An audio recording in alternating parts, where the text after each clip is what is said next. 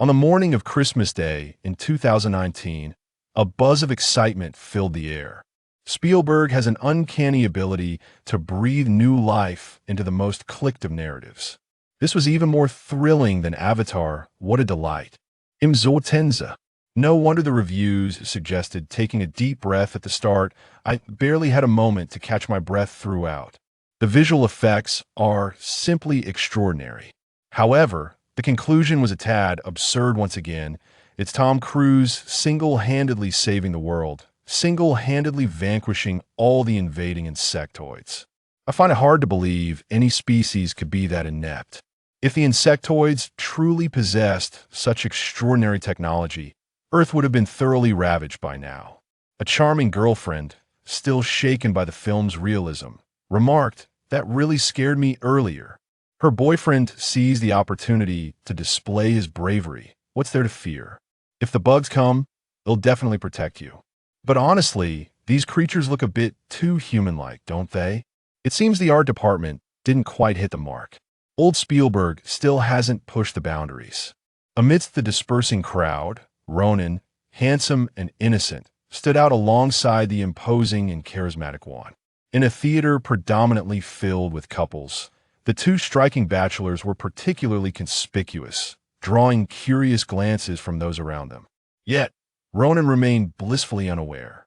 Having watched the film, Xiao Yong and Ren Jie extolled its special effects to the skies, claiming that missing it was akin to losing a fortune. With great effort, they had secured tickets, and since one had not yet seen the film, they decided to attend together. Ronan nonchalantly tossed his empty popcorn bucket into the trash with a standard three-pointer before hastily catching up with Juan. As they excitedly debated whether to watch it again, a sudden commotion erupted at the mall entrance, where someone was shouting frantically. A security guard, gripping his walkie-talkie, furrowed his brow as he approached the entrance. He had received no notification of any celebrity appearances today, and the disturbance sounded far too alarming compared to the exuberant cheers of young fans. Almost at the door, Ronan and Juan exchanged glances and pushed through the crowd. The revolving door was a veritable sea of humanity, tightly packed. Finding it impossible to push through, they opted to swing open one side of the door. Instantly, a rush of fresh air enveloped them. The contrast between inside and outside the mall was striking. Inside, it buzzed with people and noise, while outside, an eerie stillness reigned. All around, individuals stood frozen like a scene paused in a film, gazing upward. The security guard, having finally squeezed through the throng, looked up at the sky, frozen in shock, forgetting even his walkie-talkie as it clattered to the ground. Driven by curiosity, Ronan glanced skyward and found himself equally entranced. The tranquil street was pierced only by the incessant inquiries emanating from the walkie-talkie. On December 24th, 2019, at 1900 hours, every corner of the Earth bore witness to a colossal screen in the sky, displaying the United Nations Assembly. An ambassador from a European nation stationed at the UN hurriedly reached out to his homeland, his voice trembling as he requested an urgent connection to the president. As he anxiously awaited a response, a fear gripped him. What if the president thought he had lost his mind? After all, if it weren't for the extraterrestrial seated in the assembly hall, they too would likely think he was deranged. The alien presence granted humanity 3 hours to prepare before the retaliation commenced. At 2200 hours, the screen vanished, replaced by an enormous fleet of alien warships that cast a shadow over the sky. The initial resistance from humanity erupted like a nuclear explosion, but faded away quietly like fireworks. Unlaunched battalions evaporated into thin air. Intercontinental missiles, recently airborne, burst into sparks mid-flight. The most classified strategic plans appeared to be completely transparent to the insectoids. 1 hour into the conflict, the Earth Defense Organization detected a Titan-class warship belonging to the insectoids stationed in orbit. Initially, the operators believed their observation window was compromised, but after several adjustments, they realized the immense vessel's presence was undeniable. The recently released film 2020 had unwittingly provided a fitting named Doomsday battleship. Yet this time, the real Tom Cruise was too old to save humanity. The military continued to rally, proclaiming honor and a willingness to fight to the end. But in that moment, the government finally recognized that the war had unilaterally concluded before it even began. With Earth's current technological capabilities, humanity stood no chance. They sought a truce with the aliens even as they ordered the military to cease fire. On the night of the extraterrestrial invasion, the Earth's united government declared surrender. Humanity unconditionally accepted the colonization by the alien beings. This day would forever be etched in history as the day of collapse. Following the poignant film directed by Spielberg, the invaders were dubbed the insectoids. They bore striking similarities to the legendary insectoids, possessing human-like exteriors yet harboring profound internal differences. Towering in stature, during the surrender ceremony, the hunched UN president appeared almost childlike beside their leader, Gore. Their explosive power was astonishing, and conventional kinetic weaponry inflicted minimal damage upon them. Even when injured, they seemed to recover swiftly. They were quite simply innate war machines akin to insects. Humanity learned that the insectoids wielded advanced warfare technology with formidable individual combat capabilities. Their entire race spanned thousands of star systems, with a reach of hundreds of light years. Earth was not the first planet they conquered. They possessed hundreds of colonies similar to Earth, teeming with inhabitants. A week later, communication restrictions were finally lifted and signals were restored. Ronan received a call from his brother, Roman, without delay. As soon as the call connected, Ronan eagerly inquired, "Bro, how are you?" At the same moment, Roman's voice echoed from the other end. "Ronan, are you all right?" Ronan sighed with relief. At least his brother sounded well. "I'm fine. Are you safe at school?" Roman asked. "Safe. All the classmates are here, and the advisor has been with us the whole time. We just hadn't had any signal before and couldn't reach you. Are you at home or still at work?" Ronan questioned. "I'm good. Still at work. Is there food at your school? Do you have enough money?" Roman was speaking when suddenly his voice vanished from the line. Initially, Ronan thought it was a signal issue. Just as he was about to hang up and redial, a loud scream pierced through, followed by several resounding bangs gunshots. Ronan's blood ran cold as he shouted into the phone, Bro, what's happening?" Inside the opulent structure formerly known as the Basilica of Sacré-Cœur, the lights blazed brightly. Due to the insectoids' assembly, the entire area had been placed under lockdown. Except for the insectoids and their subservience, no one could enter or exit freely. Once a bustling tourist attraction, it had transformed into a forbidden zone for humanity 6 months after the insectoid arrival. Even without the lockdown, no human would dare approach such a repulsive place. By nightfall, Montmartre had become a ghost town, illuminated only by the magnificent lights of Paris below, juxtaposed against the towering basilica. At that moment, a young woman stood at the back entrance of the church. Tall and possessing a strikingly beautiful and robust silhouette, she exuded an air of innate courage. This girl lingered at the entrance, seemingly torn over whether to step inside the church. However, her hesitation did not last long. She soon adjusted her collar and boldly entered the church. The interior and exterior of the church presented a striking contrast. The ceiling gleamed with golden splendor, while the marble floor radiated elegance, adorned with opulent decorations. Young girls flitted about like butterflies, all dressed in identical servant attire and sporting the same hairstyles. The kitchen's preparation area was replete with high-stem glasses and an array of fine wines. It was rumored that tonight's soiree would be graced by the highest-ranking officials of the insectoid race residing on Earth, so the provisions were of the utmost quality. Girls continuously picked up trays to serve, while the others backstage adjusted their outfits and exchanged whispers of gossip. The newly arrived girl cast her gaze downward, remaining inconspicuous. However, it was not long before someone noticed her. A figure resembling a supervisor thrust a tray into her hands, and she mimicked the actions of the girls before her, taking the tray and moving forward. As she traversed the long corridor designated for servants, the world before her suddenly brightened. It felt as though she had emerged from a long, dark valley into the radiant hall of the divine. The flickering candlelight, crystal chandeliers, and bright illuminations enveloped her in a dazzling glow, accompanied by a cacophony of noise surging like a tidal wave. As depicted in the blueprints, this grand hall was circular, with both insectoid and human attendees congregating within.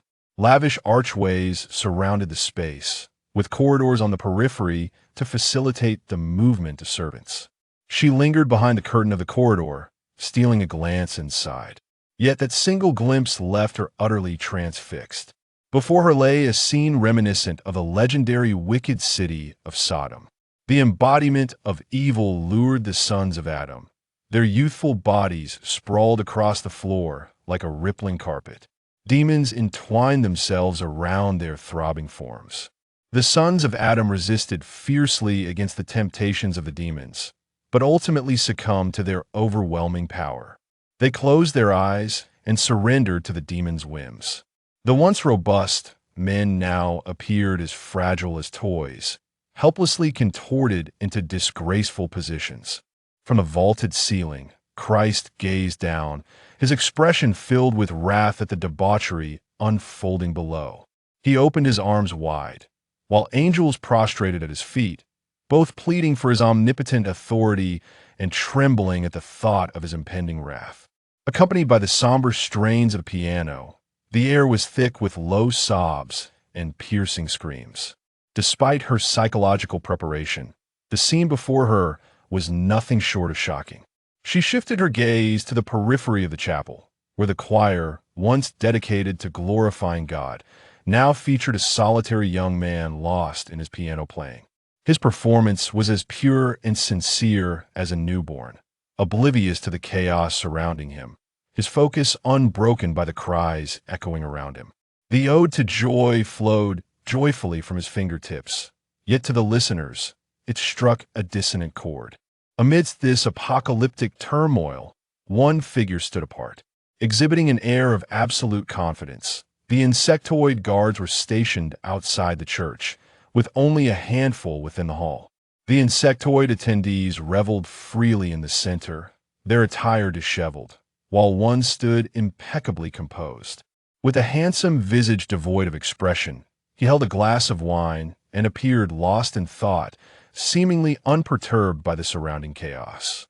An insectoid approached him, seemingly reporting something. The gaze directed towards her was sharp as a blade, its coldness piercing her skin. It belonged to a soldier, characterized by an indifferent demeanor. Her heart raced, and she inwardly lamented her predicament. Fortunately, she quickly composed herself, adopting the sycophantic yet fearful expression typical of the other female attendants. His gaze lingered on her ample bosom and flowing hair. As anticipated, he moved past her, approaching the nearest man, lifting him roughly off the ground while unzipping his own trousers. She exhaled in relief and hurriedly retreated to another corner, where a group of humans was about to be brought forth to serve, replacing those who were already exhausted. These newcomers, freshly arrived in Paris, were witnessing such a scene for the first time and were filled with dread at the prospect of their impending fate.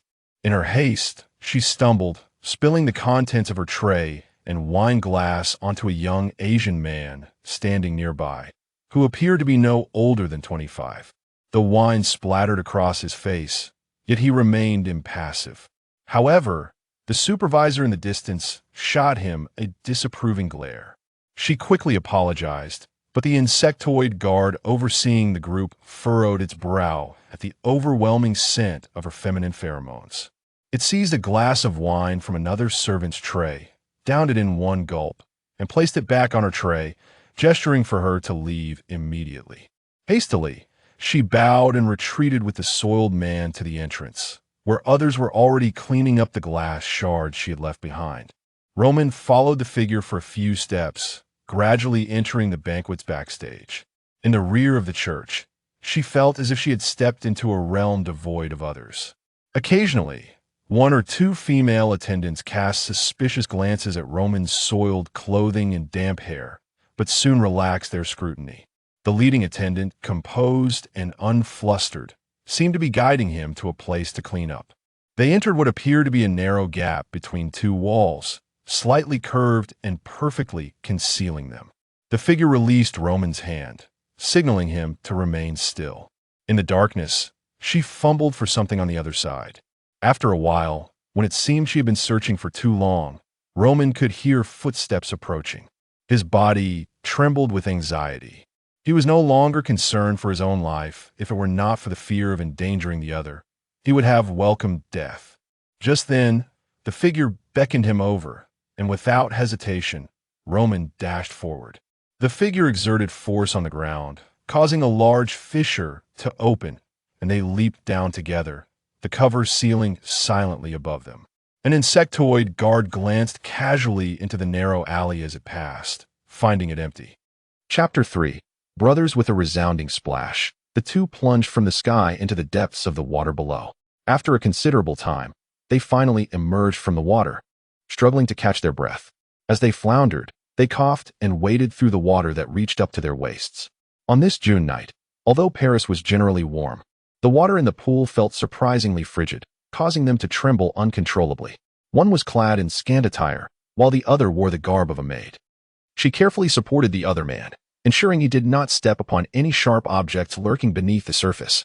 In the darkness, the water's murkiness obscured visibility, and the sensation of the water against their skin felt viscous. At long last, they emerged from the pool, finding solid ground beneath their feet. Startled rats and cockroaches scurried past them, rustling in the shadows. The sewer system of Paris is astonishingly vast and remarkably complex. Since the establishment of the city, where sewage once flowed freely on the streets to being directly discharged into the Seine River, it has evolved into a modern infrastructure capable of supporting one of the most populous cities in Europe, undergoing numerous renovations and expansions. The old pipes were not removed, rather, new systems were constructed atop the original foundations, resulting in a labyrinthine network that includes remnants from the Napoleonic era, with the most recent installations spacious enough to accommodate trains. This intricate arrangement is so convoluted that even municipal workers often struggle to navigate it, let alone the residents above. It seemed an eternity since anyone had tread here, as small creatures scuttled past their feet, one even brushing against Roman's instep. In the inky darkness, the precise identity of the creature remained elusive, leaving only the sensation of its soft touch lingering in their minds. She half-supported Roman, guiding him to the wall and beginning to rummage through the refuse nearby. "Ronan? Is that you, brother?" the man inquired, perplexed. "It is I," came the youthful voice, caught between the registers of boy and man. Clearly yet to undergo the changes of puberty. When had this younger sibling grown up so subtly? Now, he was the one shielding his older brother. At that moment, Ronan finally retrieved a tightly wrapped bundle from the debris, extracting a glowing stick.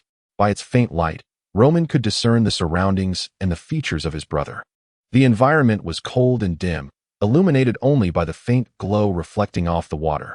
Ronan, adorned in feminine attire and sporting makeup, appeared strikingly like a spirited young girl. Ronan placed the glowing stick in his mouth, then produced 2 sets of clean trousers and t-shirts from the bundle. Handing one to Roman as a signal to change, he removed his wig, revealing his natural short black hair, and began to shed his skirt. When he turned around, Roman anticipated his brother would be dressed with agility, only to find him bare-chested. Ronan's flat torso bore a slight curve, not quite resembling a woman's form, but distinctly not the hardened physique of a man. Roman's face flushed instinctively, but astonishment rendered him unable to feel shame. "Ronan, how do you have a woman's chest? I thought you had stuffed something suddenly." A wave of anguish and despair engulfed him as he grasped Ronan's shoulders. "Is it the insectoids?" He could not finish, guilt crashing over him like a tidal wave, shattering the foundations of his resolve. He stared intently at his brother, who had yet to reach adulthood, standing half a head shorter, his handsome yet youthful features still retaining a hint of boyish charm. Ronan was oblivious to the sacrifices made on his behalf, unaware of the weight of his brother's turmoil, unmindful of his brother's expression. Ronan wrapped his chest tightly with a strip of cloth and resolutely denied, "No, the insectoids have no interest in women. I disguised myself as a girl to facilitate movement. Their senses are too acute, Ordinary makeup wouldn't fool them. Prior to my infiltration, I injected a small amount of estrogen, undetectable to ordinary humans but perceptible to them. It will dissipate shortly. I'm fine. With that reassurance, Roman felt a resurgence of vitality. The tempest of rage and sorrow gradually subsided. He sighed. You must never do such things again. What if there are side effects?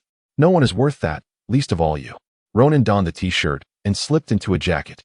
With his chest concealed, it appeared less pronounced, resembling well-defined musculature instead. At that moment, it was impossible to discern that only hours prior. This young man had embodied a beautiful girl. Time was of the essence, and the brief moment of warmth was fleeting. They pressed onward. The darkness of Paris's underbelly enveloped them, illuminated solely by the faint glow of the stick held by Ronan. After approximately 5 minutes, the damp, chilly brick walls transitioned to concrete, and the underground space widened. However, their path was short-lived, as Ronan soon veered into another tunnel, where the ceiling dripped incessantly. Before long, Roman had lost all sense of direction, following Ronan through the darkness for an indeterminate duration, feeling as though they had ventured beyond the city center of Paris. Yet, Roman pressed forward without hesitation, regardless of the heaviness of his feet or the fatigue that weighed him down. He exerted every ounce of his being to keep pace with his brother. He had spent countless days and nights in fear, having long been deprived of proper rest. Mechanically, he lifted his feet, placing them down in an endless cycle, transforming into a mere automaton, yet never faltering in his brother's wake. Before long, the insectoids became aware of the absence of a male human. The assembly did not cease, but they quickly began to account for their numbers. 5 minutes later, they confirmed that no suspicious individuals or explosives had been discovered, aside from the missing male and a female maid who had been present in the hall. How had they managed to breach the insectoids' perimeter? How had they vanished without a trace? For the past 6 months, due to the insectoids' humiliating policies, resistance against their transgressions had remained unyielding. Human insurgents had orchestrated numerous acts of terror. Most of these rebels were male, and despite the military largely being granted exemptions, many soldiers, undeterred by fear, joined the resistance.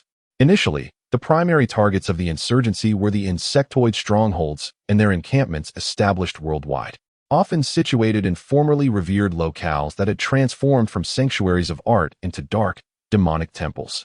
The insectoids' retribution was swift and brutal. Any captured escapees, assailants, or accomplices faced lifelong servitude for men, execution for women, and tenfold service terms for other family members. To date, no individual who entered the insectoids' camps had managed to escape. And once apprehended, the ironclad consequences were inescapable. Planning an attack or escaping yielded minimal results, often resulting in greater backlash against the resistance. This rendered their efforts stagnant. In the early days, some governments adhered strictly to a draft system, while others specifically selected young, handsome men to be offered to the insectoids in hopes of appeasing their formidable rulers. However, humanity soon realized a peculiar truth. The insectoids did not concern themselves with the identities of their captives, their skin color, the languages they spoke, or their appearances. Within 2 months, the original draft system had become obsolete, giving way to a rampant black market for servitude, widespread human trafficking, bribery, and military coups. With governments falling like leaves in a storm, human society had irrevocably transformed from what it once was. The rebels are no longer the same as they were when the insectoids first arrived. Before long, their strategy shifted, turning to attack the local governments and officials who supported the insectoids and controlled the distribution of military service. Direct assaults on the insectoids themselves became less frequent. This marks the first direct action against the insectoids in the past month, and surprisingly, it was a successful escape plan executed in the insectoid stronghold of Paris. It is noteworthy that the entire sky of Paris was under the surveillance of the insectoid air defense forces. Not even a single bird flying over the Sacre, CUR could escape their watchful eyes. Where did the 2 individuals go? How did they slip away right under the noses of the insectoids? What were they truly plotting? Until they are apprehended, these questions remain unanswered. Soon, a large contingent of fully armed insectoids burst forth from the Sacre, CUR, commencing their search. The chief of police of Paris, abruptly awakened by a phone call, cursed the detestable insectoids in his mind while rousing the city's police force to assist in sealing off 20 nearby blocks. The city was ablaze with lights as they began their search for the rebels. Colonel Gore, the highest-ranking military officer of the insectoids in the area, had been stationed in Paris. Coincidentally, he had also attended the banquet the night before. Amid the chaos of that evening, the whereabouts of the fugitives remained elusive. The insectoids detained all humans present that night, including the wait staff, interrogating them for an extensive period, even employing truth serum. Yet, none recognized the missing waitress. She seemed to have appeared out of nowhere that night. There was only a vague recollection of someone resembling her being seen around 11:40 p.m. After discovering that the two had vanished without a trace amidst tight security, it appeared as if they had melted into thin air. Neither the insectoids nor the police could find any leads in Paris. Had they escaped to the outskirts overnight? Impossible, unless they were not human. Gore concluded that they were still hidden within the city of Paris, skillfully eluding detection, not only from the police, but also from the insectoids. As dawn broke, new developments emerged. Instruments revealed a concealed passage leading underground in a hidden corner of the Sacre, CUR. The cover was nearly indistinguishable from the floor, and without three-dimensional terrain scanning, it would have gone unnoticed. This passage's origins were unknown, likely dating back to the same period as the Sacre, CUR itself, possibly constructed by the priests as a lifeline in times of crisis. Eventually, the underground section connected with the municipal pipe system of Paris, but the upper part had long been forgotten by time. The search team pursued the passage, only to become lost in the vast underground network. The stagnant waters washed away any trace of the two, leaving even the insectoids without a scent to follow. It was no wonder that neither aerial nor ground surveillance detected them. They had escaped through the underground. Now, Gore's desk held two files. Aware of the insectoid's stringent demands for efficiency, all information regarding the fugitives had been sent by the local government early that morning. The man was of Asian descent, named Roman. Age 22, orphaned with a surviving younger brother, previously employed by a shipping company. Picking up the photograph, Gore found no particular impression of this man. He was merely one among many at the banquet the night before. Aside from that, there was little else. The file indicated that Roman had a clean background, no criminal record, and had recently been conscripted, arriving at the European camp just days earlier. Flipping through the pages casually, he set it aside and picked up the other file. The information regarding the woman was even less substantial. Surveillance footage revealed that she had infiltrated the banquet by impersonating a waitress. All identity documents found were forged, lacking any real value. It remained unclear how these two were connected to the rebels. Gore scrutinized the woman's photograph. She was the only one among the many wait staff he distinctly remembered. Thus far, few dared to meet his gaze. She was one of them. Even the most imposing men lowered their eyes before him, avoiding direct contact. He had been intrigued by her then, and now trouble seemed to have arisen in her wake. Currently, the French police headquarters and Interpol were actively seeking the whereabouts of the two. He had a premonition that they remained somewhere in Paris. Yet, he also sensed that if he did not take action personally, allowing humans to act freely, these two stealthy individuals would soon slip away from Paris, never to be found again. The area where the city met the suburbs was now the most chaotic part of Paris, traditionally home to the affluent. The suburbs were safe and serene, under constant surveillance by various security measures and cameras. Meanwhile, the city center, as the insectoid's latest stronghold, was heavily fortified. Consequently, the city's diverse populace had increasingly concentrated in the suburbs. At this early hour, even the local residents remained lazily asleep, yet to rise. The two individuals walking together appeared as an ordinary young couple. Given the nearby security issues, many of the surveillance cameras had already been damaged. They moved cautiously and swiftly along the walls, attempting to evade the remaining cameras. After a short distance, they arrived at a hotel entrance. Roman paused to observe for a moment, but did not enter. He followed his companion around to the back door, where he knocked lightly. A hotel attendant emerged, bleary-eyed. Glancing at the two, Roman slipped him a few bills, and seeing no one else around, the attendant let them in. Once inside, Roman ascended to the third floor via the emergency exit, using a key card to unlock a room. The two entered and closed the door behind them. Only when they were alone did Roman visibly relax. He opened a drawer, retrieving a passport, a stack of euros, and a mobile phone, which he handed to Roman along with their contact numbers for him to remember. "How did you find me? Don't hide anything from me," Roman pressed. Roman glanced at his brother and continued, "The rebels were thriving at that time. They helped me track down your group. Learning you had all been sent to the insectoid camp in Japan. By the time I arrived in Japan, you were already gone, reportedly taken by the insectoids. A classmate's relative works with the Insectoid Affairs Asian Cooperation Committee. She helped me trace your transfer to Paris. So, I followed you here." He continued, "Upon arriving in Paris, I found it heavily guarded as the insectoid stronghold, with cameras everywhere. I spent over a month here, unable to find an opportunity to act. I knew you had been in the 14th arrondissement, but I couldn't meet you. Eventually, I learned they would hold a banquet at the Sacre Coeur. I thought you might be there, so I obtained the original blueprints of the church and compared them with the current sewer system, discovering something odd. I personally inspected that spot in the sewer and found a hidden passage, matching it with the church's map to locate the entrance. With the passage, I arranged for an identity to gain access to the banquet, disguising myself as a server to blend in. The subsequent events, as you know, unfolded from there. Roman succinctly recounted his story, not wanting to burden his brother with excessive worry. However, having lived together for many years in an intimate bond, how could Roman possibly be unaware of his brother's thoughts? The more nonchalantly Ronan spoke, the more Roman understood the immense effort concealed beneath his brother's seemingly indifferent demeanor. A silence enveloped them for a moment. "Brother, there is one more thing." Ronan's expression unexpectedly turned somewhat bashful. "What is it?" Roman, noticing his brother's demeanor, felt a wave of concern wash over him. "Brother, I know you will be released in a month, yet I made this decision unilaterally.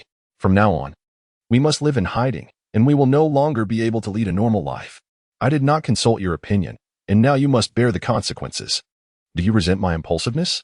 Roman let out a sigh of relief, grasped his brother's hand, and gazed deeply into his eyes. "Xiaonan, remember, I will never blame you. You are the one who saved me." Ronan's face flushed slightly. "At worst, it would mean death. I contemplated this clearly while I was there. If it weren't for the lingering concerns, I would have perished long ago. How could I possibly hold you accountable?" Roman replied calmly. After a brief hesitation, Ronan retrieved another passport from a different drawer. Roman initially assumed it belonged to his brother, only to be surprised when Ronan handed him a second passport. Upon opening it, Roman discovered it belonged to a third party. With a serious expression, Ronan earnestly cautioned, "Do not use this passport unless absolutely necessary. By the time it is needed, our primary false identities may already be compromised. At that point, do not concern yourself with anything else. Simply take the passport and money and head to the nearest airport or station and leave immediately. What about you?" Roman nodded in understanding. "No, brother, you must promise me." Ronan insisted playfully. Roman, feeling helpless, replied, "I promise." Chapter 6. The city of Paris. Before long, the occupants of the hotel began to rise, and the flow of traffic outside gradually increased. Ronan stood by the window, sipping his coffee while attentively observing the situation on the street. The neighborhoods near Montmartre were likely to be under scrutiny following last night's events, yet the reality was even more severe than he had anticipated. The atmosphere on the streets remained tense. Numerous police officers held coffee in one hand while interrogating passers-by. Armed special forces patrolled, and several individuals, who appeared anything but ordinary, vigilantly scanned for any signs of suspicion. The largest terrorist incident orchestrated by the insurgents had surely raised the alert level in Paris to this extent. Yet, was such a display necessary for the absence of just two individuals? Ronan tightened his grip on the coffee cup, unconsciously furrowing his brow. Knock, knock, knock. A sudden rap at the door startled him. Roman, perched on the edge of the bed, immediately stood up, tense at the sound. Ronan gestured for him to relax and approached the door to open it. "Hey, little thick. Good morning." The visitor greeted Ronan with a hearty embrace. "Good morning, Director Liu." Ronan replied, "I've told you countless times. Calling me Director Liu feels so distant." The visitor feigned annoyance while stepping inside. "You could have just called us to wake up. Why come all this way?" "Of course, on the last day of our journey, I must personally ensure each comrade rises." Ronan responded amiably. Moreover, something significant happened last night. Noticing Roman sitting on the bed, the visitor expressed surprise. "Oh, little Lang is up too? You're not wearing a mask today. This is the first time I've seen your face." He is feeling better with his allergies. "I advised him to get some fresh air," Ronan explained. "By the way, what happened last night?" Only then did the guide recall the point he intended to make. "Oh, you're not aware? A major incident occurred. While the insect faction was hosting their gala, it said insurgents appeared in the dead of night. By early morning, both police and the insect faction were conducting a massive manhunt." "Insurgents?" Ronan feigned an appropriately shocked expression. The guide lamented. "Indeed, who would have imagined? They even dared to breach the insect faction's stronghold. It's rumored that the highest commander of the insect faction was present, inciting his furious wrath. I say they poked the tiger's backside. Who knows what might follow? Alas, the streets are swarming with police. Let us hope it doesn't disrupt our itinerary. But what did those insurgents do? Did the insect faction capture any? At this moment, Roman could hardly recognize his own brother. He had even hired someone to impersonate him within the tour group. How much preparation had Ronan truly undertaken? Was this still the same little shadow who had once trailed him? The boy who had been both adorable and innocent in his laughter, why had he undergone such a transformation? What kind of life would Ronan have led if it weren't for his influence? A majestic eagle destined to soar had been grounded by his burden. Forced to live in obscurity, Roman succumbed once more to self-reproach. Ronan seemed to sense his brother's turmoil and softly said, "Brother, don't overthink it. I've always said that without you, there would be no me. We are blood relatives, inherently intertwined. Without you, what meaning would my life hold?" 3 minutes before the assembly time, the two packed their belongings and descended the stairs. A considerable number of people had already gathered. To Roman, it appeared that no one was particularly surprised by the newcomers, affirming that they had accepted his appearance. The travelers in this tour group were dressed elegantly. Many were older, boasting a youthful spirit despite their silver hair. Strangely, the younger individuals appeared somewhat listless. Among them were two young couples, whose attire and accessories suggested they belonged to a wealthier class, alongside several single women who seemed to have succumbed to Paris syndrome. Their initial excitement dulled, possibly due to missing many renowned sights. There were few single men, apart from them and a solitary figure who resembled a recluse. Once everyone had arrived, the guide proceeded to handle the checkout procedures for the group. Tourists huddled together, discussing the events of the previous night. Morning news reports had already surfaced, and the online buzz was rampant. Such a significant police operation could not be concealed, and the insect faction showed no inclination to hide it either. Everyone was aware that an incident had occurred during the insect faction's gala, leading to a large-scale search near Montmartre, yet the specifics remained uncertain. Thus, conversations flowed, speculating on what transpired the previous night. Some claimed the entire high ground had been destroyed, while others suggested that even the highest-ranking leader of the insect faction had suffered injuries and was taken to their hospital for treatment. Consequently, the insect faction had mobilized. This news was immediately refuted by many. If such formidable weaponry existed, the military would have employed it against the insect faction 6 months prior. Others asserted that the insect faction had suffered no casualties, but the insurgent leader had fallen into a trap. Opinions diverged, and discussions continued to reference the latest updates from social networks, where rumors ran rampant, even suggesting an internal conflict within the insect faction. Ronan and Roman stood to the side, silently listening, while Ronan occasionally echoed the more plausible speculations. The group began to ponder which faction of insurgents was responsible. Up until now, no group had stepped forward to claim responsibility. Ultimately, the consensus was a hope that their itinerary would not be disrupted.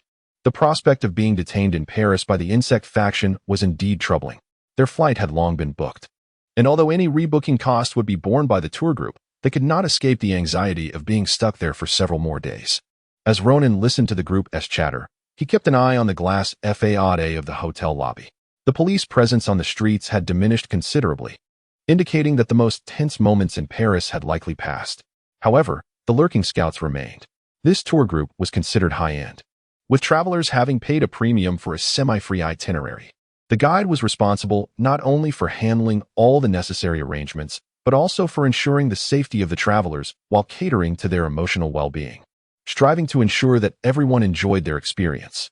Given the increasingly bleak tourism market in Paris and the looming presence of the insect faction, Director Liu was determined to exercise utmost caution, hoping fervently that nothing would go awry. It was no easy task. Fortunately, no further incidents occurred, and the travelers remained calm. The bus had already parked outside the hotel. Director Liu swiftly gathered the group, waved a yellow flag, and led them out of the hotel and onto the bus. Next, their tour would take them through Belgium en route to Amsterdam, where they would catch their flight and depart Europe. The insect faction, perhaps overly confident in its own power, imposed no restrictions on entry or exit in the city of Paris. They seemed disinterested in shopping or sightseeing, displaying no particular fondness for leisure activities, regardless of human sentiments. From an external perspective, Paris appeared unchanged from the past. Today, the majority of the tourists in this group were witnessing a different facet of Paris for the first time: armed guards, heightened vigilance, police presence outside metro stations, barricades, and vehicles being stopped for inspections. Observations revealed that especially those with Asian features were under particular scrutiny. In just 10 minutes, they had witnessed 4 or 5 couples of Asian descent being pulled from vehicles for checks. Concern permeated the group regarding their upcoming itinerary. The radio in the bus broadcasted updates on the day's unusual circumstances. The host of the French radio station engaged in a cautious discussion, confirming that no terrorist attack has occurred. A guest speculates whether the tension in the city is related to the appearance of a renowned rebel leader in the heart of Paris. Ronan listens intently. As the bus passes by the Eiffel Tower, tourists cannot help but gaze upwards. The tower stands majestic as ever, net alongside the blue, white, and red hues of the French flag. A dark red banner of the insectoid faction gently flutters in the breeze. Chapter 7. Amsterdam. As the bus journeyed along, it passed through several checkpoints. Every vehicle departing from Paris was meticulously inspected, with travelers frequently presenting their passports for examination. Sniffer dogs scoured the vehicles while police officers diligently verified identities against the photographs on their tablets, conducting thorough inquiries with the tour guide regarding any unregistered individuals or unusual circumstances. Fortunately, the guide remained silent. Of the 2 individuals they sought, one was now disguised in male attire, while the other had undergone significant changes in appearance. The memories of these 2 figures lingered with the tour group, all of whom could attest to their presence. The police ultimately allowed them to pass. At long last, the bus exited the confines of Paris. Roman and Ronan exchanged glances, both feeling a tremendous sense of relief. As they traveled towards the Netherlands, the frequency of inspections decreased, and the mood among the tourists began to lighten. With the guide entertaining them with songs and stories, the journey was far from dull. Many travelers, perhaps exhausted from their recent escapades, succumbed to slumber on the bus. The journey continued without incident. Several hours later, the group finally arrived in Amsterdam. Upon disembarking, their first priority was to locate a restroom. The streets of Amsterdam appeared unchanged, devoid of any signs of the insectoid species or police presence. At this final destination, the guide seemed to relax as well. He led everyone to the entrance of the Tulip Park, rolled up the small flag he had been carrying, and waved his hand. They were free to explore, with a prompt to gather at the same spot by 4:30 for their 5 o'clock flight. As a result, the group dispersed. Another single male from the tour headed towards the red light district, while the ladies, already laden with treasures from Paris, were not keen on shopping in Amsterdam. Instead, they busily updated their social media. Other tourists scattered in different directions, and the guide, well-versed in this routine, settled onto a bench in the park. He observed the 2 brothers remaining beside him and couldn't help but smile. The younger brother exuded a youthful charm, his handsome face radiating a hint of mischief, embodying the vitality and innocence of youth that captivated those around him. In contrast, the elder brother bore a pallid complexion that failed to mask his refined and gentle features. Perhaps due to his prolonged illness, there lingered a subtle air of melancholy in his brow. If the younger brother was like a radiant sun drawing others near, the elder was akin to a soft moon, evoking a desire for quiet contemplation. The sight of the 2 standing together was indeed a visual delight. The guide, who had initially slouched, straightened up and inquired, "What are your plans, you 2? You've already visited all the attractions. Are you still resting in the hotel?" Curiously, Ronan replied, "I find it odd. Back home, I was full of vigor, unable to sleep before midnight. Yet, here abroad, I can't help but feel drowsy. Perhaps it's a matter of adjusting to the time difference," the guide suggested, believing he understood. "Many people experience this. You brothers seem fine." He glanced at the pale Roman and continued, "I've led many tours, and it's common for people to feel unwell abroad due to the unfamiliar environment and time zones, which can leave them fatigued throughout the trip. It's essential to rest. Your health is paramount." He then perked up, suggesting, "How about I take you for a stroll in the park this afternoon?" "We're not particularly interested in the park," Ronan casually replied. "There seems to be a Van Gogh museum nearby. My brother and I plan to check it out." "That's a splendid choice. Exit the park, take a left. Walk 500 meters, then turn right. You'll find it at the second intersection," the guide enthusiastically directed. As the 2 brothers departed, he called after them, "Remember to regroup here at 4:30. Don't get lost in your explorations." Ronan waved back, signaling his understanding. Amsterdam boasts a plethora of museums, including the Rijksmuseum, the Amsterdam Museum, and the Van Gogh Museum, all conveniently located near one another. Visitors can easily explore these cultural treasures within a single afternoon. The Van Gogh Museum, surprisingly not crowded, even offered audio guides in Mandarin. However, the brothers were not there for a guided tour. They preferred to wander at their leisure, driven by personal interests. Before leaving Europe, Ronan felt unable to relax. Having memorized the museum's layout and all the escape routes before entering, he remained acutely aware of his surroundings, subconsciously devising responses to potential emergencies, while only a fraction of his attention was devoted to the priceless artwork surrounding him. His impression of the renowned painter was that of a tormented genius whose vibrant colors could take one's breath away, culminating in the infamous act of severing his own ear. Though lacking the expertise to fully appreciate the art, Ronan possessed a keen sensitivity to architecture. The classical structures he had encountered in Paris left him awestruck yet imparted an inexplicable sense of distance, as if the buildings were subtly reminding onlookers of their own insignificance. In contrast, this museum's architecture emanated tranquility, presenting a modern design that did not ostentatiously call attention to itself. This understated elegance harmonized beautifully with Van Gogh's powerful works, creating an inviting atmosphere. The museum, despite its many visitors, was filled with soft whispers, fostering a serene environment. Gradually, Ronan found himself captivated by the paintings adorning the walls, his tension easing as he immersed himself in the artistic ambience. With his novice perspective, he discerned that not all of Van Gogh's works were as eccentric as commonly believed. A few resembled those of a more conventional artist. Among the collection, he was particularly drawn to blossoming apricot tree. Though lacking knowledge of color theory or brushwork, he sensed something extraordinary about this piece. At some point, Roman joined him, quietly standing beside his brother as they both gazed at the artwork. After a moment, he leaned down and asked Ronan, "Do you like this painting too?" Ronan nodded in affirmation. This piece was painted by Van Gogh in the spring of 1890 in Saint-Armand, celebrating the birth of his brother Theo's son. Van Gogh was overjoyed and created this painting as a gift for his nephew. The blossoming apricot flowers symbolized new life. "I share your fondness for this painting," Roman replied softly. After a brief pause, he inquired, "Which painting do you like best in this museum?" Ronan smiled, "The one my brother and I both admire." Roman continued, "In the past, I was particularly fond of Van Gogh's works from his time in Arles, considering it his most masterful period. However, having seen various originals with my own eyes, I must say it has somewhat altered my earlier opinions. Van Gogh was truly a remarkable genius. His expressive power is unparalleled. I suspect he viewed the world through eyes unlike those of ordinary people. Currently, I believe that purely from an artistic standpoint, Wheatfield with Crows undoubtedly represents the pinnacle of his career. Alas, I did not get to see Starry Night." He chuckled to himself. "Otherwise, it would surely evoke a different kind of astonishment, perhaps even challenge my current conclusions." The brothers continued to gaze at the painting for an extended period. Eventually, Ronan remained still, prompting Roman to ask curiously, "I never knew you were such an admirer of Van Gogh." "No.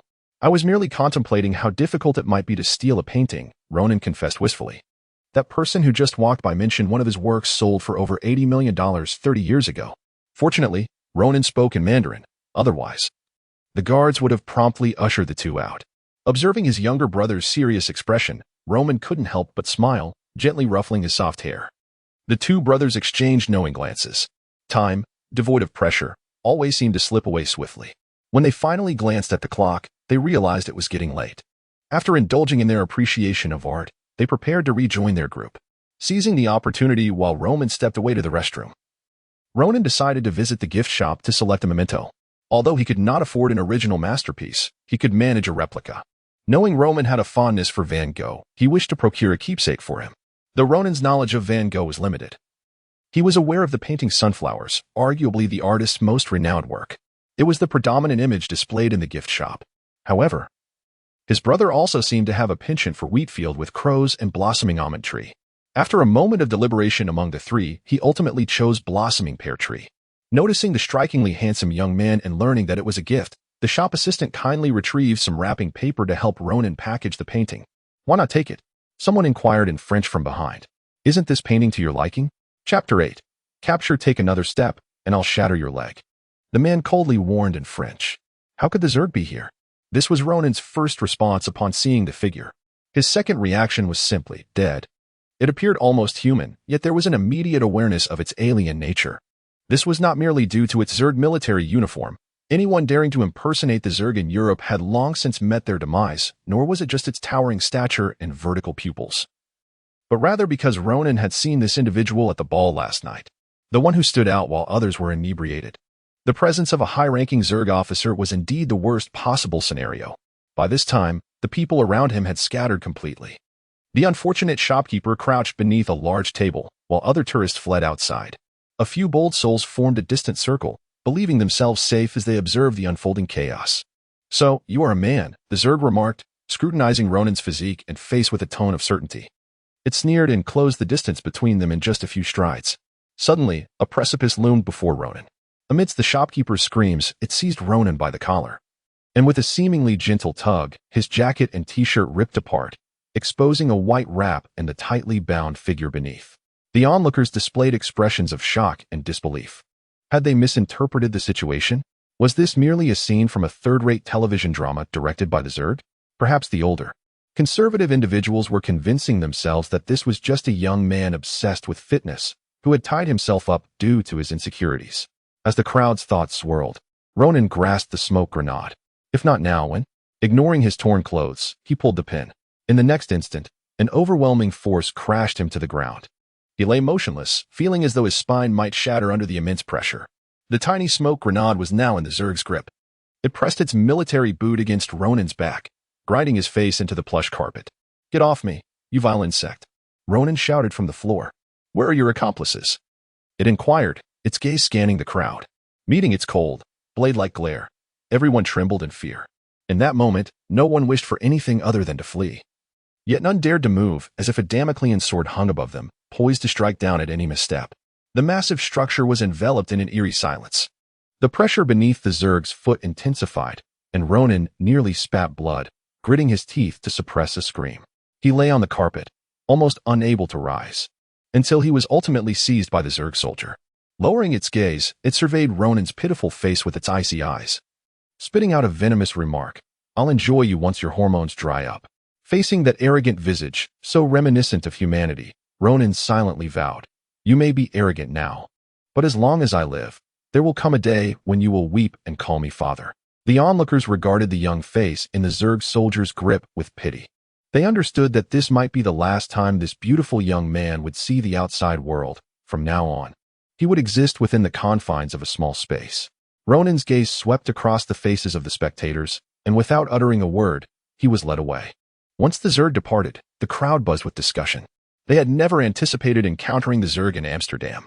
The city was known for its cleanliness and cold weather. Apart from the day of the Zerg's invasion, when local residents spotted warships in the sky, no other Zerg had appeared since. The inhabitants had not imagined encountering the fabled brutal conquerors in their city, let alone in such a manner. Following the recent upheaval, everyone in the museum felt as though they had narrowly escaped death. Many had seen the Zerg extract a bomb-like object from the young man's pocket.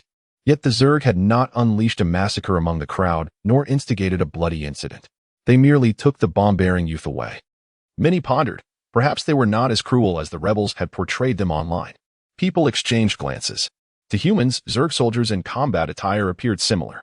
However, this particular commander, known as Gore, had been seen on television, leaving a lasting impression on humanity.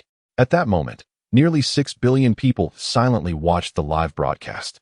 With a handsome yet indifferent face, he had succinctly uttered a single phrase during a ceremony. Due to the vivid memory of that day, no one connected the recent individual to him. Was the person they had just witnessed truly the highest-ranking Zerg commander? What were they pursuing? As the crowd murmured, a figure at a distance quietly slipped away. The moment the Zerg appeared, Ronan recalled the words he had spoken to Roman in the hotel. He had not expected this moment to truly arrive. He understood that Ronan's cries were a warning, and his last glance was a plea. Run. At the museum's entrance, a dark-hued flyer awaited. Ronan was escorted aboard the Zerg vessel. Once inside, the soldiers unceremoniously deposited him in a corner, directly opposite their commander. They seemed unconcerned about Ronan escaping in midair, as if the notion of a frail human fleeing under their watch was inconceivable. The door closed, and the aircraft gracefully ascended. Perhaps they hoped that his comrades would leap to their rescue, but thankfully, they did not succeed. As for Ronan, he internally chuckled at his predicament. Much of what he had told Roman was true, but he had prepared for other contingencies. This was false. He had no preparation and no certainty regarding the intentions of the impassive figure before him. With this thought, he could not help but glance at the Zerg around him. The vessel was sharply triangular, with limited space and no individual seats, just a few rows of benches fixed to the walls. The soldiers occupied the benches, while he was wedged in between them like a mere vegetable. Each soldier sat upright, their posture akin to steel blades. Ronan found it exhausting just to observe them. Their commander, however, sat opposite him, having ignored his captive since boarding, as if he had not made a special trip for this human. Documents lay across the commander's lap. Ronan stole a few glances. The text appeared inverted from his angle, but he could make out some words in English. The Zerg had their own language, and Ronan was astonished to discover that this commander could comprehend English, just as he could speak French. The Zerg aircraft circled above the city, eventually coming to rest before a magnificent edifice. Ronan descended the craft, flanked by numerous Zerg soldiers. Before him stood the Palace of Versailles, the Zerg stronghold in Paris, a counterpart to the Forbidden City. The Zerg commander uttered not a word to Ronan, nor did it summon anyone for interrogation, but simply cast him into a confinement chamber within the Palace of Versailles. Chapter 9. Imprisonment. The days spent in the cell were monotonous and dreary, with only Ronan for company. Devoid of scissors and razors, it was likely a precaution against the risk of suicide. Fortunately, the insectoids did not withhold sunlight or meals from him. Clean toilet paper was available, and sunlight still managed to filter into his tiny cell. Each day, 3 meals were delivered through a small window in the door, though Ronan had never even glimpsed the person bringing his food. By this point, Ronan finally understood why solitary confinement was regarded as the harshest punishment in prison. The sheer inability to communicate was tormenting enough, compounded by the absence of sunlight and sound. He could hardly fathom how inmates endured a month in isolation. He found a chess set and began playing against himself. Initially, he portrayed both sides, easily predicting the moves of the opposing player. The games concluded swiftly. Gradually, the players began to think independently, devising strategies without interference from the other. This continued for approximately a week, during which not a single word was exchanged with Ronan. He began to suspect that he would be confined until the end of his days. On the morning of the 8th day, he finally awaited the arrival of the person assigned to interrogate him. That day, while engrossed in a game of chess, a knock echoed on the door. He assumed it was the person delivering his meal, though the timing felt somewhat off. With no clock in the room, he glanced outside to find a gloomy, overcast day devoid of sunlight. For the first time in 8 days, the door swung open. A human entered, adorned with an insignia of the International Police and the initials JK. Ronan continued his game, focused on the critical juncture of play.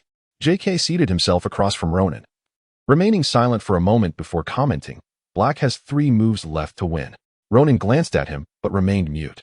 He extended his hand to the other side of the board, moving the white knight. After some contemplation, he began to play the black pieces. On the 3rd move, as anticipated, the black queen surged forward, checkmating the white king. He looked up at the officer, who was grinning as if he had won a match himself. Ronan pushed the chessboard away from him, realizing that despite days of play, his skills had not improved significantly. JK produced a cigarette and lit it under Ronan's disapproving gaze. The room's poor ventilation ensured that the scent lingered for quite some time. "What's the matter? Displeased to see me smoking in front of a minor?" JK inquired, grinning as he regarded Ronan.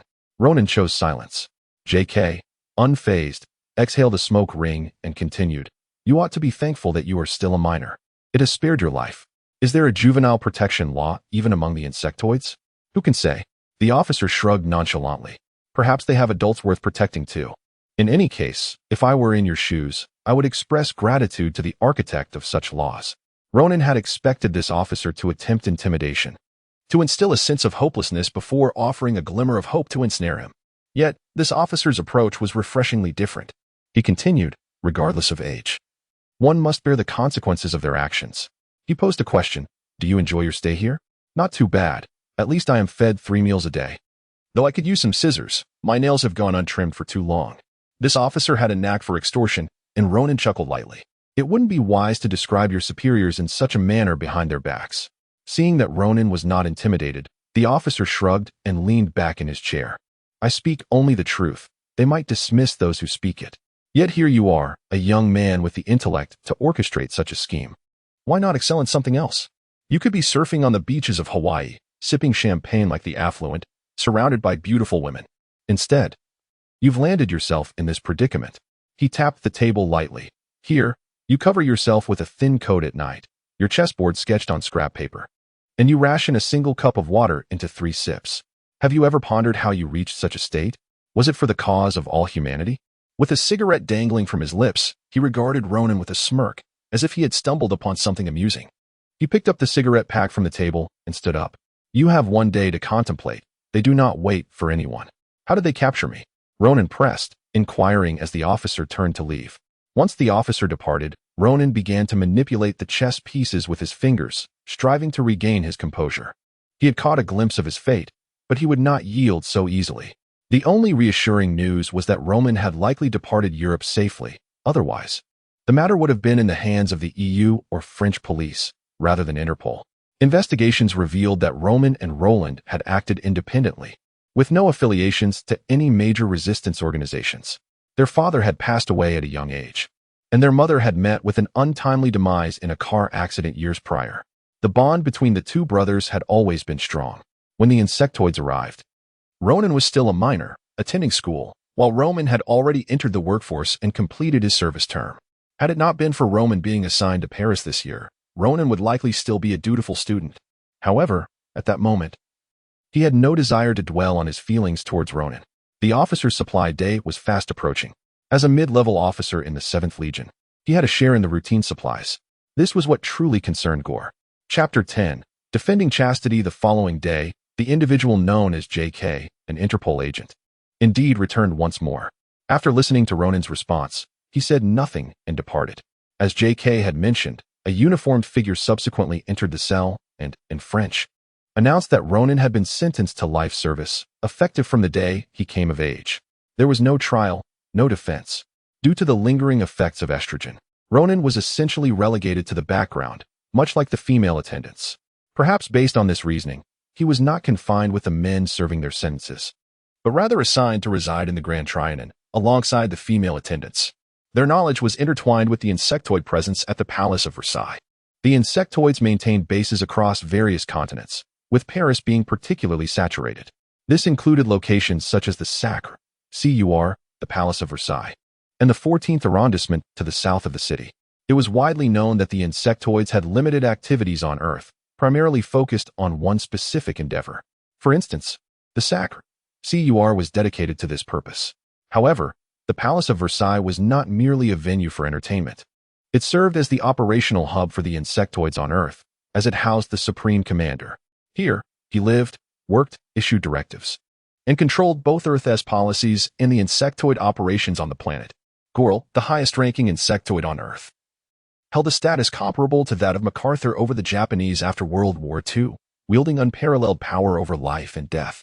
Ronan speculated that his swift arrest was significantly related to the events of that very night. Otherwise, he would have vanished into the vast sea of humanity on the other side of the Earth with Ronan. Yet, how could such a potent figure concern himself with Ronan's trivial matters? This remained a mystery to him. Within a couple of days, Ronan implored the head female attendant to assign him a task, allowing him to legitimately navigate the grounds of the Palace of Versailles. Now, like the female attendants, he could access most areas of the palace, except for the office and military zones. In reality, these were mainly the venues of amusement for the insectoids. The Palace of Versailles was not a solitary palace, but rather an extensive complex, once a royal hunting lodge. It had been transformed into a historical museum and was now repurposed by the conquerors as their entertainment palace and Gorl's residence. Gorl lived and worked in the royal suite, while the human attendants resided in the Grand Trianon. Additionally, there were medical facilities for both humans and insectoids within the palace. Other palaces, named after Zeus and his pantheon, had become sites of revelry for the insectoids, where one could constantly observe the frenzied activities of the insectoids and hear their incessant cries day and night. Ronan pondered whether the insectoids truly understood the concept of satisfaction. Ronan's daily responsibilities primarily involved monitoring the sweeping robots to ensure the vast expanse of the Palace of Versailles remained pristine. He was free to traverse nearly all areas, barring the royal suite and a few significant locations. This was Ronan's first opportunity to observe the insectoids' lives up close. According to his observations, the insectoids at Versailles were transient. No individual stayed for long. Approximately every 7 days, a group would depart, only to be replaced by newcomers. The whereabouts of the former inhabitants were unknown, nor could he discern the origins of the new arrivals. The saying "a solid barracks," flowing soldiers paled in comparison to the insectoids' rapid turnover. Aside from their primary activity, they seemed to engage in little else during their time at Versailles, and interactions with the men they serviced appeared minimal. It was as if their sole purpose for coming to Earth was unrestrained release. What manner of species were the insectoids? What did their daily lives entail? Did they possess their own culture and way of life? Ronan contemplated these questions, but soon relinquished the pursuit. Although Ronan endeavored to project indifference towards the unfolding events around him, an escalating anxiety brewed within. His previously swollen and aching chest, deprived of hormonal stimulation, deflated like a slowly leaking balloon, reverting from the gentle slopes of Kilimanjaro to the flat plains of the American West. His muscles became increasingly defined, and his Adam's apple re-emerged. More alarmingly, each morning, his first act upon awakening was to glance at his trousers, regardless of the owner's trepidation that organ remained unaffected. More vigorous with each passing day, his mind resounded with alarms. His very existence was in peril. Though Ronan resembled a youth at the dawn of maturation, his concerns regarding his bodily changes intensified. Yet, until he could find an opportunity, he continued his cleaning duties in silence. The insectoid's attitudes towards him seemed to shift. Initially, individuals of his stature were invisible to them, perhaps filtered out by their perceptions as lacking power. However, as familiarity grew, the stationed insectoid guards at Versailles began to recognize him. Ronan would wager that stripped of attire and only considering facial features, they still could not distinguish between the head attendant and any ordinary female servant. Even the transient insectoids occasionally cast a puzzled glance at Ronan's face. Ronan, of course, did not harbor the delusion that his appeal was due to good looks. He understood it was the gradual dissipation of hormones at play. However, passivity was not in his nature.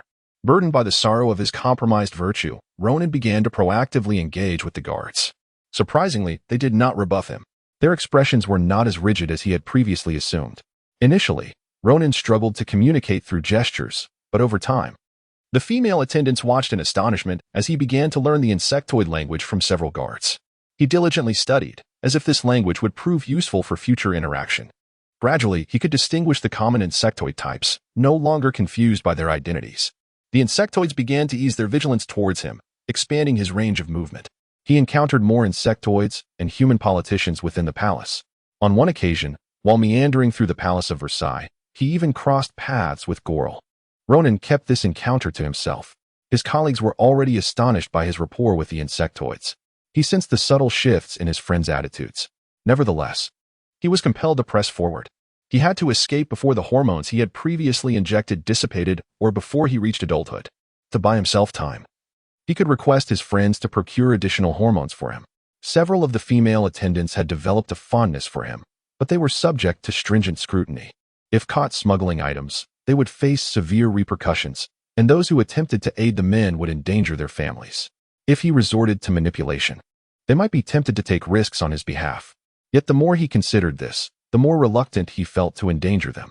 He had not entirely abandoned hope for other opportunities. One sweltering midday, an individual he had long observed approached the wall. The park was populated with numerous men, taking advantage of their break time. Among the clusters stood a solitary figure before a thicket of trees. He bore the characteristics of a Latin American man, his torso bare, revealing olive-toned muscles, with a pronounced furrow between his brows. His human companions instinctively maintained a distance of 3 meters from him. Upon closer inspection, Ronan noted a long, faint scar running diagonally from the man's forehead to his temple. His hands were steady. Even as an ordinary person, Ronan could feel the calm radiating from him. The man glanced at Ronan, accepted a cigarette, said nothing, and walked away. Ronan did not hasten to follow. He had already learned that this seemingly aloof individual was named Michael, a former mercenary who had somehow found himself in this predicament. Chapter 11. Let us become acquainted with the ever-rotating soldiers of the Palace of Versailles. At times, witnessing the interactions between the guards and Ronan, one cannot help but feel compelled to demonstrate a lesson. Although he appears quite capable, one truly wishes to avoid seeing him weep like those mere mortals. Regrettably, Ronan remains oblivious to the guard's sentiments. Even if he were aware, it is unlikely to alter his intentions of escape. Unsurprisingly, 2 days later, Ronan encounters Michael once more. He is still alone, seated on a park bench. Ronan approaches him again, offering a cigarette as he did previously. The man lazily glances at him, accepting the cigarette and placing it in his pocket. This time, he finally speaks, asking, "What do you want?" Ronan chuckles softly, inquiring, "Do you have that hormone?" He does not wish to harm his female companions, but with the men, he harbors no such reservations. Based on his observations of the hospital and the servicemen over the past few days, he is certain that such substances exist among the servicemen, albeit at a steep price. Are you looking to delay things for a few days? Michael's gaze is sharp, unlike Ronin's, it bears the weight of true experience. A person destined for lifelong confinement may postpone for a moment, but not indefinitely. Even if one wishes to become a woman, such medications are not abundant. Michael scrutinizes Ronin once more, noting he does not appear weak or fearful, which spares him from being dismissed. Ultimately, he neither agrees nor declines. However, during lunch the following day, Michael hands Ronin a small vial, containing merely a third of what he had anticipated. He gestures with his lips, instructing Ronin. I've heard you have a good rapport with the guards. I need your assistance. As the ladies walk ahead, Ronin follows behind, carrying a mop and bucket. Along the way, various insectoid guards nod slightly in his direction. Some passing insectoids even turn their heads, their gazes lingering on him. This unusual display of friendliness leaves Ronin both flattered and apprehensive. He resolves to replenish his estrogen that very night. Look, those insects have begun to catch his scent. It won't be long before they take action against him. He scoured for shells without finding what Michael had mentioned, just as he began to doubt whether Michael had erred. He suddenly sensed a peculiar atmosphere surrounding him. A strange essence pervaded the air, faint yet somewhat familiar, reminiscent of sweat under the sun, though extremely subtle. Intertwined with an indefinable scent, akin to musk. It was quite bizarre. He carefully set down the box in his hands and began to search for the source of this aroma. After a considerable time of surveying, he could not locate its mysterious origin, and soon the scent dissipated. After hesitating briefly, he resolved to seek the item Michael had requested. As he reached for another box marked handle with care, a faint, indistinct murmur emanated from behind him, causing him to freeze in place. The sound was soft, like feathers brushing against his innermost being. It resembled the weeping of a woman or perhaps a lament, but it was a solitary utterance, after which silence enveloped the room. Who could it be? Should he hasten his departure? Ronin hesitated, ultimately deciding to uncover the source of the sound. He crept cautiously, striving not to alert anyone, and searched the entire room, finally discovering another door connecting to the chamber and palace complex. This door, concealed beside the chapel, had gone unnoticed upon his entry. Standing before the door, he listened intently for some time, convinced that the earlier sound had originated from behind it. Within, faint noises emerged, indistinct and echoing like whispers or deep, labored breaths. He found himself in a quandary. Who could be inside? It did not resemble the usual activities of the insectoids with men, as one would expect cries, curses, or screams to have erupted by now. Yet, in the territory of the insectoids, who else might inhabit this secretive chamber? Curiosity, indeed, proves to be humanity's Achilles heel. Had it been another female attendant, she would surely refrain from peering into forbidden realms. However, for Ronin, the impulse for adventure surged forth. He hesitated for a moment, glancing at the walls. There were no cameras, so he carefully grasped the doorknob, gently turning it to create a narrow opening. No reaction came from within. Peering through the crack, he glimpsed what appeared to be an ordinary room, the far end obscured by a sofa, its occupant indiscernible. Yet, the scent intensified. What lay within? Summoning his courage, he pushed the door open further to peer inside. To his astonishment, he found himself utterly dumbfounded. Gore, a towering figure radiating masculine hormones, engaged in such actions while producing that voice. It was then he realized the nature of this individual. No wonder Gore's aloof demeanor at the Sacred Heart Church. Among the insectoids, there existed one who relished being penetrated. This was akin to the existence of a submissive within their ranks. At that moment, Gore had already detected Ronin's intrusion. He maintained a half-kneeling position on the sofa, one hand resting on the back, the other grasping a baseball bat in a rather peculiar manner. Only his head turned toward the door, narrowing his eyes. It's you. This unfamiliar, languorous tone sent shivers down Ronin's spine. In a reflexive response devoid of thought, he exclaimed, "Not me. You must be mistaken," immediately regretting his words. He swiftly shut the door, fleeing as if he were a thief who had stumbled upon a lover's tryst, all the while muttering an unconvincing declaration, "I saw nothing." Moreover, he knew he must escape post-haste. Later that evening, Ronin seized the opportunity to inform Michael that he had failed to procure the desired item. However, Michael displayed no surprise, merely responding, "I know, the substance has already been used." Little did he anticipate that before bedtime, Gore would personally seek him out. By that time, Ronin had settled onto his bed, having just administered the hormones provided by Michael, feeling a twinge of guilt upon seeing Gore approach. Chapter 12. Joining the fray, it circled around Ronin, sniffing him a few times. The unpleasant odor intensified. "Are you so eager to become a woman?" Gore seated himself on the chair by the bed without needing an invitation. "What brings you here?" Ronan retorted. He sensed that Gore had completely transformed since he had stumbled upon that incident. The previously stern and aloof demeanor had vanished, as if devoured by a dog. Could it be that this officer truly harbored such tendencies? You're sent. What? Ronan was momentarily taken aback. Gore seemed to have anticipated his thoughts. Leaning closer to Ronan to sniff again. Your scent seems to have changed. Is it the influence of hormones? Ronan brusquely pushed him away. Aren't you going to pin me down and beat me this time? He was not inclined to fall for Gore's antics. Suddenly, Gore leaned in once more, licking Ronan's neck. Before Ronan could protest, Gore's next question startled him.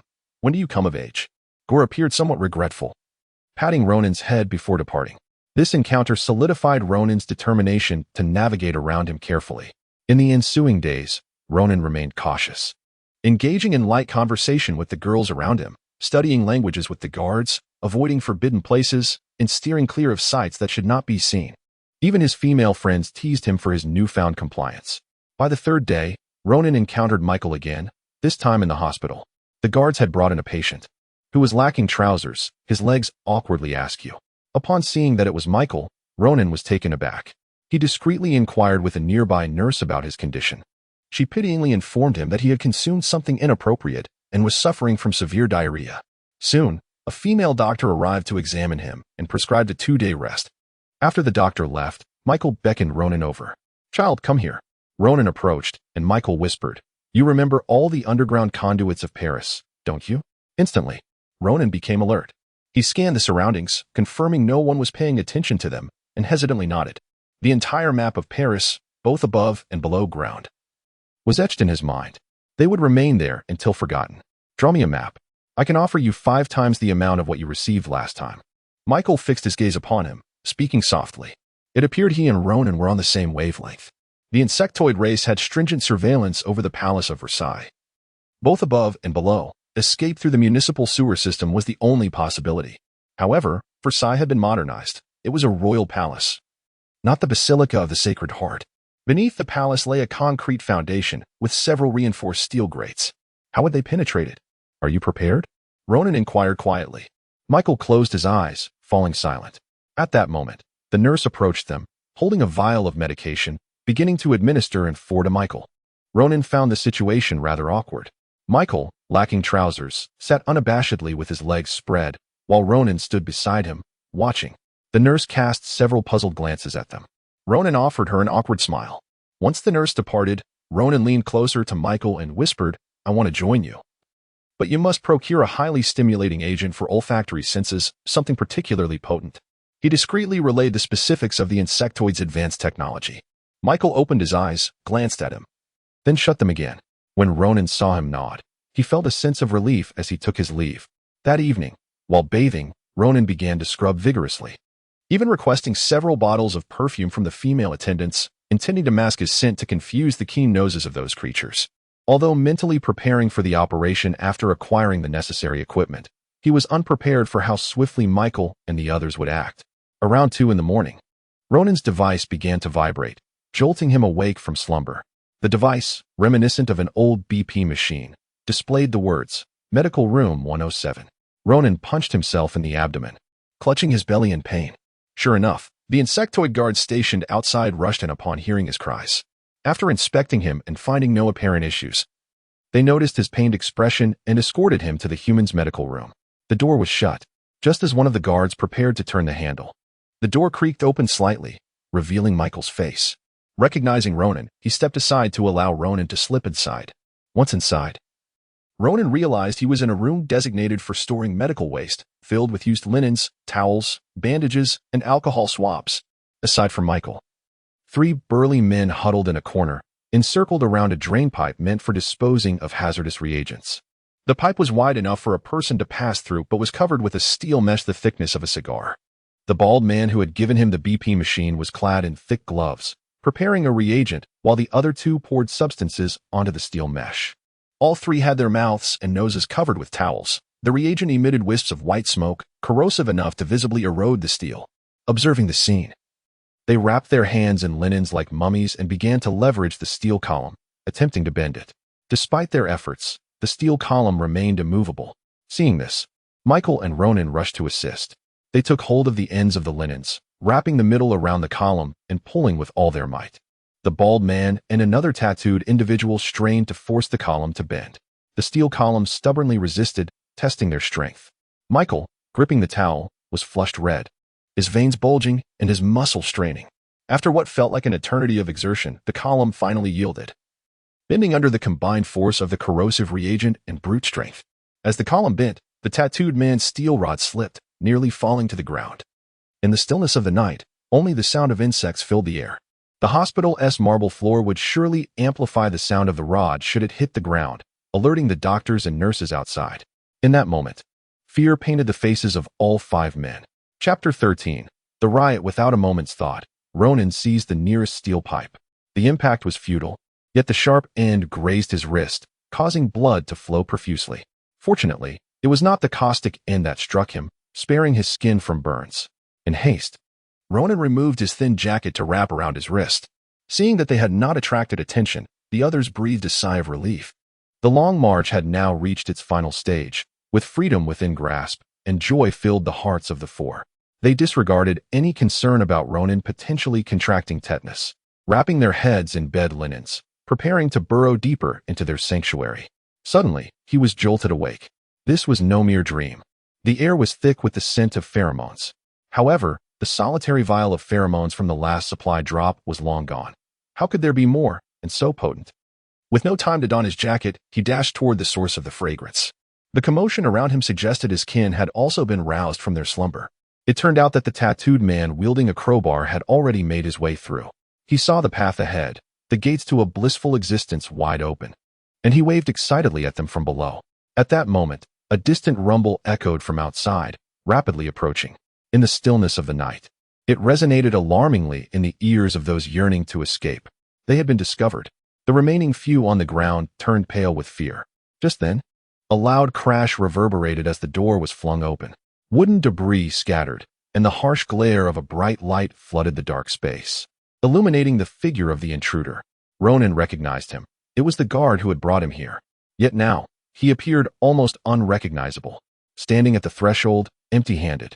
His eyes glowed crimson, breaths coming in quick gasps, fixated on Ronan like a hawk eyeing its prey. Ronan almost failed to recognize him. While Ronan hesitated, Michael made a decisive move, shoving Ronan towards the guard for cover and leaping into the pipe entrance himself. Taken aback, Ronan stumbled forward. In that brief moment, Michael had vanished into the sewer. Panic surged within Ronan. To his surprise, the guard stepped back, emitting a guttural growl from deep within his throat. A flicker of hope ignited in Ronan, prompting him to cautiously advance another step. Unexpectedly, the guard bared his fangs, eyes almost dripping with bloodlust. He let out a low growl and lunged at Ronan. Terrified, Ronan watched as a massive humanoid figure bore down on him, visions of being crushed flitting through his mind. He instinctively shut his eyes. Yet, contrary to his expectations, the anticipated impact did not come. With a dull thud, Ronan opened his eyes in astonishment.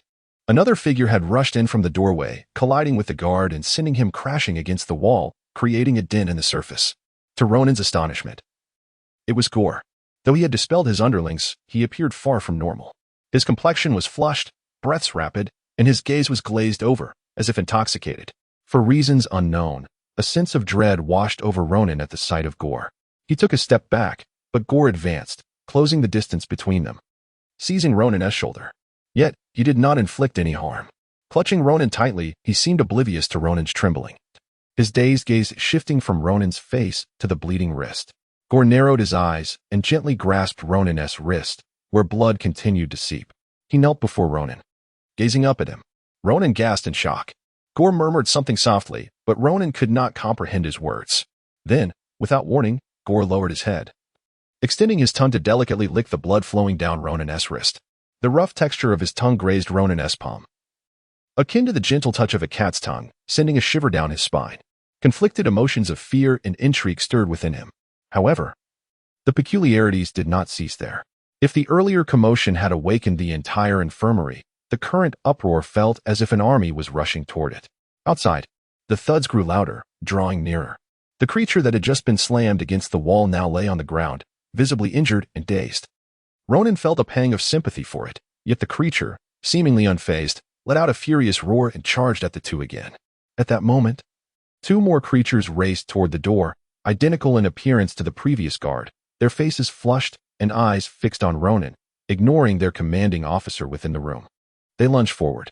Gore wrapped an arm around Ronan, almost cradling him, and with swift kicks, sent the two assailants flying. As if in response to the collision, a piercing alarm echoed throughout the palace. The army had been roused. Ronan heard Gore shouting for his lieutenant. Yet, at the entrance, instead of his lieutenant, more frenzied insectoid soldiers poured in.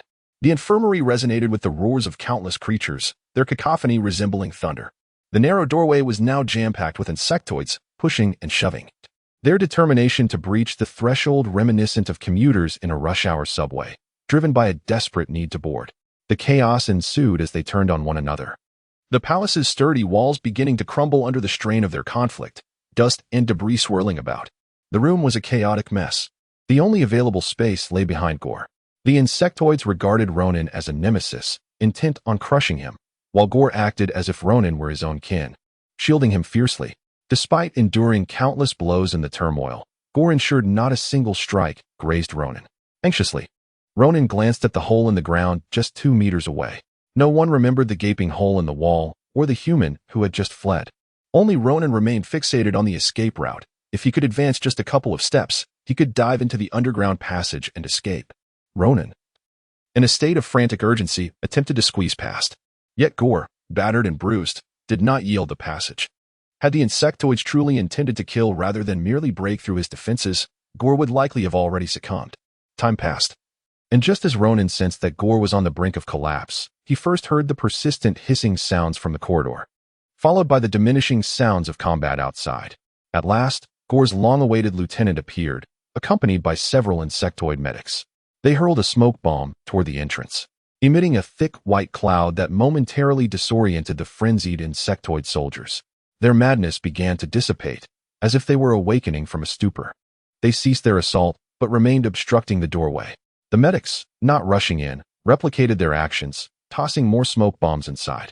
Eventually, the creatures engaged with Gore began to regain their senses, allowing Gore to seize the opportunity and strike them down. The final one to fall was the very guard who had first lunged at Ronan, casting one last resentful glance in Ronan's direction as he succumbed. Gore himself was battered, his body a tapestry of injuries. In the wake of the chaos, his first concern was not to subdue the rebellious soldiers or to seek medical attention, but to turn and lift Ronan into his arms. Ronan felt rigid, unwilling to resist. Ever since Gore had licked his wrist, he sensed that Gore's madness surpassed that of ordinary insectoids. He was currently engulfed in a profound fear that Gore would harm his own father right before him. Fortunately, Gore merely held him in his embrace. The others gazed intently at Ronan-esque face. Had he not possessed some understanding of these creatures, he might have believed they were obsessively infatuated with him. Thankfully, they refrained from any further reckless actions, simply observing as Gore carried Ronan away in his arms. The military medics, without uttering a word, instinctively followed Gore, leaving only his aide behind to confront the aftermath and the substantial hole in the ground. Ronan had anticipated that Gore would tend to his own injuries first.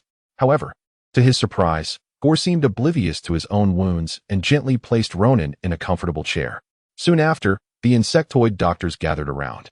One of them produced a peculiar instrument, while another carefully removed the towel from Ronan-esque hand. They then positioned his still bleeding palm beneath the device, and the wound ceased bleeding instantaneously, beginning to heal rapidly. Ronan observed a curious phenomenon. Throughout the entire procedure, Gore remained fixated on Ronan's hand, his gaze unwavering. The doctors, in stark contrast, exhibited an odd demeanor, almost fearful to meet his gaze, as though they were delicately restoring a national treasure. The doctor tending to his hand appeared overwhelmed, on the verge of fainting. Ronan even caught the sound of someone swallowing nervously outside the door. What bizarre habit was this for the insectoids? The peculiar attitudes of everyone around him left Ronan in a state of uncertainty. For the first time in his life, he felt utterly powerless over the unfolding events, as if caught in a surreal dream. The insectoid's strange behavior towards him, the inexplicable commotion, and even the escape of 3 humans beneath their very noses. He recalled that last time. He had nearly caused a citywide lockdown merely by absconding with a single individual from a banquet. Confronted by the dreamlike reality before him, Ronan harbored a foreboding sense of unease. Chapter 14. The male of the insectoid species. 5 minutes later, Ronan raised his hand, inspecting it from various angles. The hand that had once been injured appeared completely indistinguishable from the other, showing no trace of scars. Subsequently, the insectoid doctors utilized an array of unfamiliar instruments to conduct a thorough examination of Ronan. Once all the physicians confirmed, after multiple reassessments, that he exhibited no further health issues, Gore finally assisted him out of the examination room and into an adjacent opulent lounge. Gore personally adjusted the sofa for comfort and placed several cushions before guiding Ronan to sit down. It seemed as if Ronan had been the one to endure a fierce battle, rather than Gore. "Are you fatigued? Do you require rest?" Gore inquired, with two doctors standing by, ready to assist.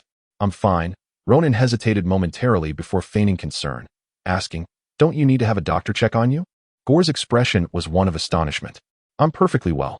Our primary concern is to ensure your comfort. Other matters can be set aside for now." Ronan fell silent. Gore appeared quite pleased, softly stating, "Ronan, has anyone ever told you that you are a male of our kind?" "What?" Ronan thought he had misheard. "You are one of us, an insectoid, a member of our species, a most precious and vital male." Ronan, a native of Earth, was struck dumb upon hearing for the first time that he was not entirely human. "You must be joking. I am nothing like you. I am fragile. Any one of your kind could overpower me tenfold. My tolerance is minimal. I feel the chill of winter and the heat of summer. Moreover, I lack the instinct to pounce on a man as you do." As he spoke, he became increasingly convinced that Gore had lost his senses. How could he possibly be deemed an insectoid male? "You may have misunderstood," Gore gently clarified. "Our attraction to human males is not as intense as you suggest. For instance, I have never engaged with any Earthman." Ronan shot him a look that implied, "You are a submissive, preferring to be touched rather than initiating contact." Gore seemed to understand his expression, pausing before continuing, "The same applies to other soldiers. Their actions are often compelled, lest chaos ensue. It is akin to a human seeking chewing gum as a substitute when trying to quit smoking." This analogy made Ronan feel nauseous. Anyone would feel discomfort to have their species' gender likened to chewing gum. Nonetheless, Ronan was indeed curious, as were all Earthlings, about the insectoid reproductive process. Humans had only encountered one type of insectoid, whose structural composition bore similarities to humans. Despite their peculiar sexual orientations, human males could never conceive. How, then, did the insectoids reproduce? The scientific community had long debated this, with some speculating that insectoids employed a primitive form of mitosis. Seeing Ronan nod in comprehension, Gore began to elucidate. The insectoid world also engaged in reproduction, with the females responsible for bearing offspring, and the males providing the genetic contribution. Individuals like Gore were classified as males under the dominion of females. In daily life, males secrete a unique pheromone that serves to identify them and stimulate females to pursue reproductive goals. In truth, all Earthlings had only encountered females, as the societal reality among insectoids was that females outnumbered males. Males, in contrast to females, were relatively weaker and less combative. They often lived in comfort, receiving high regard from society, while females bore the brunt of societal duties, particularly in military roles, which were predominantly female. The insectoid society practiced a widespread polygamous system. Although a male could have multiple partners, the female's desire for males reached an alarming intensity, as the disparity between the numbers of females and males grew increasingly severe. Even with countless females surrounding each male, many remained maddened by the absence of companionship. This was especially true within the military, where the extreme scarcity of males placed soldiers in precarious mental states. The Empire attempted various solutions to this predicament, such as organizing routine visits by males to military units and distributing pheromone quotas to mid to high-ranking officers. Yet these measures failed to resolve the overarching issue, which continued to plague society. This situation persisted until they colonized several human-inhabited planets. Humans bore a striking resemblance to insectoids in appearance, but lacked their combat prowess, leading to swift subjugation by the insectoids. The government noted that human males closely resembled diminutive insectoid males, and as Gore had just mentioned, human males were utilized as a form of consolation for the insectoid females to alleviate their frustrations. Throughout Gore's explanation, Ronan remained silent. "So how can you claim I am a male? Can you not sense this male essence within me?" Ronan queried, already suspecting the answer. At that moment, a doctor standing nearby interjected. "During our examination, we discovered a unique substance within your blood that appears to inhibit the normal expression of your hormones. Moreover, The injection of female hormones you received may have interfered with the external expression of your pheromones. Ronan continued to resist, unwilling to accept the insectoid's assertions. Impossible. My parents are both Earthlings, and my brother is normal. How could my genes have mutated into something alien? Gore regarded him with pity. We are currently unaware of the circumstances surrounding your condition, but you are undeniably not the offspring of Earthlings. Your DNA test reveals you to be 100 insectoid. Ronan lowered his head, overwhelmed by the staggering revelations. Gore, observing his silence, arranged for him to rest there for the night. Upon hearing that a male was to spend the night, the doctors promptly vacated the best guest room in the medical facility. Fearing further incidents and concerned that Ronan might attempt to escape again, four doctors stood guard at the entrance. It was only when the lights in Ronan's room were extinguished that Gore finally departed, burdened with numerous responsibilities. The chaos had not only affected Versailles. Several other camps in Paris had also experienced significant unrest. Even those far off in Rome and Berlin were impacted. And the urgent need to process Ronan's blood test results weighed heavily on him, rendering his own injuries a minor concern. In the now quiet hospital room, Ronan found himself engulfed in confusion. His life, from birth to this moment, had reached a pivotal turning point. One that fate had orchestrated when his brother drew that unfortunate lot. This not only altered Ronan's life forever, but also propelled him onto an entirely different path. Yet today, upon receiving this news, he recognized that this day would also serve as a significant turning point in his life. Compared to the anguish of the first turning point, this second was marked more by resignation to the whims of fate. The worries that had plagued him were now alleviated. The insectoids had no desire to pursue him. Rather, they longed for him to pursue them. His destiny had shifted from being a mere consort on Earth to becoming a consort in the cosmos. From being a mere object of desire to embodying the very essence of that desire. Tears streamed down Ronan's face in the darkness. His mother was not truly his mother. His father not his father. His brother not his brother. Even Earth was no longer his home. Chapter 15. The duty of sowing that night-esque commotion was so overwhelming that nearly all the insectoids of Versailles participated in the uprising. The news of the male could not be contained, and many were astonished to discover they had previously known this male. He was merely a humble janitor within the palace of Versailles. In no time, the legend of this janitor spread throughout the camp. The doctors forbade them from approaching the area where Ronan resided. Thus, they stationed themselves outside the window, like infatuated admirers, hoping to catch a glimpse of the young male's face. The tumult of the previous night seemed to have dissipated, replaced by a fervent atmosphere that enveloped Versailles. Everyone was jubilant, as if they had achieved the pinnacle of insectoid existence. Those fortunate enough to have squeezed into the infirmary to catch a glimpse of Ronan boasted of their luck while enduring punishment. Although they could not enter the male's chamber, they were still permitted to present gifts. Consequently, the reception room of the hospital overflowed with offerings from soldiers. Each gift was evidently the result of careful consideration and selection, a manifestation of the insectoid's courtship wisdom, and many even reflected the male's past experiences. Bouquets of flowers, favored by humans, adorned the long table in the reception area. Alongside magnificent daggers, high-energy weaponry, the one who gifted this had been nearly beaten to a pulp by the doctor. And even original lingerie, an array of gifts both expected and utterly unexpected. The corridors soon became cluttered as well. Ronan pretended to ignore these insectoids, persisting in his efforts to learn their language from a physician named Ganel. Passively accepting the hand of fate had never been his style. He had not given up in the past, and he certainly would not do so now. Among the onlookers was the guard who had first discovered him the previous night. This guard had not exaggerated its injuries. It had indeed sustained significant wounds, which led the doctor to admit it to the hospital. Perhaps because Ronan did not emit pheromones and less bleeding, the guard refrained from any extreme actions, merely lurking in a corner of the corridor, staring blankly at Ronan. It did nothing but watch, and every half hour, the doctor would tug at its ear to drag it away. Yet, it always managed to find an opportunity to sneak back in. It was said that prior to being a guard, it had served as a vanguard soldier. Ronan mused, truly a vanguard among the pack, with such keen instincts. Had it not been for its speed, he might have already escaped through the tunnels. Due to the fantastical nature of pheromones, the insectoids had come to occupy a similar status in Ronan's mind as that of his beloved dogs. He had not considered that this analogy might inadvertently cast him in a negative light. Reflecting on the tunnels, he felt a pang of regret.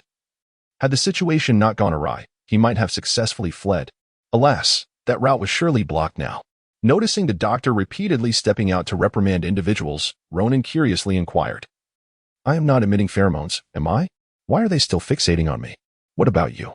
Immediately regretting his question, Ronan was met with an awkward response from the doctor. "You may observe that I can still perform my duties, but that is only because I resolved matters on my own 3 times last night." Ronan nearly tumbled from the bed in shock. "You seem to have a fondness for this painting, so I brought it to you." Ronan glanced at it and set it aside. He had no appreciation for the fine arts. Otherwise, he would have realized that this painting bore an uncanny resemblance to an original he had seen at the Van Gogh Museum. In addition to the gifts, GOL had also brought Ronan a detailed examination report. The doctor's final conclusion was that Ronan indeed possessed a pure insectoid male lineage. The analysis of his blood revealed an astonishing concentration of pheromones, coupled with an extraordinary capacity for dissemination.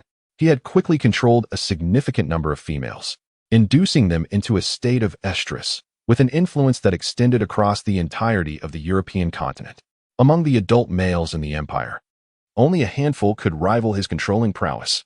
Should he fully mature, he would become one of the most powerful males in the history of his kind. This also implied that the number of females he could pacify would far exceed expectations. Ronan might become one of the most prominent males in a harem, contributing significantly to the stability and development of the nation. However, the doctor was uncertain why Ronan was unable to emit pheromones normally. They speculated that during his childhood abduction to Earth, he had been administered a suppressant, compounded by the female hormones he had recently injected, resulting in a disrupted endocrine system that had yet to fully develop. Unfortunately, the medical facilities on Earth were primarily focused on healing rather than research, leaving the doctors unable to provide a definitive diagnosis. In their duty to heal, they reluctantly advised that the male be sent to the central planet for treatment. Ronan was deeply conflicted. On one hand, he feared he was not truly an insectoid, and that in a fit of rage, these creatures might harm him. On the other hand, he dreaded the possibility of genuinely being a male, as GOL had described, destined to spend his life fulfilling the insatiable desires of countless females. He wrestled with this dilemma for an entire night, nearly succumbing to despair. After reading the report, his faint hope of remaining human was utterly extinguished. With utmost sincerity, he proposed to GOL, "Can we not go to the central planet?" GOL gazed at Ronan with his piercing blue eyes for an extended moment, long enough for Ronan to wonder if they were truly human eyes. GOL had always possessed a blend of gentleness, coldness, and a sense of duty. Now, all that remained was an overwhelming tenderness. GOL pressed a kiss to Ronan's fingertips. "No, we cannot." "Why not?" "You require treatment. And if it cannot be treated for a lifetime, it will not come to that." After some contemplation, GOL added, "You must trust in science." Ronan fell silent. He lacked the energy to respond, casting a languid glance in GOL's direction. After a while, GOL inquired, "When you reach maturity, will you still remember me?" "What do you think?" Ronan retorted with a cold smile. He had no desire to fulfill the noble duty of sowing seeds among the stars, despite the insectoid's transformation. He remained Ronan. Disappointed by the outcome of his fervent appeals, he cursed, "To hell with it." GOL said nothing, simply stroking his hair. Though GOL had firmly rejected Ronan's request, based on the conversations he had overheard among the doctors, it was evident that Colonel GOL had not reported the matter. It seemed he was wavering in his previous stance. Indeed, GOL was torn. However, he understood better than Ronan that the truth could not be concealed forever. Last night had witnessed numerous witnesses, most of whom were not directly under GOL's command, but rather soldiers from other battalions coming to relax. GOL could not control their tongues. Once their leave ended and they departed Earth, Ronan's true identity would be revealed. Nevertheless, the allure of possessing a male was so potent that GOL sought any possible means to retain him. He had long known that many females would risk everything for the favor of a male, even sacrificing their lives. The crimes incited by males throughout history were countless. However, GOL had never envisioned himself as one of those individuals. From the moment he enlisted, he had vowed allegiance to the Empire. No amount of suffering, death, or temptation could sway his faith. Yet, he now found himself wandering alone in the king's suite, deep in thought. Chapter 16. During the period of consideration regarding gore, the doctors finally permitted Ronan to leave the confines of his room. However, he had no preferable destination, unless he was willing to traverse the expanse under the watchful gaze of countless insectoid eyes. Thus, Ronan meandered through the hospital courtyard, accompanied by Dr. Gannel and another rather amusing physician. They both discerned Ronan's underlying anxiety and made a concerted effort to regale him with a plethora of jokes. As Ronan strolled in the courtyard, he listened to the comedic exchange between Ganel and his companion while his thoughts wandered elsewhere. Suddenly, he felt an intense gaze upon him from above. Turning his head, he indeed discovered the first insectoid to have spotted him, a guard named Joe, perched on the rooftop.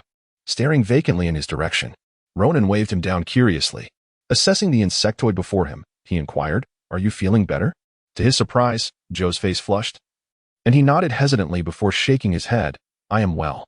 Intrigued, Ronan pressed on. "Why have all the males been reassigned?" "Because you are here," Joe replied. "What does my presence have to do with the humans being reassigned?" Ronan questioned. Could it be that Gore had spared the humans on Earth for his sake? If so, that would certainly mark a rare act of kindness from Gore, a commendable deed for their species. "Because no one engages in such activities anymore," Joe insisted. "Why is it that you do not engage in such activities while I am here?" Ronan found himself perplexed. Yet, Joe could not elucidate the reasoning, merely reiterating, "You are here, thus no one engages." After a prolonged exchange, Ronan remained none the wiser about the sudden cessation of activities. At that moment, one of the guards who had previously assisted him in learning the insectoid language, named Dan, stepped forth to clarify the matter for Joe. Ronan had noticed that Dan was particularly adept at communication. "They have become impotent," Dan stated plainly. Ronan could scarcely believe his ears. What? The revelation left him momentarily speechless. The insectoids were unable to engage with the humans due to their impotence. Leaning against a nearby pillar, Ronan erupted into laughter, tears streaming down his face. "The doctors, Joe?" And Dan stood by, utterly bewildered.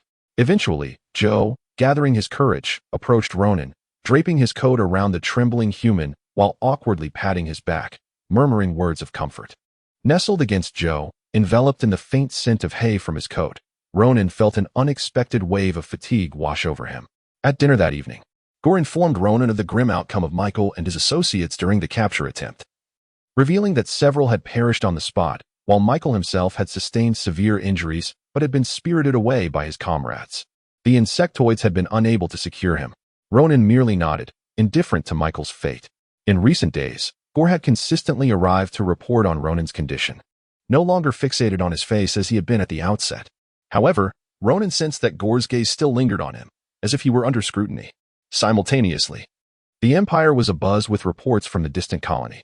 In recent years, the birth of males had dwindled significantly, with many female insectoids never experiencing the sin of a male during their lifetimes. Each male's birth garnered immense attention, with parents and family rejoicing and the media lavishing extensive coverage. Local communities erupted into fervent celebrations upon the arrival of a male, as it symbolized hope against starvation. Major news outlets clamored to report on the newly discovered male. Most males within the Empire were already logged and widely known. But this unexpected newcomer swiftly captured the public's fascination. It was evident that the growth of each male was under the watchful gaze of countless observers. With prospective mates already anticipated even in infancy, a male raised in the colony was an unprecedented occurrence. Due to military restrictions, the public remained unaware that this male had been injected with a substance and was approaching maturity without the ability to produce pheromones. Otherwise, a riot would likely ensue. As for whether the male would recover successfully, the military remained uncertain, as there had been no precedents.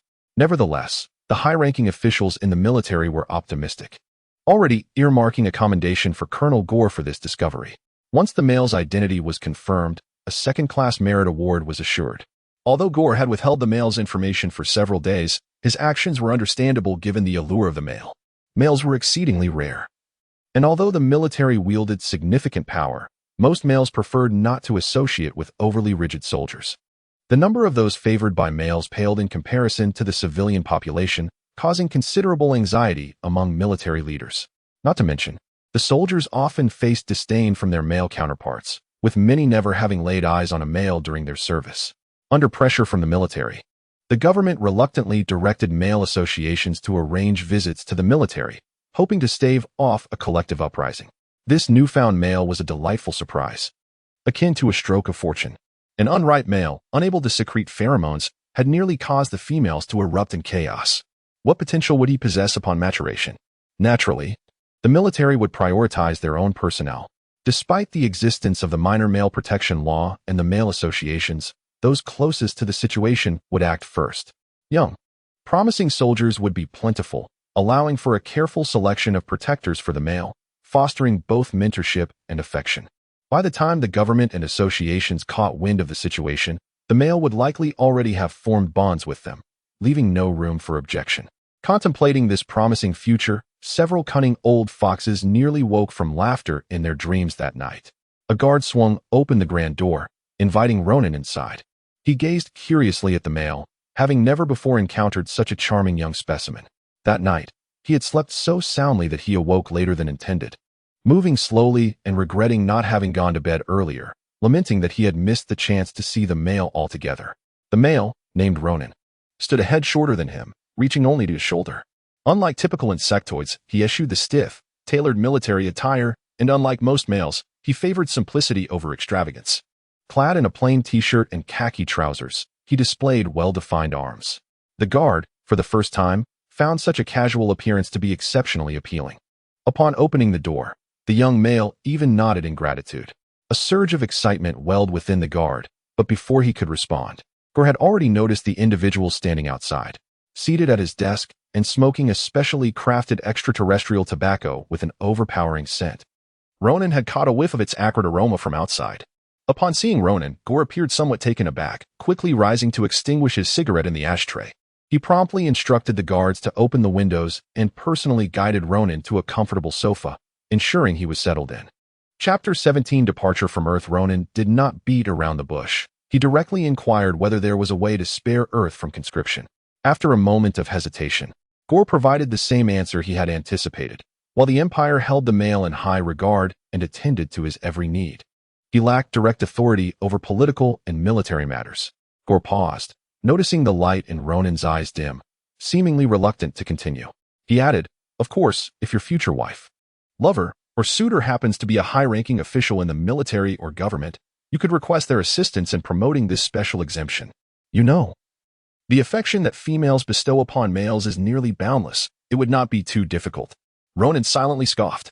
The words sounded pleasant, but they only served to reinforce the notion that the male's status was exalted, contributing greatly to the propagation of the insectoid race. In reality, it appeared that the male possessed no actual power and would have to resort to selling himself to save Earth. The male was, in essence, a living stallion. However, Gore continued, "I can understand your feelings. There are indeed areas in the current policy that could be improved. Since the Earth United government has turned conscription into a transaction, it is evident that humanity is more amenable to this approach. Therefore, I will advocate for converting the term of service into a corresponding amount of tax. Those unwilling to serve may pay a tax, while those who choose to serve voluntarily could receive a monetary reward. Even prisoners could use their service to reduce their sentences. Since you wish for humanity to thrive, I shall strive to secure the greatest freedom for them within my power." Ronan gazed deeply at him. "You have long possessed the authority to instigate change, yet you have not acted until this conversation. Does being an insectoid render one devoid of compassion for other beings?"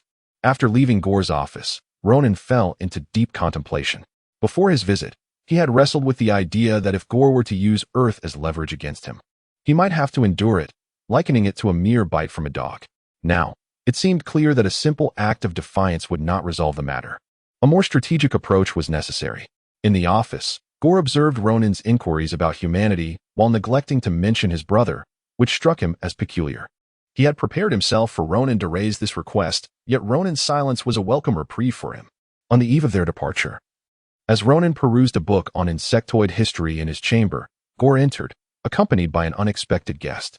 Upon seeing the man surrounded by soldiers, Ronan leaped from his chair in shock. How could it be Roman? Ronan turned to glare at Gore, who, oblivious to the murderous intent in Ronan's gaze, smiled gently. "Look, before we set off, I have brought your family to you." Ronan stared at him for a long moment, as if seeing him anew, before finally asking, "What do you want?" "I have no intentions toward him." Gore spread his hands. "My heart and mind now belong entirely to you. However, as a fugitive, he will face a life sentence of servitude according to military law. For your sake, the punishment shall be halved. He will only need to serve 30 years. By the time Roman completes his service, he will be a gray-haired old man, unsure if he will still have the vigor for such tasks." Gore chuckled, "But I know you would not wish for such a fate to befall him. Thus, I have decided to keep Roman by my side temporarily, ensuring his safety. Moreover, you can visit him frequently. As you are a male, surely this is a trivial matter. Ronan seethed internally, cursing Gore 1,000 times over. Yet he maintained a facade of calm. Had he not underestimated his opponent previously, he would not find himself in such a predicament. However, Gore had become the individual he had interacted with the longest among the insectoids. He understood the significance Ronan placed on his brother, hence his use of Roman as leverage. Observing the tension between the brothers, Gore felt a pang of guilt and approached Ronan, speaking softly, "I assure you, with my honor, Roman will be safe with me. There will be no mistakes. No one can harm him unless they step over my dead body. You can trust this." Seeing Ronan remain silent, he continued, "I realize you harbor great resentment towards me, and I understand that. But please believe me when I say that I love you more than anyone else. Even to the extent of committing acts that may invoke your hatred and contradict my nature. Please grant me a chance. If I disappoint you again, I will vanish from your sight without you needing to say a word." Ronan remained noncommittal. Once everyone had departed, he sat with Roman in the room. His brother appeared somewhat unwell. "Did they harm you?" Ronan quickly inquired. Roman shook his head, prompting Ronan to breathe a sigh of relief. He had indeed underestimated Gore's character. Yet, Gore was not foolish enough to harm Roman, as that would only serve to alienate him further. Suddenly, Ronan remembered something significant. It was difficult for him to bring it up. "Brother, do you know? I am not from Earth. I am not your brother." "I know," Roman replied. "They told me you are insectoid. So what? You will always be my brother." He gently ruffled Ronan's hair. Ronan relaxed, resting his head on his brother's knee. His dark hair cascading down to obscure his eyes. He felt his cheeks flush and lightly punched Roman's thigh. "Why are you doing this? You also wet Dad's leg when you were small, and got a good beating for it." Now that their parents and grandparents had passed away, it was likely no one remembered how they had originally found each other. Ronan gazed into his brother's eyes, which reflected both vulnerability and strength like a clear pool of water. He nodded and embraced Roman gently. The night swiftly passed. On the morning of their departure, nearly all the insectoids on Earth came to bid farewell. Some were familiar faces to Ronan, but many were strangers. Not only from the Palace of Versailles, but also from across the globe, gathered to witness this so-called mail. Chapter 18. The heist at this very moment. In the distant expanse of the starry sky, the sheriff received word that a particularly troublesome group of pirates had just vacated their lair, with reports from the public indicating the glimmer of their wake spotted near Cygnus. Cygnus, an isolated region, held nothing save for the automated mining vessels traversing the asteroid belt. These pirates were notorious for only embarking on ventures that promised profit. What could they possibly seek in such a desolate place? The sheriff sank into deep contemplation within his opulent seat. Meanwhile, aboard the Glorious, the atmosphere within the ship had descended into an awkward silence. To be precise, the tension had been palpable since the previous evening. Upon boarding the vessel, Roman felt an unsettling discomfort. Throughout his recent escapade, he had been evading the police while anxiously awaiting news from Ronan. His nerves were frayed, and when Gore finally caught up with him, he was thoroughly startled, leading to his physical unease persisting since that night. Upon entering the ship, the xenomorph doctor insisted he don a specially designed spacesuit. The suit provided additional oxygen and components conducive to sleep, which would render the physically weaker individuals more comfortable during the impending jump. Ronan insisted he rest on the bed in his quarters. Within moments, Roman succumbed to slumber. Once Roman had drifted off, Ronan quietly exited the room, gently closing the door behind him. The predicament concerning Roman was entirely his fault. Both were acutely aware of this fact. Holding Roman captive was driven purely by his selfish desires, entirely divorced from any obligations to the xenomorphs or their regulations. Only by keeping Roman close could Ronan ensure he would not depart, allowing him to remain in Ronan's presence. Guilt weighed heavily upon him, resulting in a contrite demeanor. He even extended great care towards Roman. Had it not been for Roman's embarrassing ordeal, he might have dispatched several aides to attend to him. However, with regards to Ronan, he had never contemplated such attentiveness. Presently, Ronan's affairs were meticulously managed by him alone. He attended to every detail with utmost precision.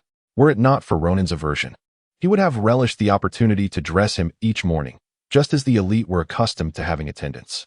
Yet he could not. Now, he resigned himself to bearing the brunt of Ronan's ire, biding his time until the storm of his anger had subsided before attempting to win him over gradually. However, even the xenomorphs, who knew him best, were misled by Gore's misguided perception of Ronan. Deep down, Ronan was still a man. and he would not tolerate threats to his family, no matter how often they were repeated. Gore had undoubtedly seized upon this vulnerability, despite his assurances of never harming Ronan. This very behavior had incensed Ronan to the core. He found himself powerless to resist, yet would he truly allow himself to be manipulated for eternity? A sardonic smile crossed Ronan's mind. Time would tell. Ronan stood alone at the ship's railing, gazing out into the void. Several soldiers had initially trailed closely behind him, but he had waved them away. In this moment, he would have welcomed the presence of a bevy of beautiful women whispering sweet nothings around him. However, the multitude of men, their intense gazes burning into his back, felt almost unbearable, as if they might bore a hole through him. Were all males so peculiar? They were neither heads of state nor celebrities. Surely, such scrutiny would be uncomfortable for anyone. Yet, as the ship surged through the clouds, Ronan found all those bothersome thoughts slipping away. At the instant the stars unveiled themselves, he cast aside all worries. This marked his inaugural journey into space. After a brief yet smooth acceleration, the Glorious had broken free from Earth's gravitational pull, soaring beyond the atmosphere and into the cosmos. The pure black canvas of the night sky was suddenly ablaze with the radiant glow of countless stars. The stars sparkled like exquisite gems scattered upon velvet, while the sun appeared as the most pristine orb of white light. He turned his gaze to the opposite side of the ship, where Earth slowly rotated behind them, its crystalline oceans and wispy clouds resembling a cherished jewel. Enthralled by the spectacle before him, Ronan forgot his earlier troubles, leaning eagerly against the window. Once he had secured himself in his seat and fastened his safety belt, the ship commenced its jump. Previously, he had imagined that this leap would resemble traversing a wormhole, abruptly arriving at another location, akin to passing through a tunnel. However, in an instant, darkness enveloped him, and the scenery shifted wildly. The starlight distorted as if caught in a frenzied Russian roulette. The stars behind him morphed, coalescing into a singular mass, while nebulas retreated at a rapid pace. Countless stars surged toward him with alarming speed. Ronan felt a wave of dizziness wash over him. As the initial jump concluded, he barely had time to recover from the disorientation before he leapt from his seat again, rushing to the ship's railing to gaze at the celestial panorama. The soldiers, accustomed to Ronan's fascination with the stars, dispersed to feign engagement in other tasks, ensuring they did not intrude upon his reverie. In truth, Ronan was a novice in astronomy. He could identify the Big Dipper, the North Star for navigation, and the brightest Venus. The Milky Way remained, and the Big Dipper's position seemed unchanged. Yet he sensed that the sky had transformed entirely. One star, particularly radiant, appeared to be the sun. Its presence felt utterly distinct from that seen from Earth. On Earth, the sun was singular, unique, in the very center of the world and people's minds. Yet now, the sun was merely another ordinary star, emanating light and heat. It might appear larger and brighter than others, but it was fundamentally no different. A faint ripping sound, akin to the tearing of paper, broke the silence. In an instant, the rear of the ship's hull collapsed inward, revealing a dark corridor and a swarm of fully armed xenomorphs. Ronan spun around to flee, only to be confronted by an imposing figure brandishing a weapon akin to a rocket launcher, pressing it against his head. "Where's the mail?" he demanded. Ronan hesitated briefly before gesturing towards Gore's office. The giant forcefully shoved Ronan aside, charging ahead with a throng of followers trailing closely behind. At that moment, the guards near the entrance finally realized the pirates had stormed the ship, their faces reflecting sheer shock. It was only then that the ship's alarm belatedly blared to life. Enemy attack. Enemy attack. Chapter 19. The conflict on the spaceship. Gore appeared swiftly. Before the intruders could rush to find him, he had already dashed out of his office. Without awaiting orders from Gore, the Zerg soldiers aboard the ship immediately organized themselves to resist the unknown enemy. A fierce confrontation erupted at the bridge, with sparks flying in the cabin. Ronan crouched behind a control panel, clutching his head, peering cautiously at the situation amidst the crossfire. Both sides engaged fervently, with the crew of the Greeley ship primarily consisting of active-duty soldiers equipped with standard military weaponry. However, the opposing force was equally well-armed and spirited, resulting in a standoff as they clashed evenly. Overall, the intensity of the firepower remained within acceptable limits, deviating from the dramatic escalation typical of sci-fi narratives. Ronan sensed a mutual restraint, as neither side unleashed their full potential. At this juncture, Gore was extremely anxious. From the moment he laid eyes on the adversaries, their equipment and attire made it unmistakable. They were the notorious pirates of the Yesenia, infamous for their prowess along the Empire's fringes. This band of pirates, known for their ruthlessness, rarely failed to seize their targets. They had likely disabled their ship's power and stealthily positioned themselves along the Greely ship's trans-warp route, evading detection. Taking advantage of the Greely ship's recent arrival at this location, they had used a small airship to cling to its exterior and breach its shields. This was a common tactic employed by these marauders. What astonished Gore was their knowledge of the Greely's mission to escort the young ones, information that should have been strictly confidential. It was evident that these pirates had informants within the military to obtain such sensitive intelligence. No one anticipated that at this moment, Ronan, seemingly awakened from his stupor, emerged from his chamber clad in a spacesuit. By now, both parties were acutely aware of each other's positions, and it was time for them to showcase their prowess. Unexpectedly, the pirate who had previously held a gun to Ronan's head raised a rocket launcher-like weapon, aiming it at Gore. The pirates had initially believed that the escort mission merely involved a small colonial garrison. They were unprepared for the tenacity displayed by their opponents, especially the commanding officer, who exhibited considerable tactical acumen. They too found themselves embroiled in a fierce battle. Frustration mounted among the pirates as the unyielding resistance from Gore delayed their advance, and the presence of the young ones only exacerbated their impatience. Amidst a collective intake of breath, he aimed the rocket launcher at Gore, who, anticipating the move, had already ducked and rolled away. The high-energy beam skimmed past Gore's back, striking the ship's hull, which erupted with a resounding crack, creating a gaping hole wide enough for a person to pass through. The sudden pressure differential acted like a powerful exhaust fan behind the breach, causing papers, cards, and lightweight objects, even unsecured chairs, to rush toward the aperture. The pilot of the Greely ship, in a panic, activated the vessel's self-repair systems. Although the ship struggled to mend itself, the process was agonizingly slow. The air was visibly escaping, and under the vacuum's pull, the hole continued to widen. Gore watched helplessly as Ronan was pulled toward the void, his heart wrenching in anguish. Just as Ronan was about to be swept away, in a moment of desperation, the previously gripping the door handle released one hand and grasped Ronan, who had been swept past him. Ronan, now firmly held, was not released. Ronan clung to him desperately, battling the suction from the breach while struggling to breathe. The oxygen concentration in the air dwindled, causing Roman's face to redden from the effort. Ronan relied solely on his brother's grip to avoid being pulled into the abyss. He flailed his legs in the air until he managed to snag a passing chair, using its backrest to secure himself to a hook inside the ship, stabilizing their precarious situation and preventing immediate expulsion into space. Gore, witnessing this scene, was thwarted by the pirates and could not rush to Ronan's aid, teetering on the brink of madness. To his surprise, the pirates were even more frantic upon seeing the situation unfold. They began cursing vehemently, exclaiming, "Damn it, Zwa, you're going to let the young one get sucked away." At that moment, one of the pirates brandished a bizarre weapon once more, aiming it at the breach. The soldiers aboard the Greely ship were beside themselves, unleashing a barrage of fire in response. The pirates were caught off guard, but fortunately, the pirate with the weapon had completed his preparations. With a soft thud, a substance resembling rubbery clay collided with the opening, rapidly expanding in the air before sealing the breach tightly. The ship's pressure finally stabilized, and the air ceased to escape, allowing Ronan and Roman to drop back down from their precarious position. The burly man lamented, "Chief, how was I to know their ship's armor was so fragile?" The pilot, filled with regret, nearly despaired. Seeing that their precious young one was no longer in immediate danger, both sides exhaled a sigh of relief. The pirates regrouped for another assault, while Gore and his crew were already on high alert. However, this time, both parties tacitly refrained from deploying their most destructive weapons. In this battle, constrained by mutual caution, neither side could fully unleash their capabilities. Nevertheless, the pirates were more adept at close-quarters combat. Although the ship's damage had been repaired, the air density within the cabin had significantly decreased. Roman hastily retrieved a spacesuit for Ronan, complete with an oxygen mask, allowing Ronan to finally catch his breath.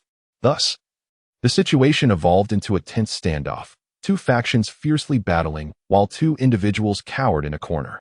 Both sides desperately vied for dominance near the two, each wishing to claim the young one for themselves, yet neither could advance without risk.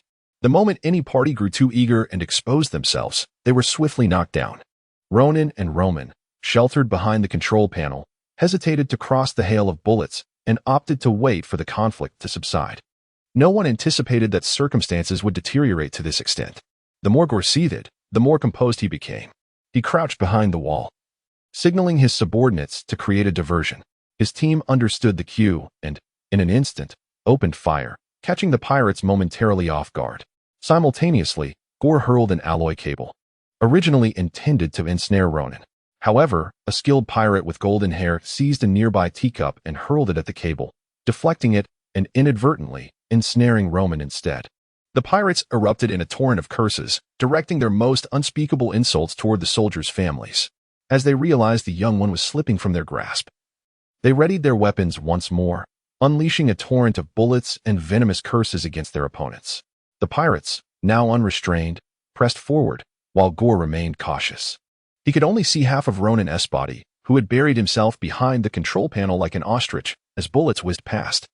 Watching the control panel crumble under the relentless assault, Gore grew increasingly frantic, shouting to the pirates, "Be careful with the young one." But the chaos of battle drowned out his voice. To the pirates, the soldiers had breached the rules first, using the safety of the young one as a bargaining chip. While the world often condemned pirates as treacherous, who would have thought the soldiers would initiate such shameless behavior? Infuriated, the pirates refused to heed Gore's words, their firepower intensifying, pushing ever closer, with Ronan perilously close to falling victim to their gunfire. Just then, a piercing alarm blared once more throughout the ship. Chapter 20.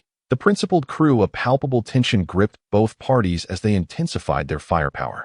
Simultaneously, the spaceship's computer automatically connected to the request from another vessel. A dull electronic voice resonated within the ship. "This is the Helene. I am the Guardian Officer from the Throne of the Immortals. We have detected that you are under pirate attack. Please accept our assistance." I repeat, we have detected that you are under pirate attack. Please accept our assistance. It turned out that the Guardian Officer's ship had arrived just in time. Realizing that reinforcements had come, and with the formidable Zhongzi still safely under Gore's command, the pirates understood that their surprise attack was destined for failure. Their retreat was as swift as their arrival. The Guardian Officer's ship sped toward them, while the pirates began to cooperate, dragging their injured comrades as they made their escape. Retreating, they unleashed a torrent of firepower as if it were of no consequence. A pirate named Zoe hastily seized a nearby individual and dashed toward their own vessel. When the Guardian Officer's ship finally arrived, the pirate ships had already begun to accelerate, hastily fleeing the scene. The speed of the pirates' vessels was remarkable. Neither the Guardian Officer's ship nor the Greeley could catch up, as they were not specialized anti-pirate ships, leaving them to gaze longingly into the vastness of space. At last, Gore rose from the ground, spitting out a mouthful of bloodied saliva. In the ensuing chaos, they discovered an unfamiliar presence aboard their ship. "Who are you? How did you end up on our vessel?" Zoe exclaimed in astonishment. He brandished a high-caliber energy cannon threateningly against the intruder's face, demanding, "Speak. Little one, who sent you?" Ronan was at a loss for words. It was this burly man who had initially inquired about Zhongzi's whereabouts and subsequently abducted him. Now he was questioning his identity. All right, Zoe. No need to be so agitated. Wasn't it you who dragged him in here?" A tall, slender crew member with curly hair gestured, nestled his arms. Upon hearing this, Zoe lowered his weapon, scrutinizing Ronan, who indeed resembled someone he had seen before, though his attention had been solely on Zhongzi, and he had not registered Ronan's presence. Another crew member countered, "Can you even see what Zhongzi looks like in his spacesuit?" Ronan was unfamiliar to them. "Are you Zhongzi's servant? If you don't speak the truth, I'll toss you out into space." Zoe pressed the energy cannon against Ronan's nose, intimidating him. Reluctantly, Ronan nodded in acquiescence. "Enough of the threats against a child. Look at him. He doesn't even seem of age," the tall crew member interjected, attempting to mediate. The others began to chatter among themselves, asserting that humans were often unassuming in stature, yet could be quite mature. "He resembles Zhongzi closely. No wonder that disgusting military bunch would attempt to exploit them," one remarked. The captain spat in disdain. "Those military folks are nothing but the scum of our insect race." The tall, slender insectoid questioned Ronan, "Are you of age?" Ronan shook his head. "Zhongzi treats his servant well, risking himself to save him," someone commented. Ronan found such remarks to be trivial. "I think Zhongzi is quite kind. It's just unfortunate we couldn't capture him. We've only managed to snatch up this little fellow," someone lamented. At that moment, a seemingly refined individual approached Ronan, sniffing him delicately, murmuring in curiosity, "Strange, this lad has quite an alluring scent." Upon hearing this, The others inhaled deeply. Indeed, it truly is a bit enticing. Why can't I smell it? Exclaimed the frustrated captain. Your sense of smell is severely impaired. Even if Zhongzi stood beside you, you likely wouldn't detect anything, another teased. It must be that he has absorbed the scent from being around Zhongzi, the curly-haired crew member said, taking a deep breath, displaying an expression of rapture. What a pity Zhongzi is in a spacesuit. Otherwise, we could experience his pheromones firsthand. Why must he wear a spacesuit? Is Zhongzi truly that fragile? Someone complained. This is all your fault. If you hadn't almost blown Zhongzi into space, we would have captured him long ago. The crew criticized Zoe. How was I to know Zhongzi was so fragile? Zoe retorted defensively. Use your common sense. Haven't you seen Zhongzi or any footage of him? Who says I haven't seen Zhongzi? Zoe snapped with indignation. Then what do we do with this little fellow? Zoe inquired. This is a rare opportunity. In a few days, this scent will surely dissipate. Captain, should we seize the moment? Someone suggested. Ronan followed him as they moved toward another section of the ship. Captain, remember, tonight he belongs to you. But tomorrow, this little fellow is mine. I want to hold him while I sleep. Zoe shouted from behind. The captain nearly stumbled at this proclamation. Once the group finally dispersed, they arrived at a kitchen-like area where a person was already seated, munching on a plate of bread while calculating something. Ronan surveyed the vessel, which was named Eusenia. What do you think? It's quite splendid, isn't it? The captain asked, noticing Ronan's gaze. Even when addressing someone considered primitive, he did not disguise his pride in the ship. You speak our language remarkably well, the captain observed, scrutinizing him. Ronan examined the captain in turn. He appeared far from menacing and, if anything, rather amiable. He was a stark contrast to the commanding figure from the Greeley, resembling a cultured merchant instead. Few soldiers are willing to engage with someone perceived as powerless, let alone teach them our language, the captain remarked. Nodding, he continued. What is your name? Ronan. All right, Ronan. Listen closely. As you have observed, we are a pirate ship, and I am the captain. This means I am responsible for ensuring that everyone receives their wages on time each month. You, however, were originally military property, or a slave, whichever term you prefer. It is we, the free crew of this pirate ship, who have restored your freedom. I see you are a sensible individual, so we need not waste words on gratitude. However, we have also exerted effort on your behalf. Freedom is not without cost. Do you understand this? Ronan hesitated before nodding. The captain appeared pleased and inquired. How much money do you possess?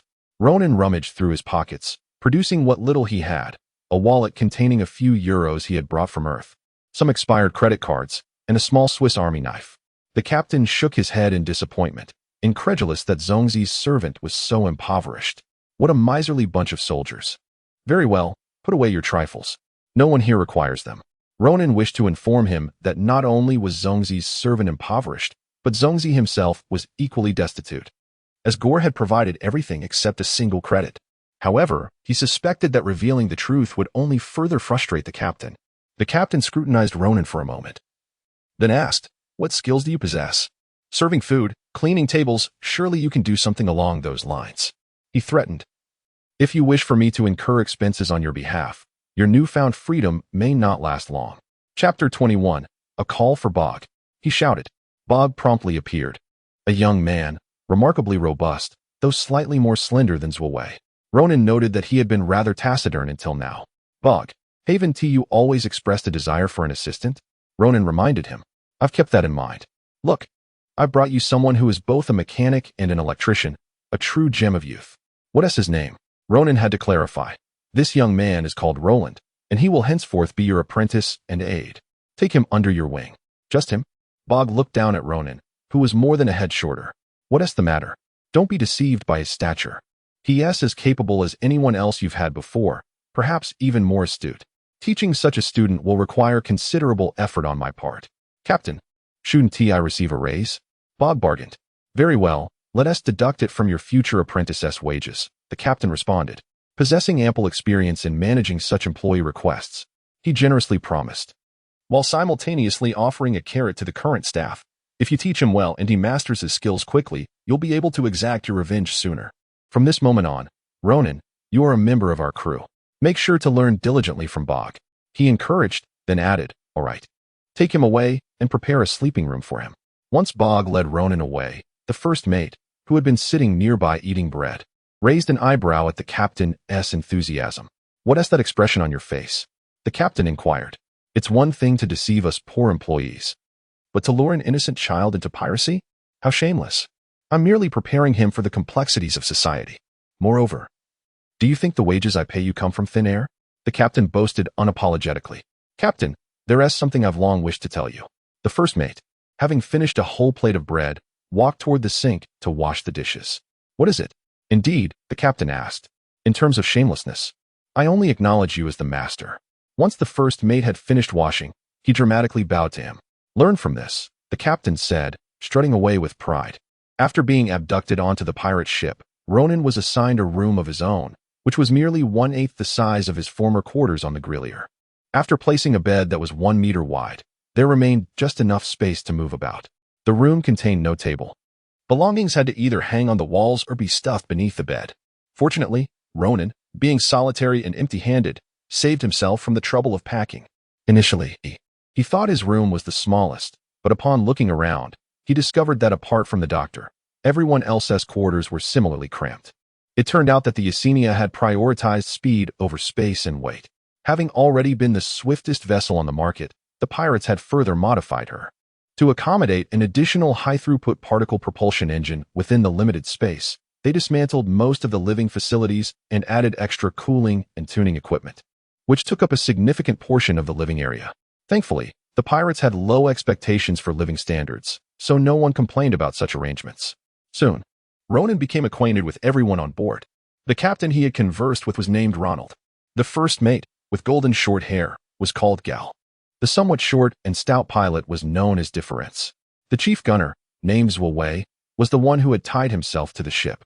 Another gunner, named Guy, was the tall chap with curly hair, possessing a gentle temperament that starkly contrasted with Zwawei's fiery nature. Yet, the two shared a bond as close as brothers. Ronan's current mentor was Bog, who was somewhat dull, which explained how he had fallen for the captain's ruse. The doctor, a seemingly refined gentleman, was called Shiza. Aside from him, Ronan was an extraneous crew member.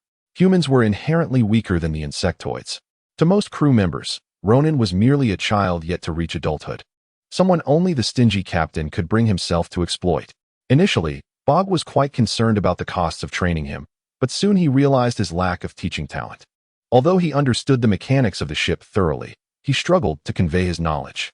Whenever Ronan looked at him with eager eyes, he could only stammer. Despite Ronan's thirst for knowledge, he could not elicit any insight from Bog. However, when Bog was engaged in his own work, his fingers flew, consumed by activity. Yet he remained unable to communicate his thoughts to Ronan. Observers could only sigh at the sight. Ronan had considered seeking a chance to escape the ship or contacting Roman. However, in the 3 days since boarding, he had not seen the pirates dock at any port, so he had to bide his time. Yet, as he spent more time with these individuals, he discovered that despite their boisterous chatter and wild demeanor, they were not truly malevolent, at least not in the conventional sense of the word. No one had caused him trouble, and some even seemed prone to being duped. One day, while cleaning, Ronan overheard Bog inviting Diff for a drink, and in his clumsy manner, Bog lamented, "Ah, the captain has tricked me again." Ronan couldn't help but chuckle at this. That evening, after dinner, the pilot Diff and Dr. Shiza, feeling bored, gathered to play cards. Ronan observed for a couple of rounds and quickly grasped that they were playing a simplified version of a game. After several rounds, Diff stood up, declaring, "I'm done." "What is the matter?" the doctor asked. "I've been washing socks for 2 months. I'm not playing anymore." Zwawei scoffed, then suddenly glanced at Ronan, as if recalling something. With a mischievous glint in his eye, he asked, "Kid, are you in?" "I have no money," Ronan explained. "I owe the captain." "That is all right. We're not betting money. At most, we'll wager chores like washing dishes. If you win, others will do your chores from now on," Zwawei coaxed, his eyes gleaming with cunning. Ronan didn't miss the glimmer of mischief in his gaze, but he feigned ignorance and replied earnestly, "I'm not very good at cards." "Don't worry, I'll teach you," Div chimed in, taking charge. Seeing their eagerness to teach him, Ronan decided to accept their offer and pulled up a stool to join the table. With 4 players, Zwawei, the doctor, Guy, and Ronan, the game resumed. At first, Zwawei wore a carefree smile, and the expressions of the doctor and Guy were equally relaxed. Yet after 2 rounds, Zwawei leapt up, exclaiming, "You little cheat." The doctor looked at Ronan suspiciously. His luck seemed too good to be true. Guy searched for any hidden cards Ronan might possess. Ronan shrugged, allowing them to inspect his hands, and, of course, found nothing. As soon as that round concluded, Ronan stood up, preparing to leave. Zhuo grabbed him, saying, "What? You think you can just walk away after winning?" Ronan looked at him in surprise, his big eyes fluttering, causing Zhuo to feel a twinge of nervousness. Yet he maintained a tough facade, saying, "No one leaves after winning. Keep playing." Guy had already gotten up, saying, "Gentlemen, I'm going to be scrubbing toilets for 3 months. You can keep playing. I'm really done." Ronan hesitated. "Isn't it a bit unfair? We agreed not to bet money, and I don't have any." Chapter 22. One more round, isn't that inappropriate? Ronan hesitated. "Did we not agree to abstain from gambling?" "I have no money." "That is not acceptable." Zhuo chimed in. "Where is the logic in winning and then leaving? Keep going." Unlike the doctor's steadfastness, Zhuo harbored a mischievous desire to tease Ronan. If Ronan were to articulate his mindset, he might liken his situation to that of schoolboys tugging at a girl's braid, childish and immature. Alas, Ronan remained silent, unaware. He observed the most skilled player, the doctor, speaking up, and thus felt invigorated to draw Ronan deeper into the game. "It's fine," the doctor assured. "If you lose, we shall consider all debts settled.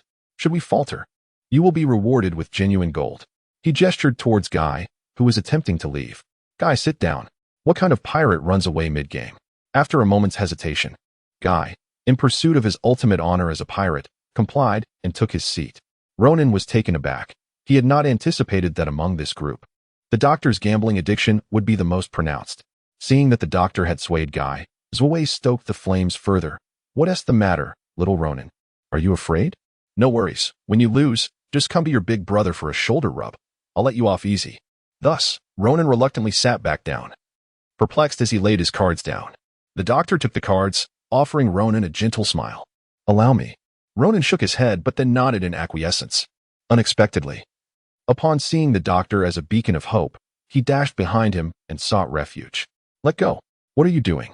Just a few days ago, you were the one being teased." The captain glared at Shiza. Now who was bullying the child? The doctor, with a hand over his heart, replied, "Captain, it is the child who is bullying us." Even Zhuo, usually fierce, nearly collapsed onto the table in tears. "Captain, Ronan is being too much. He has won 10 years of my wages." The captain exclaimed, quickly turning to another. Guy, with a sorrowful expression, lamented, "I have to clean for 3 years. To think I had lost so badly." The captain turned to the doctor, hoping for better news. "Well, it seems you are still playing hide-and-seek with Ronan behind you. Things don't appear to be going well for you either. How much have you lost?" he inquired curiously. "I owe that little brat a lifetime of laundry and still owe him 10 years' wages." Zhuo guffawed in delight. "What shall we do?" Ronan fervently shook his head behind him, realizing that had he known this group of gamblers was so insistent, he would have adamantly refused to gamble last night. He had indeed sensed Zhuo and the doctor's subtle ulterior motives, and with the intention of merely teasing them, he had played a few rounds. However, upon sensing the tide turning against him, he attempted to leave, only to be firmly detained by the three. The captain, witnessing the outcome, was somewhat astonished but could not suppress a chuckle. It was rare to see the doctor and Zhuo humbled. It was quite amusing. Zhuo, oblivious to the captain's thoughts, urged, "Captain, say something. Captain, move aside. Let me drag this little rascal out." The doctor declared fiercely. The captain cleared his throat. "I usually advise you all against gambling, yet none heed my words. You have kept Ronan engaged for an entire night, and what is the result? You should possess some self-awareness regarding your skills." "It was mere luck," Zhuo retorted defiantly. The captain responded sternly, "Fine, let us concede that luck favored him. Do you acknowledge that he did not cheat? A bet is a bet, and we, the insect tribe, do not shirk our debts. Repaying debts is a matter of principle. To speak fairly, you shall serve Ronan for the rest of your lives." The three looked at the captain with pitiful expressions. He chuckled, "Looking at me won't help. I am not your creditor." The trio turned their beseeching gazes towards Ronan, nearly prostrating themselves. Ronan hurriedly shook his head, insisting, "No, I never intended to profit from them.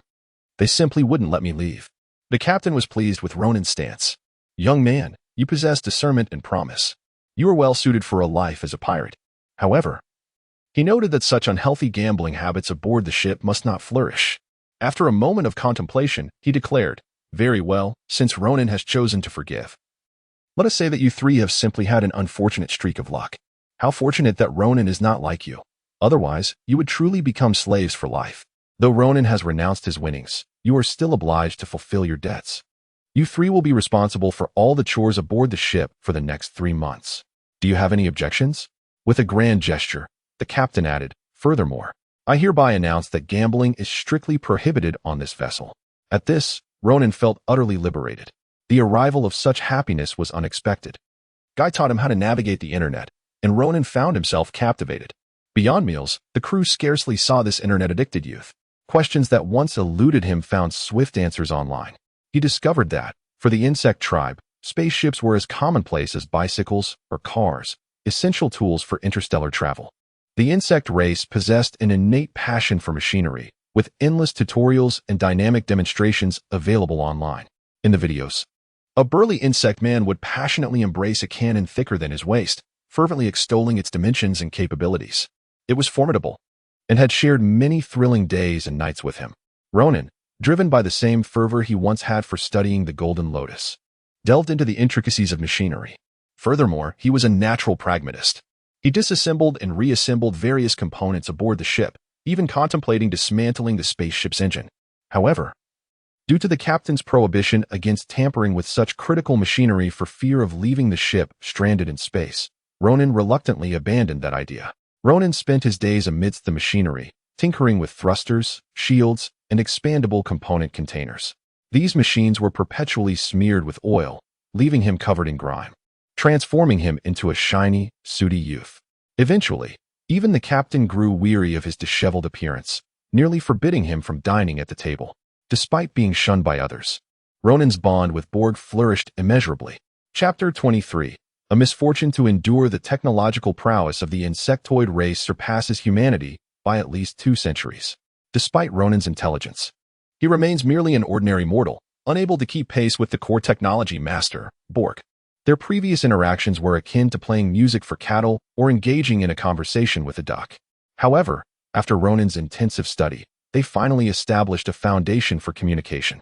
Although Borg was somewhat tongue-tied, he possessed an innate affinity for machinery that resonated from the depths of his soul. Otherwise, he would not have been recruited by the fastidious and frugal captain, no matter how intricate a structure may be. Borg could dismantle it and restore it to its original form. It was only at this juncture that Ronan began to appreciate Borg's ingenuity. The structures that were perplexing to Ronan were often inadequately explained online or classified as confidential. Yet, Borg could elucidate everything with clarity, effortlessly sketching cross-sectional diagrams. He seemed to possess an encyclopedic knowledge of the thousands of components within a single part. He dismissed even the military's so-called black technology, identifying the crucial technical principles behind the most advanced civilian and military technologies with ease. Under Borg's guidance, Ronan felt as if he had just emerged from the Shaolin Temple, receiving the profound teachings of a master, experiencing an enlightening surge in his abilities. Borg, having acquired such a remarkable apprentice, felt his long-held aspirations coming to fruition. With a promising student, he anticipated a share of the captain's profits, akin to having consumed a potent elixir of vitality. The duo, exuding an aroma reminiscent of machinery oil, drew a remarkably unanimous reaction from onlookers. "Please keep your distance, or the scent alone will render us unable to enjoy lunch."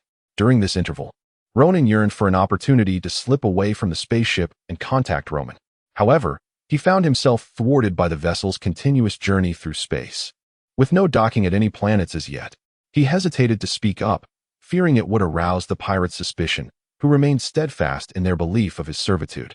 He maintained a disheveled appearance, partly due to the inevitable grease from handling machinery, and partly as a deliberate ploy. The last injection of female hormones he had received on Earth had been minimal, and its effects were unlikely to last long. Although the pirates appeared earnest, one could never know if they would succumb to madness upon realizing their true nature, much like Gore and his companions. Remaining dirty and unkempt seemed the most prudent course of action. On the second-floor corridor, Ronan paused, intrigued by the cheers emanating from below, and leaned over to observe.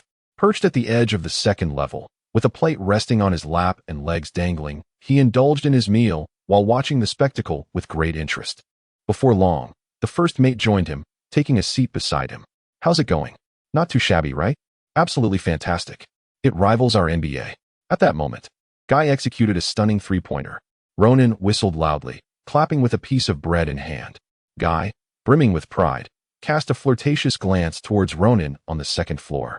The first mate feigned a long sigh of relief. Thank goodness you didn't suggest we compete. I thought your skills in basketball might rival your gambling prowess. Ronan laughed heartily. That's incomparable. The disparity between our races is too great. If we were to compete, we'd need the dream team. Even then, we'd have to prohibit any physical contact to ensure an even playing field. You played basketball before? The first mate inquired curiously. Just then, Zhuowei scored a basket below, and Ronan feigned indifference, neglecting to applaud. In response, Zhuowei whistled at Ronan and struck a cool pose, as if to say, "Look at me." Both the first mate and Ronan found this antics utterly amusing. "Which planet are you from?" the first mate asked. "Earth," Ronan replied, dipping his bread into the last bit of jam. "You probably haven't heard of it. There are no insectoids, only humans. Before the insectoid invasion, I thought it was the only planet with intelligent life. My homeland is also a small planet. Before I left, I thought I would spend my entire life there. Who would have thought I'd end up as a pirate?" the first mate said. Ronan regarded him thoughtfully. Life often leads us to unexpected places. Generally, places occupied by the insectoid military experience similar fates, the first mate cautiously ventured. "Do you still have relatives and friends?" "Just my brother," Ronan replied. "What about you? Do you have family?" "Of course," the first mate counted. "My family consists of over 20 members." Ronan expressed surprise. "I thought pirates were unencumbered by family ties." "Doesn't the government pursue your families?" "Why would they? Being a pirate is an honorable profession. If the government sought to implicate my family for my actions, would they not resist?" Ronan sheepishly scratched his head. "I assumed you never contacted your families, thinking you were all lone wolves." The first mate explained. "We generally refrain from using long-distance communication devices on the ship, as it would reveal our location. However, in 2 days, we will dock on a planet for resupply, and everyone will reach out to friends and family. You could call yours, provided they are in a location with communication access." "Does Earth have an interstellar communication network?" Everyone turned their attention toward them. "I should have anticipated this," the first mate muttered, slapping his forehead in frustration. "No wonder you nearly got sucked into space. He was holding on to you for dear life." Ronan quickly clarified. "No, he is not an insectoid. He is merely an ordinary human. We are both servants of the insectoids." The insectoid was simply being kind. It was the colonel who instructed us to care for him during our journey. The insectoid saved me just because he generally treats others well. Ronan thought to himself that his own kindness should not be deemed deceitful. The first mate regarded Ronan with skepticism. "Consider this. If my brother were an insectoid, wouldn't I hasten to redeem myself? Why would I continue to labor on this ship? Whatever price you ask, it would merely be a matter of away from the insectoid lord." The first mate finally set aside his doubts, nodding in agreement. "That does make sense. I am indeed unfortunate to endure such circumstances." Ronan chuckled. "What insectoid? What insectoid?" The players, who had been engrossed in their game, suddenly swarmed upstairs, gazing at Ronan and the first mate with eager anticipation. They soon retreated. And on the stairs, Guy murmured. I distinctly heard him shout insectoid. "Did we truly miss here?" Zhuowei quietly asked Difu beside him. "Did I really call out insectoid in my dreams?" Ignoring the hungry teammates, the first mate continued his inquiry. "Do you know where your brother resides on the central planet?" Patting Ronan's shoulder, he assured, "No worries. I'll take care of this." At long last, the day for resupply arrived, much to Ronan's anticipation. The spaceship first transitioned to a location near a planet. This celestial body was situated along a bustling trade route, adorned with 3 satellites, one of which was as large as Titan, with numerous ships flitting about its vicinity. Chapter 24. The satellite. Upon boarding the airship, the captain personally piloted it toward a slightly smaller satellite. This satellite was approximately the size of Titan, appearing diminutive when contrasted with the larger satellite. The traffic of spacecraft around Titan was sparse, yet numerous small vessels were docked in the harbor. At this point, Ronan had developed a keen ability to discern various types and models of spacecraft. The larger, rotund vessels were typically resource-gathering ships, tasked with collecting various materials from the asteroid belt and planets. Similarly sizable, but often with irregular surfaces, were the transport ships, responsible for both long and short-range cargo transport. Freight ship owners frequently modified their vessels according to the type of goods being transported. Merchant ships were generally flimsy, while military vessels bore distinct military characteristics, exuding a robust sturdiness. Even modifications could not disguise their inherent sharpness. The military standard heavy assault ship he had previously traveled on from Earth to the Central Star was chosen for its safety, speed, and exceptional offensive and defensive capabilities. If the Grillet were akin to a fully armored knight, the Eusenia was a lethal assassin. Compact in size, she was the bane of most small to medium-sized ships, even capable of a calm escape from larger destroyers. The Eusenia boasted cutting-edge configurations, including advanced electromagnetic interference devices, unparalleled speed, short-range jump capabilities, precise and deadly firepower, and a stealth ability akin to that of an assassin. In advantageous conditions, this ship could effortlessly decimate a fleet of large transport vessels, which explained the captain's pride in her. Now, many vessels docked at the port bore a striking resemblance to the Eusenia, all characterized by their remarkable speed and immense energy consumption. Ronan quickly noticed that several ships had undergone meticulous modifications, reducing energy shields and eliminating comfort-enhancing equipment, a standard feature in manned spacecraft, while enhancing short-range jump functionality and increasing speed. Aside from messengers, only one type of individual favored such ships: pirates. Additionally, some vessels appeared to be ordinary commercial ships, yet it was difficult to ascertain if the occupants were indeed merchants. Among all the spacecraft, one bright yellow vessel stood out distinctly, captivatingly beautiful with its graceful lines and dual engines on either side, nearly rivaling the Eusenia. Ronan found himself drawn to it. Stealing glances. After the airship anchored at the spaceport, the crew stepped directly into the open space without oxygen masks. Mimicking them, Ronan followed suit. Marking the first occasion his feet touched extraterrestrial soil, albeit merely as satellite. The atmospheric pressure was abundant, and the air remarkably pristine. The most astonishing sight was the trio of luminous moons hanging in the sky, comprising the planet itself and two other satellites, dominating the vastness of the heavens. The sun appeared almost inconspicuous in their presence. One moon moved across the sky at a visibly rapid pace, and at such a close distance. Its surface details were almost discernible to the naked eye. The largest planet resembled a rotund, yellow figure, its surface adorned with natural folds, lazily suspended on the horizon. After disembarking, the captain and his first mate proceeded to attend to business, while the remaining crew members flocked to find amusement. Most patrons engaged in casual conversation over drinks, sporadically glancing at a television, which was not a physical entity but a 3D projection suspended in midair. At that moment, a live competition was being broadcasted, with flashes of brilliant fire illuminating the dim screen and commentators providing insights. Ronan had become proficient enough in the language of the insectoid species to comprehend a significant portion of the content. Realizing they were watching a real-life combat competition featuring genuine weapons and living participants.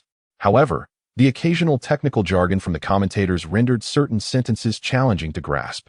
The bar owner appeared to be well acquainted with this group. As soon as they entered, he emerged from behind the bar, presenting each of them with a large glass of amber-colored liquor, each cup sizable enough to resemble a teapot.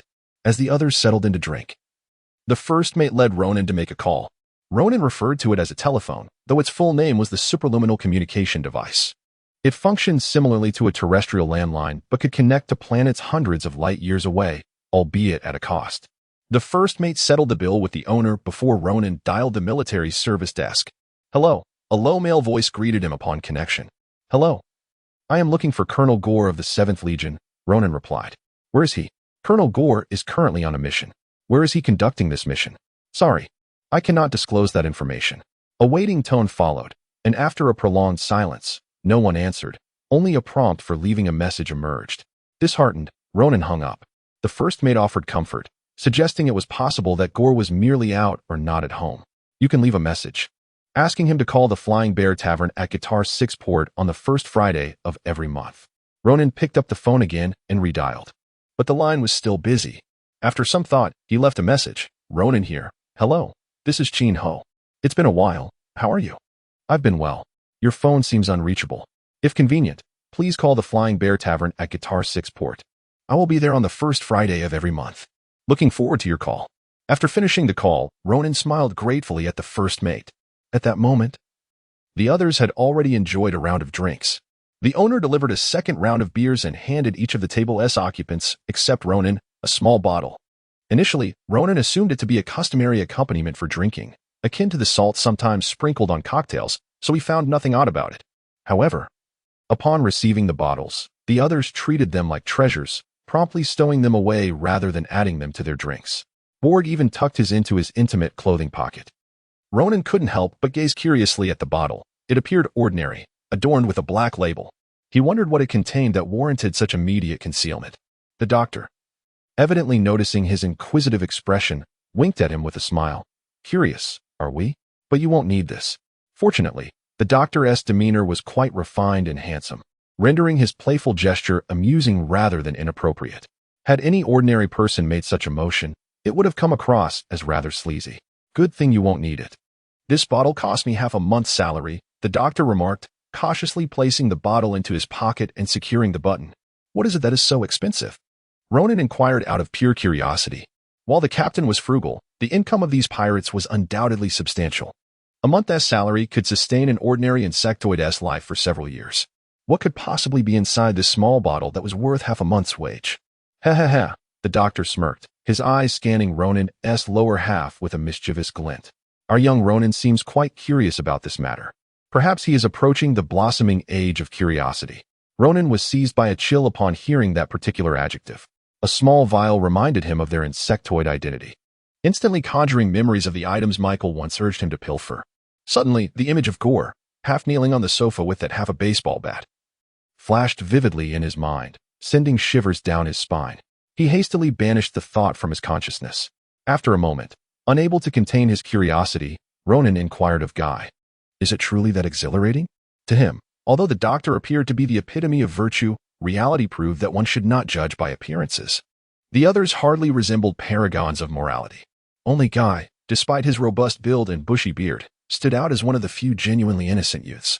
As Guy's remarks grew increasingly explicit, the first mate swiftly interjected, "All right, enough of that vulgarity. There is a young one present. I am merely speaking of the most innocent forms of coupling. How does it become coarse when it passes through your lips?" Guy retorted in confusion. Ronan found himself in fits of laughter, conceding that he had gravely misjudged this group. Not one among them could be considered pure. Chapter 25, The Bar. At this moment, the television had ceased its live broadcast and was airing a news segment. The renowned boxer Galen had been hospitalized for the second time in the dead of night due to abuse. He was currently in critical condition on the operating table. Ronan initially believed this to be a typical romantic farce, a matter in which he held no interest, as he focused intently on sipping his juice. At first, he was utterly unprepared for the beverages of the insectoid race. Observing Galen and his companions reveling in their drinks, he unwittingly took a sip of the amber liquid, nearly spitting it out as it resembled gasoline laced with gunpowder. Ronan could not comprehend the appeal of such a concoction. With tears nearly streaming from his eyes, the proprietor offered him another bottle containing juice. From that point, Ronan was cautious about what he consumed. However, Galen and the others insisted that this new drink had a mild flavor. Tentatively, he sampled it, and to his surprise, it was quite pleasant. Though labeled a beverage, it bore little resemblance to anything he had tasted on Earth, possessing a hint of alcohol akin to fruit-flavored wine. It was deceptively mild at first, yet its after-effects were potent. Ronan felt a twinge of discomfort in his heart. Such tragic events transpired everywhere.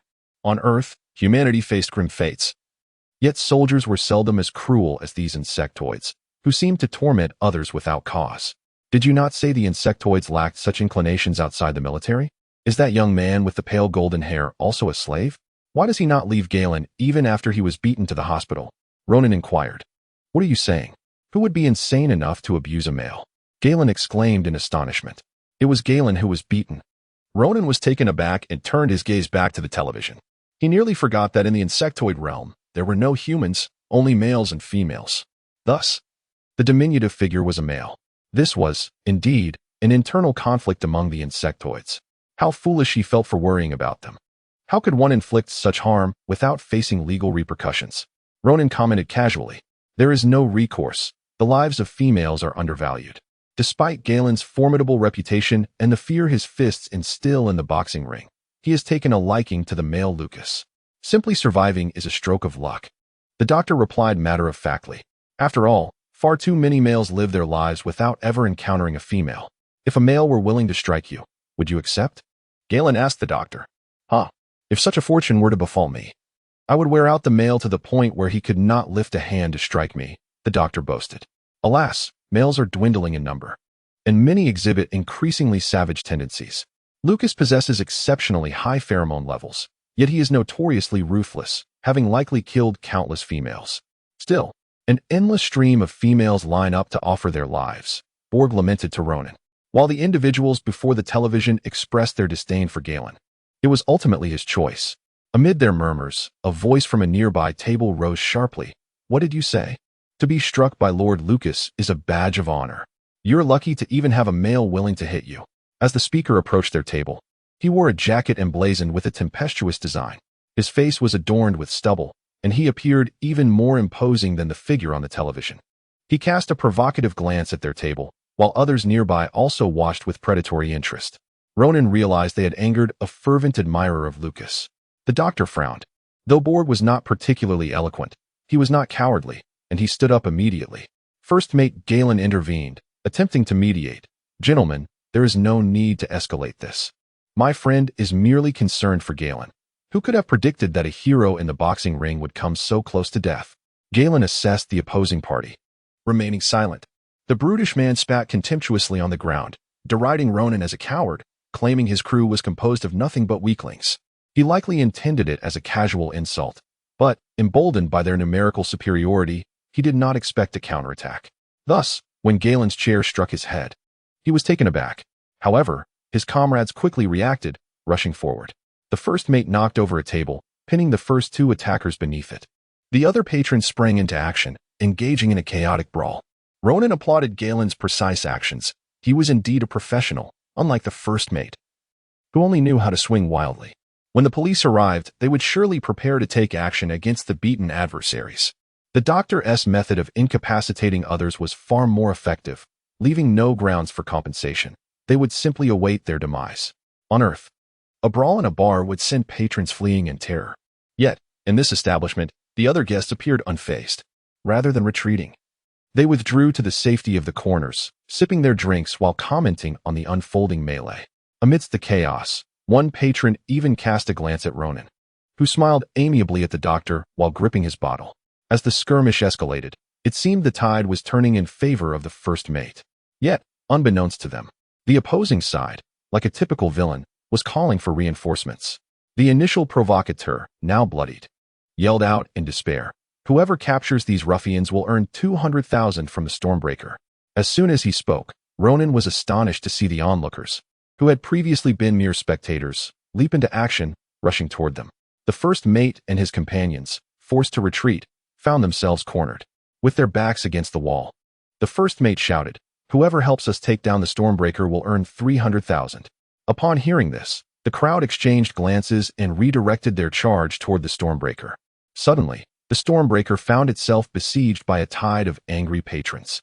As defeat loomed, the bearded provocateur shouted frantically, "We'll offer 400,000. The crowd, invigorated by the prospect of riches, dropped their original intentions and surged toward the first mate and his allies. Realizing the dire situation, the first mate inhaled deeply and declared, "I will offer 1 million. Silence enveloped the room. 1 million. Such a sum was enough to purchase a spacecraft. No one could possibly offer a higher price. The crowd erupted in excitement, rushing toward the first mate and his group. In a moment of distraction, as the bearded man faltered, one of his crew was felled by a chair, and he himself was quickly overwhelmed. In a panic, he yelled, "They are from the Yesenia. Capture them." At the mere mention of the Yesenia, the crowd, previously motivated by the promise of 1 million, abruptly shifted their focus back toward the provocateurs. This time, the first mate and his companions had no choice but to flee. As they neared the entrance, they were nearly engulfed by the mob when suddenly, a familiar shout echoed from outside. Ronan and his companions felt a wave of relief wash over them. It turned out that the captain and the second mate had just arrived at the bar's entrance. Upon seeing the chaos, the captain wasted no time and drew his large-caliber electromagnetic pistol, aiming it at the heads of those rushing forward. The advancing individuals halted, quickly producing their own firearms. However, as firearms were prohibited within the establishment, they lacked heavy weaponry and found themselves intimidated by the captain's presence, unwilling to engage in a firefight. After all, a skirmish between small arms and heavy weaponry would not yield favorable outcomes. Zwa had already drawn his ever-present heavy weapon, aiming it at a group of individuals. Ronan and the others hurriedly retreated behind him. Chapter 26. What is the plan? As Ronan was boarding the spaceship, he was just about sober, and suddenly recalled something. He turned to Guy beside him and asked, "Guy, I haven't inquired yet. What did you intend to do with the young man you captured? Was there an order for you to seize him?" Guy hastily exclaimed, "How could that be? We are not scum. We would never engage in such dealings." "Then what are your intentions?" Ronan pressed further. He was at a loss for words, yet another question lingered in his mind. "You have 7 crew members aboard the ship. Who are they intended for?" Ronan inquired, perplexed. He wagered that 8 or 9 out of 10 were for Zwawei, with perhaps 1 or 2 being the doctor. "Indeed. There are 7, which does seem a bit unfair to the young man," Guy admitted bashfully, scratching his head. "Typically, a young man would have at least several hundred admirers. However, we will treat him well and spare no effort to ensure he feels utterly satisfied in bed," Guy declared emphatically. Ronan found himself at a loss for words. It is often said that men who have fought together, regardless of prior acquaintance, become brothers. He had harbored a glimmer of hope that after their skirmish, they might at least be considered comrades. If they were indeed comrades, then even upon seeing a brother's naked form, one should remain composed. He could have shared his circumstances with them, perhaps even solicited their assistance. Alas, it seemed prudent to remain silent. The most tragic aspect of existence is not the fact that the person you yearn for stands beside you, unbeknownst to you, but rather that you regard someone as a brother, only for them to wish to exploit you. "Delicious," Zwawei exclaimed with delight, momentarily disregarding the heat as he swiftly drank his fill. Although they encountered some unforeseen events during the resupply for the pirates, it was merely a minor interruption in their lives. While Zwawei and Div fought, the kitchen robot hurriedly prepared lunch for the crew members who had yet to eat. During the meal, Ronan overheard them discussing the origins of their conflict.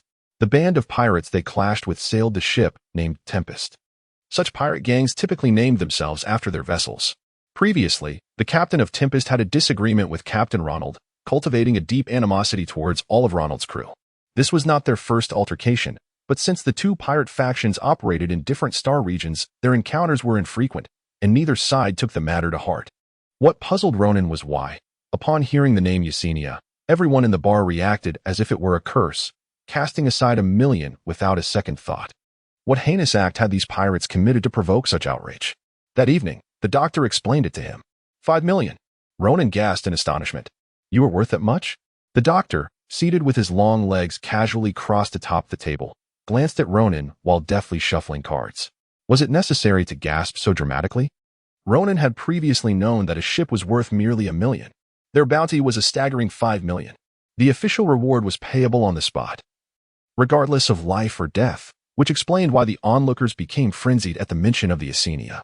This was solid currency, more stable than government bonds. "Well, I am actually sharing a ship with someone worth 5,000,000. Come, let me touch you. I've never been in the presence of such a valuable individual," Ronan exclaimed, reaching out with a playful hand. The doctor spread his arms, squinting as he allowed Ronan to touch him at will. "In fact, you should be touching the captain. Each of us is worth 500,000, while the captain alone is valued at 2,000,000. So valuable? What exactly have you done?" Ronan inquired, intrigued. The doctor modestly replied, "Oh, we haven't done much. Perhaps just stolen a few things. We grabbed some military arms and even pilfered this spaceship from a military lab." He stroked his chin thoughtfully. "Had we managed to capture that young man, I suspect our bounty would have risen to 1,000,000 each." In the end, they had failed to catch the tiger, but had caught a little squirrel instead.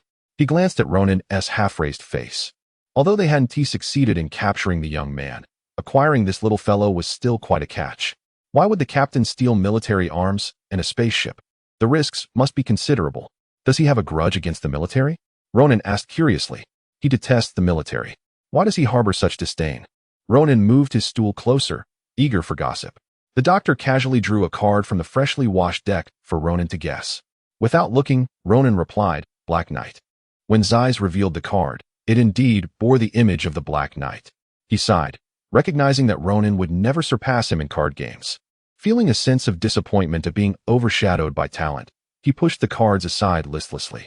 "Come on, tell me," Ronan urged. "I don't know. He was like this when I met him. He believes the military personnel are too despicable." Despicable? Ronan regarded him with skepticism. So he robs them because he finds them despicable? You might not see it at first glance, but Ronald is precisely that kind of person, despite his usual stinginess. If he considers you an ally, he would willingly lay down his life for you. Conversely, if he believes you to be vile, he will find any reason to oppose you, even if it means enduring a relentless pursuit, ensuring your life is in turmoil. This was Ronan's first insight into the captain's character, and he regarded Zai's assessment with cautious intrigue. Given the precarious nature of their journey, it was deemed prudent to leave the weakest member, Ronan, aboard the ship with Div while the captain, first mate, 2 gunners, and even the doctor and board disembarked. From their previous skirmish, it was evident that the captain was exceedingly frugal. He selected crew members who could perform dual roles. Apart from their primary duties, they possessed the innate ability to switch to combat roles seamlessly. Ronan had little interest in the specifics of their robbery. He prepared a packet of cereal for breakfast and ate while browsing the internet.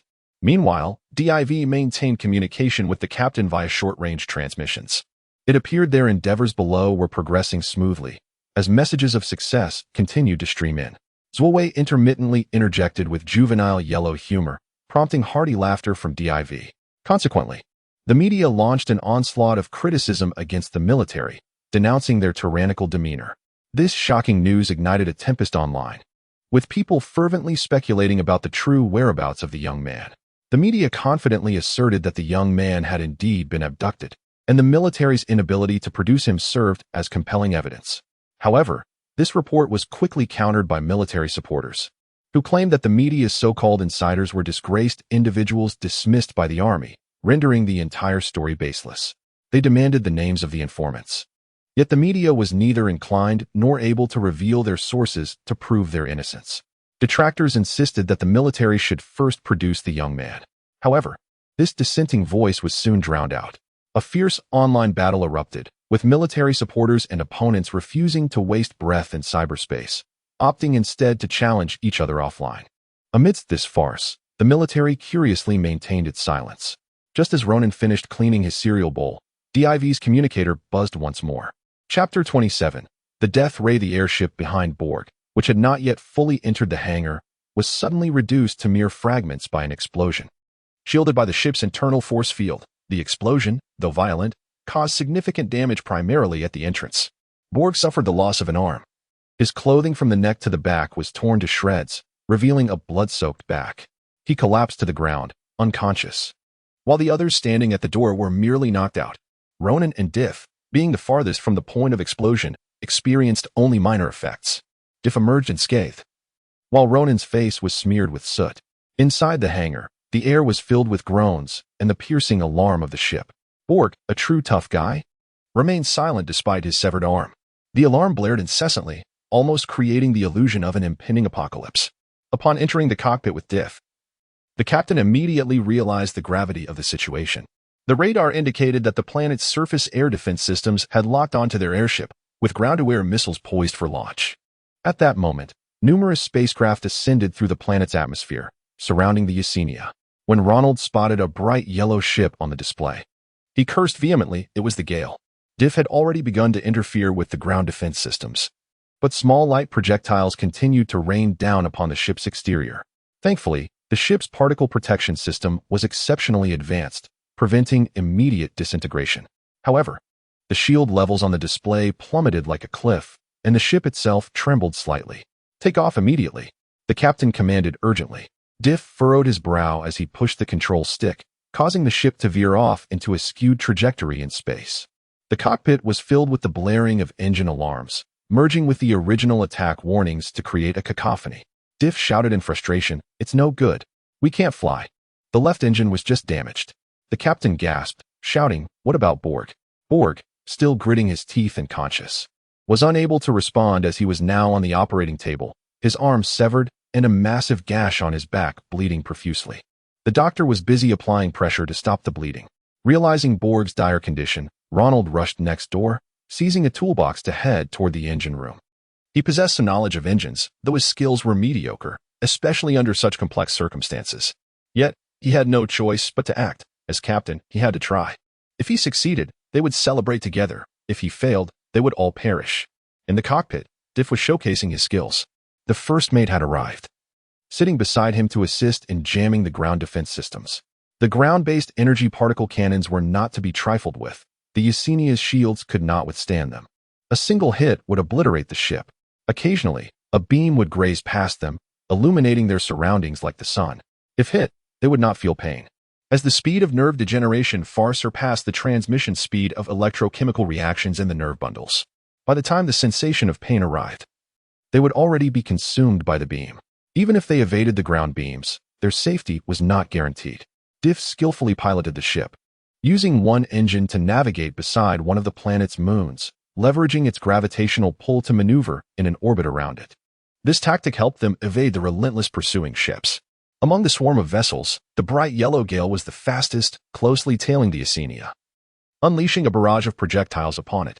The Yesenia sustained increasing damage, and its trajectory became increasingly difficult to control, relying solely on Diff's exceptional piloting skills to avoid destruction. The first mate cursed everyone on Chiron and the predatory ships surrounding them. Upon entering the engine room, Ronan discovered the situation was worse than he had anticipated. As he pushed open the heavy door, a wave of heat assaulted him. He had entered the engine room many times before, but this was the first time he witnessed the engine casing shattered, exposing the core within. The enemy's initial strike had been devastatingly accurate. One engine was already out of commission, while the other, under the pilot's relentless strain, was outputting 120 power. Ronan glanced at the hanging temperature gauge. The engine room's temperature was dangerously high and continued to rise. Having narrowly escaped death, everyone in the cockpit breathed a sigh of relief while silently acknowledging their good fortune. The captain shouted for Zoe, who hurried from the medical room. Without even wiping the blood from his hands, he joined the captain at the ship's weapon control terminal. With the engines restored, the dilapidated enemy ships could no longer obstruct them. With newfound confidence, Gal executed a sharp drift, widening their trajectory, aiming directly at the bright yellow ship. This very vessel had inflicted severe damage upon them earlier. Its pilot matched Diff's skill, and the Gale was a top-tier ship that had nearly brought the Yesenia to ruin. However, now that the Yesenia had regained its speed, fleeing was not the optimal choice. The increasing distance would only provide the enemy with ample opportunities to counterattack. Yet, the current distance was perfect. It surpassed the Gale's long-range weaponry. While the automated short-range systems could not effectively lock onto the Yesenia, Zoe and Ronald, both adept at fire control, manipulated their weaponry to unleash devastating strikes upon the Gale's armor at high speed and close range. As long as they maintained this distance, the wretched Gale was unlikely to escape its fate. However, Ronan in the engine room was far from at ease. The left engine had returned to normal, but the right engine continued to operate under extreme stress. At the moment Gal evaded the death ray, the right engine roared, providing 175 power. The exterior of the engine was now too hot for anyone to approach. Outside, Borg's pained cries echoed, and the doctor's frantic commands to restrain him could be heard. In the cockpit, Diff's furious shouts mixed with the sound of projectiles pummeling the ship like a relentless downpour. Everyone outside the engine room remained oblivious to the fate of the ship, still fervently exerting themselves. Only Ronan sensed the harsh decree of destiny that loomed over them. After narrowly escaping death, was this how it was to end? Chapter 28, Pursuit and Encirclement. Ronan fixed his gaze intently on the intricate structure located in the upper right section of the engine. This was, in fact, his first opportunity to observe the internal mechanics of an engine up close. Previously, the captain had refrained from allowing him to dismantle the engine, fearing that he might inadvertently bring the spacecraft to a halt in the vastness of space. Now, as he beheld the marvel of the Yesenia, the fastest spaceship of the age, he noted its complexity, capable of delivering stable output while also preparing for extraordinary bursts of power during critical moments. Had it not been for the recent malfunction of another engine, this one would not have been pushed to its limits. As he scrutinized the agitated electrical components before him, his mind automatically conjured a schematic of how the engine generated its power. The particle reactor provided energy output for the entire vessel. The suppression device maintained overall control. The rectifier offered forward pre-feedback, and over 200 smaller components each served their distinct purposes. The internal structure of the spaceship was exceedingly complex. No one could replace a malfunctioning suppression device under such high temperatures without risking an explosion. Suddenly, Ronan recalled something Borg had once mentioned. In certain specific circumstances, it was possible to restore normal operation without replacing the faulty equipment. At that time, Borg had casually remarked on this while they were seated at a computer, reviewing an incident of catastrophic failure. Borg had merely mentioned it in passing, and Ronan had not paid it much heed. However, it now seemed to be the only option available. His eyes brightened. The model of the Yesenia should correspond to the scenario Borg described. Just as he was about to seek confirmation from Borg, he heard a doctor's urgent voice from the operating room. Borg, wake up. Don't sleep. Well, Borg had already lost consciousness, leaving Ronan to make the judgment alone. If his assumption proved incorrect, and the spaceship was ill-suited for such an operation, the already overburdened right engine would undoubtedly explode, taking everyone with it. He found himself in a bind, unable to decide. In the cockpit, while the first mate and the captain rejoiced at the restoration of the spaceship's functionality, Deef suddenly sensed an anomaly.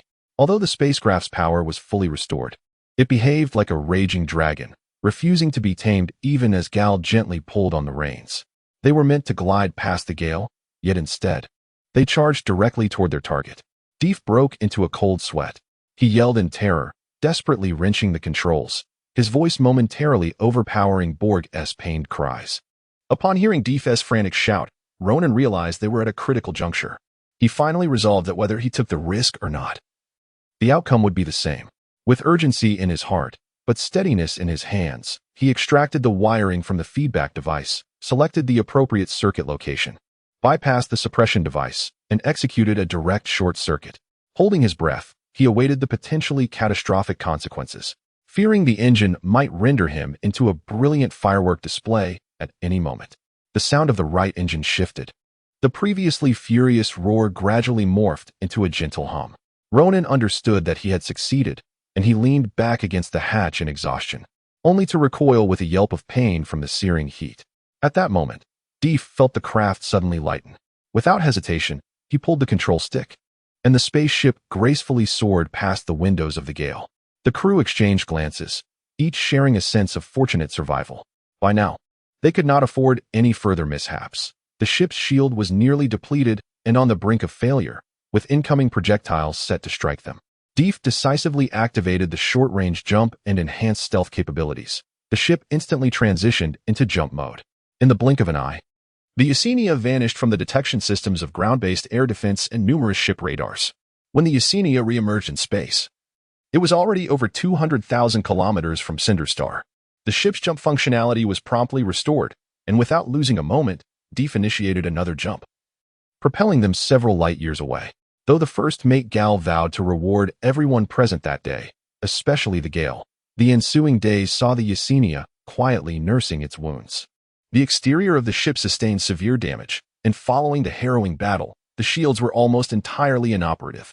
The interior was a chaotic mess, requiring repairs to the hatch and reconfiguration of the airship, while the hastily addressed right engine demanded thorough maintenance.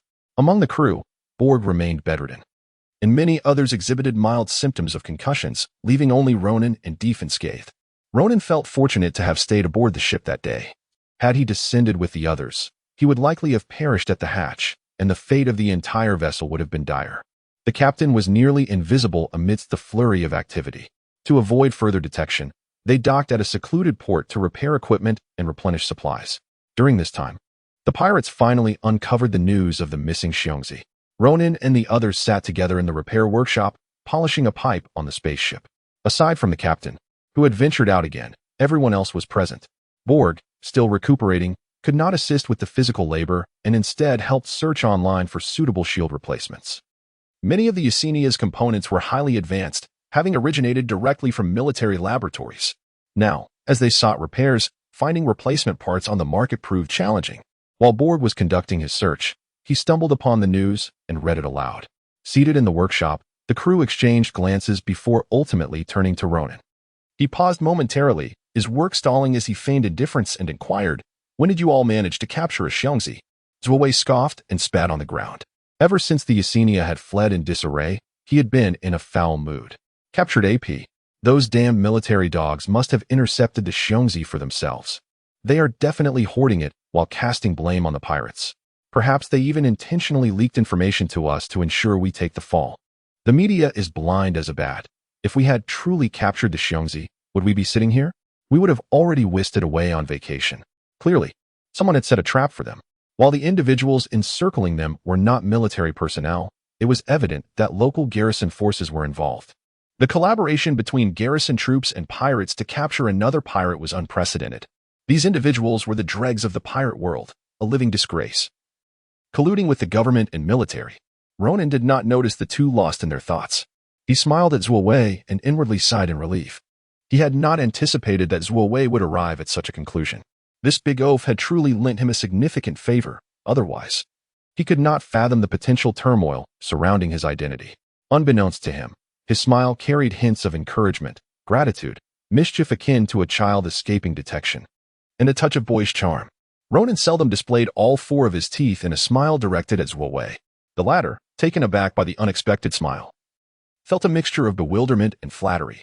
He mistakenly believed Ronan empathized with his words, scratching his head, intending to offer further comfort. Yet, as his gaze lingered on Ronan's vibrant lips and the gleaming teeth revealed by his smile, he found himself at a loss for words. Ronan observed Zhuo Wei's sudden speechlessness with curiosity. Zhuo Wei's face flushed, and he lowered his head. Ronan assumed it was due to lingering anger and diverted his gaze. Of course, despite the crew's busyness, it did not hinder Ronan's important endeavors. On the appointed day, Ronan departed from their location towards Guitar 6, a bustling trade hub that stood in stark contrast to the previous gray zones they had traversed. This locale represented the unequivocal domain of the Empire. The mere appearance of the Yesenia would trigger alarms and attract a multitude of pursuers. Consequently, the spacecraft did not dock here, but instead, they disembarked at an alternative port and took a standard short-haul passenger vessel to Guitar 6. Having previously leaked information, the captain exercised heightened caution, assigning the first mate to accompany Ronan to avert any potential dangers. Today, the weather at the Guitar 6 port was uninviting. Since dawn, a fine drizzle had graced the sky. The population density in Guitar 6 surpassed that of any city Ronan had ever witnessed. The two arrived early at the Flying Bear Bar, awaiting Ronan's call. The bar was a flurry of activity, patrons ebbing and flowing, yet Ronan remained, waiting in vain for his brother's call until the last of the guests had departed. Ultimately, as only 2 customers remained, the bartender could no longer contain himself and announced, "We're about to close." Ronan inhaled deeply and rose to his feet. The first mate opened the door for him. Stepping outside, Ronan took a moment to relish the fresh air. The night had fully descended, with the sky bathed in a purple hue from the reflections of artificial lights. The rain continued to fall softly, prompting Ronan to instinctively draw his neck into his coat. Gal gestured for him to wait, unfastening his trench coat and pulling Ronan in. The coat was surprisingly roomy and unexpectedly warm. Initially, Ronan felt a twinge of embarrassment, struggling to extricate himself. Gal chuckled, holding him in place. Resigned, Ronan ceased his resistance. Drawn by the warmth, he unconsciously leaned closer to Gal, seeking solace in that flicker of heat. Under the glow of countless neon lights, the two walked side by side towards the horizon, leaving behind a trail of wet footprints. Meanwhile, at the Central Star, within the heavily fortified military headquarters, Major General Fried stood in an elegantly adorned room, quietly listening to the directives from his immediate superior as the crew aboard the Yesenia drifted into slumber. Chapter 29. Another Suitor. Central Star, the heavily fortified headquarters of the military. While the crew aboard the Yesenia vessel succumbed to slumber, Fried stood in an ornately decorated chamber, quietly absorbing the orders from his immediate superior. Upon concluding the task briefing, the general habitually inquired, "Major Fried, do you have any questions regarding this assignment?"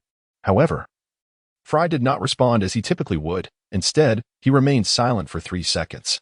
Eventually, he spoke, first offering a salute, then articulating, "General, I believe I am not suited for this task." The general, with a warm demeanor, replied, "Oh, Fried, why do you feel incapable?" Fried clarified, "It is not a matter of incapacity, but rather unsuitability." He thought to himself, "Naturally due to my lack of interest." Yet, he could not disregard the general's standing.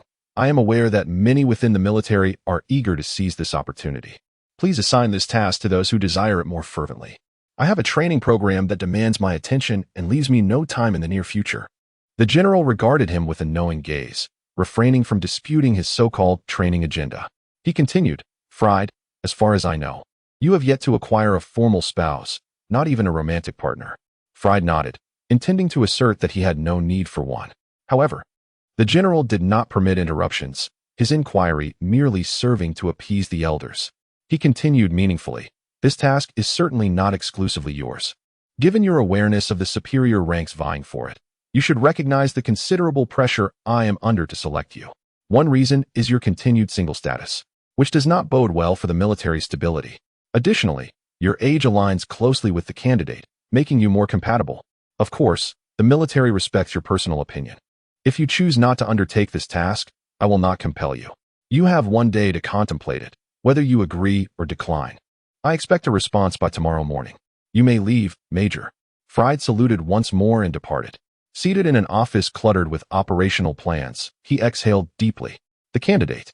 The one who had stirred the hearts of all the females. Was he truly more alluring than combat? He pondered.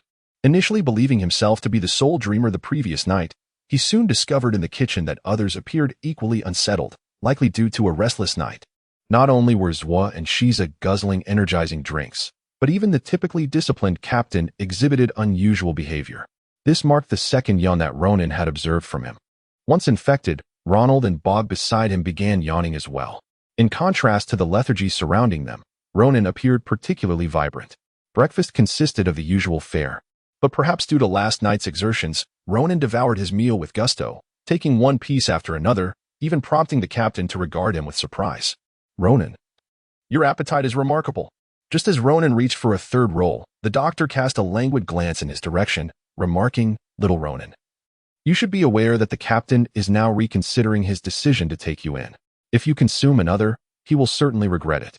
Unbeknownst to them, Shiza, despite being a large man, exuded a peculiar charm with his enticing gestures, evoking no sense of discomfort. Unfortunately, the burly men had long since become immune to Shiza's allure. Ronan is still growing. His appetite is entirely normal, Gal advised. Do not heed their nonsense. You must eat your fill. Upon hearing this, the others began to voice complaints. Perhaps the previous batch was too potent, leaving us somewhat depleted. I agree. The first use was fine, no different from usual. But last night was extraordinary. I nearly felt faint. Me too. The experience was entirely different. It seems the candidate truly lives up to its reputation. Next time, we must procure this brand again. It appeared that everyone had enjoyed a delightful night, though Ronan was uncertain if it correlated with his dreams. He furtively glanced around. Realizing that no one noticed his unease, including the doctor, who appeared equally fatigued and with stifling yawns. Seizing the moment, he stood up, attempting to escape. I have finished eating. Please enjoy your meal. Don't leave, Ronan. The captain gestured for him to sit down. We need to discuss something serious. Are we seeking revenge on those scoundrels? Zwa lifted his weapon. Revenge is essential, he affirmed. However, sharpening one's knife does not hinder the task at hand. Before we gather the components for the Yesenia, we shall also undertake a mission, the captain stated slowly. Although the captain verbally declared that vengeance would not be forgotten, they all understood that such retribution was not a swift endeavor. The repairs to the ship were just completed, yet many components were still lacking. As it stood, the vessel could barely function, merely a shell, with essential systems like shields yet to be installed. In the vastness of space, it resembled a turtle without a shell. If not for its stealth capabilities, electronic detection, and short-range jump functions, they would not dare venture beyond the spaceport. At this moment, it was not merely about vengeance. Even approaching the stronghold of the storm would be perilous, as they could effortlessly reduce the Yesenia to debris with their ship's firepower. Therefore, the optimal course for the Yesenia was to restore its combat readiness, reviving it to its former glory as an indomitable Valkyrie. The ship required extensive maintenance, upgrades to its electronic systems, and an opportunity for the main program to undergo enhancements and debugging. This entailed a substantial financial investment. The captain had meticulously selected a trustworthy client, unlikely to repeat the previous betrayal. However, the task was formidable, necessitating exceptional infiltration skills. Fortunately, as it involved ground operations, their ship would not need to confront adversaries in space, making it a suitable fit for them. The captain briefed them on the situation to provide a foundational understanding. He had not yet decided whether to accept the assignment, but encouraged everyone to brainstorm, fostering a democratic approach to problem solving. The captain did not expect his crew of pirates to change their ways overnight. He merely wanted them to keep the matter in mind before engaging in battle. Once the group dispersed, only Zwa and Difu remained at the table, still eating. Difu, known for his leisurely pace, often found himself alone at the table after everyone else had finished. He paid no mind and continued his meal, only to notice that Zwa had moved progressively closer. Uncomfortable, Difu shifted his plate to the right. Yet, Zwa leaned in further. What is your intent in getting so close? Difu inquired. I wanted to see if you were contemplating kissing me, Zwa responded, his gaze fixed intently on him. Chapter 30. The scheme you're making me nauseous. I have no desire to kiss you now, Zhuowei stated with a stern expression. Div, visibly irritated, retorted with a laugh. Then why don't you consult a doctor? I can't overpower him, Zhuowei admitted candidly. The arriving doctor stood nearby, wearing a mischievous grin. And what about Ronan? Zhuowei glanced at Ronan, who was watching the scene unfold, and whispered, He is not capable. Last night, Zhuowei had experienced a vivid dream, and upon awakening, he found everyone in a state of lethargy, which surprisingly brought him a sense of relief. He sighed, realizing that everyone had been quite unusual, likely due to the spaceship inadvertently entering the fabled cursed zone. Legends say that within this cursed area, individuals encounter all sorts of bizarre dreams.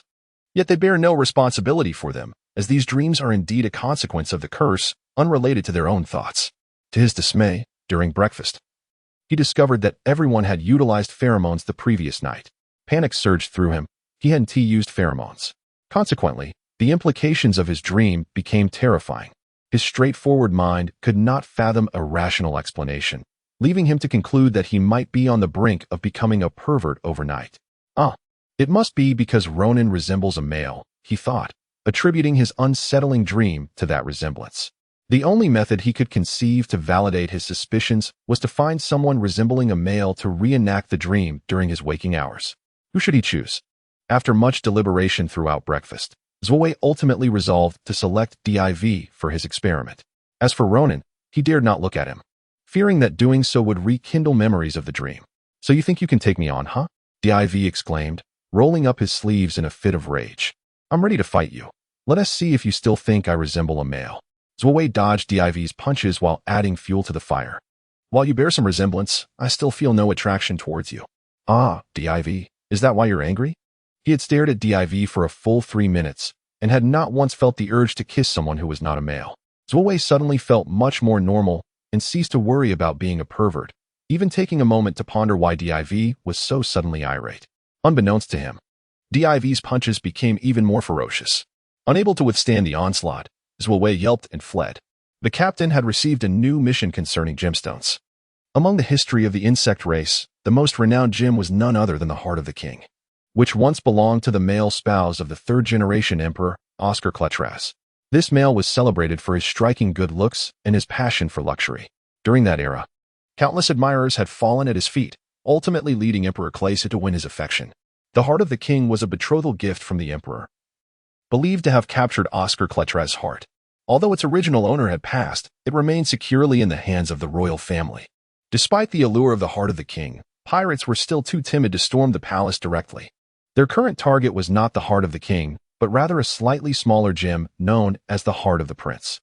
This gem had created quite a stir upon its extraction, though lacking the legendary history of its larger counterpart and not being a testament to the emperor's love. It was termed the Heart of the Prince. After changing hands several times, it was now preserved within the Savoy family. Their objective was now the Heart of the Prince. Although the captain devised numerous plans, none were foolproof. He consulted Div, who had previously interacted with members of the Savoy family, to gauge the strength of Savoy Star's defenses. While Div wasn't entirely certain of the specifics, he assured the captain that if even a fraction of what his former cellmate had claimed was true, Savoy Star had become an impregnable space fortress. If the conflict escalated to a battle of firepower, even a victory would cost them several comrades. A prospect the captain was unwilling to face. Thus, Ronald's plan was temporarily stalled. Additionally, Ronald's supply of estrogen appeared to be nearing its end. If he were to inject more, he might soon embrace a future as a beautiful anomaly. Yet, without further injections, he feared that even a future might elude him. Over the past few days, Ronan had been preoccupied with these thoughts, resulting in restless nights. Meanwhile, the captain's complaints from the adjacent cabin reached a crescendo, as he lamented being disturbed by the captain's restless tossing and turning, which had startled him awake each night. After Zhuowei had endured a thorough beating from Div, he remained in a daze. The doctor suspected he had suffered a concussion and attempted to drag him for an examination, but Zhuowei managed to evade him. The two were caught up in a battle of wits. In a sudden outbreak, the entire crew of the spaceship was engulfed in chaos. Days passed without progress, leading everyone to believe the captain had abandoned the mission. However, on the 7th day, bright and early, the captain summoned the first mate to his quarters, where they whispered together for an extended period. Typically, the captain would not discuss significant matters without involving the crew, But this time, they conspicuously closed the door for an entire morning. Everyone began to grow curious. The intrigue deepened when, at noon, the captain opened the door, leading everyone to assume he and the first mate were emerging for lunch. To their surprise, he called Ronan inside. Upon entering, Ronan observed that he was alone with the captain and the first mate, the floor littered with cigarette butts. The first mate, appearing weary and with bloodshot eyes, sat in the captain's chair, clutching a cigarette. The captain, impeccably dressed and brimming with energy, bore no resemblance to someone rumored to have endured sleepless nights. As soon as Ronan stepped in, the captain fixed an intense gaze upon him, his eyes gleaming with excitement. He gestured for Ronan to close the door and, with barely contained pride, announced his plan. After sharing his idea, the captain eagerly awaited Ronan's reaction, aware that conceiving such a notion was no simple feat. Countless plans could be deemed rubbish, but a brilliant idea such as this was not easily conceived. It was a product of relentless contemplation and sudden inspiration. Moreover, having a reliable individual to execute the plan was equally rare, a testament to Ronan's sharp intellect. However, upon hearing the captain's plan, Ronan nearly doubted his own ears and had to repeat it. You want me to impersonate a male? The absurdity of the plan involved having a male impersonate an earthling, who would then masquerade as a genuine male to facilitate the theft of a gemstone. Such a scheme was quintessentially Ronald, bold, imaginative, and utterly outrageous. Chapter 31. Deception. As the captain's words faded, the first mate interjected, Ronan, if you proceed with this plan, you will be taking a considerable risk. Should your true identity be revealed, the Savoy family will not show you any mercy.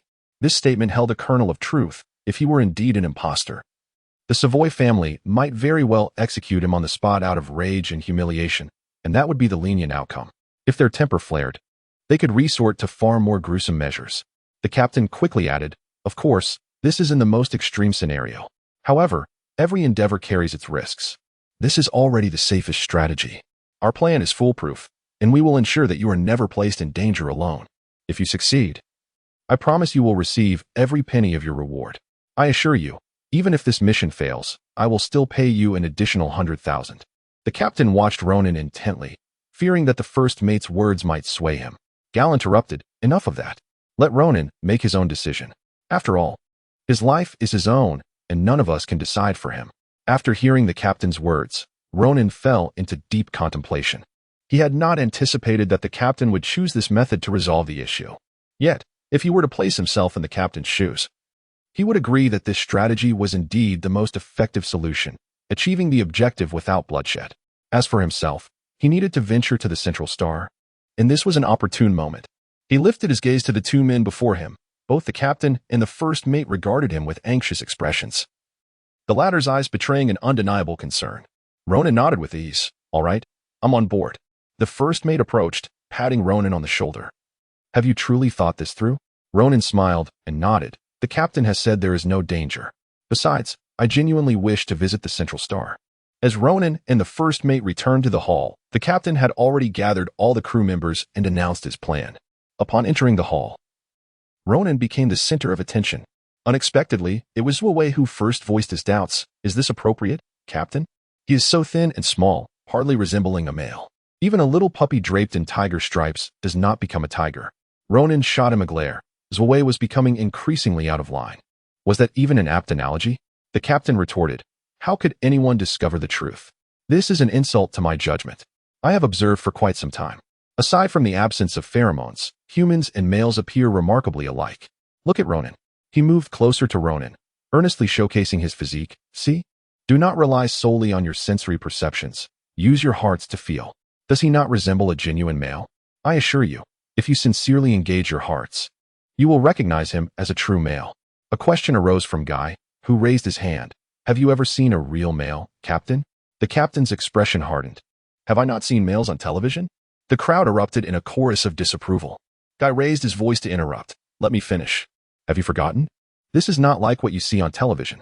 Ronan lacks pheromones. He cannot deceive anyone. Moreover, the Savoy family is no bunch of country bumpkins. While we rely on pheromones to survive, they have likely encountered real males, and many may even possess male partners. Such trivial ruses will not fool them. The captain thumped his chest in assurance. I have a plan for that. I will use the most effective and concentrated pheromones, spraying them like perfume on his undergarments. It will be so lifelike that no one will be able to distinguish the difference.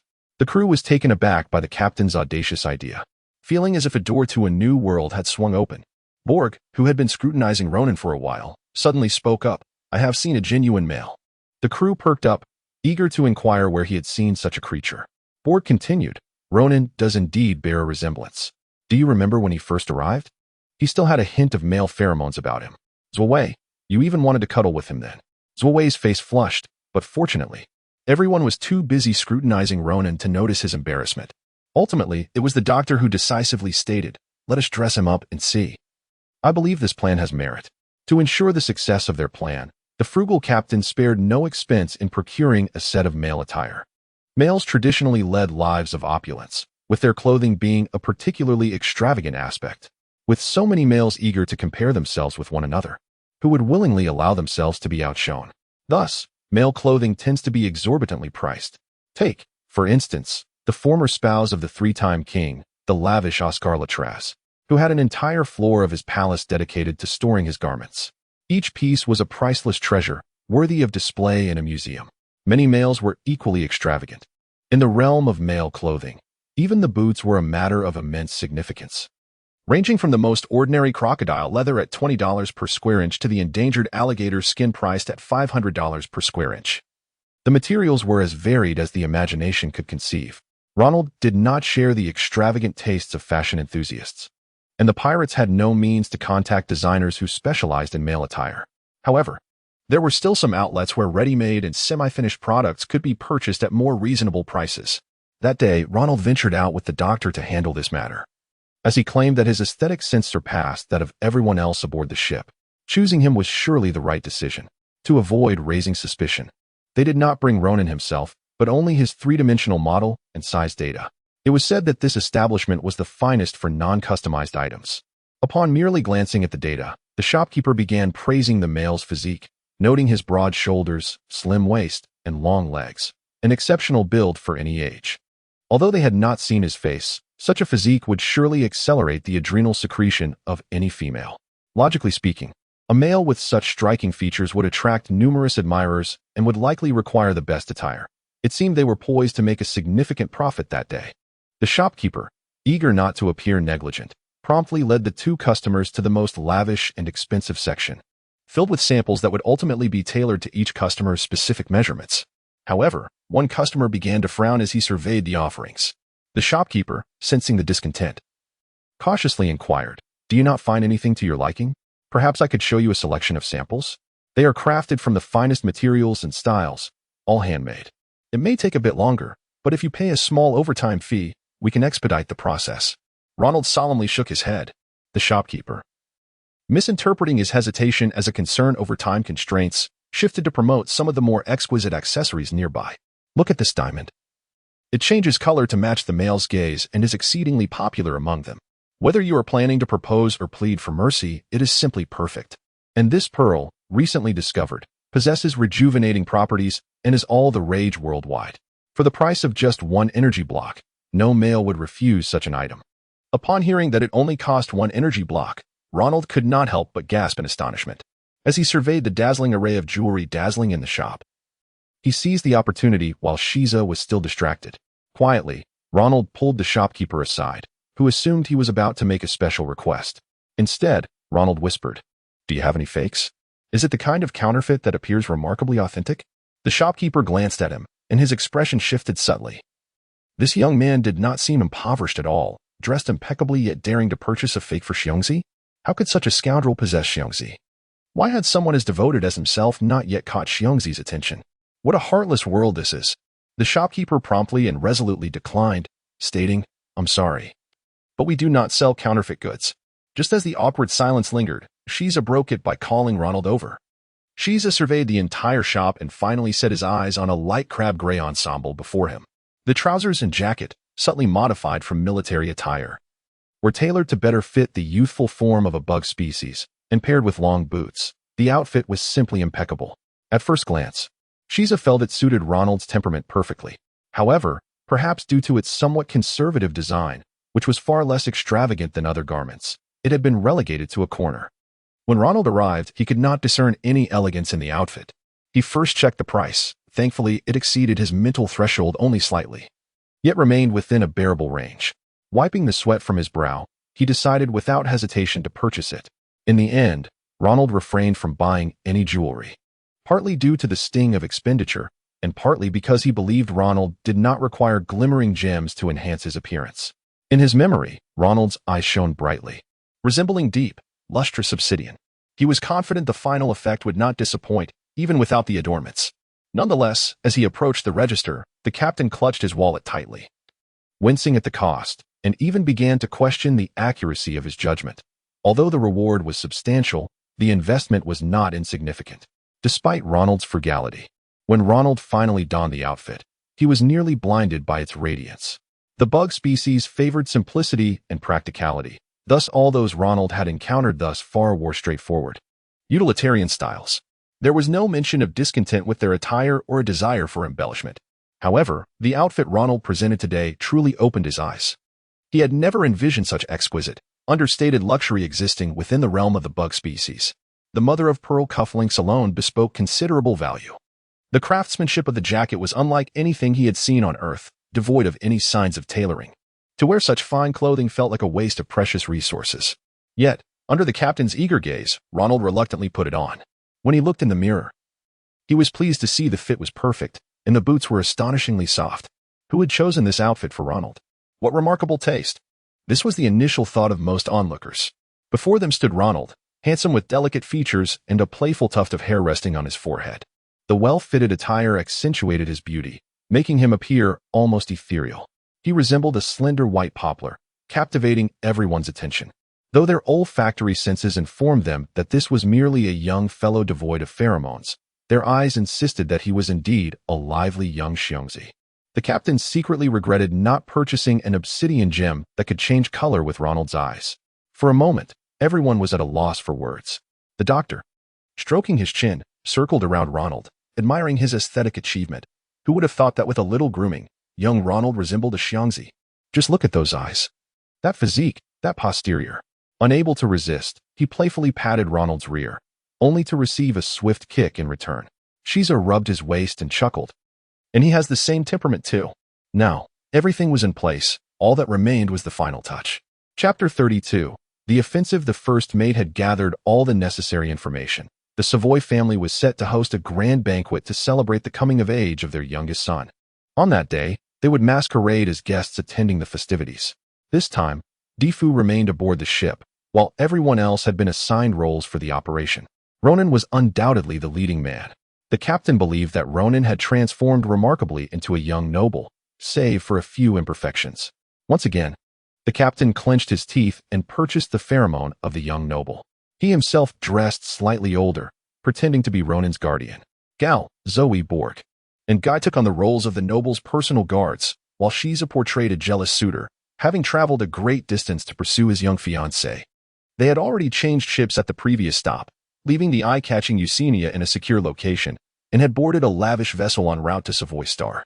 Because of Ronan's lack of combat prowess, the captain entrusted him with a signal transmitter, ensuring that should any complications arise, a mere press of the button would summon the rest immediately. Upon docking at Savoy Star's port, just before disembarking, the captain produced the costly vial of pheromone. The bottle bore no packaging and appeared unremarkable to Ronan. However, Zoe's reaction was immediate. Oh, are we spraying it now? That's the highest grade available. I can't guarantee I can control myself. The doctor, holding a scalpel, smiled at Zoe while deftly spinning the instrument with 3 fingers. Zoe raised his hands in surrender. Gal frowned. That should not be brought out. You are to play the role of a noble, not a butcher. As he spoke, the captain meticulously sprayed Ronan with the pheromone. Moments ago, they had been laughing and joking, but once the captain finished the vial, every expression aboard the ship, save for Ronan's, morphed into one of intense desire. Observing Gal and the others, Ronan noted their flushed faces, their gazes fixated upon him, as if on the brink of losing control. If he were to describe it, it was akin to famished aliens encountering a naked warrior. Curiously, he took a whiff of himself but detected nothing particularly distinctive, only a faint, unfamiliar scent, reminiscent of wearing a roommate's freshly laundered coat, mingled with the essence of its previous owner. He glanced around. The doctor had drawn out the scalpel, which he had previously half-inserted, now held in hand. Oblivious to his own actions, Borg, momentarily dazed, clutched his hat while staring at himself. Guy sat at the table, unconsciously leaning toward him, reaching out as if to grasp a dreamlike phantom. Zoe appeared the most dazed, breathing rapidly, his eyes locked onto Ronan as if he were an unfamiliar stranger. Even the captain, who had previously exuded calmness, seemed slightly ill at ease, yet he maintained his composure. Ronan donned the exorbitantly expensive coat and leather boots with an air of feigned calmness, jesting. So, is this pheromone truly so potent? The captain was the first to regain his senses, nonchalantly fanning himself. Well, I didn't check the price before buying. My legs feel a bit weak now. For a moment, I genuinely mistook this lad for the noble and nearly fell at his feet, Defu admitted, a hint of trepidation in his tone. Had I not remembered at the last moment that he is human, I might have rushed to embrace him, Borg complained. Zoe and Gal remained silent. Zoe appeared to be in a trance, while Gal awkwardly picked up a cigarette, only to have it snatched away by the captain.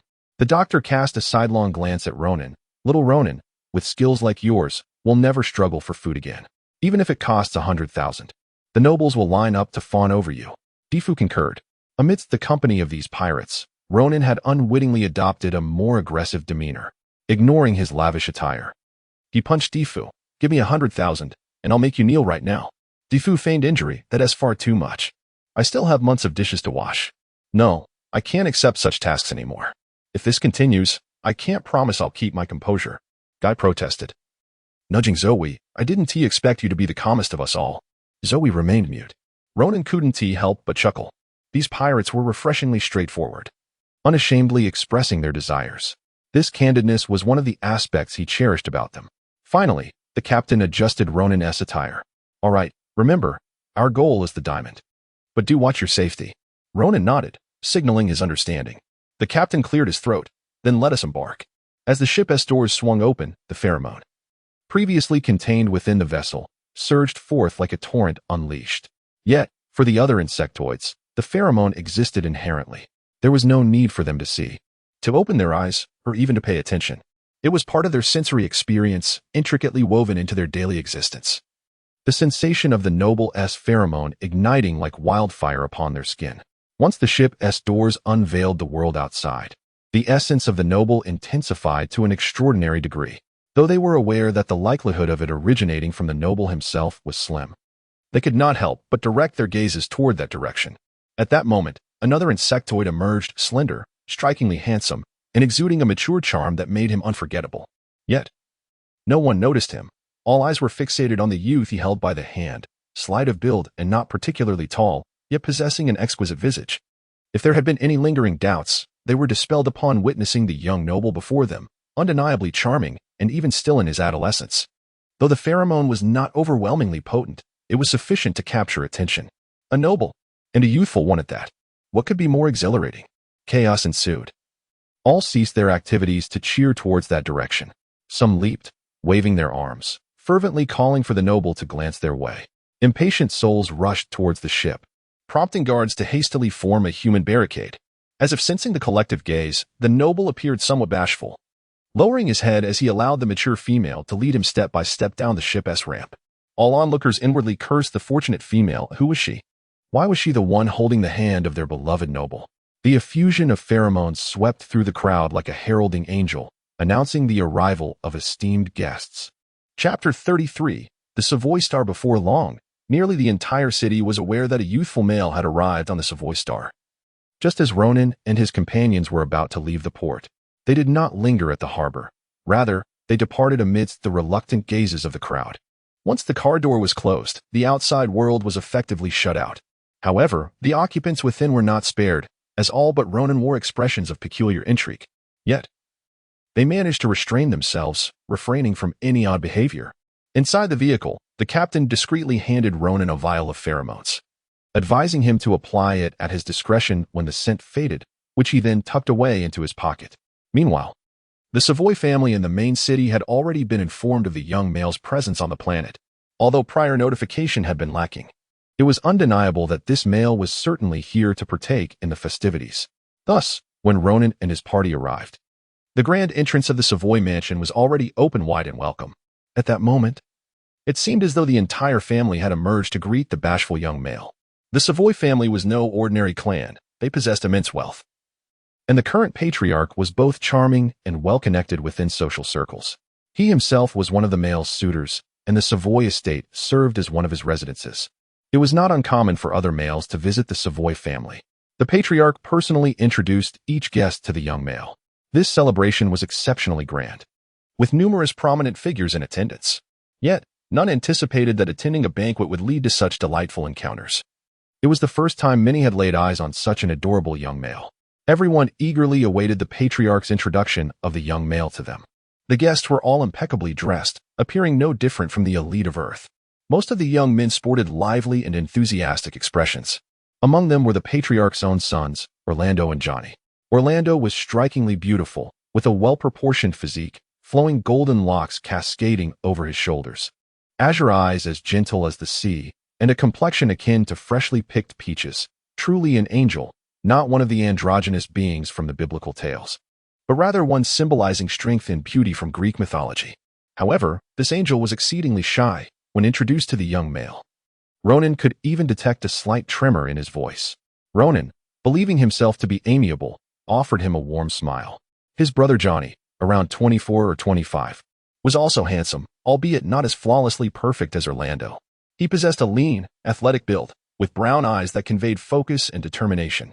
Ronan sensed immediately that Johnny was not the most approachable character. Perhaps it was his meticulously curated attire, or perhaps the overly polite manner in which he spoke. The two brothers bore little resemblance to one another, and indeed, the trio of them did not share much in common. Numerous other young members of the Savoy family were introduced to Ronan by the patriarch. Ultimately, he entrusted Johnny with the task of personally accompanying the visiting young male, ensuring he enjoyed himself during the festivities. Conversation swirled around the young male's charm, his calm and gentle demeanor, the sincerity with which he spoke when he did, his poised posture, those captivating obsidian-like eyes, and the fleeting smiles that graced his lips, all of which sent adrenaline coursing through the veins of those present. Most young men found themselves caught in a struggle between reason and instinct. Rationality reminded them that this was an underage male, and they could not act upon their desires. Instinct, however, urged them to seize the opportunity quickly, for competition was fierce. The outcome of this internal conflict was a silent yet intense race to claim a position near the young male. After an unspoken yet fervent contest, the only individuals seated beside Ronan, aside from Johnny, the designated companion, were those with the thickest skins and the most combative spirits. Among all, only Ronan mentally commended the doctor, who played the role of the jealous fiancé to perfection, casting disdainful glances at anyone who dared approach the young male. Laced with biting sarcasm, to the unknowing observer, it might appear that he was hopelessly smitten, utterly captivated by his betrothed, despite the doctor's poor behavior. It did little to dampen the enthusiasm of the others. Countless hormone-driven young men vied for a place beside the young male.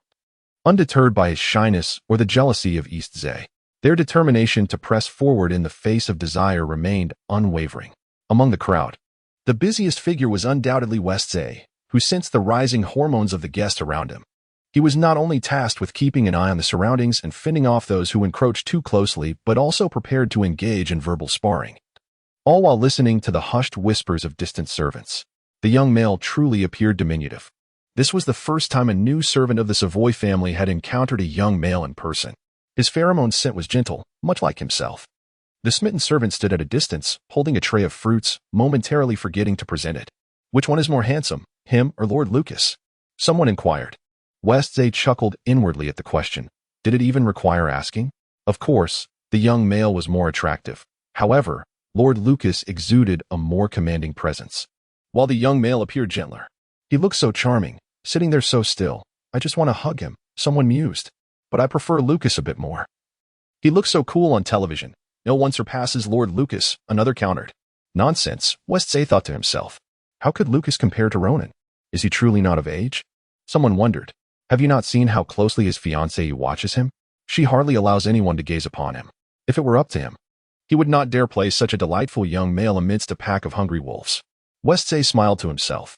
Ronan had performed exceptionally well today, captivating everyone present. Were it not for the knowledge of the unfolding events, that Ronan was not genuinely a young male, it was likely even he would have succumbed to the charm. However, The pressure was considerable. "Little Ronin, do you realize the trouble you have brought upon me? After today, how many will desire to confront me?" Fortunately, Westay's stress did not last long. The morning salon was nearing its conclusion. The highlight of the day, the hunt, was about to commence.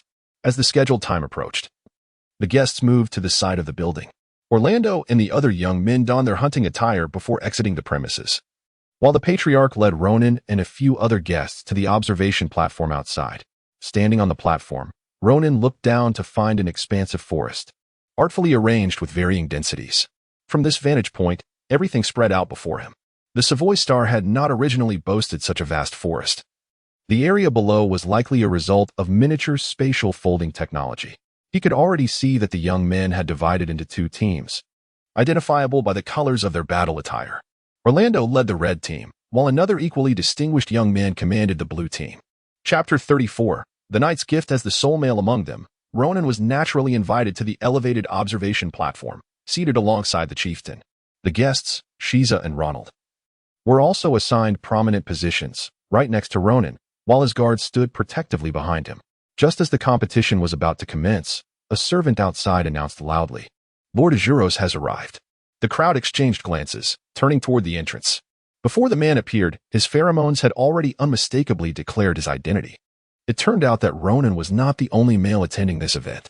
Ronald and Shiza exchanged worried looks, realizing that this unexpected guest was not part of their plans. Before the servant could finish his announcement, the chieftain had already risen to greet the newcomer, graciously draping a cloak over his shoulders. Shiza, Ronald, and several pirates disguised as guards found themselves involuntarily gazing toward the entrance. There was no need for Ronin's pretense. This was the real pheromone. If Ronin's splendid attire had pained the captain's heart, the approaching gentleman's garments threatened to bankrupt him. A discerning eye could easily tell that his coat was custom-made. Unlike Ronin's mass-produced apparel, his cufflinks were made of sapphires, and the boots he wore were crafted from the now endangered skin of the alligator. If it were not for Ronin's youth, striking looks, and well-proportioned figure, anyone else would undoubtedly feel overshadowed by his opulent appearance. As he drew closer, the pirates finally discerned Azuros' features. He appeared to be in his middle years, with a slightly receding hairline and a pale complexion, yet well-preserved enough to still exude traces of youthful charm.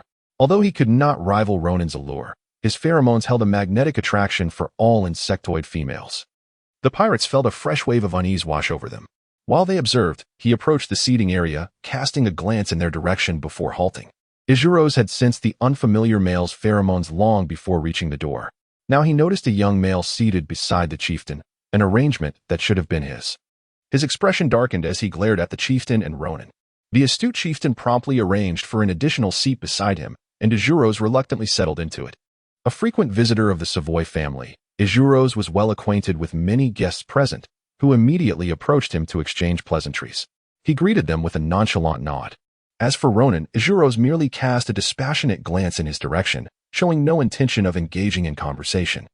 Any other respectable male might have felt nervous or shy in response to such behavior, but Ronin found joy in remaining silent, while the guardian and fiancé maintained their composure. Ronin's guard, Guy, let out a long breath. Ronin understood Guy's reaction. After all, this was his first encounter with a true male, and the pirates were likely in for a rough time ahead. At that moment, the combat below finally commenced. The young warriors bowed to the elevated platform before vanishing into the woods. Hunting was an ancient tradition, evolving from small tribes chasing beasts on the insectoid homeworld to the present-day art that combined hunting, competition, and combat. What Ronin witnessed today was one of the most authentic forms of this tradition. The scene around him sought to replicate the primitive environment of the insectoid homeworld. When the fuzzy claws and intricate compound eyes of the red spider appeared on the high-definition holographic screen, Ronin inhaled sharply, and the chieftain turned to reassure the young male that a force field had been established around the observation platform to prevent any ferocious beasts from charging through. At last, Azuros deigned to cast a scornful glance at Ronin. The unarmed youths were thrust into the perilous environment that their ancestors once faced. Aside from their lightweight combat attire, they were no different from their forebears. They could only rely on their wits, cooperation, and their own bodies as weapons against deadly foes. The battle would conclude only when a team secured victory or the most dangerous prey was eliminated. The warriors faced not only beasts but often rival tribes as well. They needed to collaborate yet compete simultaneously. The individual who successfully led the group and defeated the most formidable beast would emerge as the ultimate hero. The beasts remained as patient and cunning as they were thousands of years ago, eager for their evening meal. Likewise, the unsuccessful hunters would perish, while the successful ones would complete their rite of passage. As the young warriors entered the thicket, one was ambushed by a hidden winged scorpion lurking beneath the foliage, collapsing immediately from the venom. Fortunately, a teammate hastened to administer rudimentary first aid. The slightly hindered warriors helped the injured one up and regrouped, communicating through simple gestures and acute senses. Ronan was witnessing this unique rite of passage for the first time, and as he observed the two teams struggling in the woods, he felt a surge of concern for their lives, his eyes glued to the screen. Meanwhile, Ijuro's remained indifferent, his attention drifting from the scene. Having witnessed countless bloody rites of passage, he had long since grown weary of them, unlike the young male beside him, who stared with wide-eyed naivety. He had already hinted within the male association that no other male dared to participate in the Savoy family's rite of passage without his approval. Ijuro's connections within the association were extensive, and given his partner's status, everyone would grant him some level of respect. Those who owed him no favors often disregarded the Savoy family, specifically attending the rite of passage of a lesser male. Since the chieftain's male partner had passed away, the Savoy family had lost external support within the male association, yet the chieftain remained prideful and refused to lower his stance. Did he truly expect to negotiate with him under these circumstances? Ijuro's tardiness was intended to signal to the chieftain that, without his intervention, the Savoy family's rite of passage would devolve into a farce. Thus, Ijuro's anticipated that upon his arrival, he would be greeted by a flustered Savoy chieftain, a desperate Orlando, and a surprised Johnny. To his astonishment, they had somehow brought forth such a male. This revelation greatly surprised Ijuro's. This young male was still in his infancy, lacking in pheromone prowess. Surely they did not believe that such a third-rate individual could stand against him? However, as Ijuro's glanced at the chieftain, he sensed something amiss. The chieftain had been remarkably composed, showing no signs of disrespect toward him, leaving Ijuro's puzzled about his true intentions.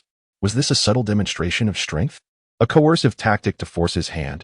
Or was he simply prepared to abandon the plan of marrying Johnny altogether? As everyone focused intently on the unfolding battle, no one noticed that one of Ronan's guards had slipped away to the restroom. Ronan was acutely aware of the movement behind him, feigning complete absorption in the ongoing conflict. The battle was indeed exhilarating. The warriors had regained their footing and began to systematically corner and divide the prey in the jungle. Currently, the blue and red teams appeared evenly matched, with both securing a similar number of captures, though the red team had a slight edge, while the blue team boasted higher quality. Both commanders quickly realized that mere ordinary prey would not suffice to determine a victor. They needed to capture the elusive prize to secure victory. Simultaneously, Orlando and Alpha dispatched their subordinates to seek the mysterious and perilous entity. When they finally stumbled upon the enigmatic egg, they were taken aback. It was the caterpillar beast. In truth, it was neither peculiar nor a caterpillar. It possessed 4 sturdy legs, a jet-black body resembling that of a half-grown rhinoceros, with only the tips of its horns displaying a striking white hue, capable of emitting high-voltage lightning. Endowed with remarkable intelligence and an impenetrable, bulky shell, it ranked among the top 5 in the dangerous creatures manual of the insect race. If armed with a dozen heavy weapons, they could swiftly vanquish it. However, they were equipped with nothing more than a scarcely protective garment and a long dagger. Conventional melee weapons would scarcely breach its shell, and their armor offered no defense against its electric assaults. If they did not act promptly, the cunning creature would soon evade them. In the distant ancient times, the sole method to conquer it involved crafting traps to overturn it.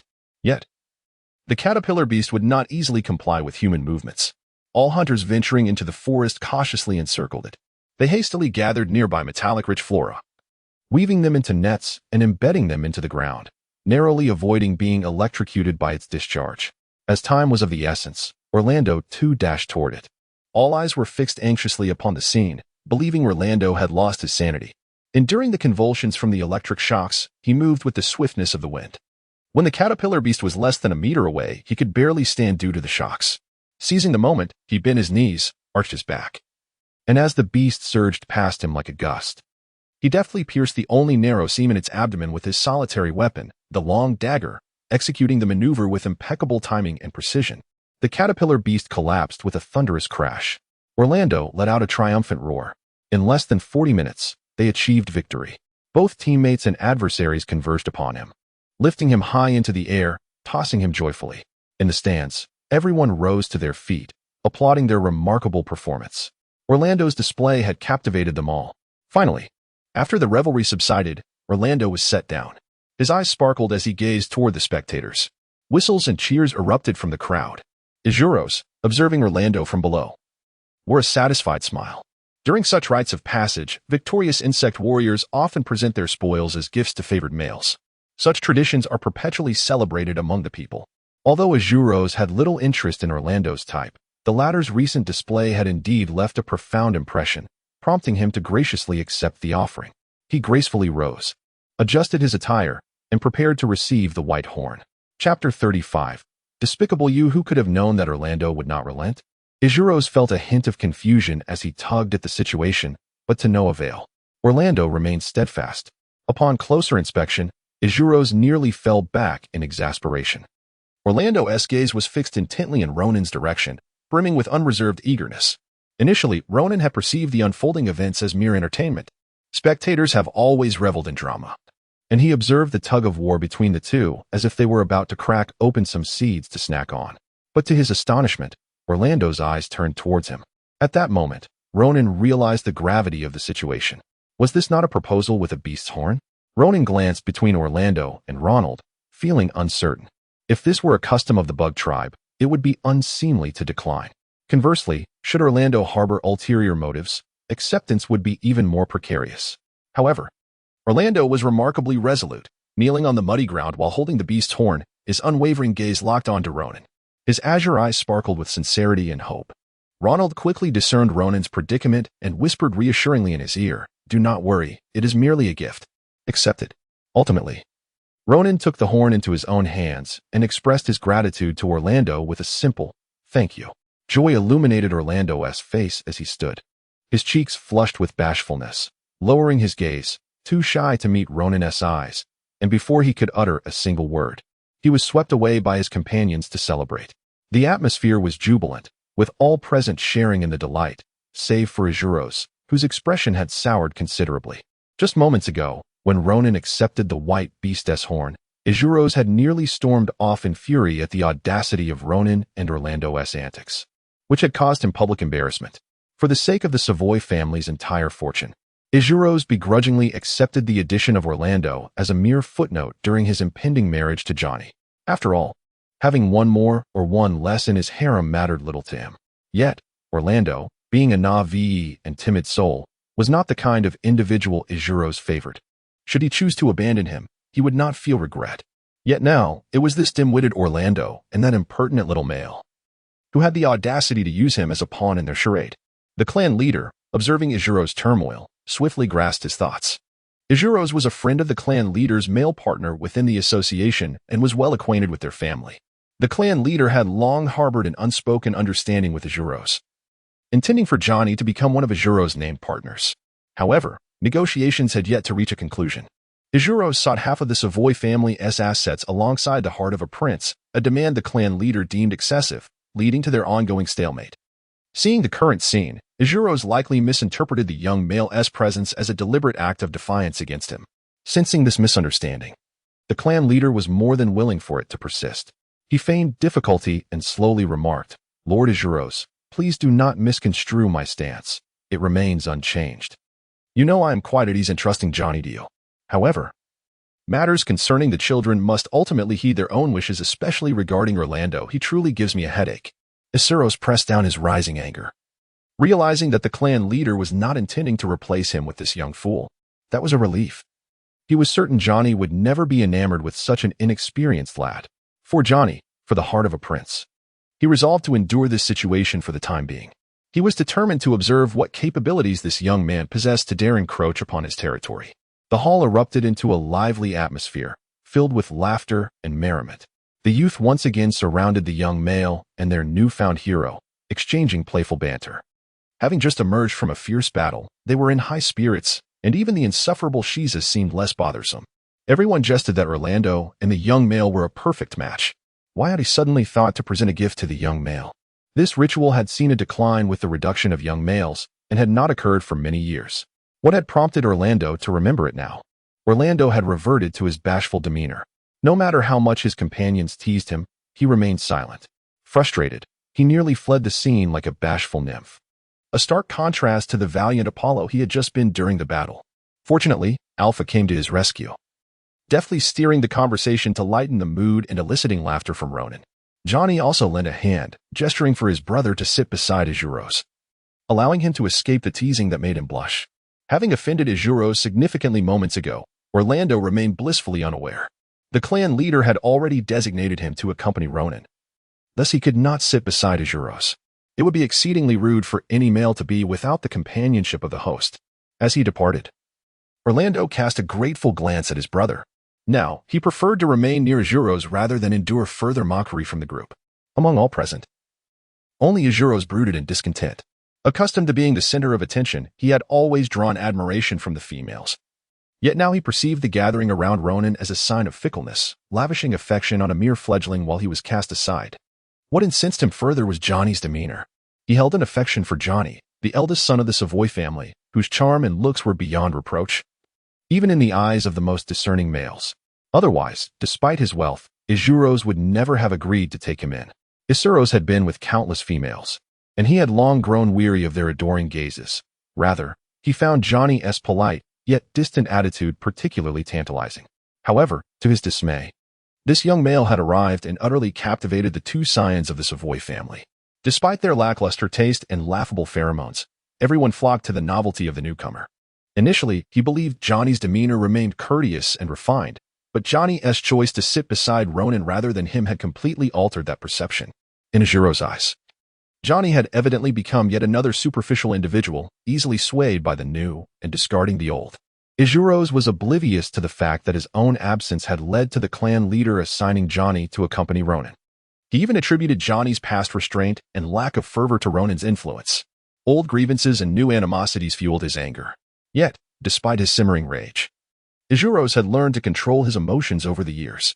He settled into the chair that had already been prepared for him and reclined lazily, adopting a casual posture as he inquired of Ronan, "What is your name? How come I have never seen you at the club before?" Ronald's mind raced, sensing the hostilities emanating from Ijuro's as he spoke. This was Ronald's first time witnessing a young male in person. Previously, he would have shamelessly approached, as everyone else did. For that was a young male, after all.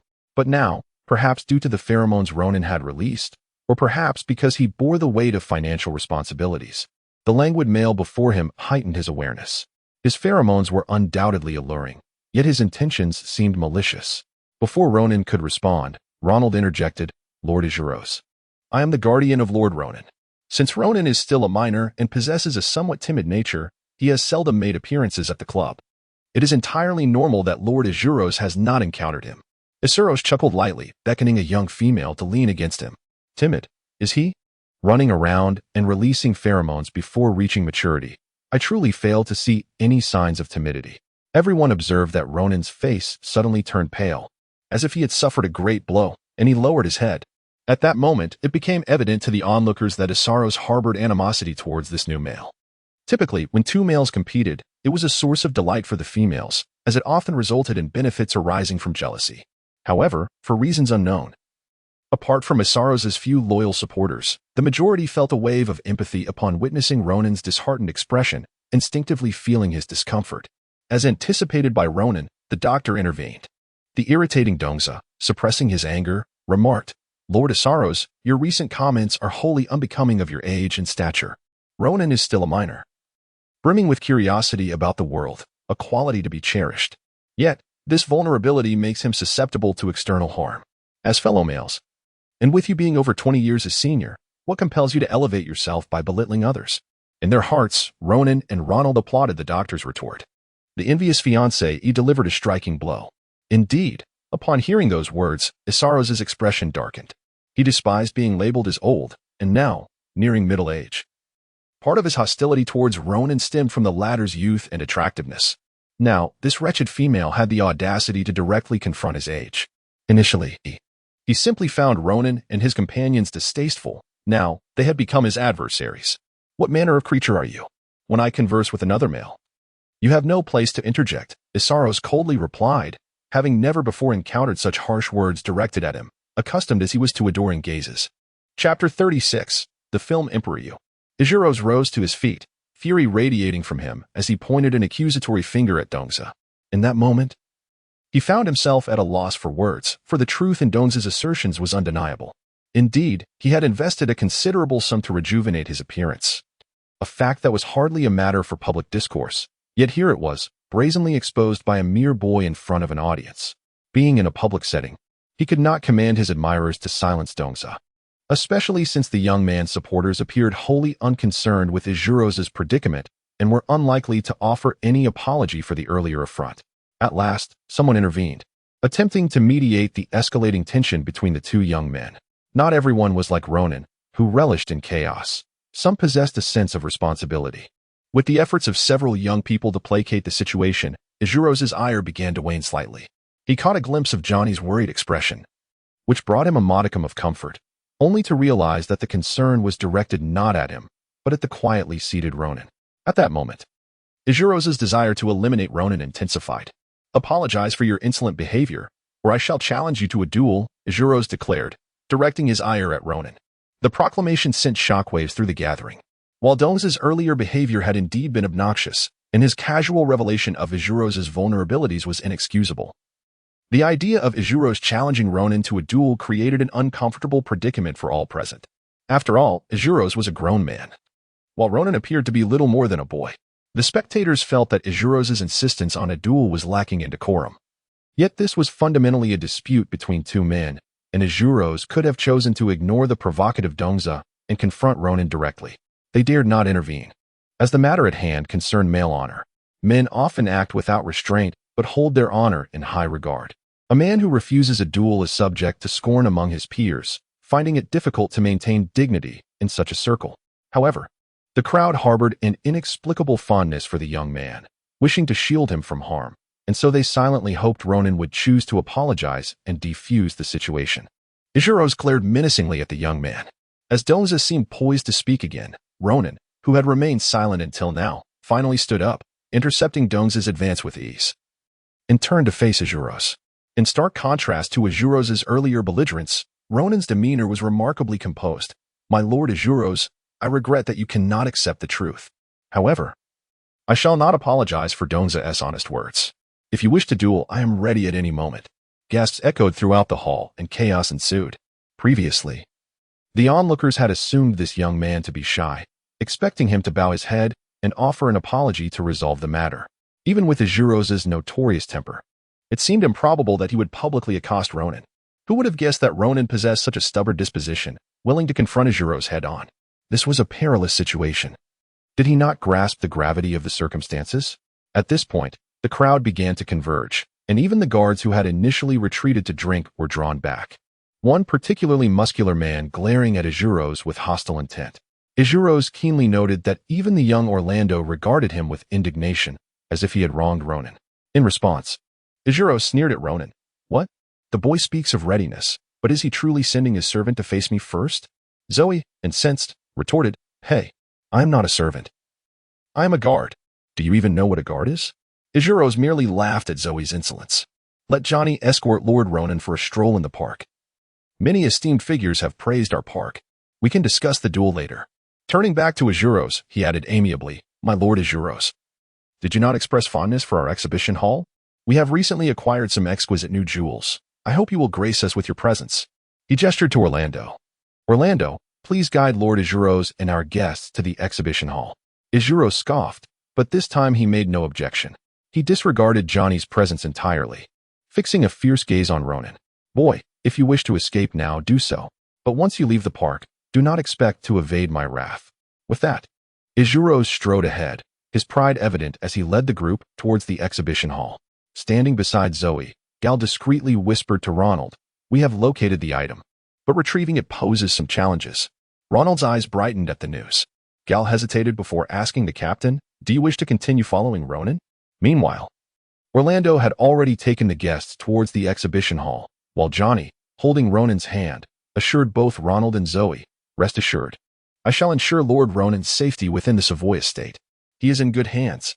After a moment's hesitation, Ronald glanced at Ronan, who nodded gently in agreement. Only Zoe remained, sulking in silence. As Johnny and Ronan disappeared down the park's path, Zoe glared at their retreating figures, filled with melancholy and resentment. Ronald, noticing the absence of their figures, playfully punched Zoe's shoulder. "Come on, film emperor." Zoe grimaced, nursing his shoulder as he hurried to catch up with Ronald. The Savoy family estate's park was exquisitely designed, a departure from the classical French gardens of Versailles or the traditional Chinese courtyards. This park exuded a futuristic charm that captivated Ronan far more than the previous opulent yet characterless structures.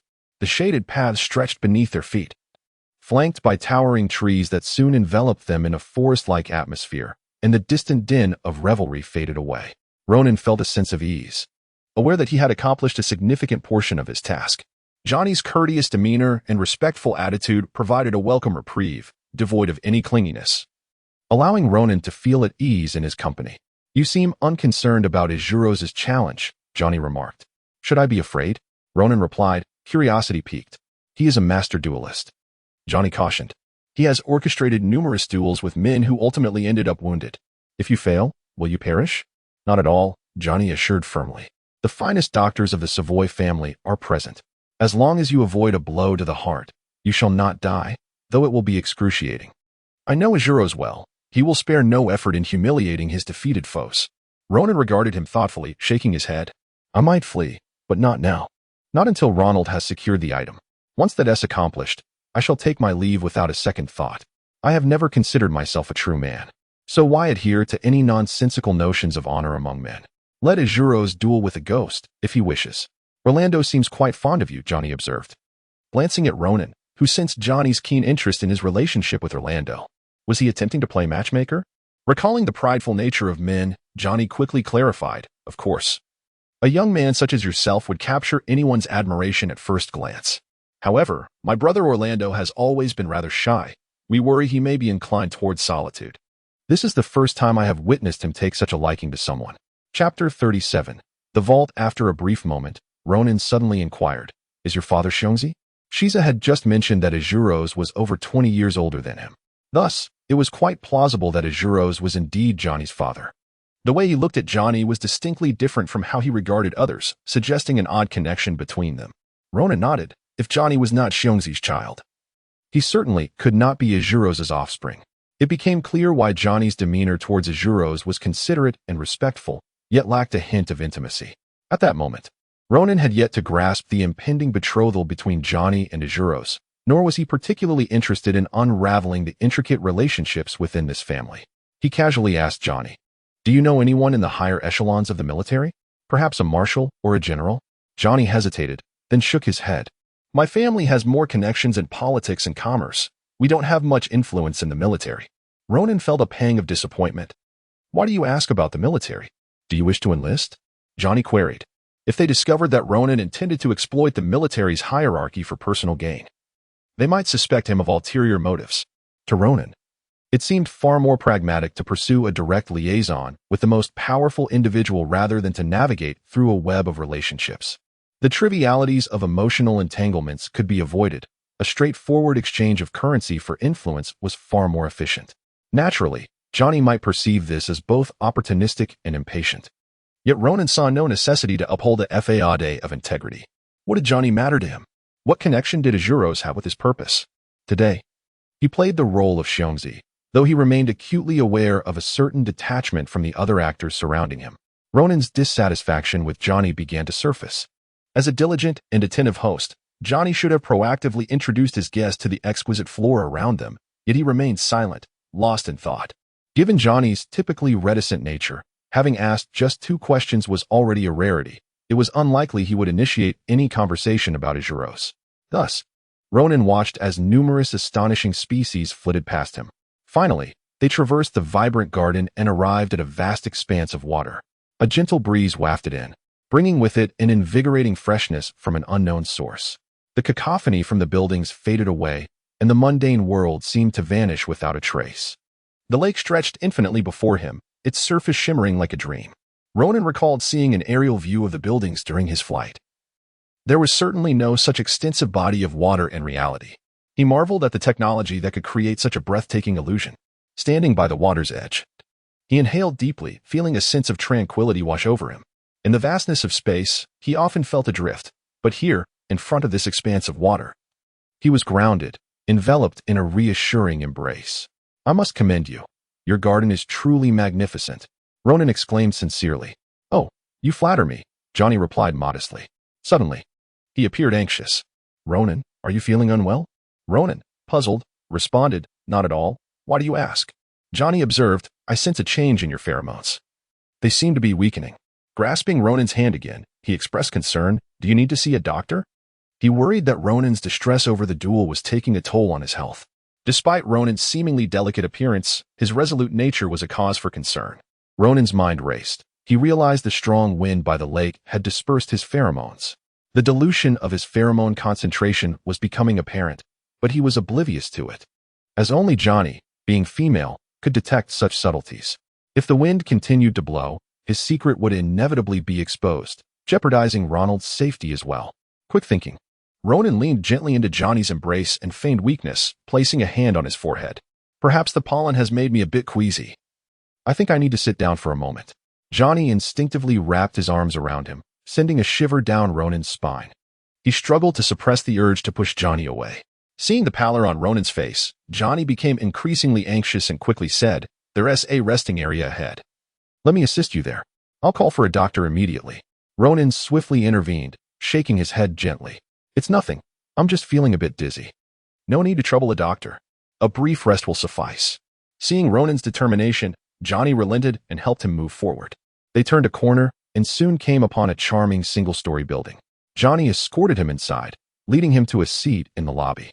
This was a space designed for gardeners to rest, yet it was exquisitely decorated, akin to a high-end vacation villa. Embracing the small xiongzi, Johnny felt an overwhelming sense of fulfillment, wishing this moment could last forever. However, witnessing Ronan's discomfort filled him with a mix of concern and desperation. Fortunately, Ronan's pheromones began to intensify once more, and his complexion gradually improved. Johnny gently wiped Ronan's forehead, asking, "What happened to you earlier?"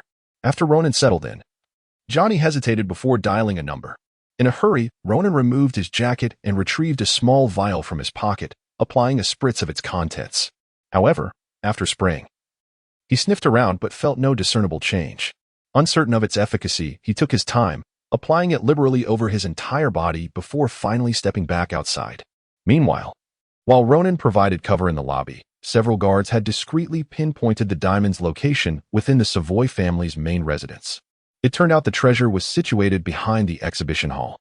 Upon Ronald and Shiza's arrival, they beheld the diamond, resplendent in its glass case, radiating brilliance. Ecstatic, Gal had already retrieved his tools and began to disarm the security measures. This was a routine task for him, having previously breached military laboratories. The Savoy family's vault would prove no obstacle. The others, adhering to the plan, mingled among the crowd, remaining vigilant while pretending to admire the other exhibits on display. Without Ronan impersonating Xiongzi to divert attention, they would never have approached the vault so easily. Observing the young master's evident infatuation with Ronan, they surmised that he was in no danger. Laughter from Ijuro's echoed through the exhibition hall. Many among the pirates were encountering Xiongzi for the first time. However, for reasons unknown, the allure of Xiongzi was not as overwhelming as anticipated. When Ijuro's first appeared, they had indeed felt a momentary weakness, but they did not lose sight of their purpose. Even as Ijuro's confronted Ronan, they felt an unexpected resentment towards him. This was a notion they had never considered. Disliking Xiongzi for the sake of a mere creature unworthy of their attention was unfathomable just 3 months prior. The duel was of little concern to them, as they intended to take what they came for and leave, leaving Xiongzi to seek assistance from the Xiongzi Association. Gao was not new to such thievery, but this time he was particularly cautious. He deftly disabled the diamond's security measures without triggering any alarms. Just as he was about to lift the magnificent prince's heart with gloved hands, he suddenly heard Ijuro's outside expressing a desire to see the diamond once more. The pirates outside were alarmed, keeping a vigilant watch. Gal had yet to emerge. Should Ijuro's venture in at this moment, not only would their plans be rendered futile and the precious gems unattainable, but Gal would likely meet his demise here as well. Fortunately, Orlando, who was guiding them, interjected with a smile, halting Ijuro's advance. He remarked, "I apologize, but the heart of the prince is not present today and cannot be visited at this time." Although his words were factual, Ijuro's misinterpreted them as a deliberate affront, and in his fury, he swept away, with the others hastily trailing behind him. Orlando, with a wry smile, also pursued Ajuros. The onlookers exchanged glances, bewildered. Chapter 38. Buy one, get one free in that fleeting moment. The five pirates found themselves at a loss for words. Ronald furrowed his brow, dipped his fingers into the box to taste the powder, and instantly spat it out, astonished by the sweetness of the diamond. Damn it, we've been deceived by the Savoys. Just then, the alarm in the safe room blared loudly behind them. Johnny, having waited for a considerable time without seeing Ronan emerge, felt a sense of unease. He instinctively touched his pocket, where he had the items just delivered by the servants. Taking a deep breath, he suppressed his emotions. When Ronan finally appeared, he found Johnny still seated in the hall. However, Johnny's face had turned a shade of red. What's wrong with you? Ronan asked, puzzled. Is something amiss? You're still a minor. Engaging in such activities is detrimental to your health. Johnny stammered in response. Ronan stared at him, momentarily confused. What health issue? What does being a minor have to do with it? After a brief pause, he finally understood that this young master must have assumed he had just indulged in a private moment in the restroom, leading to an increase in pheromones. Ronan shot him a glance, biting back the urge to voice his thoughts, and said nothing. Assuming Ronan was merely shy, Johnny hurried to reassure him, I mean no harm. I noticed you seemed a bit off. Are you truly feeling unwell? Perhaps we should call the doctor. Our Dr. OG has extensive experience with such matters. Ronan abruptly interrupted him. Enough. If you continue, I might just take drastic measures. Johnny, filled with concern yet met with Ronan's brusque dismissal, fell silent.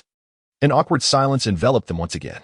Ronan was reluctant to speak, while Johnny found himself enveloped in deep self-reproach. Knowing Ronan was shy, why had he uttered such words? He berated himself internally. After a moment, it was Ronan who broke the silence, inquiring, why was the park so vast just now? To which Ronan responded with a non-committal "oh" and fell silent again.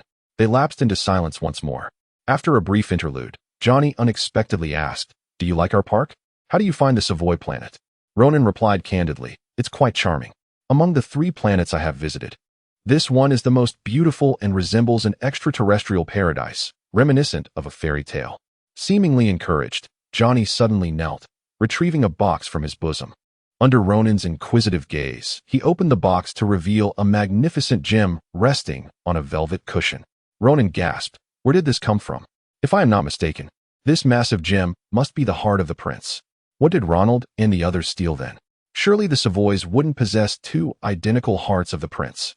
I just called my family to have it sent over, Johnny replied, taking a deep breath before presenting the gem to Ronan. I realize this may not be the opportune moment, and you might think poorly of me. But please believe me, from the moment I laid eyes on you, I was irresistibly drawn to you. Your eyes outshine the brightest stars in the sky. Gazing at you feels like a mere mortal looking up at an angel among the clouds. My thoughts are consumed with you. I wish nothing but the best for you. My brother Orlando shares the same sentiment. Our family has united with our loved ones under the witness of this gem for generations. Now, with it as proof, will you accept Orlando and me as your future husbands? As Johnny made his unexpected proposal, Ronan was merely astonished, having never encountered someone who proposed upon first meeting. Was this a trait of the insectoids? Ronan felt bewildered.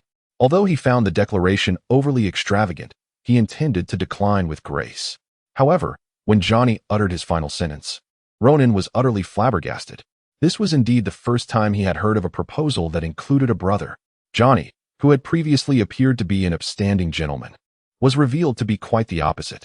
Did he take Ronan for a fool?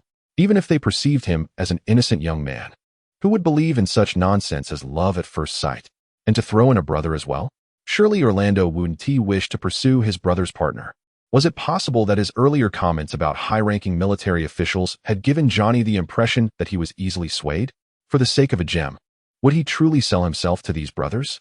Or did he think that by expressing affection for Orlando, he would inadvertently win over Ronan as well? He raised his gaze, searching for a hint of sincerity in Johnny's expression, yet all he saw was a mix of excitement and trepidation directed at him, completely unaware of his absurd declarations. This man either possessed the confidence of an actor or was simply deluded. Ronan's lips twitched, his composure faltering, rendering him speechless. Believing Ronan had acquiesced, Johnny was overwhelmed with joy, his heart brimming with happiness.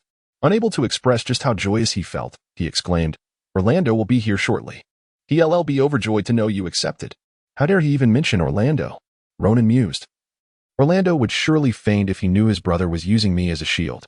Nevertheless, Ronan had resolved to go along with it, offering a shy smile instead. Seeing his beloved young man gently close his eyes, long lashes fluttering, Johnny understood that Ronan awaited his kiss. Overwhelmed with affection, he felt this was indeed the happiest day of his life. Closing his eyes, Johnny leaned in for a tender kiss. As Ronan thought, curse those stars. How dare they try to take advantage of me? He was grateful for the electric device given to him by Gal in advance. Without a glance back at the crumpled Johnny on the floor, Ronan hurried toward the exit. Johnny watched his figure fade into the distance. And unable to control his weary body any longer, he managed a bitter smile before closing his eyes. Meanwhile, Ronald and the others were hiding on the rooftop. Ever since the alarm sounded, a search had been initiated throughout the building. According to their prior reconnaissance, this small rooftop area was a blind spot for surveillance, rendering them invisible to security. While Ronald stationed weapons at the rooftop entrance, the others anxiously gazed toward the park. However, nothing stirred in that direction. Minutes slipped by since the alarm rang, and Ronan still had not appeared. The situation on Savoy was growing increasingly perilous. They risked discovery at any moment. Realizing Ronan was an imposter. Yet, Ronan had not activated the distress signal given to him. The architecture of Savoy employed folding technology, making it impossible for them to pinpoint Ronan's exact location based on his pheromones. After a couple more minutes, the first mate could no longer remain still. He shouldered his weapon, determined to rescue Ronan, prompting Zwa to rise with him. However, both were firmly restrained by the captain. Reluctantly, the first mate settled down. Everyone anxiously focused on the park's exit, yet Ronan's figure remained elusive.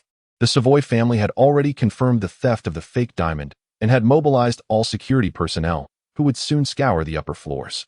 As the 2 minutes elapsed without Ronan's appearance, Ronald ceased hesitating and commanded, "Let us go find Ronan." The group was already equipped with their weapons, awaiting the captain's order. Just as they were about to depart, the small door to the rooftop swung open, and Ronan appeared. Joy erupted among them. Without time to inquire how he had escaped, Ronald immediately activated the communication device to call DIV. As the security personnel finally reached the rooftop, they witnessed a spaceship taking off. During the ascent, the crew exhaled in relief, watching the ground shrink beneath them. The captain hurriedly cradled the object in his hands, glancing left and right, before incredulously asking, "Isn't this the heart of the prince? Where did you acquire it? Is it genuine?" Clumsily handling the diamond, he was about to search for a magnifying glass. Ward casually took the diamond, scratched it against the nearby steel column, and returned it to the captain, affirming its authenticity. As he spoke, he fastened his own seatbelt. Everyone stared in astonishment at Ronan, who had just sprinted several hundred meters, nearly exhausting all his energy. His body ached painfully, and his head throbbed. He was now slumped in a chair, gasping for breath. Zhuowei observed Ronan, then glanced at the enormous diamond, finally unable to suppress his jealousy, remarking, "How did you manage to escape? Surely, the diamond isn't the result of your agreement to let that Johnny grovel in exchange for it? Crude, far too crude." Ronan ignored him, choosing instead to close his eyes and rest. Chapter 39. Guitar. Although Ronan gradually accepted his identity as a Zerg, he still harbored remnants of his former human habits. To him, being proposed to was already an embarrassing affair, let alone being presented as a package deal for two brothers. Merely speaking of it would become a lifelong jest for everyone involved. Throughout his life, no one had managed to pry into the matters Ronan wished to keep private.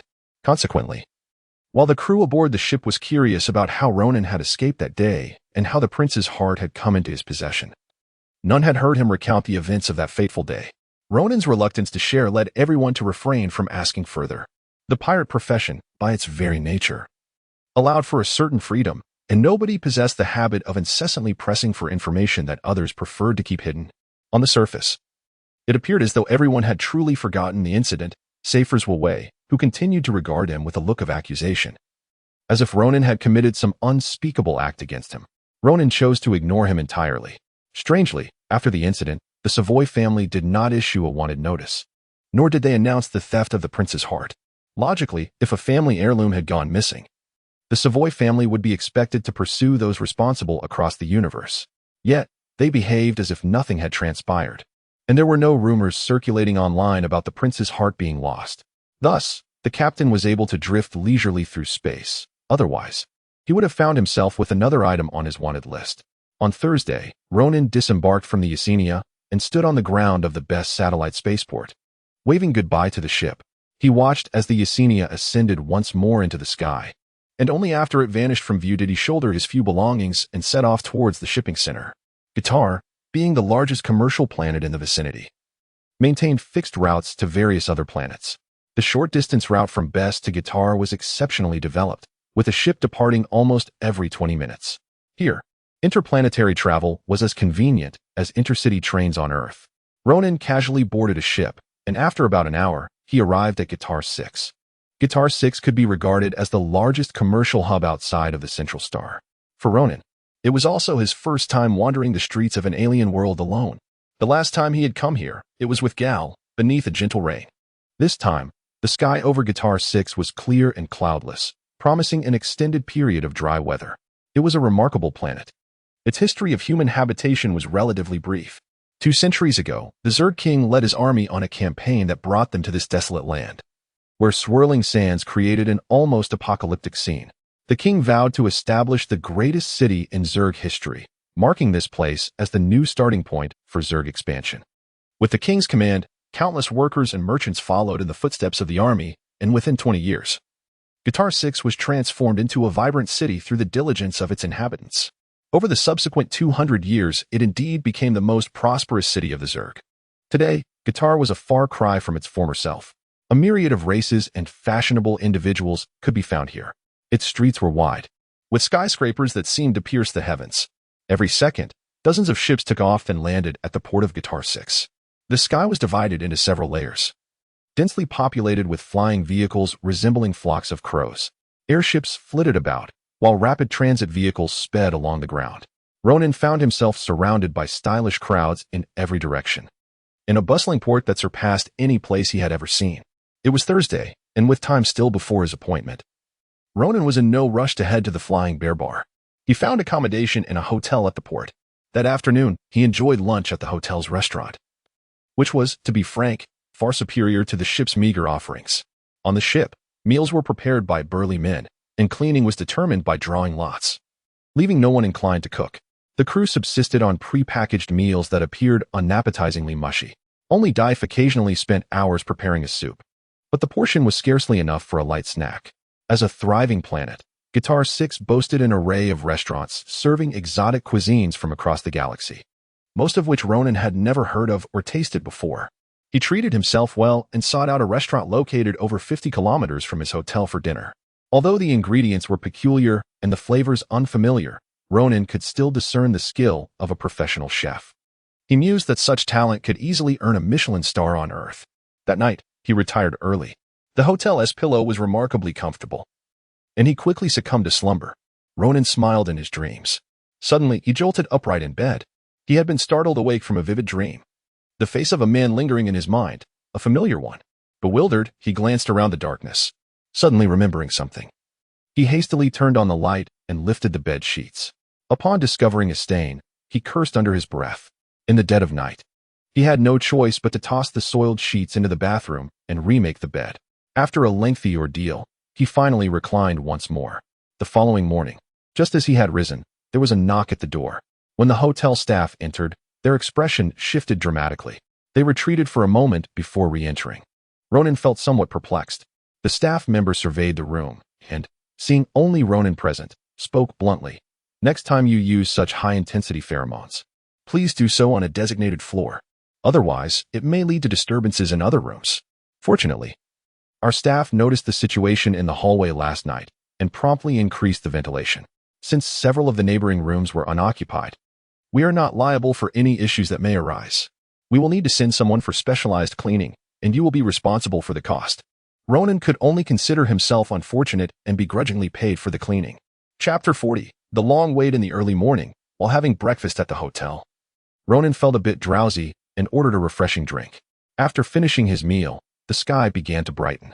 Coincidentally, the rotation period of the Qatar and the Central Star matched closely with the sunrise time, marking the dawn of the Central Star. Once he finished eating, Ronan set off for the Flying Bear Bar. The morning air was somewhat chilly, prompting him to don a hooded jacket and a hat. The jacket, purchased hastily on Qatar, was ill-fitting, and the hat was slightly oversized, obscuring much of his face. Although the hotel lobby offered direct transportation, Ronan opted for public transit since the distance was not great. Similar to Earth-S buses, Guitar-S Sky Bus made stops at various stations. At this early hour, the bus was sparsely populated, with only a handful of passengers. As it was still quite early, and the rigid bus system was gradually being supplanted by a more flexible transportation network, most of the passengers appeared weary, having just concluded their night's work or activities. They merely glanced at Ronan as he boarded. As the bus continued its journey through the steel framework and tunnels between buildings, the windows flashed by various architectural facades. The city had yet to fully awaken. Occasionally, glimpses of the morning sky revealed an expanse of vibrant clouds. The crimson hues stretched leisurely across the horizon, their beauty unaltered by the lives of those below.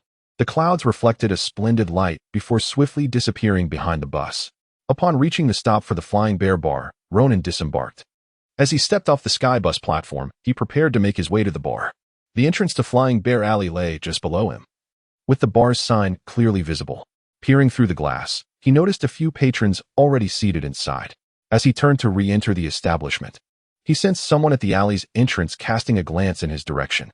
At that hour, the ground of the alley still bore a few unsteady drunks and beggars, reminiscent of some cold regions on Earth where bars opened early in the morning. Most bars on Flying Bear Street had just begun to open, with the entrances immaculate due to the nighttime cleaning by robotic sweepers. Ronan could see that the Flying Bear bar, along with a few neighboring establishments, had opened their doors, as evidenced by the change of the closed sign to open on the electronic display. Inside the Flying Bear bar, a few patrons occupied seats. A quick glance did not reveal their faces clearly, yet Ronan noted 3 customers in their respective positions, 2 seated across from each other in the intersection, and 1 alone near the entrance, affording a clear view of all incoming guests. Given the modest reputation of this little bar, the number of patrons at this hour seemed rather excessive. Typically, drunks would sleep until noon, and business had not yet reached the point where customers arrived so early. Apart from these 3 patrons, the bartender from Ronan's last visit stood behind the bar, attentively watching the entrance, his eyes fixed on the door, while a collection of gleaming glasses lay beside him. Suddenly, Ronan realized what had felt amiss. For a bar opening early in the day, a bartender's first task would typically involve setting down tables and chairs, followed by the gradual arrival of customers before he began cleaning glasses. However, the glasses beside the bartender were pristine, reflecting the soft morning light, indicating that the bar had not just opened. What, then, was the purpose of their early start? Furthermore, the individual lingering at the alley's entrance exhibited an unusual demeanor. His gaze and posture resembled that of military personnel from Earth's insectoid factions. Yet, one could not generalize. Such appearances sometimes also occurred among the underworld and mercenary circles. Regardless, it was clear that the Flying Bear bar had drawn the attention of someone with ulterior motives. With this realization, Ronan felt a sense of clarity. Upon the bus's arrival at the next station, he disembarked. The area was bustling with lively bars, and he chose one at random to sit down.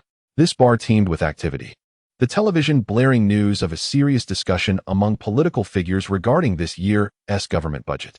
However, not a single patron paid attention, all engrossed in their own conversations. Ronan ordered a soft drink, tuning in to the idle chatter around him. His proficiency in the insectoid language had improved significantly. Seated at the bar, it wasn't long before a drunken young man nearby scrutinized him and declared, "You look like a young male." The young man's gaze was somewhat unfocused. "How much have you had to drink?"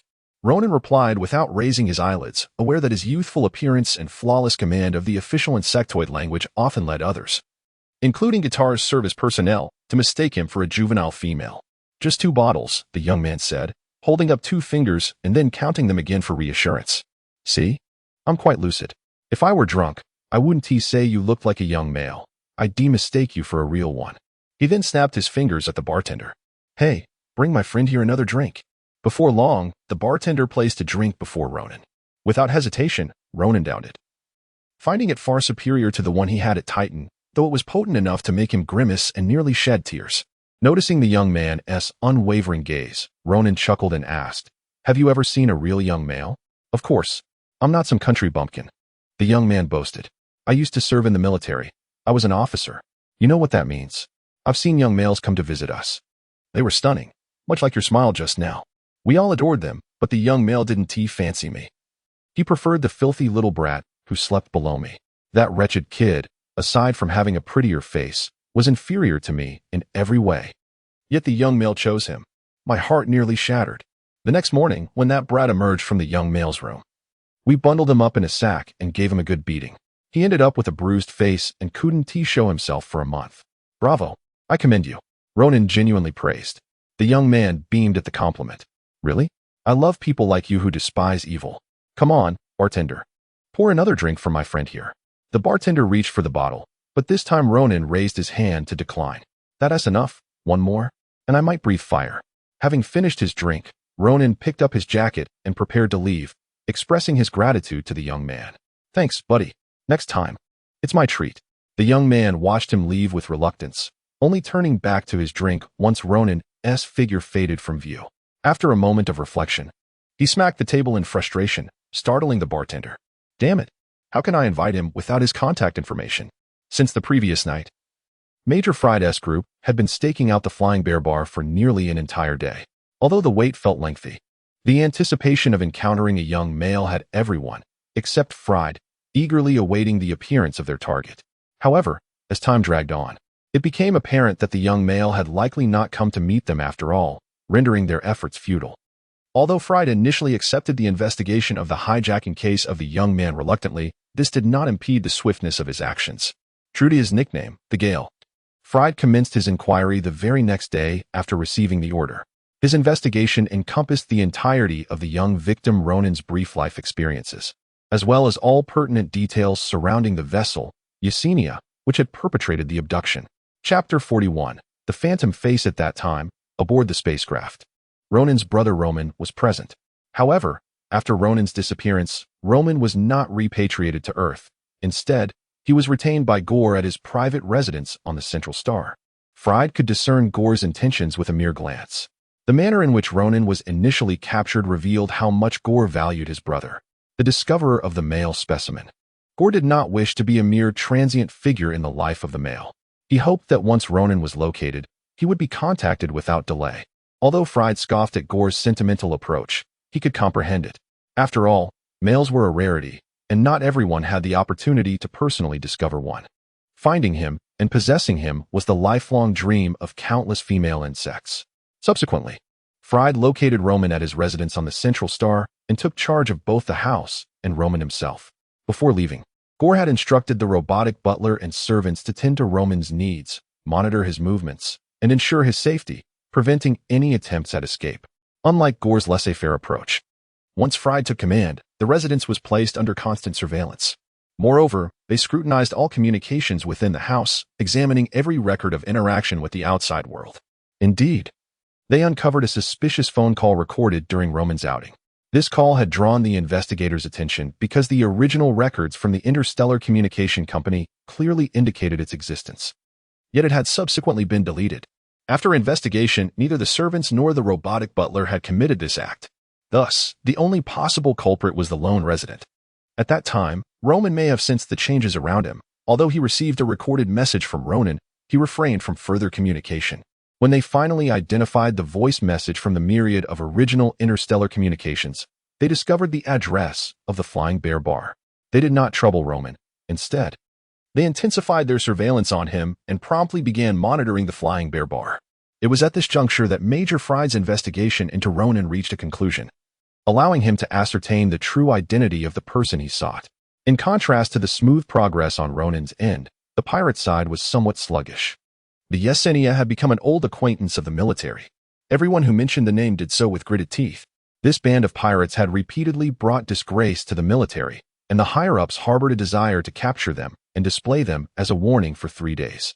Nevertheless, Ronald was no fool.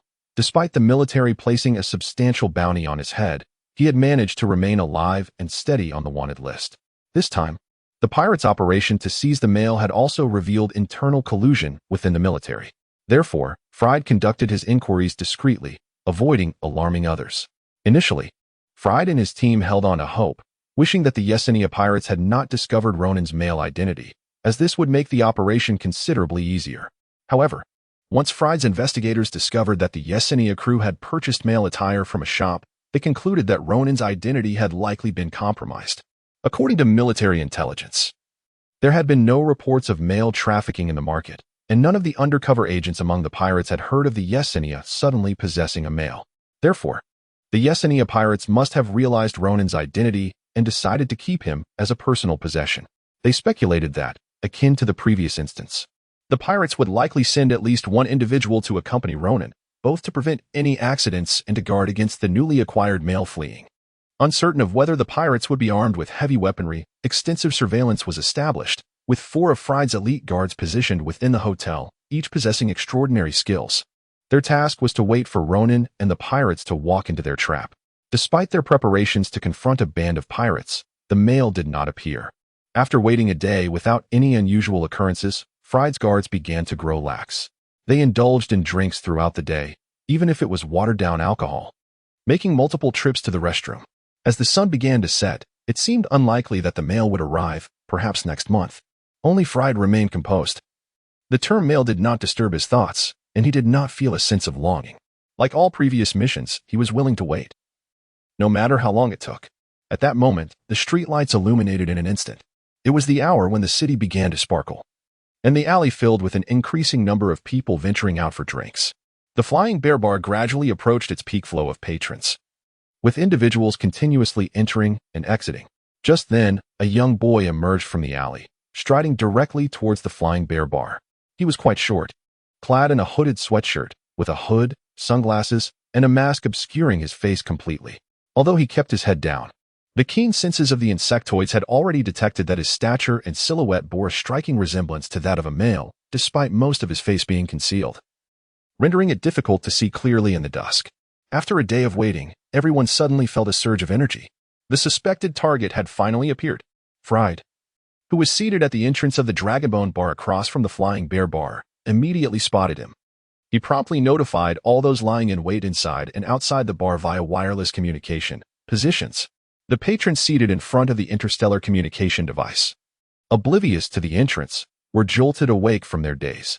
The 2 individuals who had been chatting pulled out the tranquilizer guns they had prepared for the pirates, ready to deploy the incapacitating electric net. The sniper, observing from a distance, immediately entered a state of heightened alert, scanning the street for any suspicious figures resembling Yesenia crew members. They refrained from acting hastily, opting to wait until the suspected male pushed open the bar's door. Upon entering, the individual paused at the entrance, surveying the surroundings. At this moment, everyone could clearly see that he was alone, his face largely obscured by his mask, making it difficult to discern his features. Although he emitted no pheromonal scent, his height and build were consistent with descriptions in their records. In an instant, all personnel in hiding entered a state of heightened readiness. The patrons continued to drink and chat, their voices unchanged, engrossed in their conversations, their eyes glued to the television. Yet all were acutely aware, waiting for the next move from the individual. The person glanced into the bar, appearing somewhat hesitant. At this point, a lock of black hair peeked out from beneath his hood, clearly visible. In that moment, all those involved in the operation held their breath, fearing that even the sound of their breathing might startle the anxious young male. Observing that everything seemed normal, the individual finally walked directly toward the bar's communication device, retrieving an item and preparing to dial. A command crackled through the radio. Action. The 2 patrons who had been seated beside the phone sprang into action, tackling the young male to the ground. They exercised great caution, ensuring not to use their considerable weight to crush the male, but instead shielding him beneath them to prevent any harm. The bar was crowded, and only a few noticed the commotion in the corner. Just then, something shattered the bar's glass, crashing to the floor with a loud clamor. The bar's security system began to blare loudly. The highly alert personnel immediately raised their weapons in defense. The patrons in the bar also panicked, glancing around frantically, only to discover one person sprawled on the floor, unconscious, while several others who had been nearby brandished firearms. Outside the hotel, numerous individuals brandished weapons, aiming them toward the interior, a sight that was evidently far from playful. This alarming scene instigated widespread panic among the onlookers. Patrons within the bar began to scream in terror. Help! There's a murder. The guests surged chaotically, some shrieking loudly, others recklessly rushing toward the exit, while a few sought refuge beneath tables. And some even drew weapons from their pockets, preparing to retaliate. The operatives swiftly produced their identification, shouting, "Stay calm. Everyone, get down. This is a military operation." The crowd in the bar instinctively crouched down, cradling their heads. At that moment, The two individuals who had tackled the target managed to flip him over and cautiously removed his mask. They found themselves staring at a youthful face, bewildered. Meanwhile, Fried from the opposite bar approached. He scrutinized the person being tightly held by the two, and finally inquired, "Who are you?" It was evident that this individual was not the Zhongzi depicted in the photographs. Terrified by the recent events, the young man exclaimed, "My name is Aku. I'm not a bad person. Why are you trying to capture me?" His voice was still quite juvenile. "Why did you come here to make a call?" Fried pressed. Aku, feeling the gun pressed against his head, hurriedly replied, "Someone gave me $50 to come into this bar and make a call. He even gave me a number." The crowd noticed he was indeed clutching a slip of paper, which Aku tremblingly offered to his captors. Leon, one of Fried's trusted soldiers, snatched the paper from the boy and quickly unfolded it. He and the others leaned in to see. A crude drawing of a ghost was scrawled upon it. Someone remarked, "Major General, this." At that moment, a warning from the sniper team crackled through the communication system.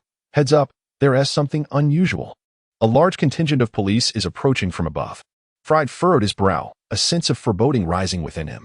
To avoid escalating the situation, they had chosen to operate in civilian attire without notifying the local authorities. What were the police doing here?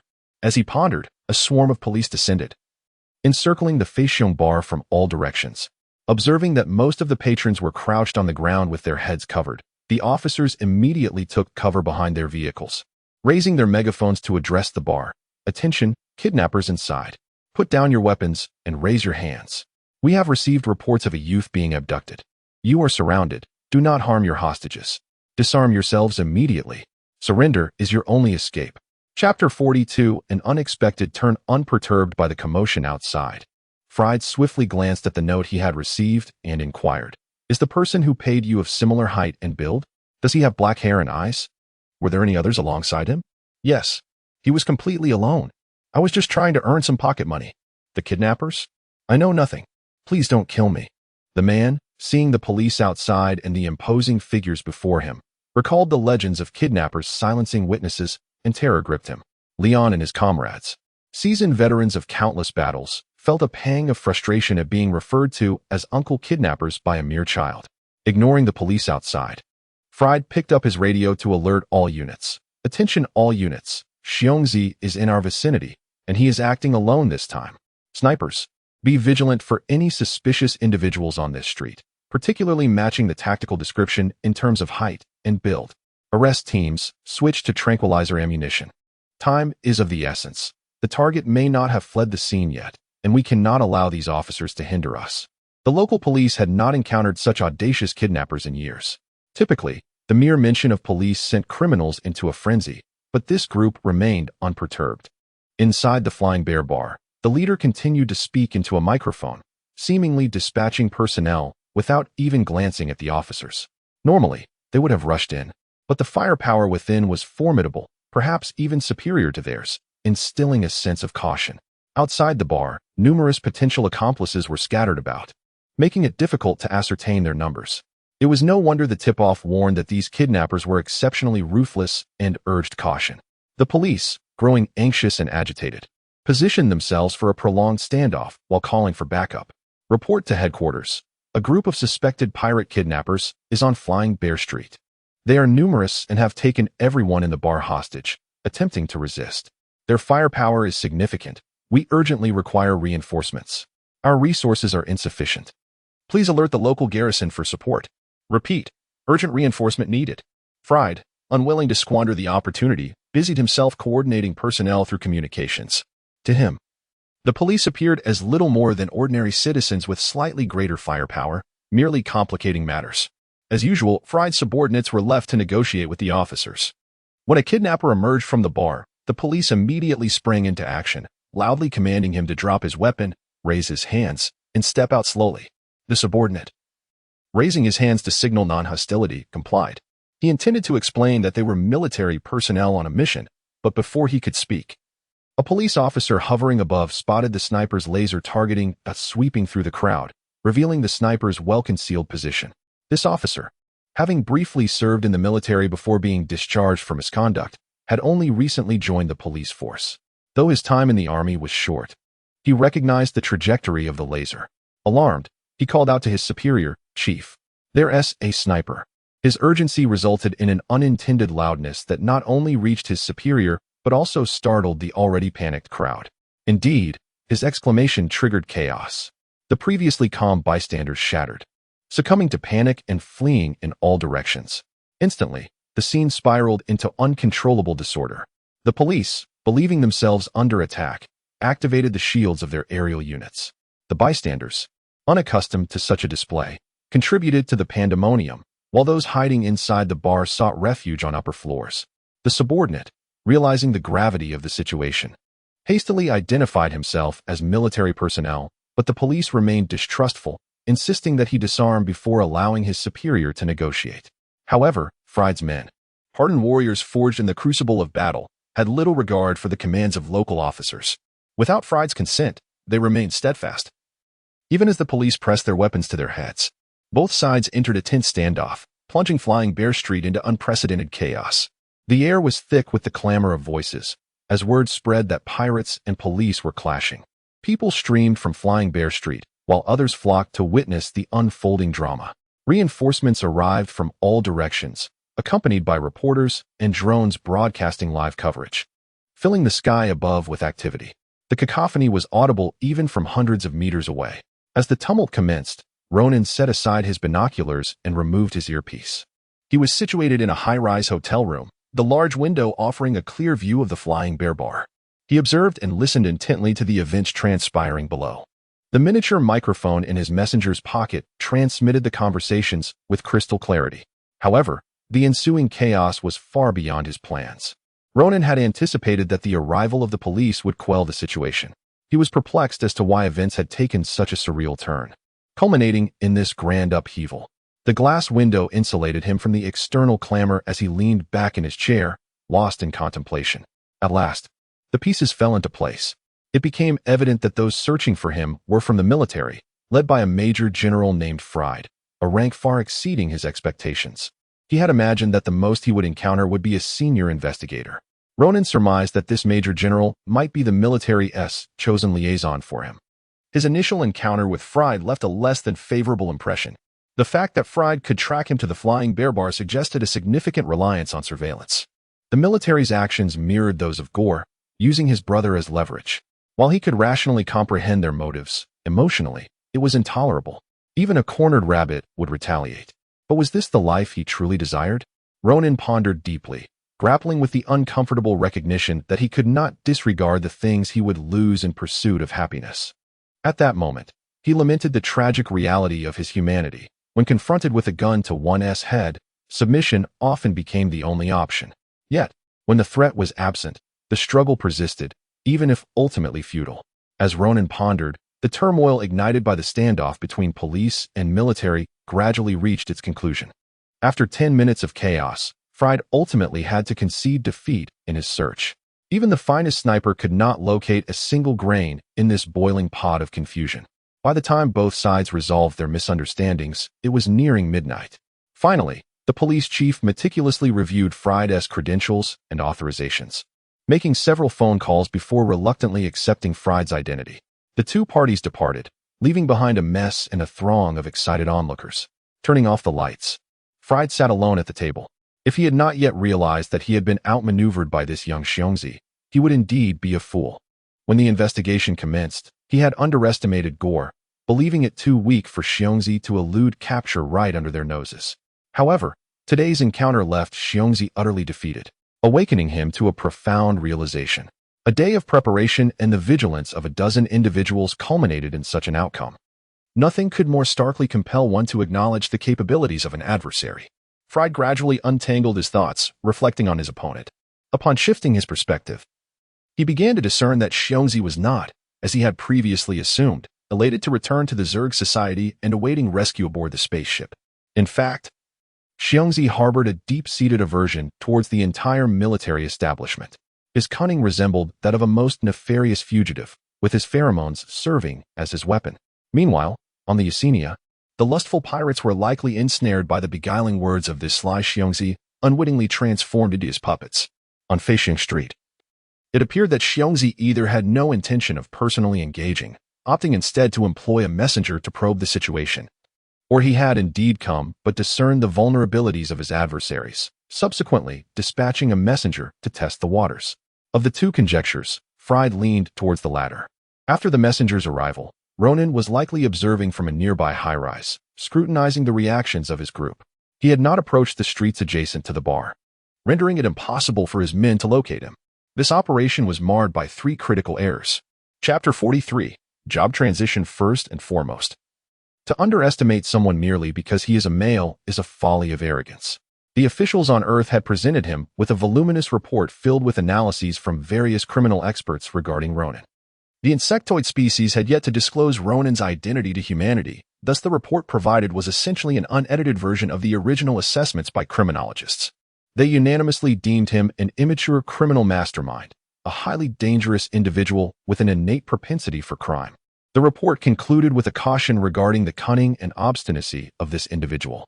Fried, having seen this report, merely scoffed at its conclusions, thinking to himself, "He's just a male. Humanity is making a mountain out of a molehill." The words of his elder echoed in his mind. Underestimating the enemy is the gravest sin on the battlefield. Having done so, one has already lost half the battle. Secondly, there was a tactical failure. Although the method by which Ronan discerned their trap was unknown, they ought to have extended the bait. Clearly, adopting a wait-and-see approach against such a cunning fox was not a wise strategy. Thirdly, there was a lack of communication. His failure to inform local authorities stemmed from a desire to keep things under wraps, coupled with a belief that the military could handle the situation. This led to a conflict with the police, causing him to miss a prime opportunity, allowing the adversary to benefit from the chaos. On the battlefield, any mistake could lead to a loss of strategic advantage, and he had committed all 3 errors. His defeat was not unjust. Initially, he had regarded the task of locating the male as a duty to fulfill rather than a pursuit of passion. His interest in males did not match that of ordinary females.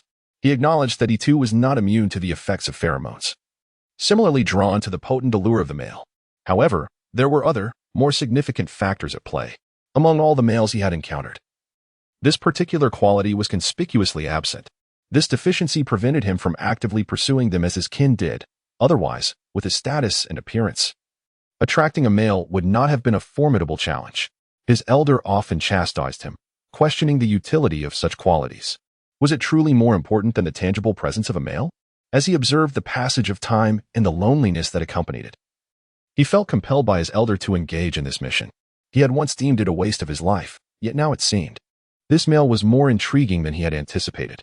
The port of Guitar was bustling day and night, with countless spacecraft arriving and departing even in the dead of night. Outside, the trails of spacecraft streaked across the sky like shooting stars. He flicked the ash from his cigarette and mused, "Run, little fox, run. One day, you shall realize that no matter how cunning a fox may be, it cannot outrun the hunter." This time, he resolved not to be complacent but to extend the line and catch the big fish. His journey was surprisingly smooth. He had made many preparations. Yet the authorities conducted no large-scale searches at the port nor interrogated passers-by. Following last night's events, even the military seemed to have quieted down. The official explanation was a spontaneous drill, and the news did not dwell on the unexpected incident. However, numerous videos circulated online. By morning, the insectoid soldiers had completely withdrawn from Flying Bear Street. Ronan felt only relief and did not trouble himself with inquiries into the reasons why. He speculated that perhaps the major felt embarrassed and thus hastily retreated. According to previous arrangements, Ronald and his team were to meet him on the 4th morning after he disembarked. Ronan spent a day at a hotel near the port and at the appointed time. He arrived punctually. When no one appeared in the morning, he did not fret. Those who were meant to come would eventually arrive. Noticing a shop nearby that sold portable smart brains, he purchased one.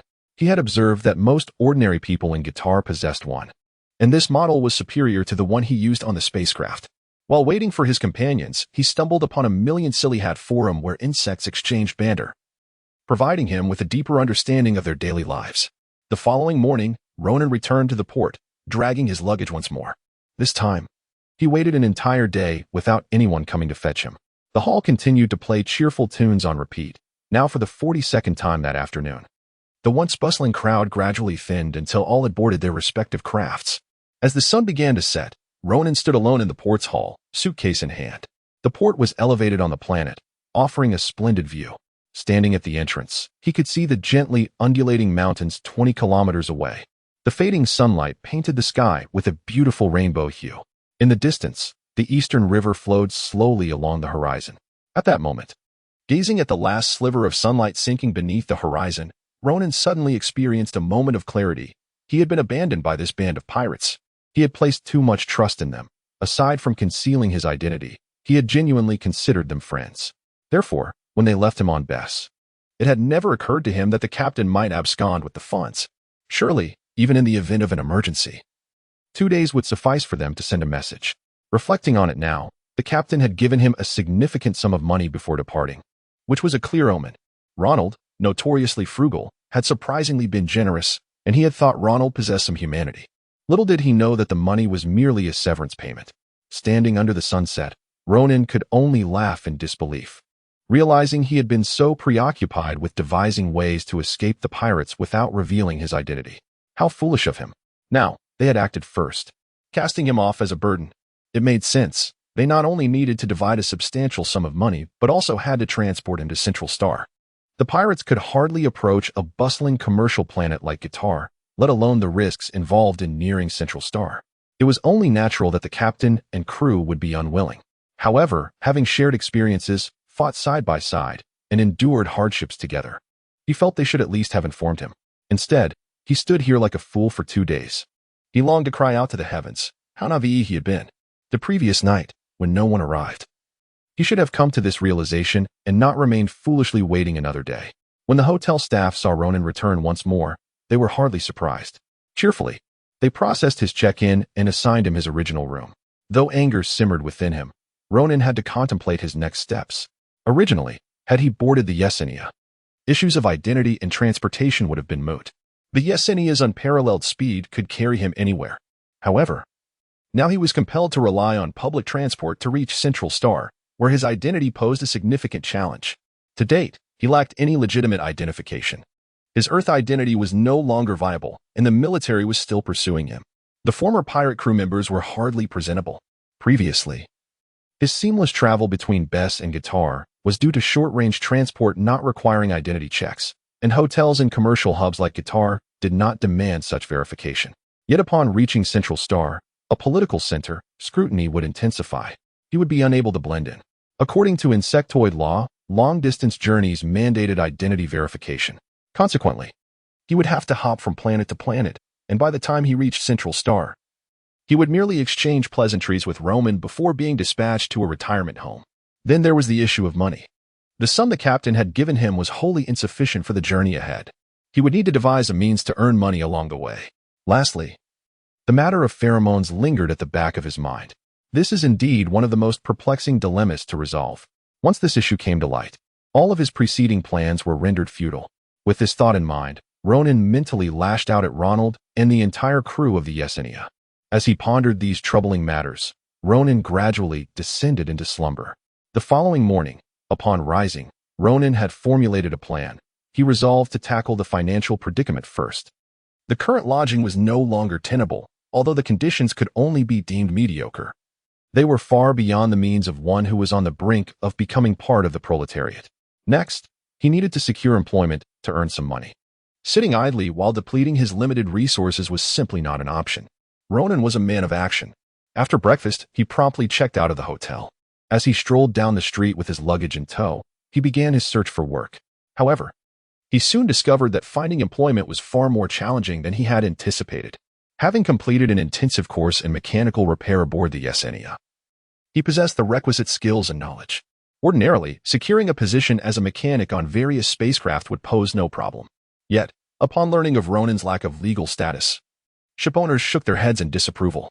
Some vessels, such as pirate ships that operated within the gray areas of legality, were indifferent to matters of identity. However, they preferred individuals whose backgrounds they could verify. Unfortunately, Ronan, with his obscured origins, was not a contender in their considerations.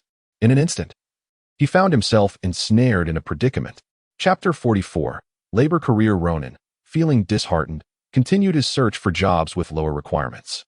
To his dismay, every employer and shipowner wore a similar expression. Upon hearing that Ronan lacked any form of identification, they flatly rejected him. Even positions such as dishwashing required credentials. After a day of fruitless efforts, Ronan felt akin to an illegal immigrant. Indeed, worse off, as even the most menial jobs were beyond his reach. Eventually, he discovered a number of other undocumented individuals from various colonized planets residing in the area, perhaps drawn together by their shared experiences and similar technological backgrounds. Or more likely because, like him, they were financially strained and had nowhere else to go. After paying the landlord below, Ronan received the key and ascended to the 65th floor via the elevator. Upon entering his room, he sighed in relief. It was not as deplorable as he had feared.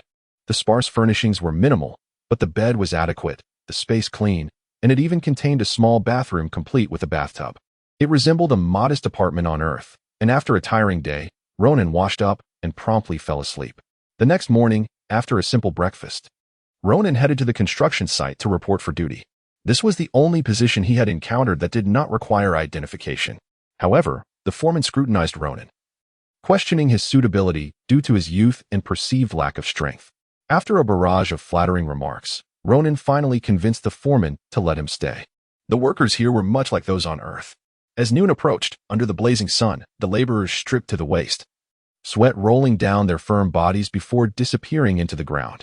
A casual glance would reveal a group that could easily grace the cover of a migrant worker magazine, without needing any touch-ups. Meanwhile, the foreman who had assigned Ronan was troubled by the sight of this frail young man. What could he possibly contribute? Despite his youthful demeanor, Ronan's earnest gaze compelled the foreman to relent, allowing him to join the crew. Thus, Ronan became a laborer at the site, assisting the older workers with hauling tools and bricks. Those who toiled here were generally from less fortunate backgrounds, and among the 10 workers, 2 or 3 others were also undocumented. Like Ronan, this was the only employment they could find. Fortunately, the laborers, who relied on their sweat for sustenance, were relatively tolerant towards other races. Anyone who could work was considered one of their own. Here, the undocumented faced less discrimination than they did in the colonies, as they were all workers striving for the same goals. On Earth, Ronan might have been regarded as a robust laborer, but among this group, he felt like a mere child. No one criticized his contributions. Rather, they supported him in every task. Ronan received wages meant for a seasoned worker while performing the duties of a novice. He felt immense gratitude towards his fellow laborers and the foreman alike. However, a series of events prompted him to reconsider his situation. The first occurred during lunch when a group of men gathered at the site, chewing on steamed buns. Ronan, still new, could already sense a palpable change in the atmosphere. It was evident that the workers, all in their prime, had deterred local gangs from demanding protection fees, as a mere call from the foreman could summon a formidable group. At that moment, a cluster of burly men encircled a large table, munching on their buns. Sitting next to him was a young man named Robert, who, due to his youthful demeanor, Ronan affectionately nicknamed Little Ro. The name caught on quickly, and Robert's real name was nearly forgotten. Isn't this bun delicious? Ronan pondered, inspecting his own. The alien bun, while not comparable to traditional Chinese cuisine, paled in comparison to the instant meals he had consumed aboard the ship. To Ronan, it was merely passable. Yet, Little Ro seemed to hold it in high regard. It's not the bun, you simpletons. It's something else entirely. Little Ro scoffed. Perhaps it is. Someone chimed in. Ronan recognized that whenever the topic of their keen sense of smell arose, the group would compete to showcase their prowess, eager not to be outdone. Someone then exclaimed, I know. It must be the pheromones from the new racing event on the other side of the sea, where a few exceptional males were invited. A fellow worker marveled. How impressive that the pheromones can travel across the ocean. Old Neo, an imaginative storyteller Ronan had nicknamed, began to embellish. You have no idea. Back in the day, Oscar Clatraza, a renowned male, dove into the ocean on the eastern coast of the Central Star. The very next day, the females on the western shore drained the sea. Someone, however, fell for the tale and queried, why would they drain the sea? Are you truly that naive? Old Neo replied, looking down on him, then elaborated. Think about it. When Oscar Clatraza submerged, the waters were saturated with his pheromones. How much do you pay for a bottle of pheromones? Everyone, rich or poor, would flock to the sea to experience the allure of Oscar Clatraza. Hence, the sea was drained. Little Ro gazed at him with envy. So, do you think those males will dive into the sea now? Old Neo pondered. The water is colder than on the Central Star. They probably won't take the plunge. But enjoying the free breeze is still nice, especially since pheromone prices have risen again. During the afternoon work session, Ronan deliberately distanced himself from them. As expected, no one mentioned pheromones for the rest of the day. When evening came, and they sat down for dinner, complaints arose about the changing winds, which were preventing the pheromones from reaching them from the ocean. Ronan furrowed his brow. This was a coastal area, and the prevailing winds were seasonal. Unless a typhoon struck, the winds would remain consistent for an entire quarter. Such changes were improbable. However, he kept his concerns to himself, remaining vigilant. He continued to fulfill his duties while maintaining a cautious distance from his peers, frequently showering to avoid any unwanted attention. Every time others went to lunch, they would see Ronan rushing to the showers, shaking their heads at his increasingly obsessive cleanliness. Initially, the workers and the local thugs had little to do with one another. Working at the site felt like joining an invisible union, and the thugs would refrain from targeting them, recognizing their shared community. However, the connections were superficial, often leading to years of silence between familiar faces. That fateful night, however, a group of thugs, perhaps emboldened by drink, lingered on the street. One of them caught sight of Ronan as he emerged from the shadows, momentarily stunned before hesitantly calling out, "Male?" Ronan instinctively looked up. Upon recognizing a familiar face, the thug's bravado faltered. He immediately regretted his words, realizing he had mistakenly addressed Ronan as a male, a blunder he wished to hide from. Who knows? The brothers around him, who collect protection fees, would not let him off easily, relentlessly mocking him over this incident. Ronan sensed the impending trouble. He initially contemplated taking a detour, yet found himself trapped in this solitary alley, compelled to press forward with grim determination.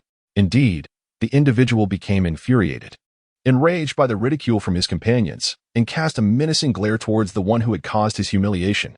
Had his adversary been a robust man, he might have simply let it go.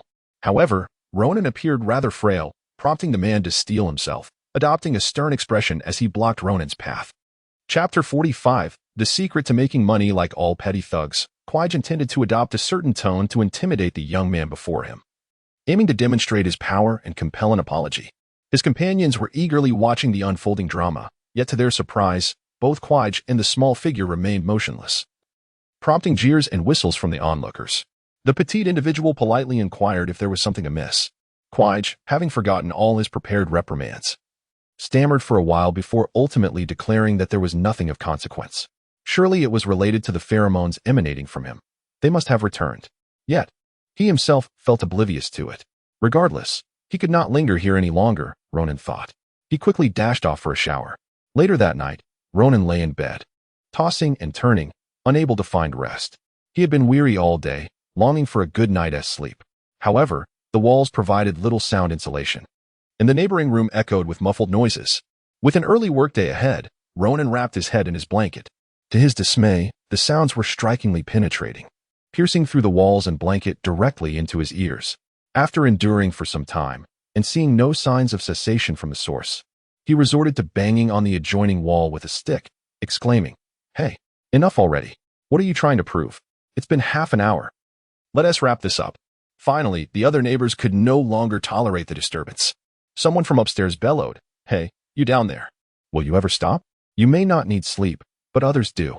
Taking a few deep breaths, Ronan, who resided next to the source of the noise, found it ineffective. He began counting sheep, starting with one little lamb and continuing until he had counted an entire farm, yet still could not fall asleep, restlessly rolling in bed like a pancake. He suddenly conceived a brilliant idea, and at that moment, he sprang from his bed. Damn it, since these pests are so ravenous, why not profit from them first? Without further ado, Ronan spent the night wide awake. The following morning, the construction site quickly noticed his absence. His co-workers began inquiring about his whereabouts. Is the young lad ill? Has he gone across the sea to see the boys? Not seeing Ronan that morning, they realized they missed him more than expected. During lunchtime, the foreman arrived, and the mystery was finally unveiled. Ronan had called in that morning to request a 3-day leave. The onlookers couldn't help but speculate, observing how Ronan had been bathing daily. Surely, he must be unwell. Despite taking leave, Ronan did not rest. Late into the night, he began his activities. He donned a short-sleeved shirt and shorts, engaging in exercise. He hesitated to run on the streets due to safety concerns. Starting out, he grabbed a rope and began skipping in his room. To his surprise, the sound insulation was so poor that after just a few jumps, the residents below began banging on the ceiling. The irate individual below cursed the upstairs occupants. "It's bad enough you're howling in heat at this hour. But now you dare to exercise." He vowed that if the ruckus continued, he would make the upstairs residents pay come dawn. Thus, Ronan abandoned the equipment for sit-ups and push-ups. Regardless of whether he was being chased by monsters, the next morning, everyone awoke feeling either late or utterly exhausted, as though they had wrestled with elephants all night. Walking through the hallway, the unsettling sensation intensified, as an elusive aura seemed to permeate the space, nearly causing missteps on the stairs. This dazed feeling persisted throughout the day. Even at work, many struggled to keep their eyes open. One unfortunate employee, burdened by a lack of sleep, dozed off in the meeting room, only to awaken from nightmares, screaming no, in front of the inspecting general manager. Regrettably, at this moment, Ronan remained blissfully unaware of the consequences of his actions, comfortably soaking in a bathtub. After a long night of exertion, nothing felt more delightful than a hot bath. Had it not been for his labor on the construction site over the past few days, he might have struggled to endure such a physical workload. After his bath, Ronan hastily consumed a light meal before collapsing into bed, only to be roused near noon by a knocking at the window. Opening the window, he discovered that the order he placed the previous night had arrived. The insectoid technology was remarkably advanced, and most orders were delivered automatically. However, in impoverished areas like his, manual delivery was still customary. A young insectoid driver, operating an old-fashioned airship reminiscent of a bumper car, had come to deliver Ronan-esque goods. The airship hovered outside the building, directly delivering packages to the appropriate windows. If the resident was home, they would sign for the delivery. If not, the delivery person would toss the package inside. This method eliminated parking hassles and was incredibly convenient. After completing one delivery, the driver could promptly move on to the next. As Ronan stood at the window to sign for his package, the delivery person cast a suspicious glance at him and then peered into the room. Unfortunately, despite the modest size of Ronan's room, it was impossible to see everything clearly, especially with the bathroom door closed. After confirming receipt, he handed the electronic receipt to the delivery person, who left with lingering curiosity, glancing back at the room. As the airship departed the building, the delivery person pondered. "Why does it smell so good? Could this poor lad from the slums be hiding a male companion in his room?" Dragging the freshly arrived items into the bathroom, Ronan found the tub filled with warm water. He activated his smart brain and began to follow the steps in the chemistry textbook meticulously. A week prior, the cost of this order was merely the price of a meal for him, but now, not a single cent could be wasted. This experiment had to succeed for his meals over the next 3 months. Chapter 46, Trial Edition. After toiling away for an entire afternoon, Ronan finally procured 5 small vials of the finished product. Gazing at these 5 diminutive containers before him, he couldn't help but feel the weight of life's hardships. From a student engrossed in scholarly pursuits, oblivious to the affairs beyond his window, he had descended to the role of a mechanic aboard an interstellar pirate ship. A fate he had deemed already cruel. Little did he anticipate that he would soon find himself reduced to a mere laborer on a construction site, and now, astonishingly, he had to rely on selling bathwater for his sustenance. Truly, knowledge alters one's destiny. Contemplating this, Ronan felt a deep melancholy wash over him, escaping his lips with a long sigh. What compounded his despondency was the realization that all around him were capable individuals, each with a singular nose and 2 eyes. While Oscar Claytraz effortlessly produced bathwater in quantities sufficient to fill the Pacific Ocean, Ronan had nearly shed 2 pounds just to yield this meager amount. Would this diminutive vial even suffice for a meal? Ah, the struggles of life, where every morsel is hard-earned. Yet, despite these reflections, Ronan remained fervent in his pursuit to sell his byproducts. As evening descended, Anthony of the slums patrolled the streets with his entourage. As the leader of this alleyway, Anthony's attire was far more ostentatious than that of his companions, while his underlings wore necklaces as thin as a pinky finger. His chain was robust enough to rival a thumb's width, cascading down to his chest. With his subordinates flanking him, Anthony walked at the center. This was not mere vanity. It was the uniform of intimidation, signaling his authority to all who resided in the district. Upon sighting such a figure, shopkeepers instinctively knew it was time to pay their dues, hastily producing cash to lay upon their counters, which would mysteriously vanish once Anthony and his crew departed. Suddenly, Anthony spotted a small figure approaching from across the street. The individual halted before him, merely a step away. "What business do you have?" Anthony braced himself, looking down upon the stranger. The figure appeared unarmed, yet he could very well be a spy sent by a rival. Caution was warranted. He silently lamented the increasingly perilous nature of collecting protection fees, where even the smallest of individuals dared to tread upon his territory. That small figure was Ronan, who, wishing to avoid trading near his residence, had ventured several blocks north. I have a batch of premium pheromones for sale, guaranteed to yield exceptional results. He produced a vial from his pocket and extended it towards Anthony. This is a sample. You may have someone test it. No charge if it proves ineffective. Ronan had no certainty about the efficacy of his concoction, but isn't that the nature of advertising? Would one ever confess uncertainty about their product's performance? Such items are akin to Viagra. The allure lies in the ambience, creating an irresistible temptation. The more grandiose the claims, the better, so long as the product does not prove fatal. Anthony nonchalantly pocketed the vial and said to Ronan, "Go on, child, play elsewhere. If there's anything, I'll have your elders come to discuss it." Ronan felt no anger.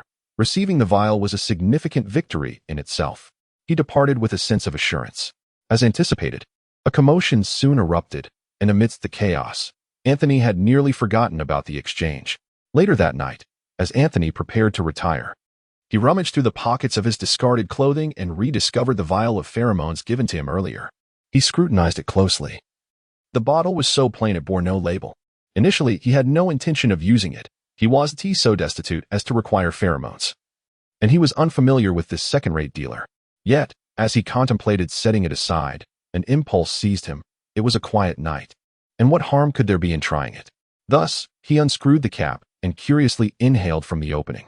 Ronan, however, harbored doubts about the efficacy of his creation, for he had no means of personally testing the final product. Hence, he had sought out an individual to serve as his guinea pig. Early the next morning, Ronan set off to ascertain the results of his experiment. At last, 10 minutes later, he beheld Anthony approaching, supporting himself with a hand on his waist. Moving at a sluggish pace. "Little brother, where did you procure this?" "Last night, I nearly met my end," Anthony exclaimed loudly upon arrival. Ronan was taken aback. Was it truly that severe?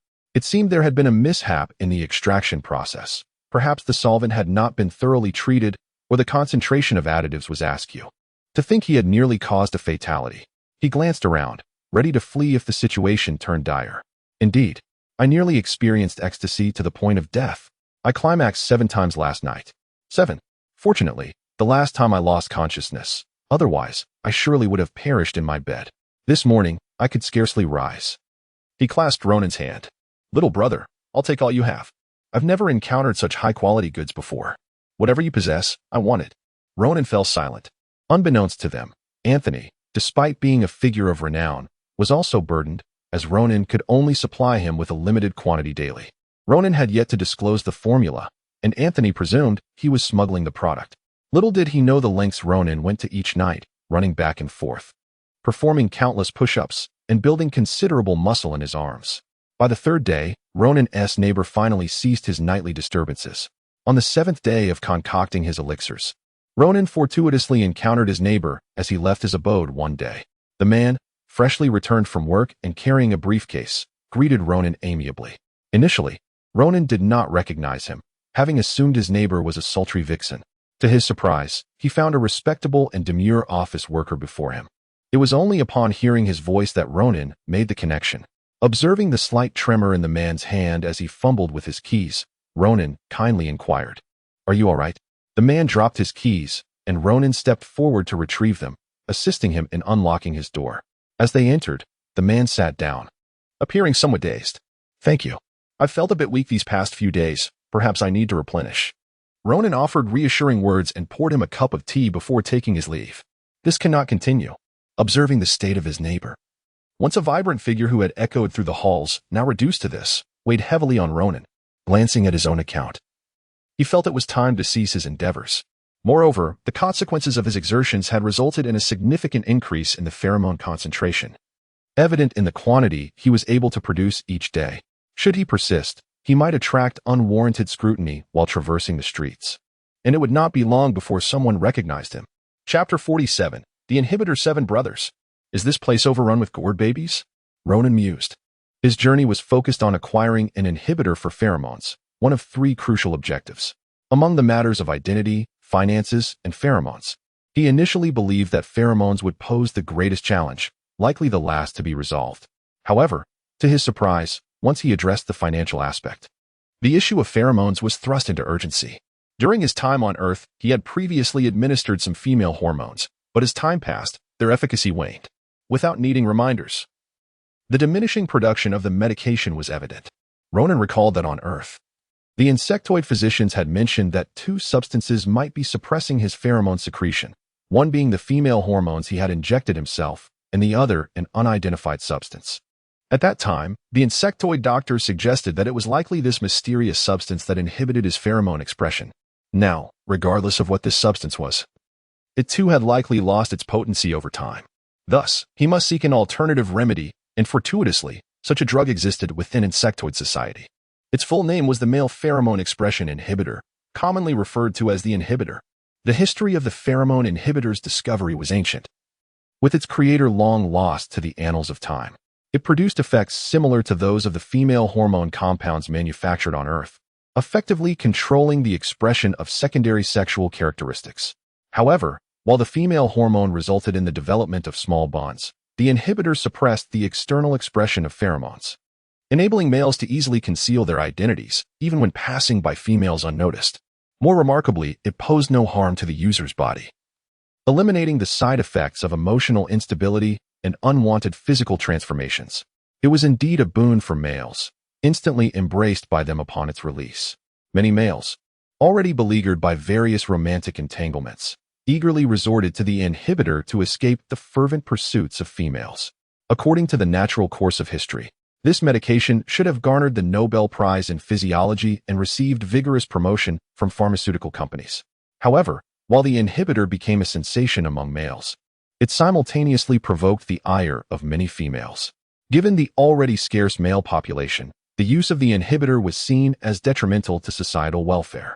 Although the public hesitated to confront the males directly, they vociferously condemned the merchants involved in the production and sale of this drug. In contrast to the public's emotional outcry, the government was compelled to consider the implications of the law.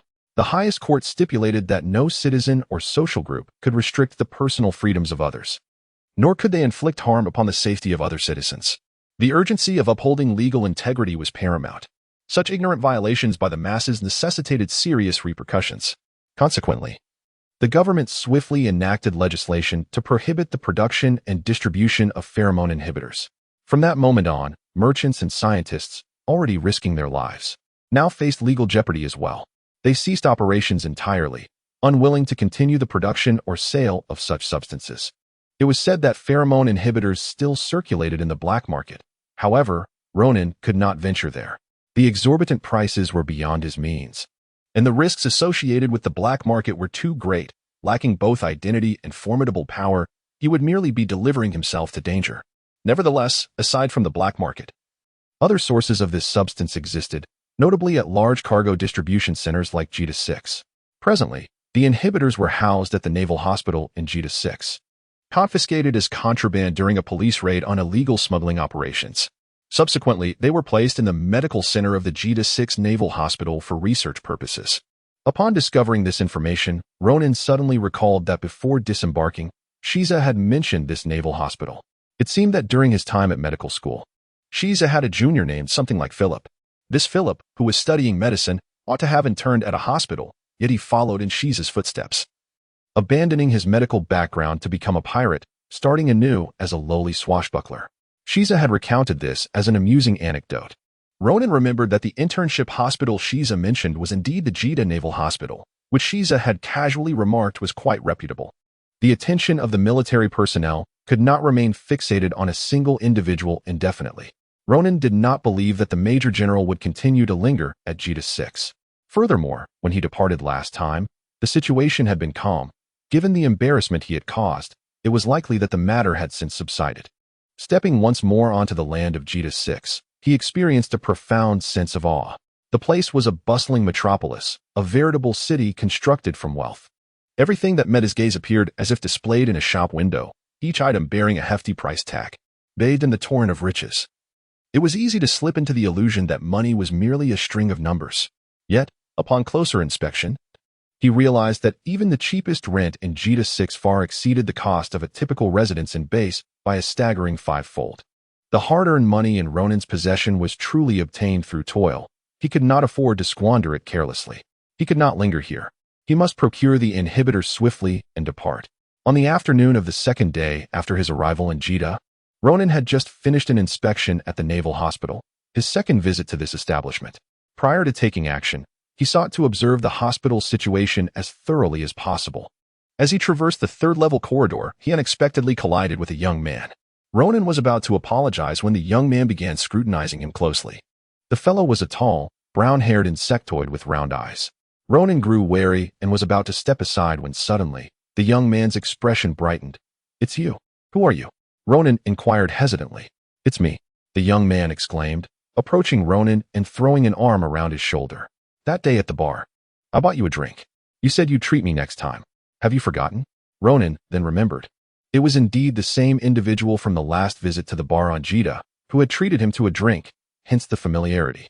Observing the enthusiastic face before him, Ronan smiled. "How could I forget? Then let us go." The young man, bursting with energy, tugged at Ronan and led him forward, inquiring, "You're not in a hurry, are you? I haven't seen you in ages. I thought you were pulling my leg, and I'd never see you again." As Ronan was pulled along, he explained, "I was away on a long trip." Upon reaching the bar, the young man greeted several patrons inside before taking a seat at a table. Ronan, noticing this, called for the owner to serve them drinks. He ordered the same beverage as last time, while the young man, introducing himself as Dole, requested a potent firethorn cocktail. "I'm so glad to see you again. That's why I opted for a milder firethorn. I don't want to get drunk after just a couple of drinks," Dole exclaimed joyfully, his exuberance infectious, eliciting a smile from Ronan. "Cheers to our reunion." Ronan raised his glass. "Cheers." Dole downed his drink in one go. According to a certain uncle, a great battle had erupted just a few streets away on Flying Bear Street, where a group of pirates had stealthily gathered to drink. Initially, the pirates kept their presence hidden, unknown to anyone, until a vacationing detective happened to be drinking there as well, and the pirates, in their inebriation, inadvertently let slip their secrets. As a result, the detective summoned reinforcements, and soon a fierce gunfight erupted between the police and the pirates in the street, both sides calling for support. The scene was tumultuous. The uncle was present at the time, witnessing the shattering of hundreds of windows nearby. Blood flowing like a river on Flying Bear Street, with the bodies of pirates, police, and bystanders strewn across the ground. Ultimately, the pirates managed to break through and escape. Upon hearing this, Ronan could not help but smile slightly, choosing to listen no further. At that moment, Dole nudged his shoulder, urging him to pay attention to the television. Ronan glanced up to find that the screen had shifted from financial news to a live broadcast. Unlike the past, when patrons casually chatted and sipped drinks while intermittently watching the television, the majority of the people in the bar were now completely engrossed in the unfolding events on the screen. Chapter 48. The Zerg's gallant male. After watching for a while, Ronan turned to Dower in confusion and asked, "Is this really suitable for live broadcasting?" Ronan found it hard to comprehend. The Zerg was such a valiant and combative race. In his mind, the last popular live combat competition he had seen aligned more closely with their character, and it was only natural that it enjoyed high viewership. However, he was astonished to discover they also had such domestic interests. He recalled that there seemed to be a male Zerg who was quite well-liked, with whom he had once had a scuffle at a bar. He scrutinized the television, searching for the figure from his memory. Where was that one named Lou? Something? Lord Lucas, perhaps? Dower seemed to understand what he wanted to say. Lord Lucas never participates in such events. He has publicly expressed his disdain for these trivial activities. He will not be attending again. At that moment, someone from the adjacent seat interjected, "Indeed, it's a pity. Otherwise, we could have seen Lord Lucas again. He ranks in my top 3 favorite males." Yes, I will never forget how adorable Lord Lucas was in the young male Zerg's development diary, and how charming he was while playing games. Though he has now transformed into a cool, aloof god, in my heart, he will always be the charming youth," added an older gentleman nearby. "Wait, who is this cool, aloof god? And what on earth is the young male Zerg's development diary?" Ronan expressed his bewilderment. Before Dower could respond, the older man leaned closer, sizing him up. "Young man, you can't possibly be from the guitar crowd, can you?" "Ah, I hail from a remote planet," Ronan explained. The older man lit a cigarette and nodded solemnly. "It's obvious. Otherwise, which civilized individual wouldn't he know of the young male Zerg's development diary? This Lucas seems quite different from what I saw on television before. Ronan cautiously offered his observation, fearing it might spark another brawl. The older man lamented, alas. Lord Lucas has changed so much, all due to the influence of his nefarious female friends. Ronan returned the video to him, and the older man switched off the screen, causing the youthful version of Lucas to vanish in an instant. With a sigh of regret, the older gentleman completed his task of guiding the newcomer and redirected his attention back to the television. Ronan, left in awe, couldn't help but admire the marketing prowess of the Zerg merchants. Thus, he blended in among a group of infatuated men, engrossed in the spectacle on the screen. The men reveled in their embodiment of love and justice, while Ronan diligently observed, keen to learn the strategies of the Zerg, who represented the advanced productive forces of the galaxy. He hoped to glean insights on how others effortlessly earned fortunes while he toiled away on the staircases. The entire bar erupted in celebration as a young man, a veritable success story, achieved his life's dream at the tender age of 25. The patrons, unaware of the fortune that had befallen them, raised their glasses repeatedly, nearly depleting the bar's stock. They cleared the tables, placing 3 rows of exquisite bottles on the long table in the center. Heartfelt wishes were exchanged for the lucky young man, hoping for his future happiness. Bottles were swiftly emptied, and intoxicated patrons embraced one another, singing and dancing. Observing the group of burly men joyfully belting off-key songs and swaying together in celebration, Ronan felt a peculiar sensation wash over him. Eventually, the owner, nearly drunk himself, produced a cherished bottle of fine liquor he had kept for 25 years. "Let us all indulge until we are inebriated," he proclaimed. Almost every guest became tipsy, and the owner himself collapsed beneath the counter in a drunken stupor. Ronan inquired about Dower's residence. Without hesitation, Dower pointed westward. "What about that direction?" Ronan probed further. Dower waved his hand dismissively. "Don't ask so many questions. Follow me." The further they walked, the more opulent their surroundings became. Yet, with each step, Ronan felt an increasing sense of unease. The residences appeared far from affordable, each house spaced apart significantly, and Dower did not seem the type who could afford such luxury. Ronan shook Dower. "Hey, are you sure you're not lost?"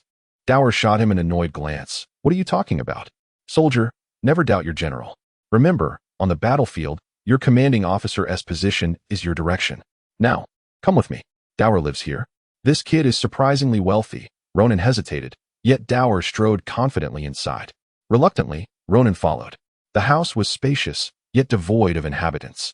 Dower walked straight through the room and into the backyard. Ronan assumed he had some ulterior motive and hurried to keep up. To his surprise, Dower approached the wall, lowered his pants, and began urinating. Ronan, exasperated, turned away to wait. As Dower watered the prized flowers at his feet, he cheerfully whistled. In the emptiness, his whistling seemed particularly jarring, prompting Ronan to quietly admonish him, "Stop whistling."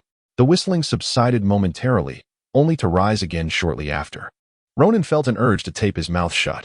"If you keep whistling, I'll cut off your—" He glared menacingly at him. Finally, the whistling ceased. Once Dower finished, he zipped up and approached Ronan. No longer whistling, he wore a serious expression, as if the cold breeze had sobered him slightly.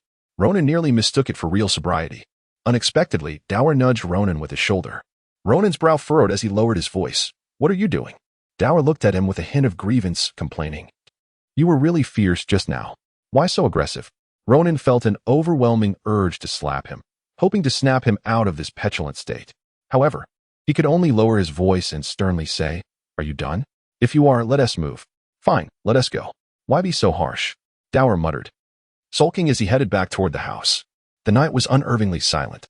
Dower, the drunken fool, seemed oblivious to the abnormality, proceeding leisurely along the path. Meanwhile, Ronan was on high alert, sensing that at any moment, a ferocious dog might leap out or a spotlight might shine down, exposing them both. He tiptoed cautiously, lowering his voice to ask, "What is the penalty for trespassing on private property?" "No penalty at all."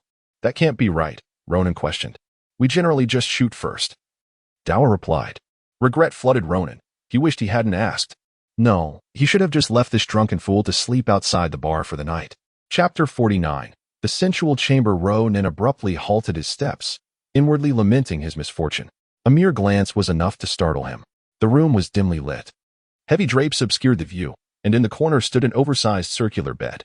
Under the purplish light, he discerned the presence of two figures within. One was of similar height to him, slightly shorter, with their back turned, while the other faced him, a typical insectoid of average stature, their limbs elegantly shaped, yet bound starkly to a pillar in the center of the room, head drooping low. Neither seemed aware of his concealed presence at the window. The figure with their back to him wielded a long whip, its thickness akin to that of a willow branch. Yet the manner in which it was brandished was anything but gentle. The wielder swung the whip with a flourish, creating a gust of wind in the air. Before the tip struck the bound youth's flesh with a sharp crack, leaving a fresh trail of blood. The intermittent sounds he had heard earlier were the result of the whip connecting with skin. Though the victim was significantly taller than his assailant, he offered no resistance. His body bore vivid, crimson lash marks, and he continued to hang his head, silent and still. It was only when the whip struck that he shivered, akin to a willow leaf trembling in a breeze. SM Games. Ronan furrowed his brow. The young man wielding the whip exuded a palpable cruelty, and his height was nearly identical to Ronan's own. Ronan suspected he was a male, yet he recalled that in this world, males were not simply potatoes that could be unearthed with a hoe at whim. Surely, they could not be so unfortunate as to encounter such a fate by chance. He struggled to discern the situation and contemplated asking Dahl, who could likely identify the nuances, but upon glancing forward, he found Dahl had vanished from sight. Just then, the bound individual let out a muted cry, as the whip had struck a particularly sensitive area, causing him to involuntarily emit a sound of pain. Ronan's gaze fell upon the newly formed wound, and he felt a tightening in his own body, as if sharing in the agony. The sound he emitted was akin to a wounded animal's whimper, a plea for mercy that seemed to beckon a hidden sadistic desire within some. Indeed, upon hearing his whimper, the next lash was delivered with even greater ferocity. This time, however, the victim refrained from vocalizing, his body trembling like a candle in the wind. Based on Ronan's past experiences, his initial instinct was to report the incident. Yet, his second instinct urged him to refrain from alerting anyone. After all, they were in Gita, and the identities of those involved remained uncertain. The shorter figure was likely not an ordinary underage female, but a male. At that moment, the shorter one had already struck several more times, appearing fatigued from the exertion. He discarded the whip and exited through another door. Ronan hesitated. This was the first time he found himself in such a predicament. Better to avoid complications. With that thought, he resolved to leave the window and cease his voyeuristic behavior, prioritizing the pursuit of Dahl instead. However, just as he was about to step away, the bound individual lifted his head, casting a glance in Ronan's direction. Ronan, having already committed to moving, found himself unable to do so now. The young man had maintained his head down, but now that Ronan could see his face clearly, he realized how youthful he appeared. Despite his height, his facial features seemed even younger than Ronan's own. His complexion was pallid, frail, lips cracked and dry, with large eyes reflecting a vacant light. Ronan hesitated. The nature of their encounter had escalated to an alarming degree. Moreover, the vacant look in the young man's eyes was reminiscent of those he had seen in individuals on the brink of death. He was nearing his end. The young man parted his lips, forming a silent plea directed at Ronan. Yet, Ronan understood. He was saying, "Save me." No longer hesitating, Ronan opened the window and leapt into the room, landing as quietly as possible. He rushed to the center of the room, untied the ropes, and freed the young man from the pillar. It was only up close that Ronan fully comprehended the extent of his injuries. The upper half of his body was marred with lash marks, every inch of his skin bearing the evidence of cruelty. The whip bore barbs, and his wounds were not merely superficial. Old and new scars intertwined grotesquely. There were also subtle bruises around his neck, and a collar-like object hung from it. "You've gone too far, young man," Ronan thought indignantly. The rescued youth was burning with fever, his eyes fluttering weakly. Ronan gently patted his cheek, speaking softly. "Hey, can you stand? If you can't move, I won't be able to assist you." The young man glanced at him, blood droplets trickling from his hair onto Ronan's shoulder. His eyes gradually regained focus, and after a moment of confusion, he nodded faintly.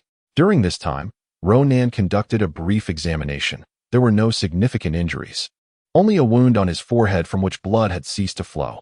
Yet the sight of him in such a state led Ronan to wonder if he had been rendered senseless by the beating. At that moment, faint footsteps echoed from outside. A figure entered the room, holding a cup of water. Upon seeing the bound youth leaning against the pillar, the newcomer narrowed his eyes dangerously and inquired darkly, "Who set you free?" He knew that even if he had the means to unbind himself, he would never dare to escape alone. The young man weakly pointed behind him. The malevolent figure scoffed. "You think you can ambush me? Do you take me for a fool?" He leaned down, looming over his captive, pressing harder. "Tell me, who was it?" From behind him, Ronan seized a nearby stool and struck the assailant, rendering him unconscious. "Truly lacking in intelligence, you ought to get some calcium," he scoffed. After incapacitating the criminal, Ronan tore down the curtains in the room, wrapping the injured insectoid's bare body within them. He then half-dragged, half-carried him to the door. Their craft ascended smoothly into the air. Suddenly recalling something, Ronan commanded the vessel to hover at a certain altitude before deftly tying the collar-like object around a nearby branch. On the way, he instructed the onboard AI to assess the condition of the injured youth. If there were any life-threatening concerns, they would need to make a detour to a hospital. Ronan felt a headache coming on, contemplating the excuses he would need to concoct to explain the myriad of injuries. Since boarding, Dahl had been animatedly pointing out the scenery outside, chattering incessantly. The other occupant remained unervingly quiet, having collapsed into a seat without moving. The silence from one was too profound, while the other was excessively boisterous. Ronan felt an overwhelming urge to open the door and eject one of them. As dawn approached, they arrived at the hotel room. The young man had nearly succumbed to unconsciousness, and despite Ronan's repeated calls, he remained unresponsive. Dahl dashed to the bed and, as soon as he collapsed onto it, began to snore. Ronan nudged him, but he remained oblivious. With no other option, Ronan took it upon himself to examine the unconscious youth. His forehead was burning, his complexion a ghostly white. Following the instructions on the medication guide, Ronan administered a blood supplement. As the plasma flowed steadily into the youth's veins, color gradually returned to his face. Yet, his high fever persisted, prompting Ronan to inject an antipyretic. These medications had been procured from roadside shops. As for insectoids, bleeding and injury were commonplace, making such supplies easily accessible. Fortunately, the medical technology for insectoids was highly advanced, designed with both convenience and efficacy in mind, allowing even a novice like Ronan to navigate the process with relative ease. Ronan shed his outer garment, revealing a body marred by bloodstains. The fabric clung to his skin. Observing the wounds adorning his form, Ronan furrowed his brow once more.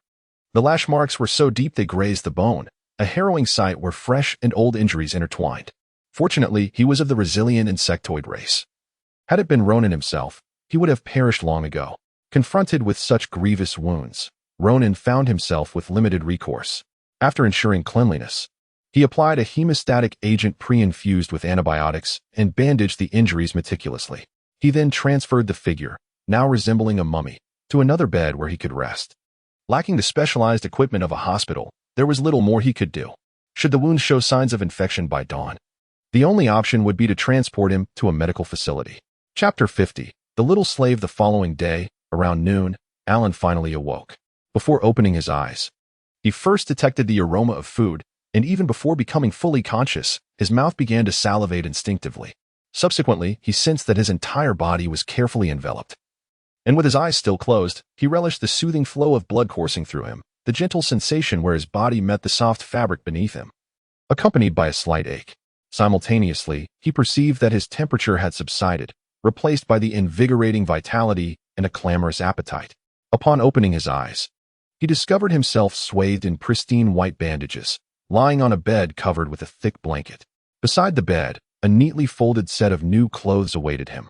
Not far away, at the dining table, sat a person dressed in wrinkled attire, a bowl of porridge-like food before him, intently observing Alan as he ate. He appeared quite ordinary, undeniably female, for males were exceedingly rare. With deep blue eyes, short brown hair, and a slightly red nose. Her round eyes seemed to carry a hint of amusement even in solemn moments. She sat tall in her chair, resembling a gorilla, her deep blue coat worn at the cuffs. She regarded him with an expression of curiosity. Alan could not fathom what could possibly captivate her interest. Turning his gaze around the modest suite, he noted its simplicity, furnished with basic amenities typical of a mid-range inn. How had he ended up in an inn? Instinctively, he reached for his neck, only to find it barren. His expression shifted instantly. Where was his nameplate? At that moment, he finally recalled the events of the previous night. In the evening, he had been summoned by Erica as usual. Upon arriving at the villa, he found only Erica present, who promptly bound him to a pillar and began to whip him. From around 7 or 8 until midnight, he had neither eaten nor drunk a drop of water. Just when he felt he might succumb to the beating, a face appeared at the window. Initially believing it to be a figment of his imagination, he nonetheless called out for help in a daze. To his astonishment, the figure turned out to be real. They leapt through the window, rescued him, and then knocked Erica unconscious. The details that followed were hazy in his memory. "Did you knock Erica out?" he mused. "Good morning." The person raised a spoon in greeting. "Good morning. Who are you? How did I end up here? Where's my nameplate?" Alan inquired timidly. "This is my home. You barged in last night," babbling incoherently, and then collapsed on the sofa, the individual replied. Alan felt distressed. What had transpired after he was rescued? Surely, he could not have wandered off on his own. Had that youth abandoned him in someone else's home? His mind raced, and a headache began to form. The person seemed to relish his discomfort, continuing to watch him with keen interest. At that moment, someone emerged from the kitchen. Before they arrived, their voice announced, "Don't listen to his nonsense." They carried a large bowl filled with porridge, placing it on the table while shooting a glare at the person named Dole. Dole chuckled, entirely unbothered by having his teasing exposed. Alan's eyes lit up as he recognized the figure as the one who had saved him last night. With black hair and dark eyes, he was shorter in stature, yet emanated an aura of reliability despite his youthful appearance. "How are you feeling?" the person kindly inquired. "I'm hungry. I want some porridge," Alan pleaded. The person smiled. "It seems you are nearly recovered." Ronan served him a generous bowl. The room contained only one chair, currently occupied by Dole. Thus, Alan, dressed in the clothes at the bedside, rose from the bed and sat on the sofa, devouring the porridge with fervor, still feeling ravenous. Having lost considerable blood, his stomach felt entirely empty. Ronan offered him the remaining portion as well. After finishing, Alan indicated he desired more, but Ronan stopped him. "You've just awakened. Overeating is not good for your health." Ronan observed him for a moment before inquiring, "Would you like to continue resting?" Alan shook his head. Finally, he voiced a question that had lingered in his mind. "Where's my nameplate?" Upon hearing this, Alan bit his lip until his rosy lips turned pallid. Ultimately, he shook his head. "It's not a tracking device. It's my nameplate given to me by my owner. But if it's gone, so be it." "Owner?" Ronan and Dole exchanged glances, both sensing the gravity of the situation. Finally, it was Ronan who asked, "Would you like to discuss what happened before?" Alan pondered for a moment before responding, "My name is Alan." He then recounted to Ronan and Dole the harrowing events that had transpired in his life. The individual who had whipped him was indeed a male named Erica, born into an ordinary family on a commonplace planet. He was 20 years old and had once had an older brother named Benny, who was 3 years his senior. Erica had initially taken an interest in his brother. For a young man from a powerless family, to garner the affection of a male was akin to receiving a stroke of fortune. More importantly, his brother had deeply loved this male. With the blessing of their family, Benny happily followed Erica. However, not long after, news arrived that his brother had died in an accident due to excessive drinking. Everyone lamented his misfortune. Yet, Alan resolutely believed it was no accident.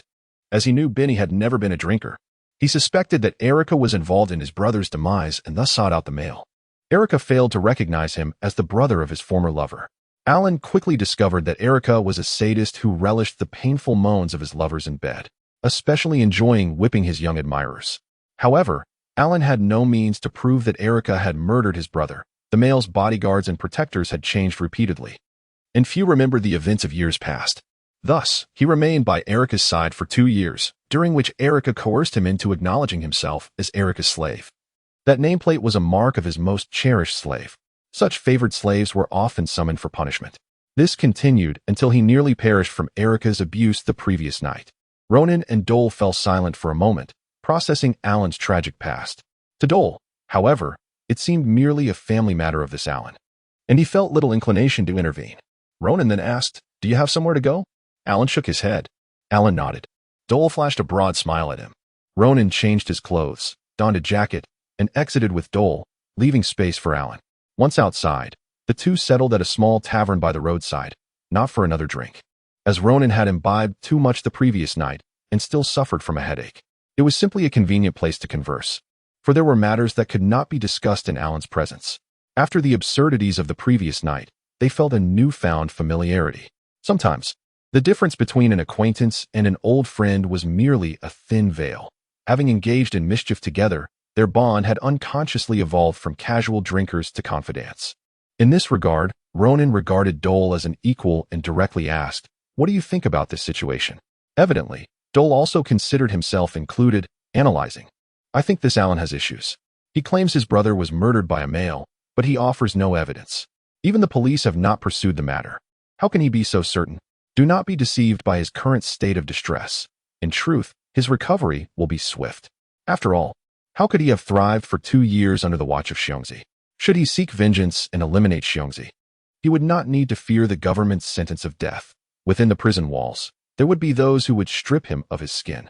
At that moment, if you were to harbor him, the police would undoubtedly apprehend you as well." Ronan, feeling a surge of irritation, shot him a glare, exclaiming, "This is all your fault.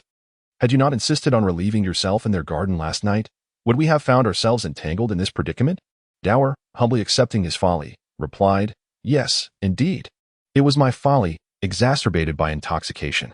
I cannot seem to govern my own actions. You must keep me in check next time. However, I believe it would be prudent to send this Alan away promptly. He appears to be a considerable nuisance." "Was that truly Xiongzi last night?" Ronan inquired, his brow furrowed. "I cannot recall. My memory eludes me.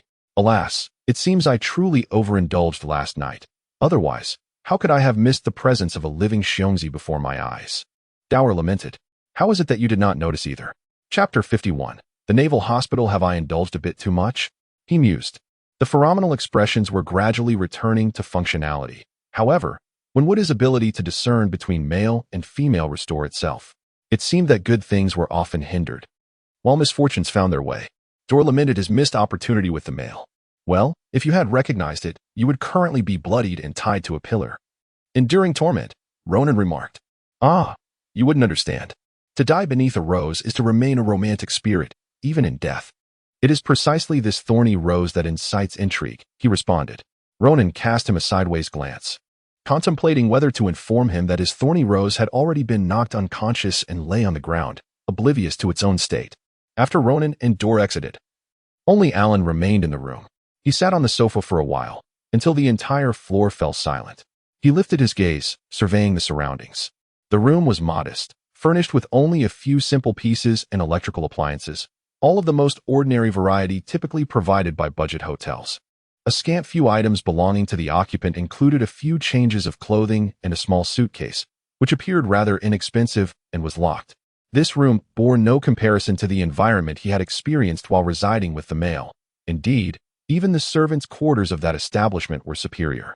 Yet this ordinary, even austere, space offered him a profound sense of comfort.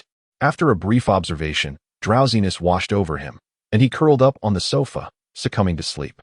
The table was laden with several sumptuous dishes. Upon closer inspection, the sofa, which had clearly been occupied, was now neatly arranged without a crease. At that moment, the young man named Alan re-emerged from the kitchen, carrying several bowls and plates, filling the table to capacity. Ronan took a bite and was pleasantly surprised by the quality of the food. "Did you order takeout?" he inquired. "No, I made it myself," the handsome young man replied, somewhat bashfully. "What do you think? Do you not like it?" "The flavor is quite delightful. It is truly delicious," Ronan declared, removing his coat. "Were you not supposed to call the boss for any tasks? Did you go buy groceries yourself? How did you acquire a key?" Ronan regarded him momentarily, surprised by the young man's social connections. Alan stole a glance at Ronan, and upon noticing no sign of anger, he ventured, "If you enjoy it, I could cook for you from now on." Ronan was thoroughly satisfied with this meal. It seemed that the young man's appeal to the male could very well stem from his culinary talents. A Michelin-starred chef has an entire team in the kitchen, abundant ingredients, and ample time to prepare, making it relatively easy to serve exquisite dishes. However, among the generally less skilled insectoid species, the ability to create delectable meals using limited resources and kitchen tools in a short time was indeed remarkable.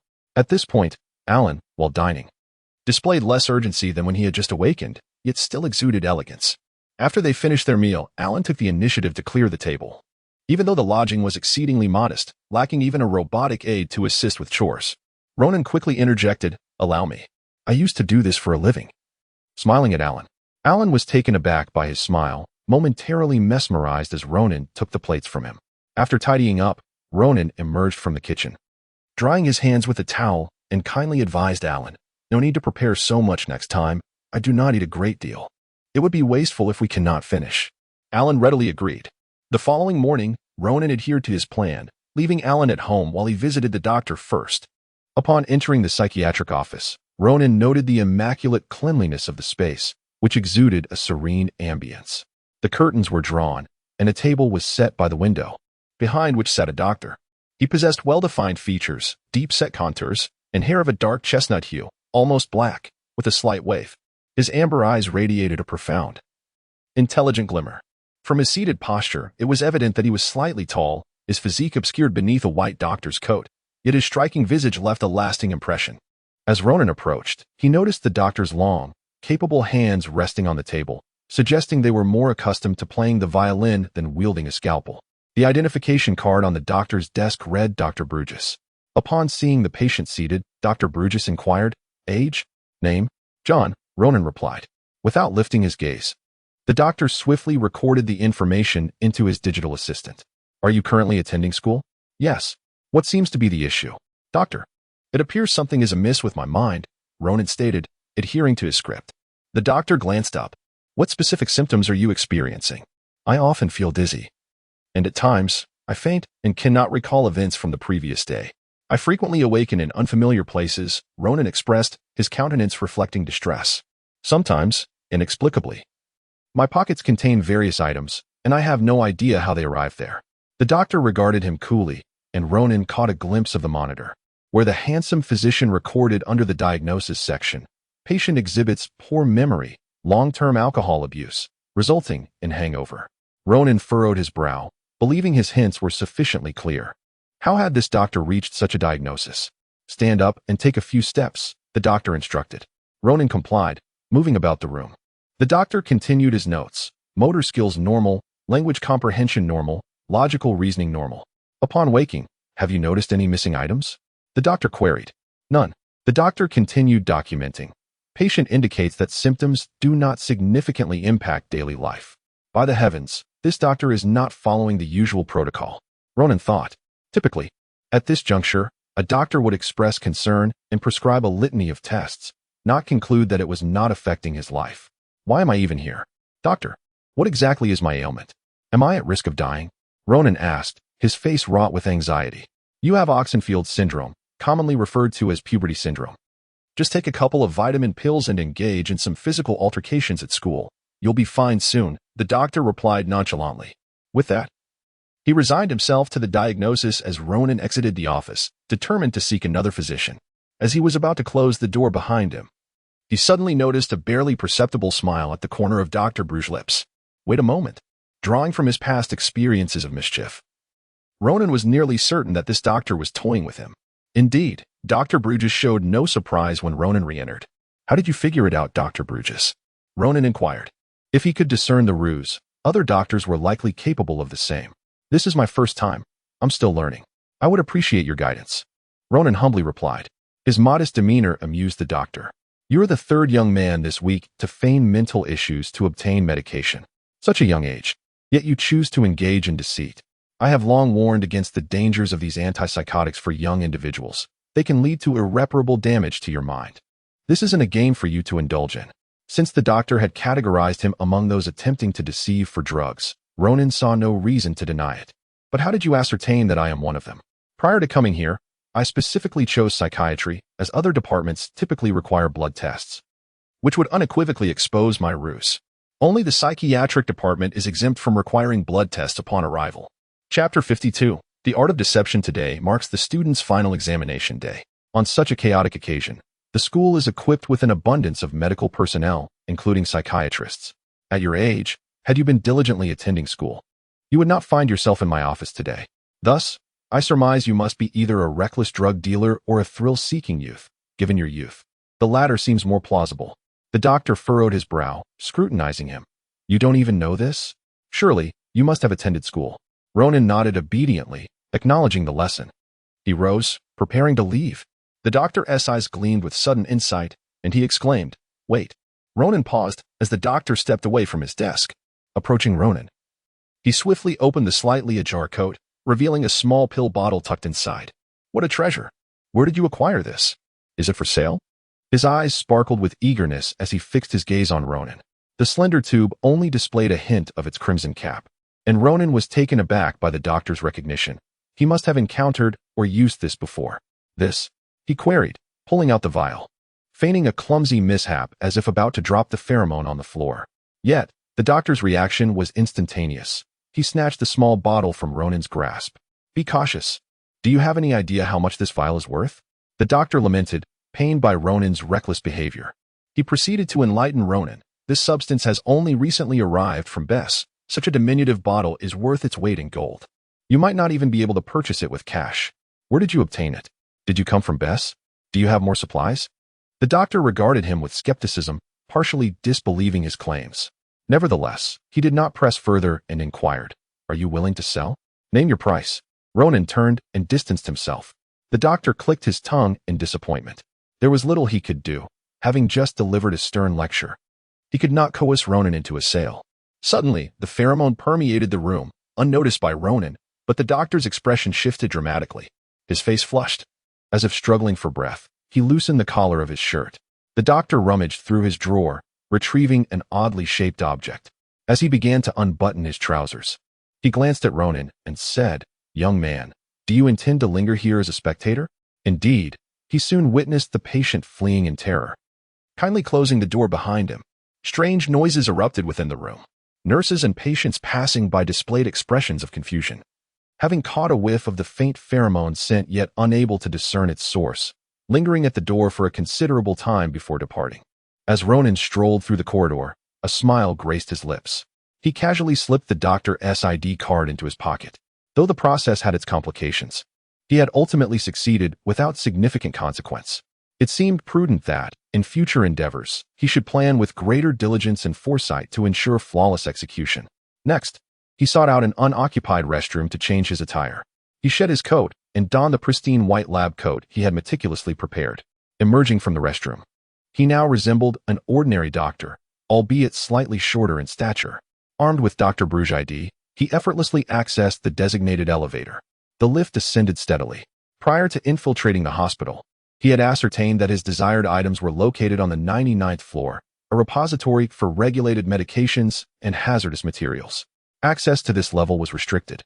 Both the elevator and the entrance required special permissions, making it inaccessible to the average individual. Therefore, to procure the suppressants, he needed to secure a physician's identification. Upon reaching the 99th floor, he found the entire level managed electronically, with a remarkably sparse number of staff. He quickly located the entrance to the controlled substances warehouse. Ensuring no one was in sight, Ronan once again employed the Dr.'s ID card to unlock the door, swiftly slipping into the room. Having completed this task, Ronan quietly opened the door, scanned his surroundings, and confirmed the coast was clear before stepping outside, closing the door behind him, and confidently entering the elevator. Inside, he glanced at the time. From donning the Dr.'s uniform to obtaining the suppressants, the entire operation had taken less than 15 minutes. He wondered whether the doctor had concluded his business. If he was as enduring as his neighboring colleague, he likely remained oblivious to the loss of his identification card. With a soft chime, the elevator arrived at the ground floor. Ronan exited with a buoyant step. Task accomplished, he merely needed to exit the hospital with confidence. He took a slight step back to survey the scene outside. At that moment, chaos reigned at the hospital entrance. The first-floor lobby was in disarray, with patients strewn about, some sitting, others lying, and many clutching their wounds in distress. The nurses, robust and formidable, bore an air reminiscent of bouncers, their tones far from gentle. Listening to the shouts exchanged between nurses and patients, he began to grasp the unfolding situation. The electronic traffic control center had malfunctioned, causing significant disruption. Most aerial traffic is managed electronically, ensuring safe and efficient travel. Typically, various aircraft can reach their destinations seamlessly, maintaining an orderly flow despite varying speeds and urgency. However, for reasons unknown, the electronic traffic control experienced a series of failures today, resulting in numerous accidents occurring in rapid succession. In the aftermath, the hospital was overwhelmed with patients. New arrivals piling up at the entrance. The nurses did their utmost to transport the critically injured to surgery, but many severely wounded individuals remained unattended, helplessly groaning on stretchers. Tensions escalated between patients and nurses, with accusations hurled regarding the lack of treatment. Some bled profusely on the floor while nurses prioritized those seemingly less injured for surgical procedures. The atmosphere grew increasingly volatile. The hospital had not faced such disorder in years. Nurses found themselves overwhelmed, managing both the gravely injured and the less critical, all while defending their actions under intense scrutiny. Their efficiency plummeted as patients demanded satisfactory explanations, leading to rising agitation and chaos. Unbeknownst to him, Ronan stood out distinctly in his white coat amidst the crowd. His choice of attire had been deliberate. The nurses perceived him as somewhat diminutive, resembling a minor. Yet, the coat unmistakably signified his role as a doctor. In the hospital, individuals instinctively adhered to this uniform-based hierarchy, much like nobles of old who may not recognize a cardinal, but would instinctively kneel to kiss his ring upon sight of his crimson robes. The same principle applied in modern institutions such as hospitals, schools, and military settings. In this instance, he alone represented the medical profession. Thus, a rather robust nurse instinctively sought his counsel. "Doctor, the patient is about to clash with us. What should we do? Please, speak quickly." Chapter 53, Doctor. LUO Ronan stood momentarily stunned, his ears besieged by a cacophony of noise. The cries of patients enveloped him, rendering the words of the nurse momentarily incomprehensible. Observing the doctor's lack of response, the nurse shouted again into his ear. This time, Ronan could finally hear, though he nearly suffered temporary deafness from the nurse's volume. Rubbing his almost deafened ear, he inquired, "How many patients are there?" He glanced at the nurse's name tag, which read Will fixed his gaze on Ronan, as if eager to unearth a solution from within him. "What should we do about severely injured patients who cannot receive timely treatment?" Ronan pressed, his tone growing impatient. The nurse, taken aback by the severity of his tone, blurted out in confusion. Nevertheless, under Ronan's piercing gaze, Will straightened his posture reflexively and recited from the nurse's manual. "For severely injured patients who cannot undergo immediate surgery, one must first ensure the stability of vital signs. Maintain blood pressure and administer a certain dosage of 62 to stimulate the body's self-repair mechanisms, depending on the severity of internal organ damage." "Can you ascertain which patients are severely injured?" Ronan queried. "Yes," Will exclaimed confidently, bolstered by years of experience as a nurse and his recent promotion to head nurse. "Then hurry," Ronan barked again, this time with a sense of urgency. Energized by Ronan's authoritative tone, Will quickly rallied several junior nurses to assess the critically injured patients. Ronan directed the remaining nurses to distribute bandaging supplies to those with minor injuries, encouraging patients to assist one another. Those who were relatively unscathed wrapped their own wounds and seated themselves on the sidelines, awaiting the nurse's judgment on who required immediate treatment. After nearly being deafened by Will's earlier outburst and suffering from the cacophony of patients arguing, Ronan declared that anyone who continued to raise their voice would be moved to the end of the line. The robotic security personnel received his command and stepped forward, bringing a hush to the chaos. The nurses, seasoned professionals accustomed to working in the largest hospital on the planet, had momentarily faltered amidst the overwhelming number of patients. Yet, with Ronan's guidance, they regained their composure and professionalism. Soon, the hall quieted once more. The doctors continuously wheeled patients from the operating room, while nurses ushered the severely injured into surgery. Witnessing the critical patients receive care and realizing that none would perish while waiting, the other patients began to feel reassured. As order returned to the hall, the injured were gradually taken into the operating room, allowing those remaining to sit comfortably. Nurses distributed pain relief medications to those in significant discomfort, and robotic cleaners methodically cleared the blood and debris from the floor. The chaos that had once engulfed the hall was replaced by a newfound serenity. Ronan, initially unwillingly swept into the turmoil by Will, now felt the situation stabilize. After ensuring that all critically injured patients were sent to surgery and the lightly injured were seated, he smiled encouragingly at Will. "Well done, Will." The head nurse blushed at the praise, smiling shyly in response. Ronan found it amusing that just moments before, Will had been shouting at him. Yet now he was leading the charge to restore order, his voice never dropping below 50 decibels. Observing such a robust man exhibit such bashfulness was quite entertaining. As Ronan made his way towards the exit, he noticed a timid nurse standing at the door, gazing at him apprehensively. Recognizing her as one of the nurses he had just directed, he offered her a gentle smile. Why was she so nervous? Did his earlier laughter come across as too fierce? Ronan pondered. But no, she was looking behind him. A sense of dread washed over Ronan. Could it be the police? He heard Will call out, Director. An elder, referred to as the director, pointed at Ronan and inquired, "Who is he?" Realizing he was on the verge of exposure, Ronan stood at the threshold of the hospital. He had once sprinted 100 meters in 11.7 seconds on Earth. If he pushed himself, he could manage 11.3. He might just escape before the injured patients realized, leaving behind a legend of a good doctor who saved lives anonymously, without seeking payment or acknowledgement, a paragon of altruism in the medical field. However, a line of robotic security guards, each wielding electric batons, stood resolutely at the entrance, their eyes fixed on him. The atmosphere in the hall shifted palpably. Nurses exchanged bewildered glances, uncertain why the director did not recognize him.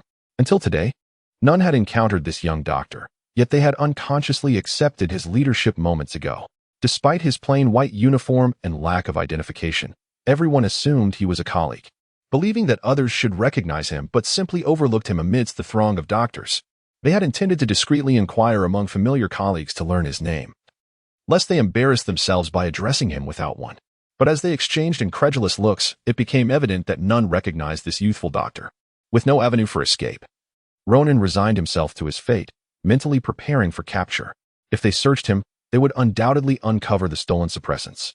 A further investigation would reveal he was the abducted male. How unfortunate. Having navigated through turbulent waters, he now found himself ensnared in a trap. He should never have meddled in this chaos. The nurses would have restored order eventually without his interference. He cursed himself for not being able to tolerate the disorder, which had led him to this predicament. "I am." Ronan began to speak. "Ah, you must be Philip," one of the doctors behind the director suddenly exclaimed, recalling the absent-minded intern. "Isn't he the one who never reported for duty, the short one, Philip?" The nurses, realizing the truth, understood that this was the newly arrived intern doctor. No wonder they did not recognize him. Philip? Ronan suddenly recalled the mention of a doctor named Philip who had temporarily turned to piracy. Although he could not fathom why he was being mistaken for Philip, it appeared he might be saved. With a quick mental pivot, he stammered, "I'm so sorry, He had crafted a plausible excuse. However, as he scanned the gathering crowd, his words faltered and his heart sank once more. The hall was becoming increasingly crowded. Among the crowd behind the director stood a particular doctor, arms crossed, watching Ronan with keen interest. How much had he overheard? Unlike the others, this doctor, Bruges, was aware of the truth, having just consulted Ronan for treatment. He witnessed his patient transform into a doctor, which undoubtedly alerted him to the peculiar nature of the situation. In this challenging moment, Ronan found himself at a loss for words. Managing only a dry apology, "I am truly sorry." He anticipated that Dr. Bruges would promptly expose him. However, the esteemed Bruges remained silent, seemingly oblivious to the unfolding events. Before Ronan could utter another word, the director finally spoke, his tone measured as he remarked, "Your absence these past few days has nearly led us to consider your removal." At this revelation, a palpable tension gripped many, including Nurse Will. Yet, a flicker of relief ignited within Ronan. "However, your recent performance has been commendable. Remember, as a physician, even as an intern, it is imperative to display your identification badge at all times. Furthermore, I expect you in my office tomorrow morning." With that, the director dismissed Ronan, striding away with two subordinates in tow. Having just endured a wave of cold sweat, Ronan's heart raced, feeling overwhelmed. Once the director departed, he finally caught his breath and turned to face the individual who had been observing him intently. As the crowd gradually dispersed, this solitary figure remained, arms crossed, motionless in the corridor, fixated on him. Noticing Ronan-esque gaze, the person raised an eyebrow and offered a faint smile. Chapter 54. Deception. Adjacent to the Guitar Naval Hospital resided the Turtle Bar. Soft melodies permeated the air within, complemented by dim, elegant lighting. Patrons occupied secluded booths either alone or in small groups, the partitions adorned with verdant foliage, ensuring both scenic appeal and discretion. In one of the more secluded booths, two individuals sat facing each other, each with a beverage before them, tea, and a steaming eucalyptus concoction. Judging by their attire, they appeared to be colleagues from the neighboring naval hospital, yet a certain familiarity seemed absent between them. They were none other than Bruges and Ronan. "I was nearly exposed back there," Ronan remarked. "I'm grateful you didn't reveal my deception, Dr. Bruges. How did that doctor mistake me for A. Philip back at the hospital?" "Oh. Dr. Philip received a counterfeit vaccine during his youth, which stunted his growth. His height is roughly comparable to yours. The doctor responsible for onboarding new staff Must have reviewed your file, Brutus explained. Ronan recalled encountering a news story online about a counterfeit vaccine scandal that shook society in Star Calendar 3214. Many adolescents undergoing development had received compromised vaccines, leading to arrested growth. The incident garnered significant public attention. But how did you know? Ronan inquired. Philip is my junior colleague. Another junior colleague? Ronan wondered if this doctor had graduated from the same institution as Caesar. Brutus regarded Ronan with keen interest, asserting with conviction, I know you must possess more of that serum. Ronan retrieved 2 vials of homemade pheromone serum from his pocket, stating, These are all I have. Consider it repayment for your assistance today. Brutus chuckled, realizing that the young deceiver's words confirmed his suspicion that Ronan possessed more than just 1 vial of the substance. Ronan turned to leave, but Brutus intervened, obstructing his path. Ronan frowned slightly, regarding him. Were 2 vials insufficient? They were worth enough on the black market to purchase a small apartment. Brutus was proving to be excessively avaricious. Brutus raised his hands, indicating no hostility, and requested that he sit down. There's no rush. It's still early. Let's converse for a while, he suggested. I ordered you the most expensive beverage on the menu. At least humor me with a sip. I can't accept these vials without compensating you, Ronan insisted. Provide me with your account details, and I'll reimburse you at the latest market price. Brutus resumed his seat. Since he insisted on payment, Ronan acquiesced, providing him with an anonymous account number. Brutus promptly transferred the funds, an amount far exceeding what he had initially paid Anthony. What is your true purpose at the hospital? Brutus inquired. You hardly appear to be 15 years old. I'm a psychiatrist, plagued by professional curiosity. Indulge me, and tell me what brings you here. Brutus continued, rest assured. I won't inquire about the origins of the pheromone serum. I understand that individuals in your line of work have their sources. However, he gestured with his glass. You must report to work tomorrow. Ronan furrowed his brow. Report to work where? At our hospital. At the Guitar Naval Hospital? You jest. Hear me out, Brutus urged, signaling him to remain calm. Our chief physician, the individual you referred to as the old man, is indeed a stubborn and irascible character. However, he possesses considerable influence. If he discovers your absence tomorrow morning, he will undoubtedly investigate you. Should he realize that he has been deceived, he will issue a warrant for your arrest throughout the star system. Therefore, you must report to work tomorrow, regardless. Ronan found his words preposterous. If I report to work and am exposed as a fraudulent doctor, wouldn't your chief physician issue a warrant for my arrest throughout the universe? Furthermore, does a physician possess the authority to have the government pursue me? Dr. Brutus stated gravely, do not mistake my words for jest. Although the old man is merely a chief physician, his progeny serves as a Volgograd sector supervisor. He certainly has the means to have you apprehended throughout the Volgograd sector. You have already witnessed his meticulous nature. If you are capable of departing Volgograd tonight, he will be powerless to stop you. But can you truly accomplish that? Ronan paused to consider. He lacked a legitimate identity, let alone the means to depart the Volgograd sector overnight. If Dr. Brutus's words held true, he was indeed in dire straits. It appeared that his momentary lapse in judgment had resulted in consequences far exceeding his expectations. Moreover, Ronan added, the most significant issue is my complete lack of medical expertise. My junior colleague was perpetually distracted during his time at the university, constantly immersed in military warfare studies. He was rarely seen by classmates or professors. After graduation, he secured an internship, only to reportedly abandon it and become a pirate. Therefore, no one will expose you. He took a sip of tea. You need not concern yourself with the files. Over the years, our modern society has established a comprehensive electronic record system, preventing fraudsters from thriving due to rational oversights. Fortunately, this conclusion does not apply to you. Philip's prolonged absence from reporting for duty implies that his file has likely been purged from our rigid, bureaucratic healthcare system. The retrieved original records will likely be from his time at medical school 4 or 5 years ago. You and Philip bear a resemblance, and many individuals now opt for cosmetic surgery and alterations to their appearance. These minor discrepancies can be readily explained. More importantly, the doctors and nurses at the Guitar Naval Hospital have already accepted you as Dr. Philip. Once individuals, under the auspices of authority figures, confirm a person's social role through external factors, they will actively seek evidence to support their judgment, employing various corroborations to validate that you are indeed Philip. The methods you employed to deceive them today will prove equally effective in the future. It is human nature. As for your medical skills, Brutus smiled confidently. Rest assured. You have me. Ronan raised an eyebrow at his confidence. What did he mean by "you have me"? Would his presence miraculously grant him medical expertise? Allow me to share a jest, Bruges continued, observing the disbelieving expression on Ronan's face.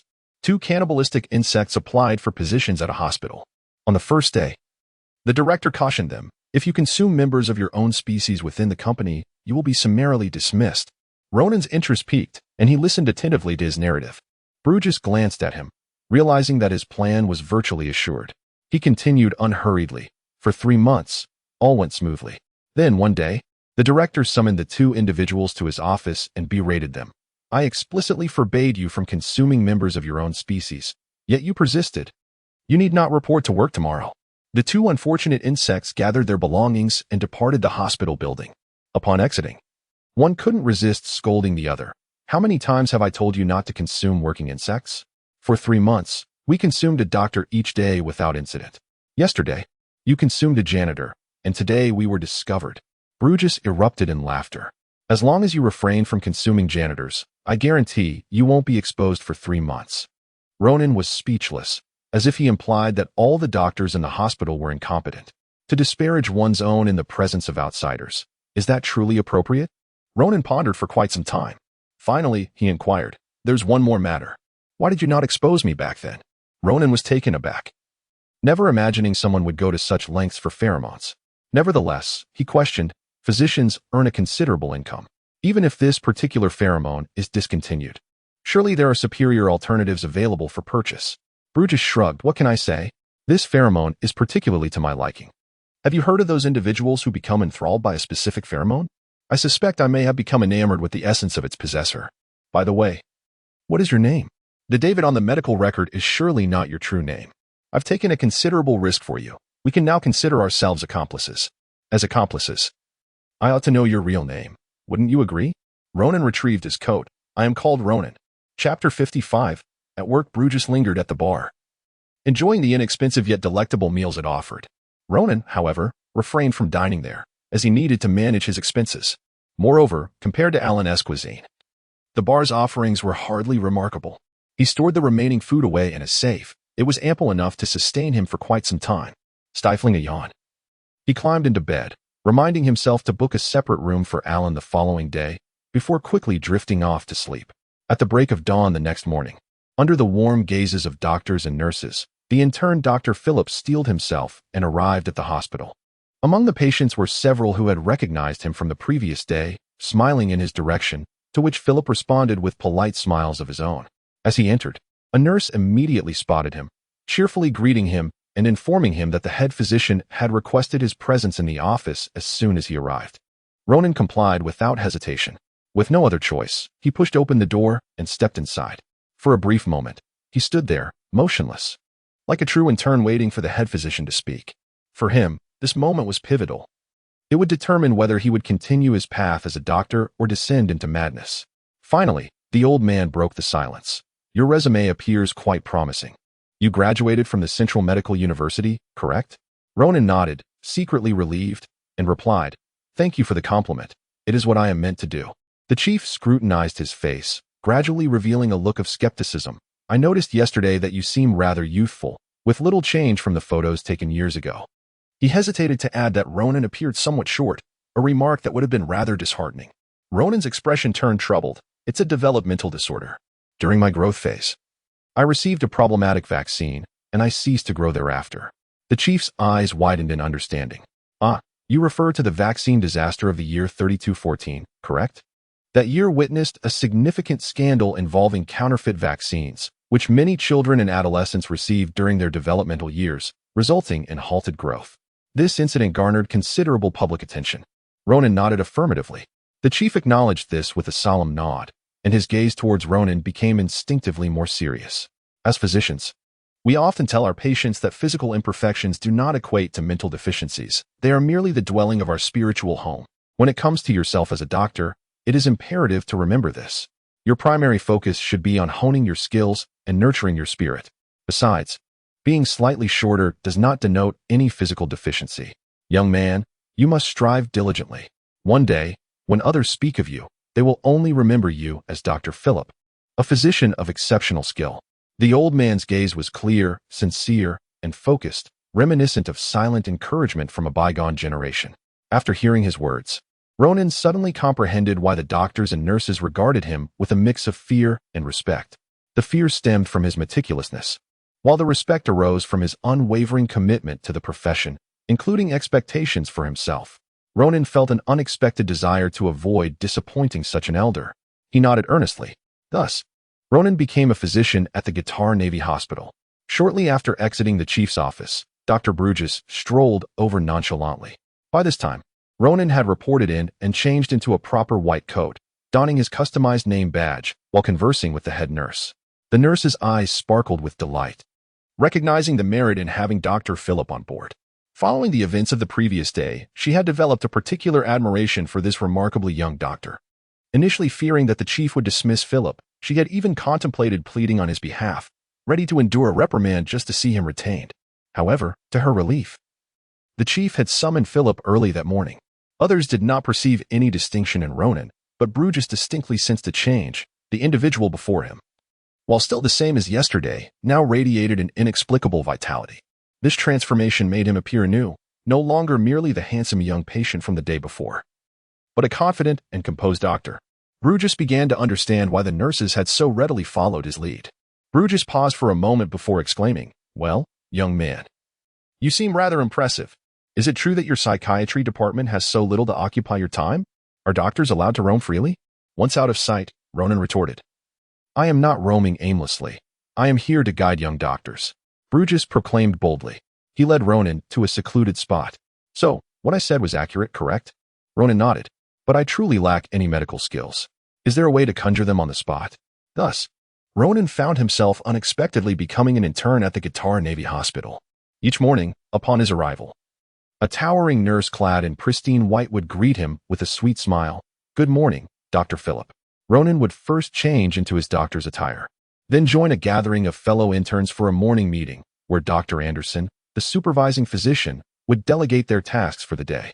The day was filled with bustling activity, coordinating patient flow to the appropriate doctors based on the hospital's electronic control center's directives. Occasionally, Dr. Anderson would take them on rounds, sharing patient information. He would often question the interns about their diagnoses from the previous day, inviting their insights on treatment plans. Some would answer correctly, while others faltered. Dr. Anderson was not overly strict. Even those who answered incorrectly would not face severe repercussions. Yet he never posed questions to Ronan, leading him to suspect that Bruges may have given him a heads up. When he inquired about this later, Bruges vehemently denied any prior arrangement. They occasionally had the opportunity to take a break for water, with lunch being a rotating affair. In the evenings, there were opportunities for guidance and instruction from the chief. The hospital's control center had become highly automated, with even diagnosis initially assisted by holographic diagnostic machines before confirmation by physicians. Unless a malfunction occurred, there was little for them to worry about. Since that incident, head nurse Will had completely acknowledged Ronan's capabilities, leading to a newfound camaraderie among the nurses under her supervision. Bruges would visit Ronan's station 3 times a day, though he offered no formal guidance, merely engaging in casual banter. On the first day, Ronan had inquired if Bruges had completed attending to his own patients, questioning the apparent ease in the psychiatry department.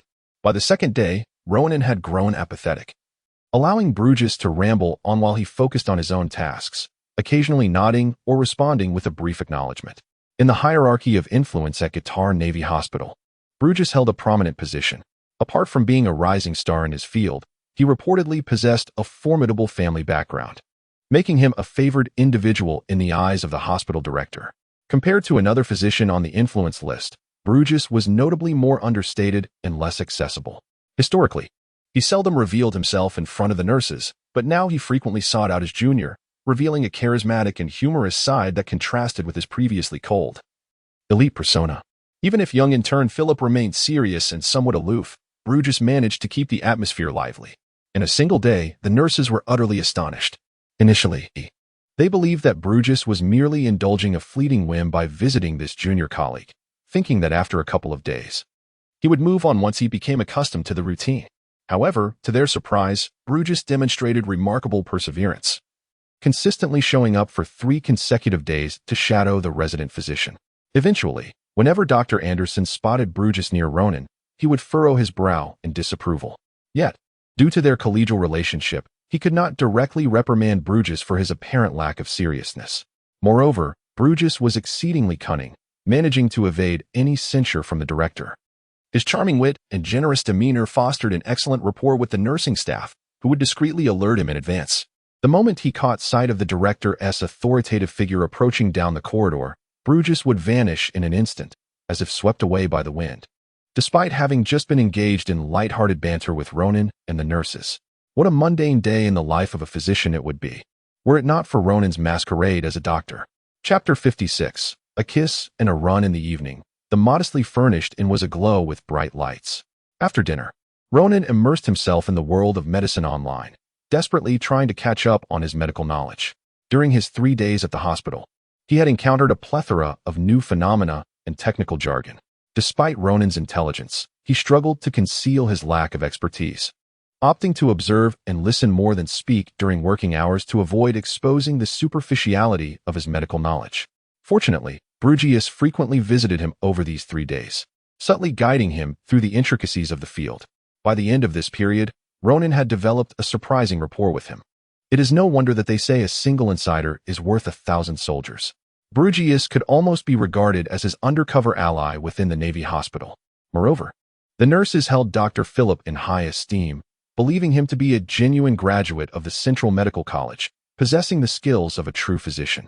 In the course of their daily duties, these nurses provided significant assistance to him. Then there was Dr. Anderson, who for reasons unknown, never questioned him, which made Ronan's precarious internship considerably more tranquil. While it was manageable to cope for a day or two in this manner, Ronan was acutely aware that if he remained at his current rudimentary level, he might find himself in a precarious situation should an unforeseen event, akin to the last incident, arise before he departed the hospital. Gazing at the densely packed information on his screen, he suddenly recalled Brugius's humorous anecdote about the insect-eating demon and the janitor. A faint smile gracing his lips. Truly, Brugius, with his background in psychology, had a knack for deception. Meanwhile, Alan sat beside him, quietly perusing a cookbook on another smart device. Although Ronan had assumed a new identity, albeit a fabricated one, he was accompanied by someone who had just lost his own. Alan, fearing discovery by his former master, had abandoned his past identity. Ronan understood the daunting challenge of job hunting without an identity, and given Alan's current financial predicament, he refrained from pressuring him. Alan had once been doted upon by his family, but upon reaching adulthood, he had left to follow a master, enduring hardship while enjoying a life of luxury. After spending 2 days with him, Ronan realized that Alan was quite inexperienced, despite his tall stature. He would likely crumble in the face of societal demands. Accustomed to a life of comfort, it was doubtful he could cope with manual labor. Thus, Ronan suggested he pursue a skilled trade, which would be less labor-intensive and offer better remuneration. After much deliberation, Ronan and Dor concluded that Alan might consider becoming a chef. Despite lacking formal training, Alan demonstrated culinary talent and a willingness to work hard. With Alan lacking funds, Ronan generously purchased a personal smart device for him, an essential tool in modern life. As the two were engrossed in their respective endeavors, a figure whom Ronan had recently contemplated appeared at the Central Hospital in Guitars, 2,000 kilometers from Ronan's location. Brugius navigated through Guitars hospitals with ease. Upon entering, he made his way directly to the back end of the hospital's quarantine department, where an old classmate awaited him. Unlike Ronan, who was a mere imposter, this individual was a legitimate graduate of the Central Medical University, now working in the forensic department, conducting DNA analyses and occasionally assisting law enforcement with forensic cases. Their cohort was prevalent in hospitals across Guitars and Central Star, making them invaluable for various tasks. Brugius opted to avoid performing tests at his own Navy hospital to prevent raising suspicions. Upon Brugius's arrival, Bayer was indeed on night duty. Too familiar with each other to engage in small talk, Brugius handed him a cup, requesting a DNA test. This cup was acquired during a recent visit to the Turtle Bar, where he had insisted Ronan take a sip. Unbeknownst to Ronan, the rim of the cup bore his DNA. Brugius had long intended to bring this item in for testing, but had been preoccupied with watching over Ronan and fulfilling night shifts. Finally carving out time to do so that evening, Bayer deftly processed the faint traces on the cup's edge, extracting DNA and sequencing it, all while engaging in casual conversation. Haven't seen you around lately. Skipping out on drinks with classmates? What gives? Busy with various meetings, volunteer duties, and an array of hospital responsibilities. Not to mention looking after a little rascal, Bridgius replied, overwhelmed. Oh, Bayer assumed the little rascal referred to an intern, casually replying, thank goodness I chose forensics. Although the pay is low, it's a breeze. I get to play games at night and enjoy drinks on weekends. What are you searching for? A disease query? A comparison with the criminal database? Or perhaps you're inquiring about a long-lost brother? Bayer inquired. Don't be ridiculous. You're well aware of my situation. I have no brothers. Bridgius retorted, reaching for a cigarette only to have Bayer snatch it away and toss it into the trash. Not bothered, Bridgius remarked. You want me to bring a cup for testing? At least share what you're looking for. I can't read your mind. I don't know. It just feels peculiar, Bridgius mused. Retrieving another cigarette from his pocket, though unlit. He had believed Ronan's claims of being an outsider, but something about his words felt incomplete. Over the past 3 days, Bridgius had become increasingly intrigued by this clever little trickster. He marveled at how Ronan, clad in a white coat, blended seamlessly with the interns. For 3 days, not a single nurse or doctor had suspected that their beloved Dr. Philip was a mere novice in the medical field. He was a conundrum, one that Bridgius was eager to unravel. As for the DNA test, he was uncertain about what he sought, almost as if acting on instinct. However, as a psychologist, he believed that human aberrations were not merely lapses in judgment, but were influenced by deeper subconscious factors shaping behavior and choices. When individuals later claimed they had lost their reasoning, it was often because they could not comprehend their own decisions. His current objective was to uncover the motivations behind his choices. The Central Hospital in Guitars boasted advanced equipment. After a brief exchange, the results emerged. Standing beside the machine, Bayer was the first to see them. He paused, taken aback. Bridgius furrowed his brow. What's wrong? Did I inadvertently stumble upon something? Is he truly a fugitive? Bayer clapped him on the shoulder, his eyes shimmering with envy. When did this happen? How did you manage to attract another master so quickly? You lucky dog. We've been struggling for ages. You didn't mention a word about it last time. Upon hearing the term master, Bridgius discarded his cigarette and rushed to the screen. Bayer continued chattering. So, did you two sleep together? Did you stealthily swipe this cup from his house this morning? The monitor clearly displayed the sequencing results, along with a prominent message, gender, male. Bridgius appeared completely oblivious to what Bayer was saying. He seemed somewhat dazed, staring at the screen for a full 3 seconds before finally comprehending the content. Bayer noticed that his hand, resting on the table, was faintly trembling. It was the first time Bayer had witnessed him lose his composure so thoroughly, prompting a curious inquiry. What's wrong? Did this male reject you? In a brief span, he had conjured a million words of grievances and entanglements. Suddenly startled by his own conjecture, Bayer exclaimed, You can't be wanting me to produce a male for you, can you? As soon as he uttered the words, he felt a sense of logic in his guess. Bridgius had always been rather eccentric, and such behavior was not surprising at all. He hurriedly advised, engaging in such actions is not only illegal, but also impractical. You should strive to reconcile with your male companion. Buy him the most extravagant gifts, shower him with compliments, kneel at his feet, and fervently beg until he agrees to reconcile. Bridgius, however, paid no heed and dashed straight for the door. Bayer watched him in astonishment, staring at his retreating figure.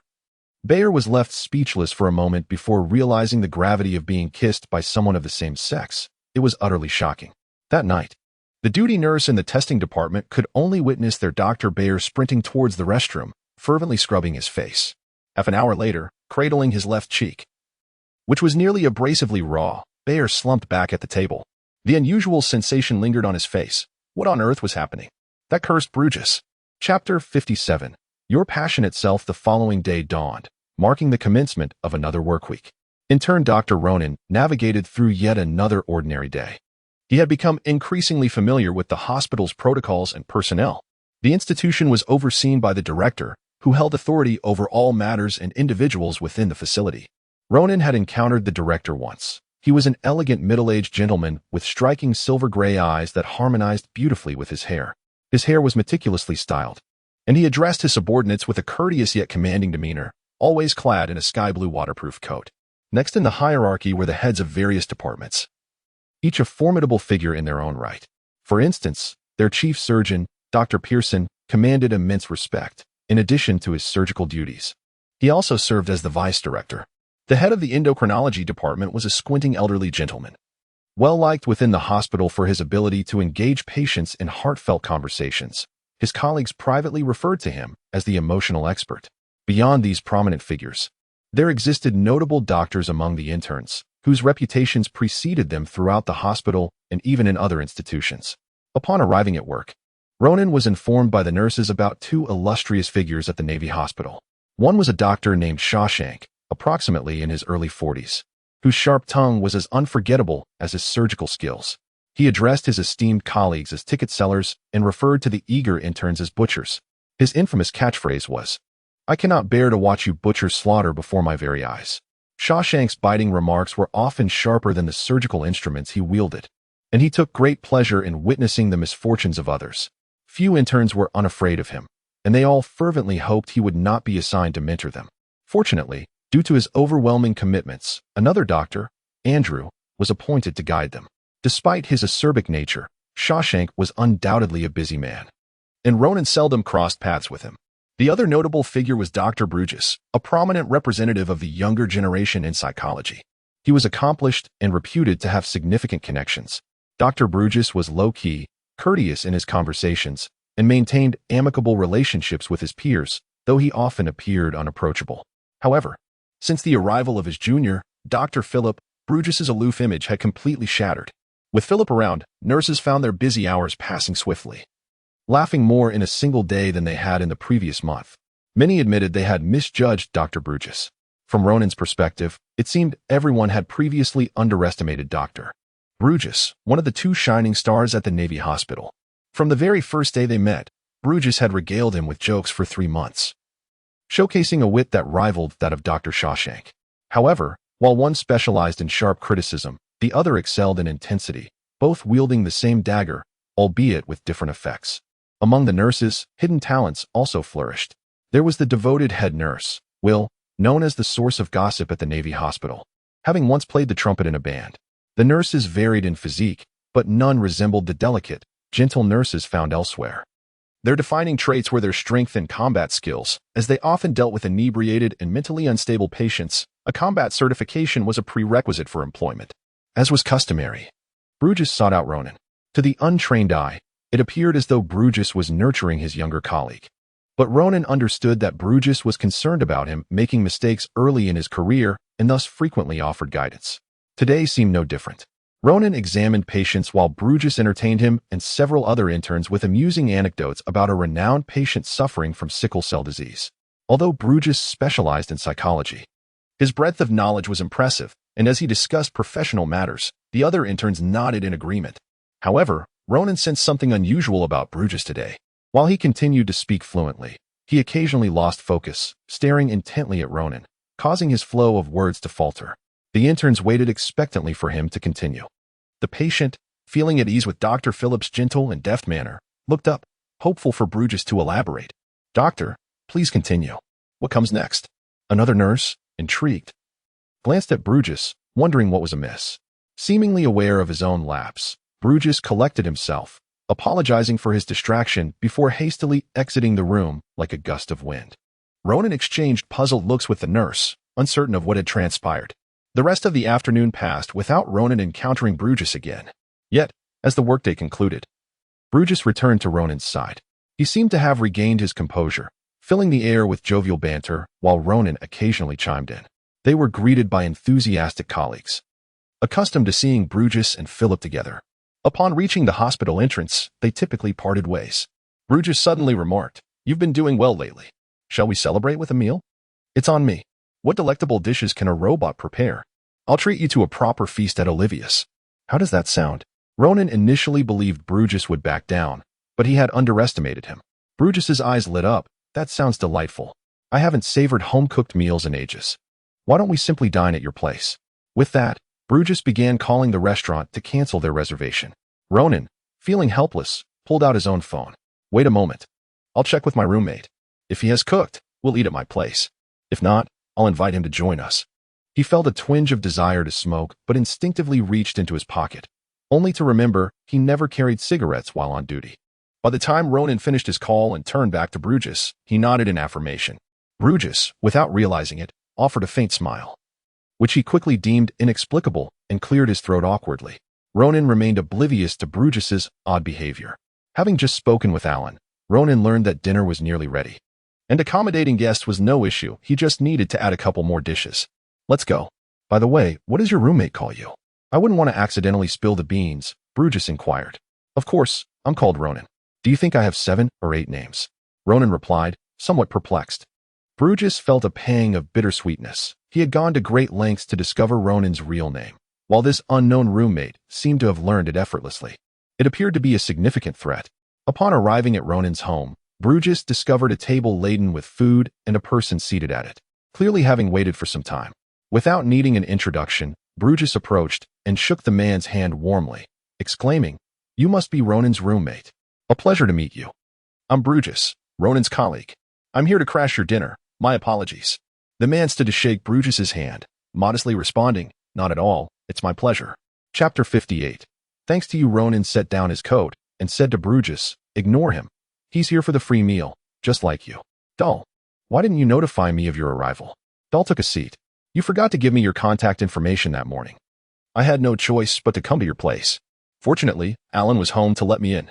Brutus glanced at him in surprise. At that moment, Alan emerged from the kitchen with a bowl of soup.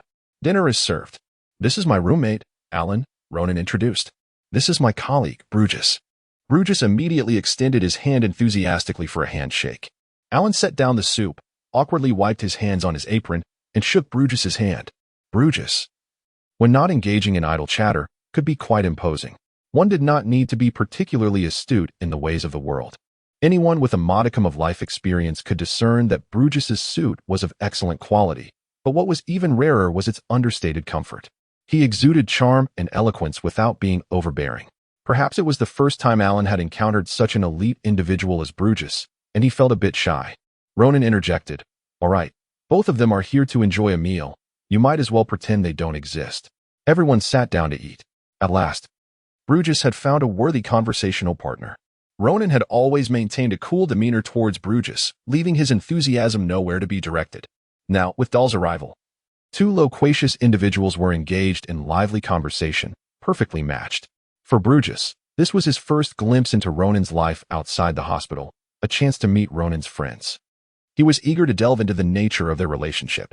Dahl possessed a unique talent. Once he was given a topic, he could ramble endlessly, filling the air with trivialities and leaving behind no significant remarks. Throughout the meal, Ronan and Alan remained mostly silent, while Brutus and Dahl engaged in a continuous exchange of toasts and chatter. Upon hearing that both Brutus and Ronan worked at the Qatar Navy Hospital, Dahl shot Ronan a curious glance.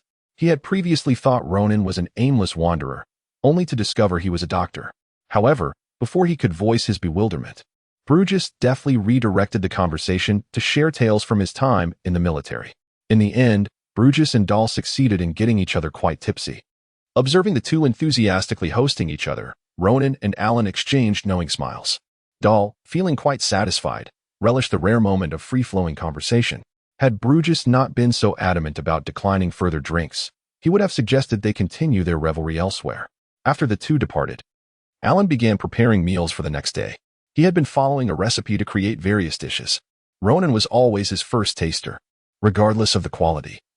Ronan rated all of Alan's culinary creations as delicious. However, Alan had noticed some of Ronan's preferences. He prepared a few spicy dishes that Ronan particularly enjoyed, while the elegantly presented dishes also piqued Ronan's interest. Conversely, the light, nutritious vegetables without distinctive seasoning remained largely untouched, with Ronan only taking a symbolic bite. Unbeknownst to Ronan, he had unwittingly acquired a customized menu. He opened his smart brain and began remote studying medical courses. The next day, shortly after the morning meeting, Brutus returned to Ronan's side. "I noticed your place seems a bit small. Is it a bit cramped for 2 people? Brutus asked slyly. "That end's rooms are so tiny." "You aren't sharing a bed, are you?" Ronan shot him a look. 2 rooms, 2 beds. His gaze clearly conveyed the message that Brutus's thoughts were rather distasteful. With that, Ronan turned to head towards the ward. Brutus followed him. "I meant no offense. I was just commenting on the space." He lowered his voice. "Are you a bit strapped for cash?" Ronan's original apartment had been sufficient for himself, but with Alan's temporary stay, space had become tight. Eventually, he had opted for a larger suite. He didn't consider himself as poor as Brutus assumed. He had made a decent profit selling pheromones. Although he was close to affording a spaceship, he wasn't overly concerned about it. He simply felt it unnecessary to reside in such lavish accommodations. However, Ronan did not share this with Bruges, merely stating, "I won't be working at the hospital for long. Staying at an inn is fine. No need for a rental. The prices are too steep." Ronan paused, appraising Bruges for a moment. Bruges, feeling scrutinized, asked, "Why are you looking at me?" "I'm just wondering why you've suddenly become so generous. Just a few days ago, you were threatening me to sell drugs. And now you're offering me a place to stay." Bruges feigned an injured expression. "Am I that kind of person? I just hadn't realized you were struggling so much. Cooking for yourself in such a cramped place. I thought smugglers were usually quite wealthy." A nurse passed by and greeted them, prompting Bruges to lower his voice. "I threatened you to sell drugs and took 2 of your vials. I feel guilty. Just let me help you find a bigger place to live. It might ease my conscience a bit. You'll get a bit more than the market price." After a moment, Ronan replied, "You don't think I still have some, do you?" He looked at Bruges skeptically. "I told you, that was discontinued. If I had any left, I would have sold it long ago." "I know it's discontinued. You have 1 less than before. Can you stop reminding me? There were originally 3, and you broke 1. Bruges displayed a pained expression. "I'm just showing concern for you and your roommate. He has been living in comfort for so long, and now he has to squeeze into a small space with you. You can tell he has lived comfortably?" Ronan frowned. "Of course, I'm not blind. Doesn't he have a mark on the back of his neck? That's a sign of a female favored by a dominant male." Ronan had seen the mark before, but had never considered its implications, assuming it was a tattoo that Alan had later altered. It seemed that throwing Alan into society unprepared would only lead to trouble, as his original dominant owner would eventually find him. Should he inform him to leave Guitar 6? Bruges, observing Ronan's reaction, felt a surge of delight. It appeared that Alan was not Ronan's mate. At least, the mark was not Ronan's doing. Their relationship seemed to remain purely platonic. "I'll think about it," Ronan replied. It appeared that he indeed needed to find a new place. The inn was too crowded and chaotic. For Alan's sake, it was unwise to stay there for long. Yet, he had no intention of moving into Bruges' apartment. Seeing Ronan's indecision, Bruges trailed behind him, calling out, but as Ronan walked further away, he found himself at a loss for how to proceed. In the distant Central Star, a modest 2-story villa stood in the suburban officer housing area of Donia. Inside resided a human and his robotic servant, though the exterior of the house appeared ordinary. Indistinguishable from any nearby villa, it was heavily fortified. The interior was equipped with advanced security systems, monitored by satellites 24 hours a day, with drones patrolling at irregular intervals. Any anomaly would trigger alerts directly to the military's command center. Additionally, 2 dedicated agents were stationed nearby in an empty villa. This arrangement was akin to treating a bank vault with utmost vigilance. Unbeknownst to the inhabitants, they were unaware of their gold brick-level accommodations. At dinner time, a sudden ringing echoed within the villa. As the owner was dining, the robotic servant answered the call on their behalf. Meanwhile, in another house, an agent leapt from the dining table and rushed towards the surveillance equipment. "If those damn scam calls persist, I swear I'll take down those conniving deceivers." Another agent, without lifting his gaze, continued to eat, utterly disbelieving that the organization would send him to confront the scammers. "Hello?" Roman heard the robotic servant speak. Yet he paid it no mind. These scam calls had become a frequent nuisance in recent days. Most of the conversations were in the language of the insectoids, a tongue he struggled to comprehend, requiring the robot to translate much of the content. Suddenly, the robot turned to him. "Mr. Roman, it's for you." Roman froze. At that moment, the eavesdropping Agent A was on the verge of exploding with excitement. He gestured fervently for his companion to put down their food and immediately traced the call's origin. Roman walked over in a daze and picked up the phone. "Hello? Brother, is that you? It's Ronan." Agent A felt tears welling up.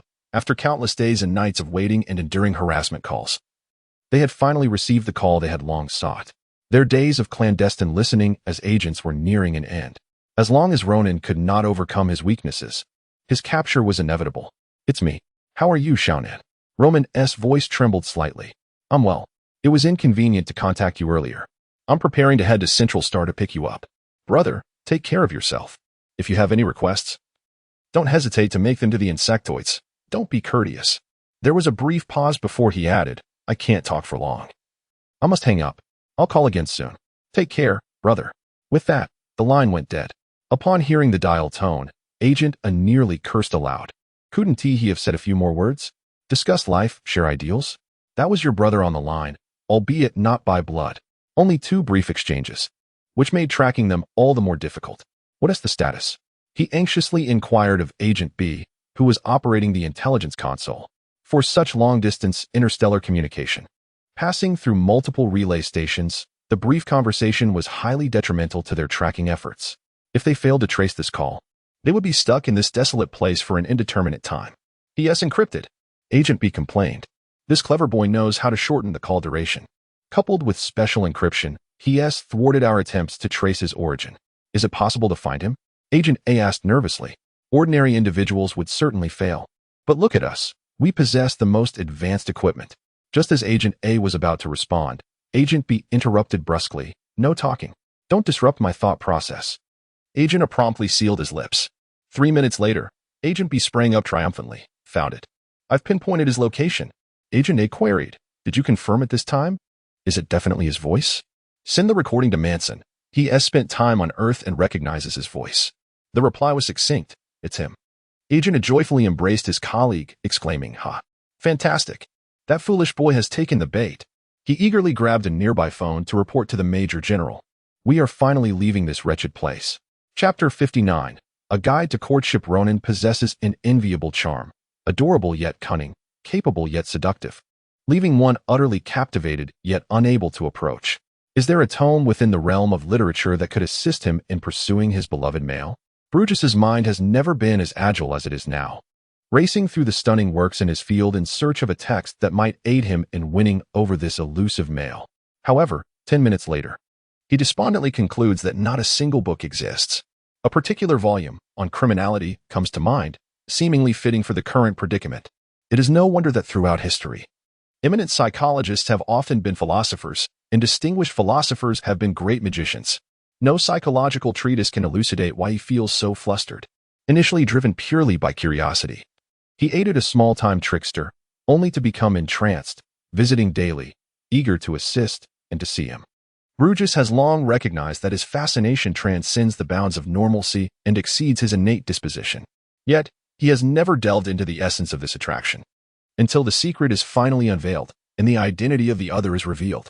After a sleepless night, when Brutus gazes upon the other with fresh eyes, everything irrevocably transforms. He finally comprehends his own feelings. A stone may not understand gravity, yet it inevitably follows its destined path down the slope. Similarly, Brutus realizes that falling in love is simply that, falling in love. No philosophical treatise can explain where love begins. It is an entirely new domain. Understanding his heart's truth, Brutus finds himself irresistibly drawn to learn more about the other. Is Ronan his true name? Why does he refer to himself as an outsider? Has he injected suppressants, or is he unwell? Why does a perfectly capable male choose to live in anonymity, surviving by selling his pheromones? What brings him to the hospital? What are his feelings towards Brutus? Brutus muses that when one falls in love, does it not naturally lead to a desire for more? A yearning to possess, to have him belong solely to oneself, to be loved in return. His circumstances are not unfavorable. He is affluent and considered a rising star in his field. As a female, though he does not prioritize appearance, he can confidently assert that he is not unappealing. Alas, in the battlefield of love, such attributes hold no merit. Once, while observing infatuated couples with a detached eye, Brutus never imagined he would find himself in such a predicament, desperately pondering how to win the other's affection. Since the plethora of philosophical tomes before him proves fruitless, perhaps he should consider the successful experiences of others? Brutus has always scoffed at the so-called bestsellers that purport to explain the male psyche and perspectives on love. Yet now, acknowledging that he faces an unknown territory, Brutus dutifully opens the perennial bestseller, A Guide to Female Courtship, allegedly penned anonymously by the Three Kings, a definitive manual for pursuing males. A small line reads, "To conquer a male's heart, one must first conquer his stomach." Brutus nonchalantly reflects, as for the stomach, Ronan already has a little chef at home cooking for him. He has even declined invitations to restaurants. What more can he do? Suddenly, a spark of inspiration ignites within Brutus. Indeed, he still has an opportunity to showcase his thoughtfulness. The interns rotate through various departments, and having just concluded their previous assignment, Brutus discreetly arranged for Ronan to be sent to the psychiatric department the following day. Knowing Ronan's tendency to skip breakfast, Brutus ordered a delightful array of treats from the hotel that very morning, placing them on the table in anticipation of Ronan's arrival. Ronan, as always, arrived early, being one of the first interns in the office. Upon noticing the notice for the psychiatric rotation, he washed his hands, donned his coat, and headed to the department. Spotting Brutus's door ajar, he decided to pop in for a greeting. Indeed, Brutus was already there, diligently reviewing materials at his desk. To Ronan's surprise, Brutus appeared quite serious. Then, Ronan's gaze fell upon the bountiful spread of food on the table. Seeing Ronan, Brutus hastily closed the guide to female courtship on his screen. "Ah, Brutus, you are truly a remarkable minner. You prepared such a delightful feast," Ronan exclaimed, genuinely pleased, though Brutus can be somewhat verbose. He has a kind heart and is considerate towards the interns. Flattered by Ronan's praise, Brutus felt a swell of happiness but maintained his composure. "Oh, it is nothing. Having been an intern myself, I understand the challenges you face. How could I not provide a little something for you?" Ronan, however, was not hungry. At that moment, he spotted Green, another intern, loitering outside. Green is part of their close-knit group, and knowing his tendency to skip breakfast, Ronan called out, "Green, come here.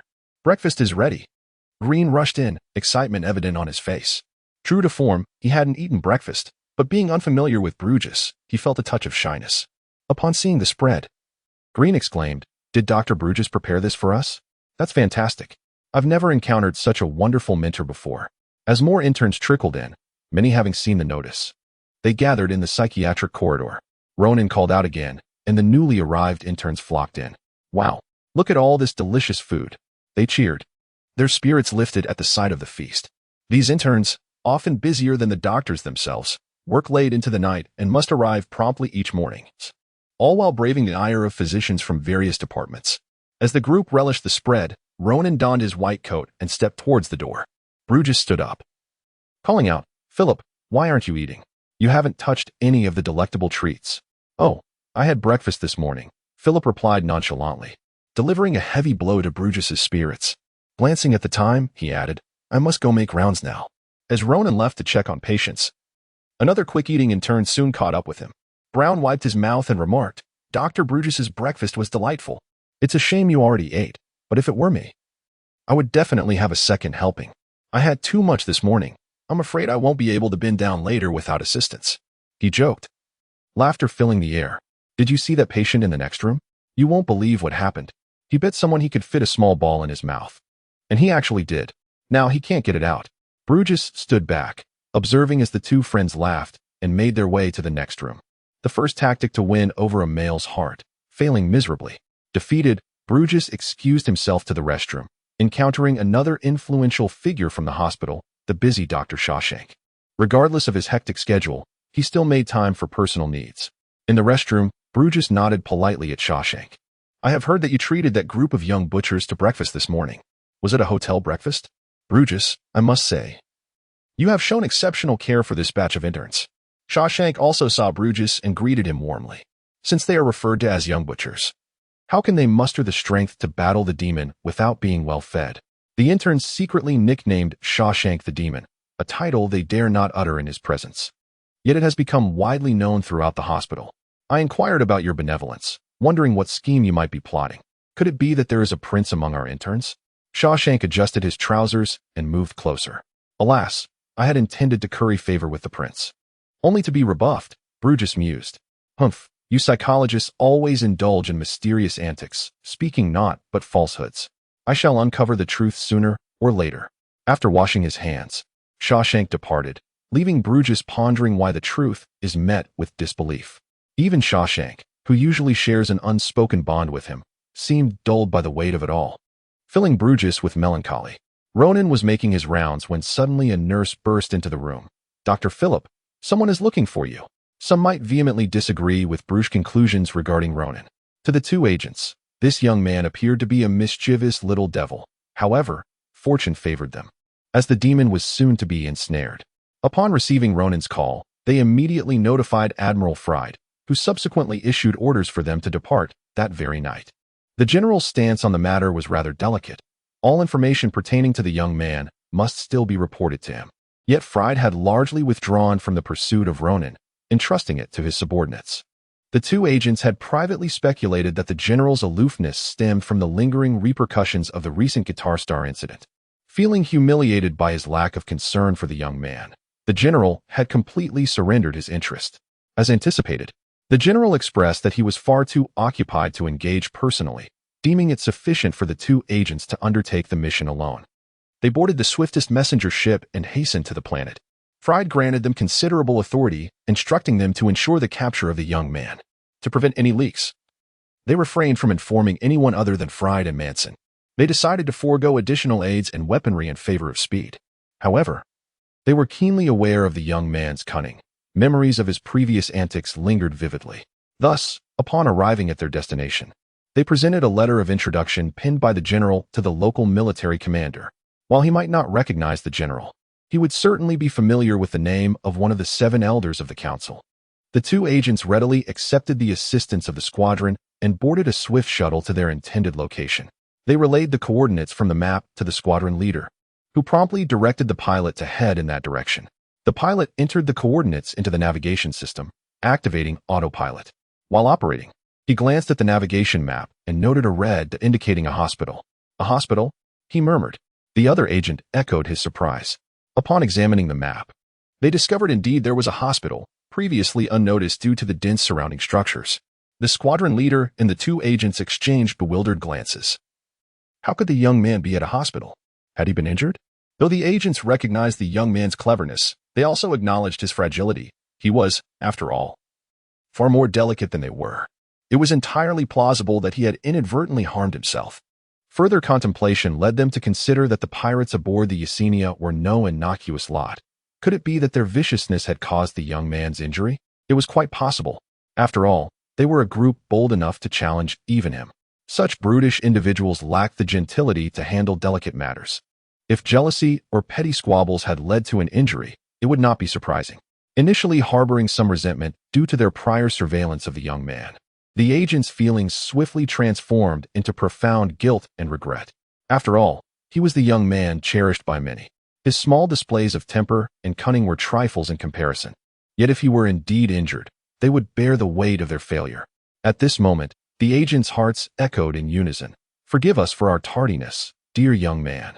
The squadron leader, oblivious to the agent's past with Ronan, was only aware that a runaway had suffered an injury beneath his very nose, lying in a hospital, perhaps on the brink of death, awaiting salvation. It was conceivable that nefarious individuals had kidnapped him, intent on causing him harm. With this thought, the squadron leader urgently commanded the pilot to accelerate toward their destination. All soldiers shared a similar sentiment, unable to suppress the surge of fervor rising within them as they gripped their weapons tightly. Protect the young man. Chapter 60, The Pursuit at the Entrance of the Hospital. The security guards witnessed a group of soldiers descending from the air and storming into the facility. The guards exchanged bewildered glances, none daring to intervene. Which department does the number 123 for 567 belong to? A fully armed soldier barked as he charged through the doors, directing his inquiry at the tallest nurse at the entrance. Trembling, the nurse pointed towards the depths of the corridor, stammering, It's, for heaven's sake, stop hesitating. Where is it from? It's from the psychiatric department, she finally managed to utter. The squad leader and his team exchanged incredulous looks. Could it be that Xiongzi had developed a mental illness? How unfortunate.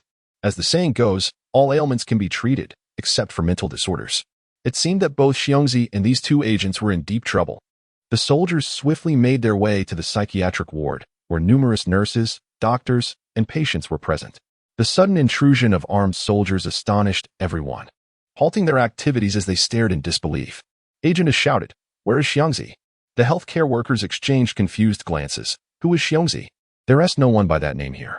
Agent B commanded the soldiers to gather all patients, doctors, and nurses together. After the assembly, about 70 to 80 individuals were present. Most were in gray and white striped hospital gowns, while the medical staff wore blue and white uniforms, alongside a few patients seeking treatment. A diverse crowd indeed, but Xiongzi was notably absent. Is it permissible to enter here freely? Agent B furrowed his brow and inquired of a nearby doctor. The tall physician, bewildered by the group's intentions, quickly shook his head. This area is restricted. Only medical personnel may enter. Patients from other departments must not come and go without permission. Then it must be that someone assisted Xiongzi in sneaking in. Kindly hand over Xiongzi, or we shall not hesitate to resort to force. Facing the crowd of elderly and young alike, Agent B declared. Who made the call? Speak honestly. Don't resist. The phone bears fingerprints, and we can trace it swiftly. Agent A stated sternly. The patients regarded the agents with expressions of concern for their fellow patients. An elderly man shakily raised his hand. His attire differed slightly from that of the patients. Who are you? Agent A inquired. He is our cleaner. He has freedom of movement, the doctor explained. What number did you dial? The old man fumbled for his portable device, squinting for a long moment before locating the information. 765-4321. Agent A immediately aimed his weapon at the old man menacingly. Why does that voice belong to Xiongzi? Agent B had already covered his eyes, realizing the implication and hoping the old man would quickly fall silent. With a cry of despair, Agent A helplessly lowered his weapon. The soldiers, dispatched to maintain order, exchanged glances of disbelief. They had come here with high hopes of encountering Xiongzi, only to discover that these bumbling agents from the capital had been deceived. Had it not been for their positions, they would have burst into laughter. Agent B noticed that the squad leader could barely suppress his amusement, while the junior soldiers exchanged knowing glances, struggling to contain their mirth. Agent B wished he could simply disappear into the ground. Meanwhile, Agent A remained oblivious, lost in sorrow over their missed opportunity to apprehend Xiongzi. As expected, the squad leader soon recounted the morning's encounter as a joke to his superiors and colleagues, and later shared it with family and friends, leading to the perpetuation of the tale of the two foolish agents and Xiongzi for decades to come. Despite being outsmarted by Xiongzi, surveillance had to continue. When the second call came in, the two agents had nearly lost all hope. Yet, duty called, and even if they internally recoiled at the prospect of enduring further humiliation, they had no choice but to put on a brave face. At the behest of their superiors, the agents embarked once more on a journey to the distant Osna star, only to find themselves equally fruitless. They were on the verge of submitting their resignations. If Xiongzi continued to toy with them, the military would soon lose two loyal pillars of support. Meanwhile, Ronan had been summoned by a nurse, initially fearing something had gone amiss, only to discover a delivery awaited his signature. It turned out to be a patient he had managed during their hospitalization, who once thought he was afflicted with a terminal illness but later found it was a false alarm. Grateful for his escape from fate, he brought gifts for his attending physician as a token of appreciation, and also for the diligent intern, Dr. Philip, who had been attentive and responsive throughout his ordeal. It was said that Bruges had once approached the hospital director, requesting a transfer to Philip's department as an intern.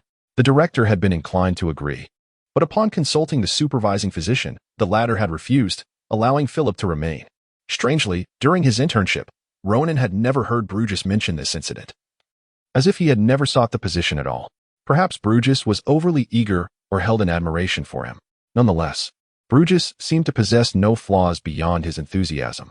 Ronan often felt compelled to pat him on the shoulder and call him Big Brother. It appeared the initial misunderstandings had been misplaced. Bruges, with his altruism and ancient virtues, sought neither fame nor fortune, diligently supporting his friends without hesitation. Initially apprehensive of being pursued by the supervisor, he had resorted to coaxing Ronan to stay at the hospital. From fearing his mistakes to guiding him personally, Bruges selflessly aided others without ulterior motives. He truly was a remarkable individual. As Ronan contemplated this, Bruges was instructing him on how to analyze brainwave resonance graphs. The diligent mentor imparted his knowledge generously, while the bright student absorbed it eagerly. They enjoyed an hour of fruitful collaboration. The complexity of the graphs, akin to Taoist theories, mysterious and profound, filled Ronan with admiration. Unbeknownst to Bruges, he was captivated by Ronan's excited expression, flushed lips, and eager eyes, finding immense satisfaction in his role as a mentor. Had it not been for the supervisor's interruption, Bruges would have seen this promising student daily. However, even in this scenario, things were still favorable. Ronan's perception of himself was evolving uniquely. Yet Bruges, in his enthusiasm, struggled to contain his excitement, nearly choking on his role as the composed teacher. Chapter 61. Saving some money. The life within the hospital possesses a minor flaw. It necessitates night shifts.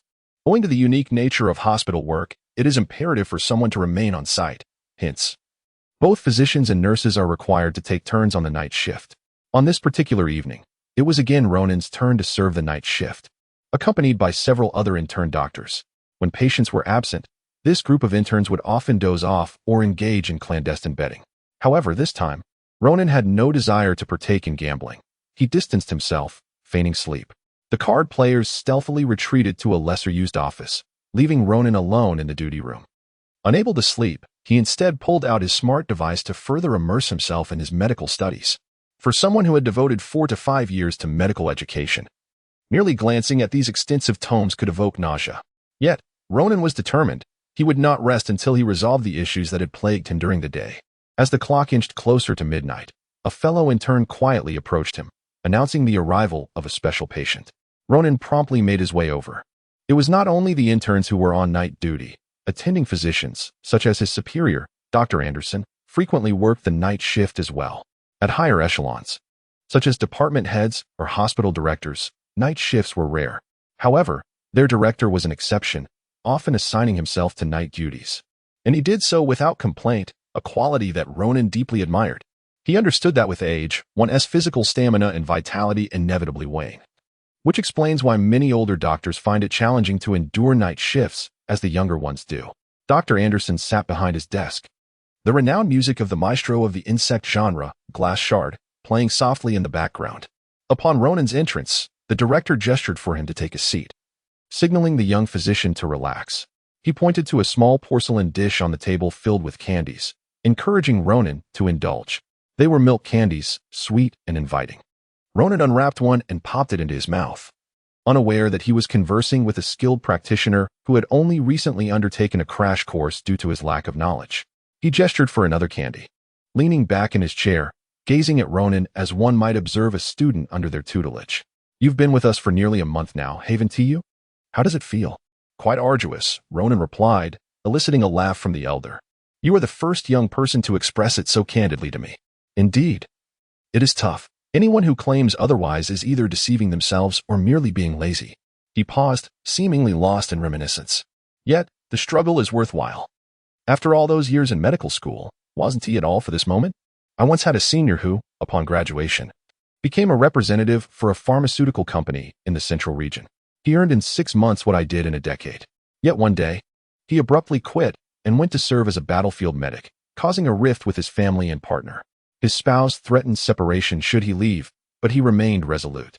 Noticing the impact of his words on Dr. Philip, he tactfully shifted the topic. I hear you share a living arrangement with someone? Ronan nodded. The prospects for us doctors are quite promising. While our salaries may not be excessive, they are sufficient. Even in less prosperous areas, we fare decently. I once occupied your position, and now I find myself here. If you apply yourself diligently, you shall soon own a home and a car. Should you require financial assistance?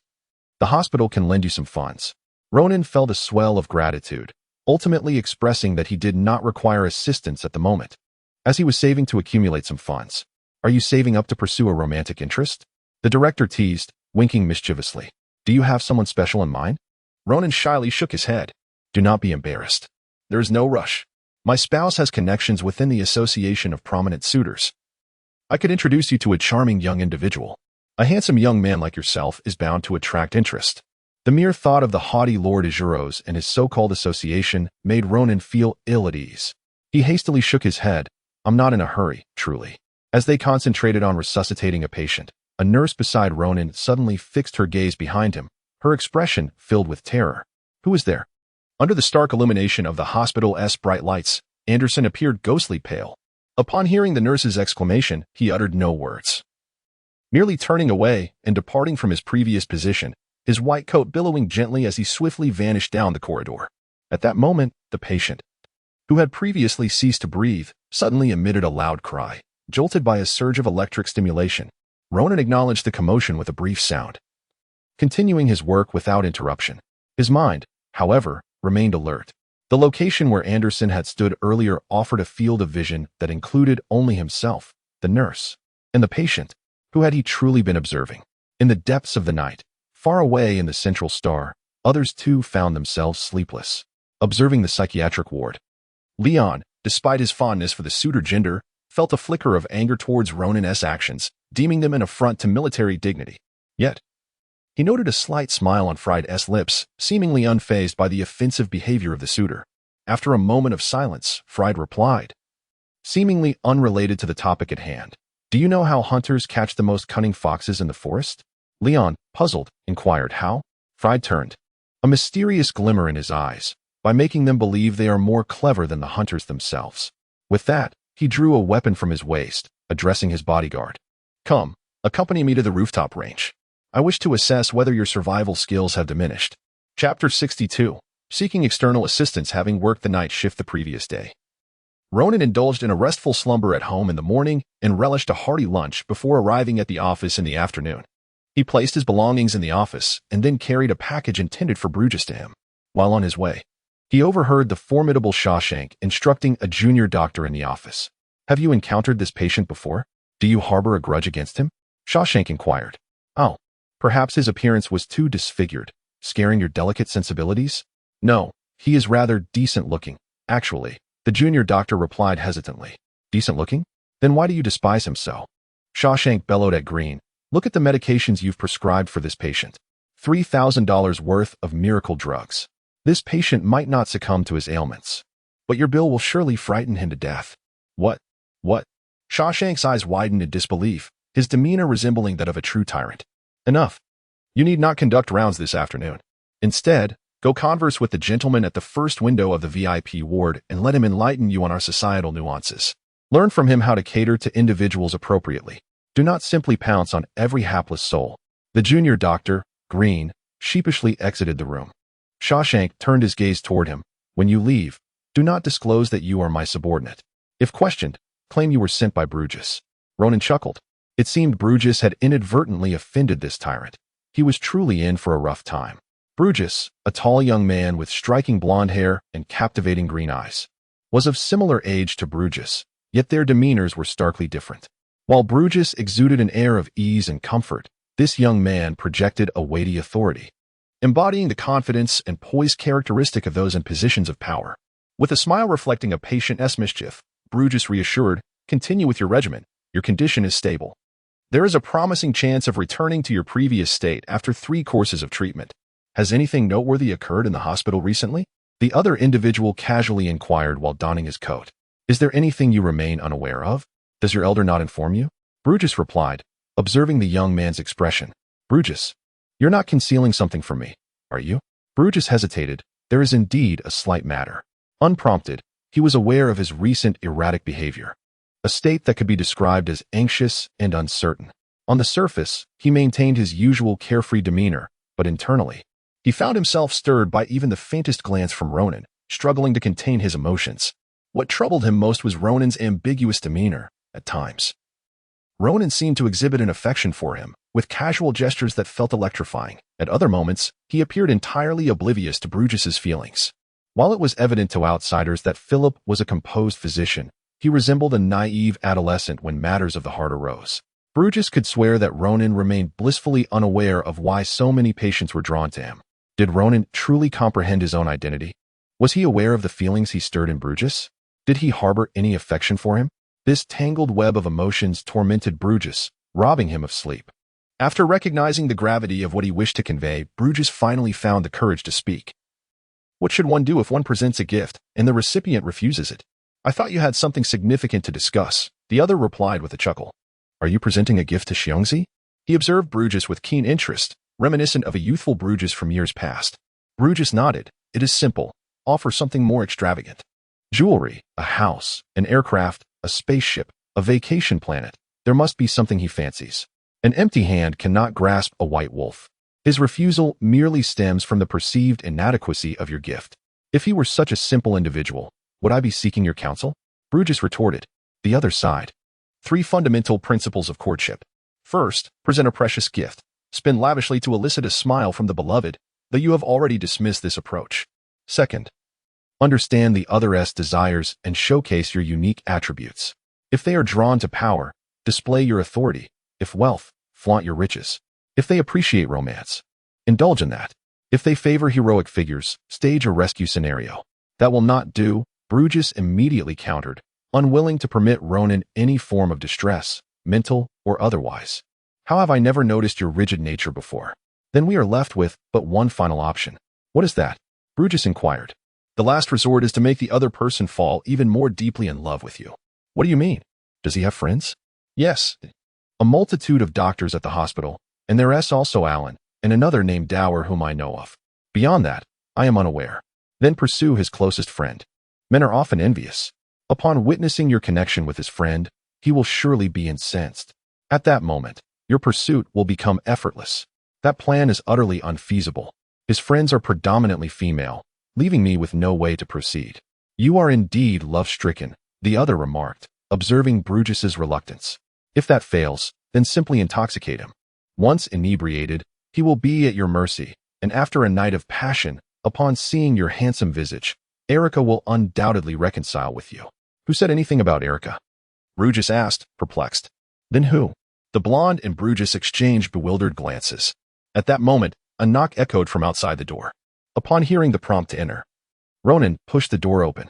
He was somewhat taken aback to find not only Brutus, but also a tall, blonde young man present, as Brutus typically refrained from receiving patients in the office. The young man, hands tucked into his pockets, was clearly not a staff member of their hospital. Allow me. I can manage, Brutus quickly offered, rushing to assist Ronan with the burdensome items.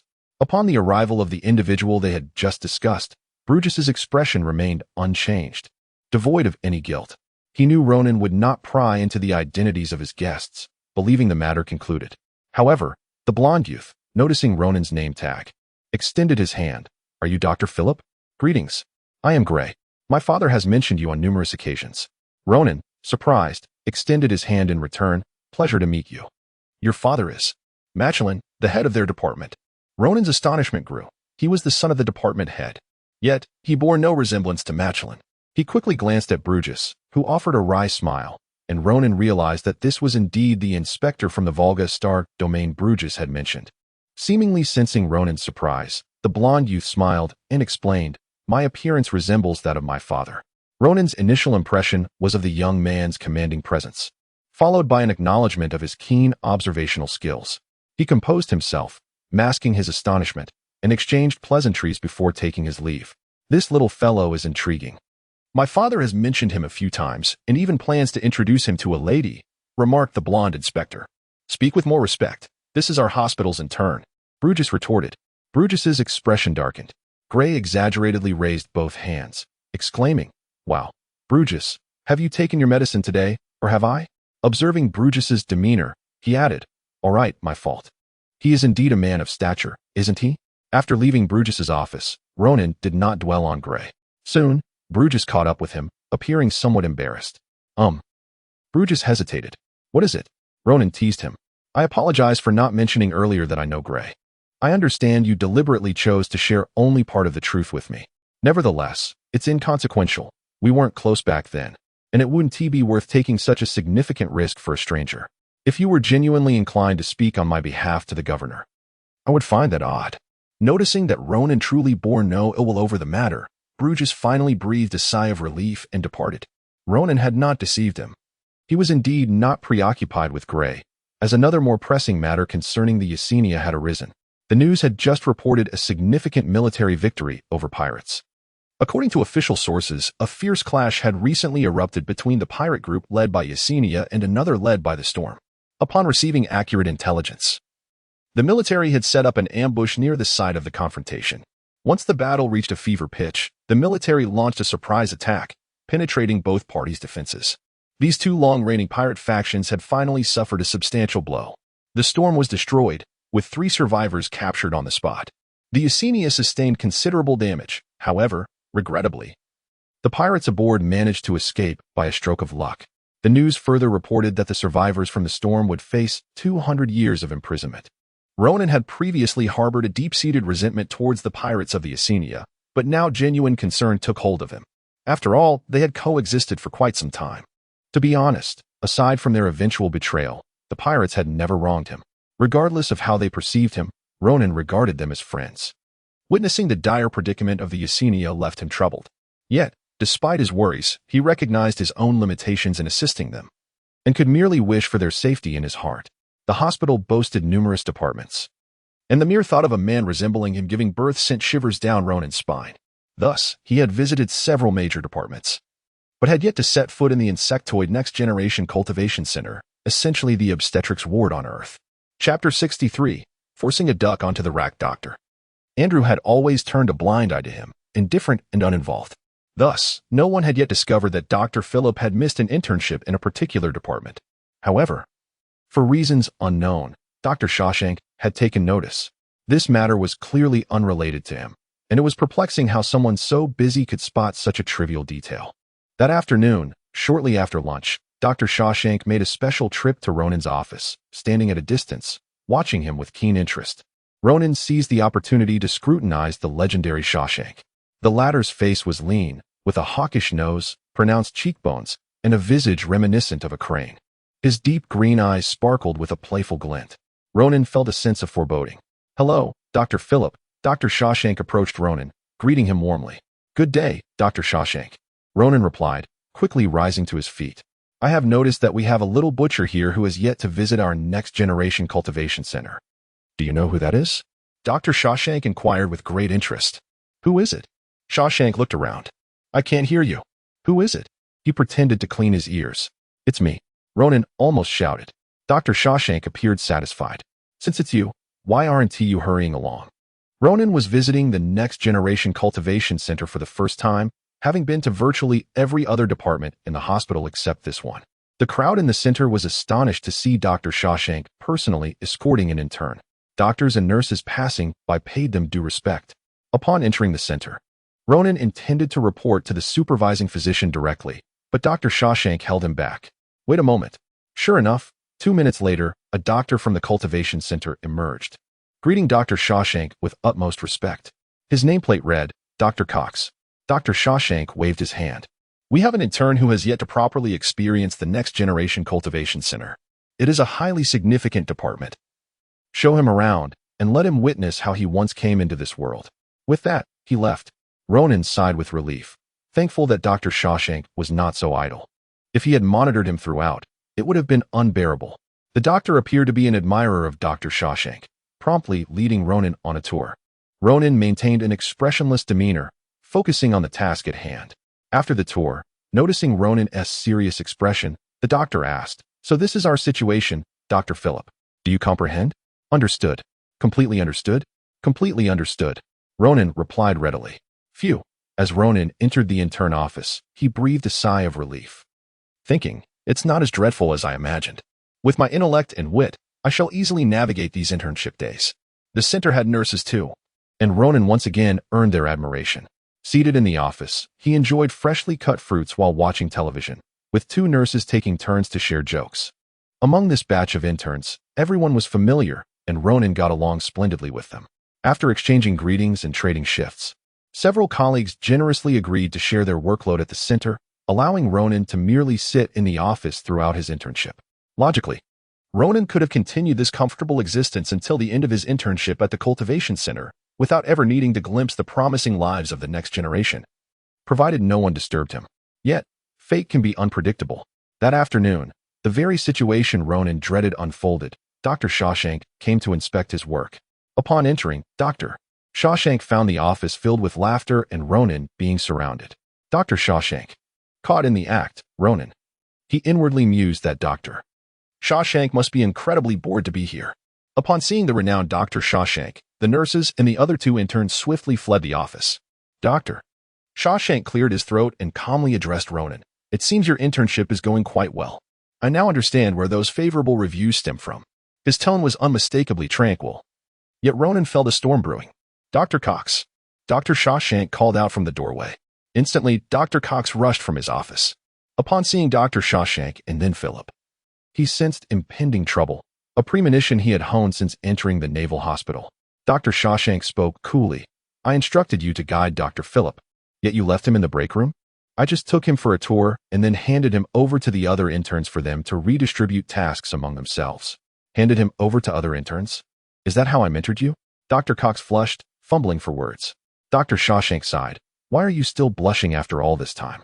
It's also my fault for entrusting this little monkey to you. I apologize for the burden. Philip, follow me." Without a glance at Philip, he strode away. Ronan shivered, hastily trailing after him. Dr. Shawshank entered the ward with large strides. Numerous rooms filled with patients, and, notably, expectant mothers. Ronan dared not gaze too long. At that moment, Dr. Shawshank had already identified the intern's shortcomings. "Philip, look at their faces," he bellowed. "Yes." "Philip." "Yes." Philip looked up. "Look at their faces. Will they eat you? If you do not observe their faces, how will you know who your patients are? And you're still blushing. My goodness." Have you caught that from Dr. Cox? What are you shy for as a physician in front of patients? That one. He pointed at a patient in a bed. When is she due? Not quite big. 2 months? 3 months? Day after tomorrow. Dr. Shawshank scolded. You fool. You can't even discern when she is due. Are you truly planning to wield your scalpel in the operating room? The nurses stood behind, not daring to breathe. And these two? He indicated 2 patients in adjacent beds. Upon being singled out, they waved at the imposing array of doctors and nurses. Fachberg syndrome, Dr. Cox had previously mentioned. Ronan seized this opportunity, eagerly responding. Doctor. Shawshank looked surprised. Why do both have Fachberg syndrome? Patients with the same symptoms are grouped together for easier comparison and care, Ronan answered smoothly. You fool. I asked why. I want the cause, not the result. Dr. Shawshank's patients were thin. They resemble each other somewhat. Is it familial relation? Ronan speculated cautiously. Doctor. Shawshank burst into laughter behind him. What nonsense. Dr. Philip, do you have marbles for brains? Are you blind? One brave nurse finally could no longer endure the relentless attack, and, defying Dr. Shawshank's authority, quietly reminded Philip that the two were brothers. Brothers? Ronan exclaimed, finally directing his attention to the patients. Look at the medical records. Those aren't merely decorative pieces around your neck. Ronan grasped both records, and indeed, the surnames were the same. His gaze swept over the patients one by one. They were robust and well-built, smiling at him, albeit with slightly protruding bellies. It must be from excessive water consumption. As Ronan engaged in self-hypnosis, he sought familiar faces among them. After a scolding had miraculously cured Dr. Philip's peculiar ailment, Dr. Shawshank felt a profound sense of satisfaction. He had another surgery to attend to, so he left with a parting threat. I shall return to check on you, little monkey. Should I discover you still being lazy? I assure you, your subsequent years will be spent in the next generation center. Ronan was taken aback by the words. Once Dr. Shawshank departed, Ronan dared not slacken his efforts any longer. The debilitating syndrome of timidity dissipated significantly. He took a deep breath, reminding himself that he was in an alien environment, where everything was normal, existence itself was rational. The vast world was filled with wonders, and he had been too narrow-minded. As a physician, such matters were trifling. There was nothing to fear. Having witnessed death, could he still fear life? Had he not heard of seahorses, where males give birth? Did he ever see marine creatures like fish, shellfish, or shrimp being astounded by such phenomena? Why should he, as a human, view other species through tinted lenses? These were simply the marvelous arrangements of nature. As a member of the natural world, all that was required of him was to accept it. Calmly. You can do this. After fortifying his mind, Ronan diligently followed another intern to conduct rounds. He called out to the usually taciturn and least gossiping nurse, Wood. Outside the ward. In this group of gossip spreaders, Wood was like a dead end. All rumors entered, but never exited with him. Were beds 83 and 84 occupied by 2 brothers married to the same male? The nurse nodded yes. What about the recently discharged patients, beds 251 and 252? Were they also 2 brothers married to the same male? The nurse nodded again. Indeed. Dr. Philip, don't you find it particularly heartwarming? Heartwarming? Ronan thought it was utterly dreadful. Nevertheless, he resolved to continue extracting information from the nurse. With his arms crossed over his chest, he inquired, What do you think of this matter? Chapter 64. Open the door for the first time, someone asked Mu Tu, What do you think? The nurse was perplexed. What do you mean? How do I feel? Don't you think it's a bit abnormal? Ronan bluntly pointed out. Do you think it's somewhat disgraceful for Xiongzi to marry 2 brothers? ISNT it a bit. He hesitated, realizing his words might be too casual. Mu Tu leapt up. Dr. Philip, how can you say Xiongzi is disgraceful? It's a marvelous thing. It benefits our insect race. United, brothers are as strong as steel. If 2 brothers don't marry the same person, how many do they intend to marry? The more he spoke, the more disappointed he became with Philip's gaze. Dr. Philip, you have completely changed my previous impression of you. You were such a good person. Today, it seems as if you have transformed into someone else. You're not jealous of those 2 brothers, are you? It must be that. After the nurse left, Ronan pondered for a while. He had only asked one person. Yet that person had a strong aversion. The sample size was too small and influenced by emotions, failing to represent the overall situation. Should he inquire a few more individuals for confirmation? However, it was inappropriate to ask anyone about this matter. He pulled out his phone to prepare a message for Dower, but after several attempts, he abandoned the idea. Dower might also harbor strong aversion. Finally, He decided to post a message on the Million Fool network he frequently visited. Does anyone here feel it strange for brothers to marry the same xiongzi? The first comment, the original poster is an idiot. The second, truly legendary, one post to end them all. The third, the last member of the Million Fool family has finally returned. Everyone, give a warm welcome. The fourth, all hail the top floor. The fifth, after gathering the last member, this secret organization disguised as a complaint site is about to fulfill its true historical mission. Our world is about to reboot. Everyone, prepare yourselves. The sixth, I'm shocked. It seems fifth brother has revealed a great secret. The seventh, brothers, we have a traitor among us. The eighth, fifth brother, open the door. I come bearing warmth on behalf of the Million Alliance. This post quickly blossomed into a towering thread, reaching the homepage. Ronan scrolled through hundreds of mocking comments before finally spotting a substantive explanation. In the past, when there were many xiongzi, brothers each married their own. However, in recent centuries, this phenomenon has nearly vanished. With a limited number of xiongzi, if our female ancestors hadn't formed alliances, how could they have triumphed in battles against other factions? As the saying goes, to love a female, one must also love her brothers. It became evident that the original poster was like a hermit gorilla living in the mountains, having not emerged for centuries. The comments below erupted in applause. Ronan quietly closed the webpage. That night, Bruges was on night duty and, while passing the break area, noticed Ronan unusually sitting in the corridor. Typically, this area was occupied by interns seeking refuge from work or indulging in their cravings for cigarettes or alcohol. Bruges took a closer look and saw that Ronan seemed to be clutching a cigarette. Bruges approached, and several interns, spotting him, hurriedly slipped away. What's wrong? I saw you with Dr. Shawshank this afternoon. Why are you here on night duty? Bruges inquired. Ronan sat on the bench, took a puff, and hesitated.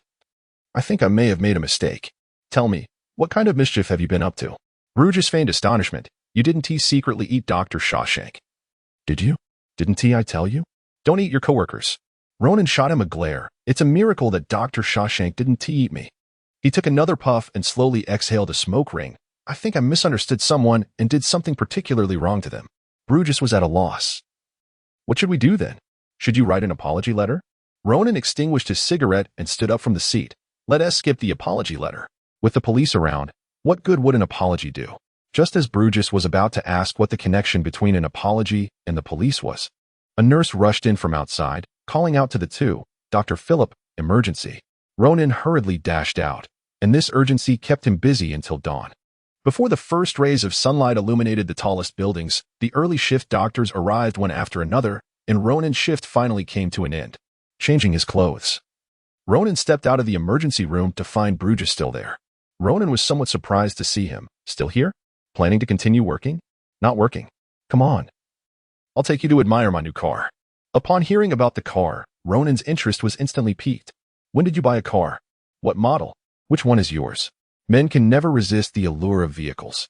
Upon reaching the parking lot, Ronan immediately spotted Bruges' flashy new flying vehicle. Beautiful things are timeless and only concern price. The car was silver and possessed a futuristic design with sleek lines that captivated the eye. Ronan was indeed hooked. His eyes sparkling as he admired the vehicle. He had seen this model, the Phantom 6, in advertisements, a limited edition not easily acquired even with wealth. Bruges stood beside the car, hand resting on the door, striking a pose as if he were a car model. Shall I take you for a spin? At this point, Ronan no longer minded Bruges calling himself brother. Let us go. Not needing an invitation, Ronan eagerly took the passenger seat. As soon as he sat down, he gasped. The moment he settled in, the seat molded itself to fit his body's contours. The interior space was spacious. The front row accommodated two people with ample room to move. True to its name, the Phantom soared. Once Bruges settled into the driver's seat and started the vehicle, it smoothly lifted from the takeoff pad without a sound or vibration, as tranquil as a submarine surfacing. Yet, its flying speed was astonishing. As they exited the hospital parking lot, it swiftly etched a streak of lightning across the sky. The aerial command center immediately assigned them a rapid transit lane. Seeing Ronan's excitement, Bruges smiled and activated the vehicle's shields. A gust of wind rushed past the front windshield, blowing their hair wildly in the air. The Phantom could only unleash half its speed in the city, but that was already remarkable. Once they left the bustling area for the sparser side of the planet, Bruges relinquished the driver's seat to Ronan. A minute later, Ronan conceded, All right, I was wrong. The sensation of being a passenger in the Phantom is vastly different from driving it myself. It's like watching a dragon fly versus being the one to command it. On the less populated side of the planet, looking down revealed only a scattering of lights. Most areas remained cloaked in darkness. Ronan had hardly ever been here. The flight path for the vehicle was wide, allowing him to soar freely without fear of colliding with another craft. He flew straight, executed sharp turns, rolled in the air, and spiraled down close to the ground before abruptly pulling up. Ronan was thoroughly enjoying himself. Once he had his fill of thrill, Bruges guided him to land the vehicle on the summit of a mountain, where a flat platform seemed purpose-built for docking flying vehicles. After Ronan steadied the vehicle on the platform, he jumped out, hands in his pockets, relishing the evening breeze. He had just sweated profusely in the car, and now, with the mountain breeze caressing him, he felt utterly refreshed. Confident in his youthful vitality, he left his jacket partially unbuttoned, unperturbed by the prospect of catching a cold. After disembarking, Bruges retrieved 2 cans of beer from the luggage compartment of the vehicle, handing one to Ronan while cracking open the other for himself. As Ronan touched the bottle, he found it pleasantly chilled. After a day of toil, racing through the winding roads, basking in the mountain air, and sipping on icy beer while awaiting the dawn, he mused about life's simple pleasures.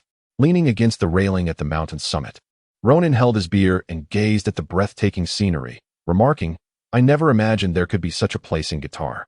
Chapter 65. Come, chase after me. Over a century ago, this place thrived. Beneath your feet once stood towering skyscrapers. However, to protect the environment, it has been restored to its primordial mountainous state. Yet, as of today, few venture here. Why? Do the insectoids of Guitar 6 not appreciate natural beauty? The scenery here is not particularly magnificent, merely ordinary hills. With interstellar travel so advanced, people prefer to visit nearby planets with distinct characteristics. Nonetheless, I used to enjoy coming here, sipping a drink and feeling the breeze. Is this your secret haven for courting young ones? Remarkable. Ronan gave him a thumbs up. This vehicle, this view, paired with a bottle of beer, is an effortless delight. How did you know this was my rendezvous? Bruges asked, surprised. Aside from the young ones, I have never seen another insectoid indulge in such beer. To you, it might be akin to plain water. Yet, he does quite enjoy it. Any stronger, and he would struggle to drink it. Bruges chuckled ruefully. You are right. Basking in the cool mountain breeze, savoring the refreshing beer, leaning against the railing while gazing at the undulating hills, he felt an invigorating sense of tranquility. Ronan remained silent beside him, yet Bruges was preoccupied with thoughts. These days felt akin to riding a roller coaster. Ronan appeared before him as a vivid, yet distant mirage. Seemingly within arm's reach, someone he could converse with daily. Yet, an insurmountable desert lay between them, separating him from Ronan. Dr. Philip was a warm and approachable individual, quickly befriending anyone. Everyone claimed that Bruges had an exceptional bond with his junior apprentice. However, what he desired was not friendship. Was Ronan oblivious to his feelings? Or did he merely regard him as an intriguing colleague? A friend? People often liken love to a plague, yet love is not contagious. To Bruges, it resembled a fated mental disarray. He pondered whether a psychiatrist could cure his own affliction. He could not yet articulate affection, but he felt it was worthwhile. He excelled at it. Ronan gazed at the dark mountains before him, unwittingly revealing his thoughts. Bruges looked at him in bewilderment. Ronan's demeanor was relaxed, his body slightly leaning forward against the railing, a beer in hand, the gentle breeze tousling his dark hair. He exuded a youthful ease and contentment. Bruges silently observed him. This vibrant individual stood beside him, radiating life. Having lured Ronan out, Bruges had prepared a plethora of words to share, wanting to inquire about Ronan's feelings. When he intended to leave, whether he missed home. However, for some reason, witnessing Ronan's rare ease at this moment made Bruges feel that words were superfluous. It was enough for him to remain as composed as he was now. Sensing Bruges' gaze, Ronan turned to him, offering a smile. In that fleeting moment of shared laughter, Bruges was struck by a feeling of eternity encapsulated in a single instant. Darkness enveloped the earth as the stars glimmered in the sky. On this small planet in the boundless universe, billions of his kind lived. After billions of years of inevitable chance, just moments ago, the one he loved smiled gently at him, and Ronan's eyes reflected the brilliance of countless stars. Bruges closed his mouth, no longer intending to speak. At this moment, words felt unnecessary. He wished for no one to disrupt this rare and beautiful instant. Let those questions dissolve and drift away in the valley. He was willing to wait until Ronan was ready to share. At least in this moment, he felt a silent understanding flowing between them. With the mountain breeze as his companion, what more could he desire? Subsequently, both fell into silence. The mountain wind grew stronger, causing their garments to flutter. If one were to fall in love with the stars, how could they ask the constellations to burn solely for them? If love is destined to be unreciprocated, let me be the one who loves more. With this thought, Bruges gradually succumbed to slumber. However, for Ronan, the day was far from over. The situation with the two agents soon caught the attention of Major Fried. Each time Ronan spoke with Roman, the agents trembled in anticipation. Today marked another day for Ronan's unilateral recording to be played, and the two agents felt as though doomsday had arrived. Just as Ronan was about to conclude his brief recording, another voice, not belonging to the brothers, echoed through the phone. "Do you wish to speak with Roman?" The agents exchanged glances. It was unmistakably Major Fried's voice on the line. The call had not been routinely disconnected. They lamented inwardly, realizing they had been deceived once more. At some point, Ronan had stealthily swapped the recording for a live conversation, while they remained ensnared in their interstellar journey. "Tell us your location," the Major instructed. "Do you have any other requests?" The Major inquired. "I know you have placed numerous personnel around my brother. However, I hope you will not restrict his movements. Given his innocence and the fact that he is half imprisoned by you, I wish for all his daily needs to be met. Additionally, please arrange for an insectoid teacher to instruct him in their language. We have not restricted his movements. He currently resides in a comfortable environment, free to come and go within this house. He simply cannot leave the planet," the Major succinctly explained. "We can accommodate the other requests. I will personally cover the expenses." The young one chuckled lightly. "Thank you." After saying this, the other party hung up, and the voices of the young one and the Major swiftly vanished. During their extensive career in eavesdropping, Agent B had become quite familiar with the young one's voice, but it was his first time hearing Ronan's laughter. That soft chuckle seemed to ensnare his heart, leaving it suspended in midair, beating erratically within his chest. Long after the call ended, Agent B remained in a stupor. Finally, Agent A broke the silence. "Stop dawdling. Quickly trace the call's origin. We have another mission." Strangely, upon hearing the mention of a mission, neither agent felt inclined to complain. This call had lasted longer than usual, and Agent A quickly discovered it originated from a planet called Gali, a well-known tourist destination near Guitar 6, where they had first been deceived. It appeared they were destined to return there. However, unexpectedly, orders from above arrived. This time, there would be no need to go. Upon hearing they would not be going, the two agents felt a sense of disappointment rather than the anticipated elation. Rumor has it that when a female falls into the clutches of a wicked male, after being toyed with excessively, she may develop masochistic tendencies. Were they to become such individuals? They exchanged glances, each recognizing the same unsettling thought reflected in the other's eyes. A shiver ran through them. Ronan began his workday. Encountering a significant issue early on, he had been reported. At this moment, his internship at the Next Generation Cultivation Center had finally concluded. Cox had given him an excellent evaluation. Subsequently, his final internship destination was the department where Shawshank worked. Shawshank was quite busy, hence Ronan was scheduled to be placed there last.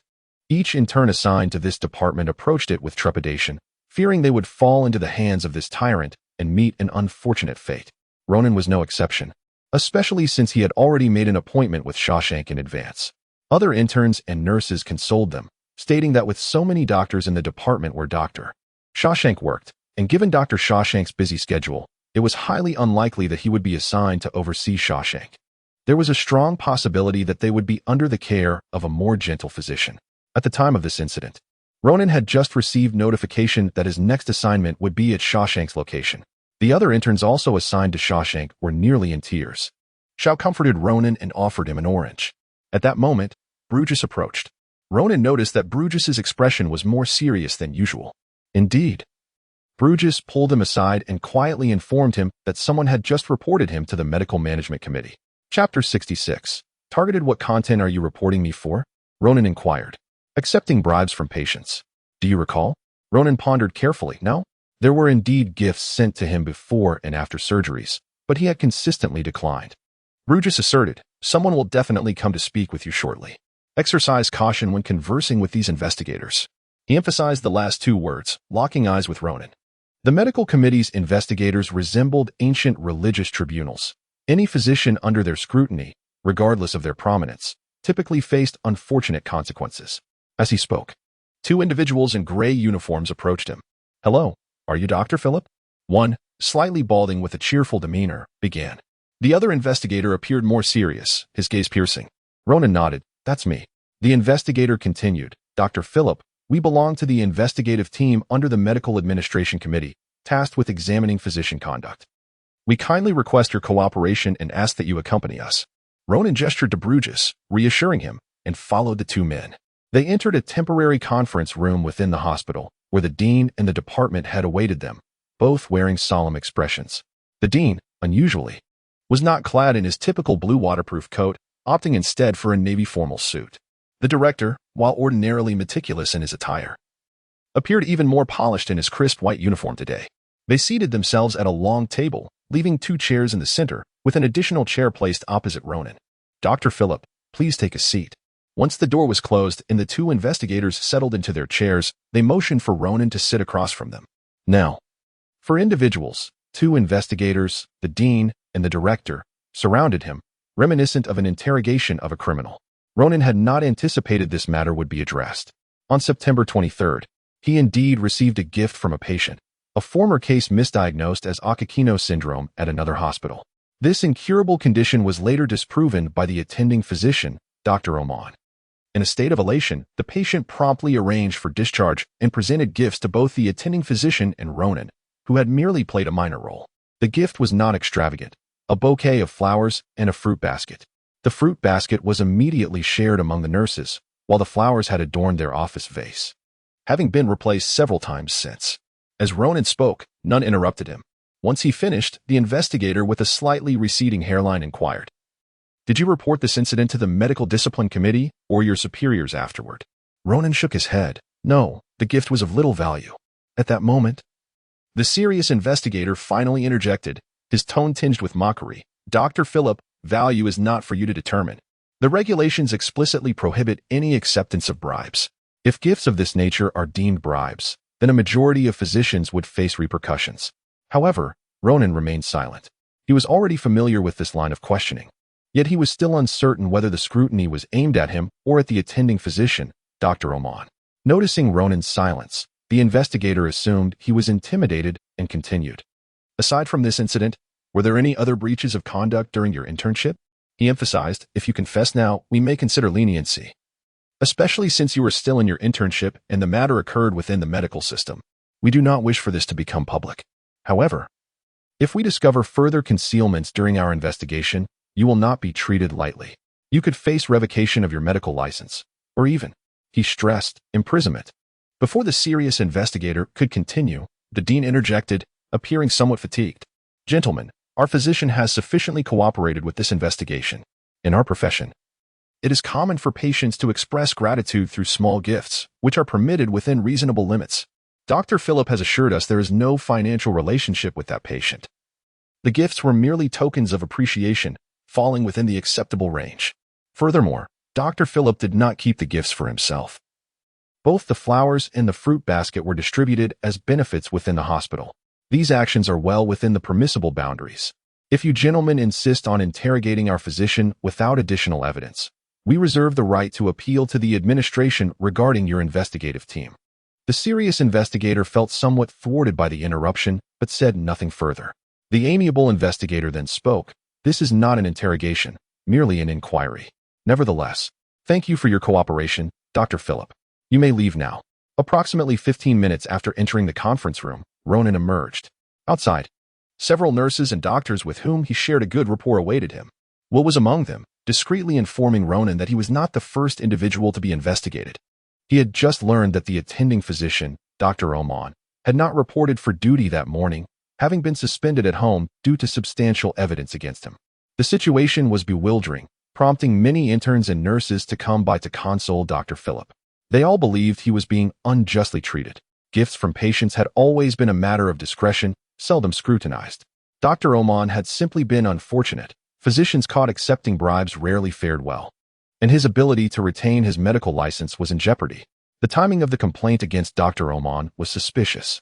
In contrast, Dr. Philip was even more unfortunate, as Oman had at least received a bottle of fine wine, while Philip was merely collateral damage. Despite reassurances from his colleagues that this incident would not affect his future, Ronan was acutely aware that with the conclusion of his internship approaching, his prospects of remaining at the Qatar Navy Hospital hung in the balance. His previous internship evaluations had been exemplary, making his transition to a full-fledged physician nearly a foregone conclusion. However, even if he himself had engaged in no wrongdoing, being investigated by the Medical Administration Committee alone would tarnish his reputation, a crucial asset in the medical profession, particularly as an intern. Naturally, when evaluating his potential for permanent placement, this incident would loom large in the minds of decision-makers. Though his colleagues offered him comfort, Ronan's spirits plummeted. He sensed that the scrutiny was not directed at Dr. Oman but was, in fact, aimed squarely at him. After all, Oman had a history of accepting bribes from patients, with numerous larger sums going unnoticed. Why then had the committee chosen to pursue this particular incident? The only plausible explanation was that he was inadvertently entangled in it. He understood that if it were revealed he had accepted bribes in secret, his future would be obliterated, and he could face incarceration. Yet if he voiced his suspicions, no one would believe him. As an intern, how could he possibly be the target of such calculated malice? Thus, he concealed his doubts and reported to Shawshank's office. Ronan had anticipated some sardonic remarks from Shawshank, but to his surprise, the latter said nothing at all. Instead, he assigned tasks to the interns, outlining important considerations, and encouraged them to observe patient conditions before dismissing them. Everyone breathed a sigh of relief. The day dragged on at a snail's pace. As the evening approached and the end of the workday drew near, Ronan was busy packing his belongings when Bruges approached him. The first words that escaped Bruges's lips were, "I suspect that someone has set their sights on you, rather than Dr. Oman." This sentiment echoed Ronan's own suspicions. Given their shared perspective, Ronan inquired, "Have there been many cases like this in the past?" Bruges shook his head, stating that it had been several years since the naval hospital had encountered such an investigation. The last case had arisen from a colleague's report. Bruges grasped his implication but continued to scrutinize Ronan's countenance intently. "Do you wish to withdraw?" This was the question that weighed most heavily on Bruges's mind.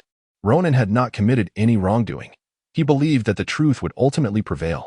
Yet, his presence at the hospital was merely the result of an unfortunate incident, and he was apprehensive about the director's pursuit of him. Bruges was concerned that after such an event, Ronan might entertain thoughts of resignation. He sensed that Shawshank was particularly focused on him, however, since he had not erred. Shawshank had yet to find any leverage against him.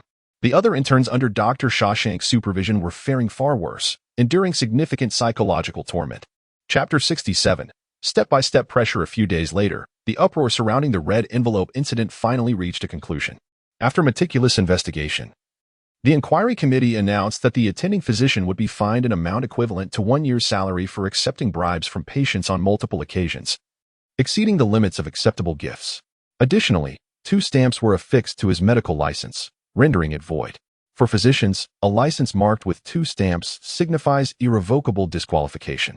While an ordinary individual may retake the examination for a new license, those with such a mark are deprived of any opportunity for reinstatement.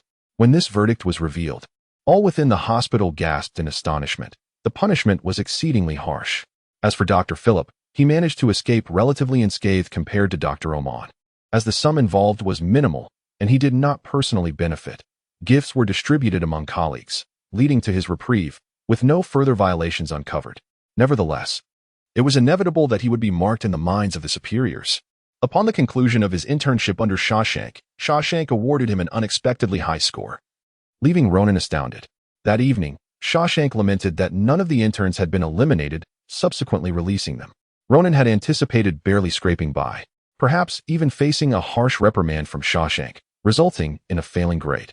Later that night, the interns gathered to discuss the day's events. After much deliberation, they concluded that Dr. Shawshank was indeed commendable. Despite his high standards, penchant for schadenfreude, and sharp tongue, he ultimately had their best interests at heart. Had they not seen their own skills improve under his tutelage? Had their attitudes not become more upright? Ronan wholeheartedly agreed, as his perception of Shawshank had ascended to new heights. Yet, he could not help but reflect. Previously, when other doctors had bestowed upon him the highest accolades, he had felt no overwhelming gratitude, believing those achievements were merely the fruits of his own labor.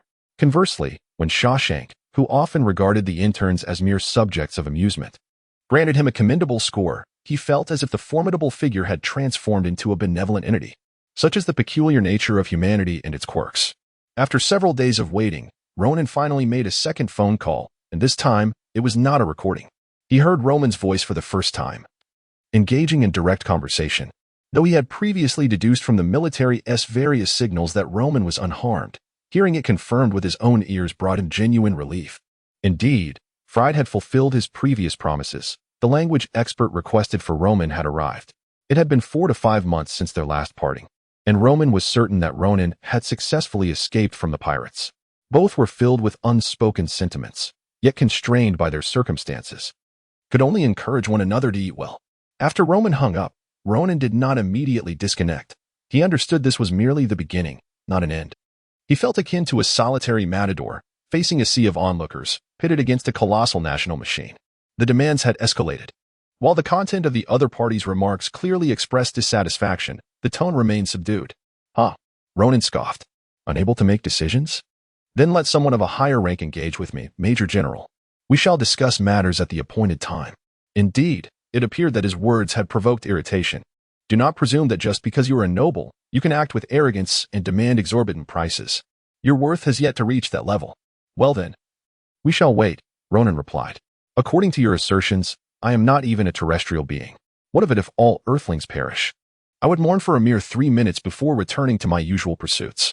He spoke nonchalantly, while his ears remained attuned to the other party's movements. As expected, the call was abruptly terminated. This avaricious individual was persistently testing his limits. First, it was the brother, then the earth. Was the next step to claim kingship? After the call ended, Fried remarked that both parties were acutely aware of each other's intentions. A noble yet unattained had bargaining power, once assimilated with the insect race. Convincing these dignitaries would rely on personal charisma, or, more bluntly, on the exchange of favors for desired outcomes. Will you acquiesce to him? Lyon inquired. Consult the logistics committee regarding the value of this colonial earth. Also, I recall I have not utilized my points since enlisting. Despite the complaints, Fried preferred this noble who was willing to negotiate. As Ronan and his peers finally completed their internships across all departments, they faced the final round of evaluations. A mere formality before their transition to full-fledged physicians was secured. Prior indications suggested that these evaluations were merely pro forma, requiring no excessive concern. Ronan was unfamiliar with the experiences of interns on Earth, yet he admired the practical approach of the insect race. He had previously discussed with Nursewell regarding potential encounters with unfamiliar ailments. Wouldn't it be unfortunate for the selected intern? Rare ailments are statistically improbable. Most insects find themselves in hospitals due to alcoholism, brawls, mental breakdowns, or avoidance of work. If such a situation arises, Will shrugged, one must simply accept their misfortune. Such is reality. Ronan began to grasp his meaning. There is no absolute fairness in assessment, as reality itself is inherently unjust. As a member of society, unless one retreats to solitude, enduring unfair treatment is simply a matter of grit. The test proceeded methodically, neither more nor less challenging than Ronan had anticipated. Overall, the difficulty aligned closely with his expectations. He had prepared thoroughly, and thus felt no trepidation, for he had exerted all his efforts in the preceding time. Failure would merely be a stroke of bad luck. As the saying goes, if fate intends to bring me down, it is not my fault. One by one, the interns faced their evaluations. Some were arduous, others straightforward.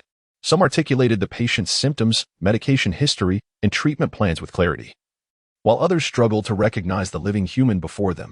Upon reaching the last patient, an unexpected murmur arose. The occupant of the bed was not the original patient.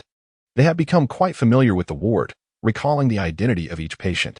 With a fleeting memory, it dawned on Ronan that the previous occupant had been tall and slender, yet now lay a rotund individual in that very spot. Ronan, well versed in the layout of the wards, discerned immediately that a substitution had occurred. Dr. Anderson appeared to perceive their uncertainty and explained, the previous patient was discharged yesterday. This individual was admitted just yesterday afternoon. As Ronan took over, whispers circulated. This case seems merely a mild allergy, right? Philip is quite fortunate. Indeed. He breezed through this. Another chimed in. Their comments served as an implicit cue, prompting Dr. Anderson to scan the crowd, leading them to promptly hush. Ronan then proceeded to assess the patient's symptoms. Indeed, the information gathered from the nurse was not significantly different. Subsequently, Ronan began to inquire about the patient's description of his symptoms. Lacking a medical holographic decision support device, he had to rely solely on verbal questioning and physical examination. His inquiries were exceedingly meticulous. The patient felt somewhat embarrassed, as his minor ailment did not warrant a hospital stay. However, due to the anxiety of his subordinates, he found himself admitted, necessitating multiple examinations by the diminutive doctor. After completing the inquiries, Philip commenced a thorough examination of the patient. At this juncture, most observers deemed his approach somewhat excessive. The time he devoted to the examination was nearly twice that of his colleagues. As the hour for dining approached, there was concern that if the examination did not conclude promptly, while the physicians would still have their meals awaiting them, the assistants tasked with tidying up would either face hunger or be compelled to dine outside. Meals within the hospital were complimentary, whereas external dining incurred an expense. Finally, one of the doctor's assistants could no longer contain himself and spoke up. "Dr. Philip, it is merely a minor ailment. There is no need for such an extensive examination. If every intern were to conduct themselves as you do, our hospital would hardly function."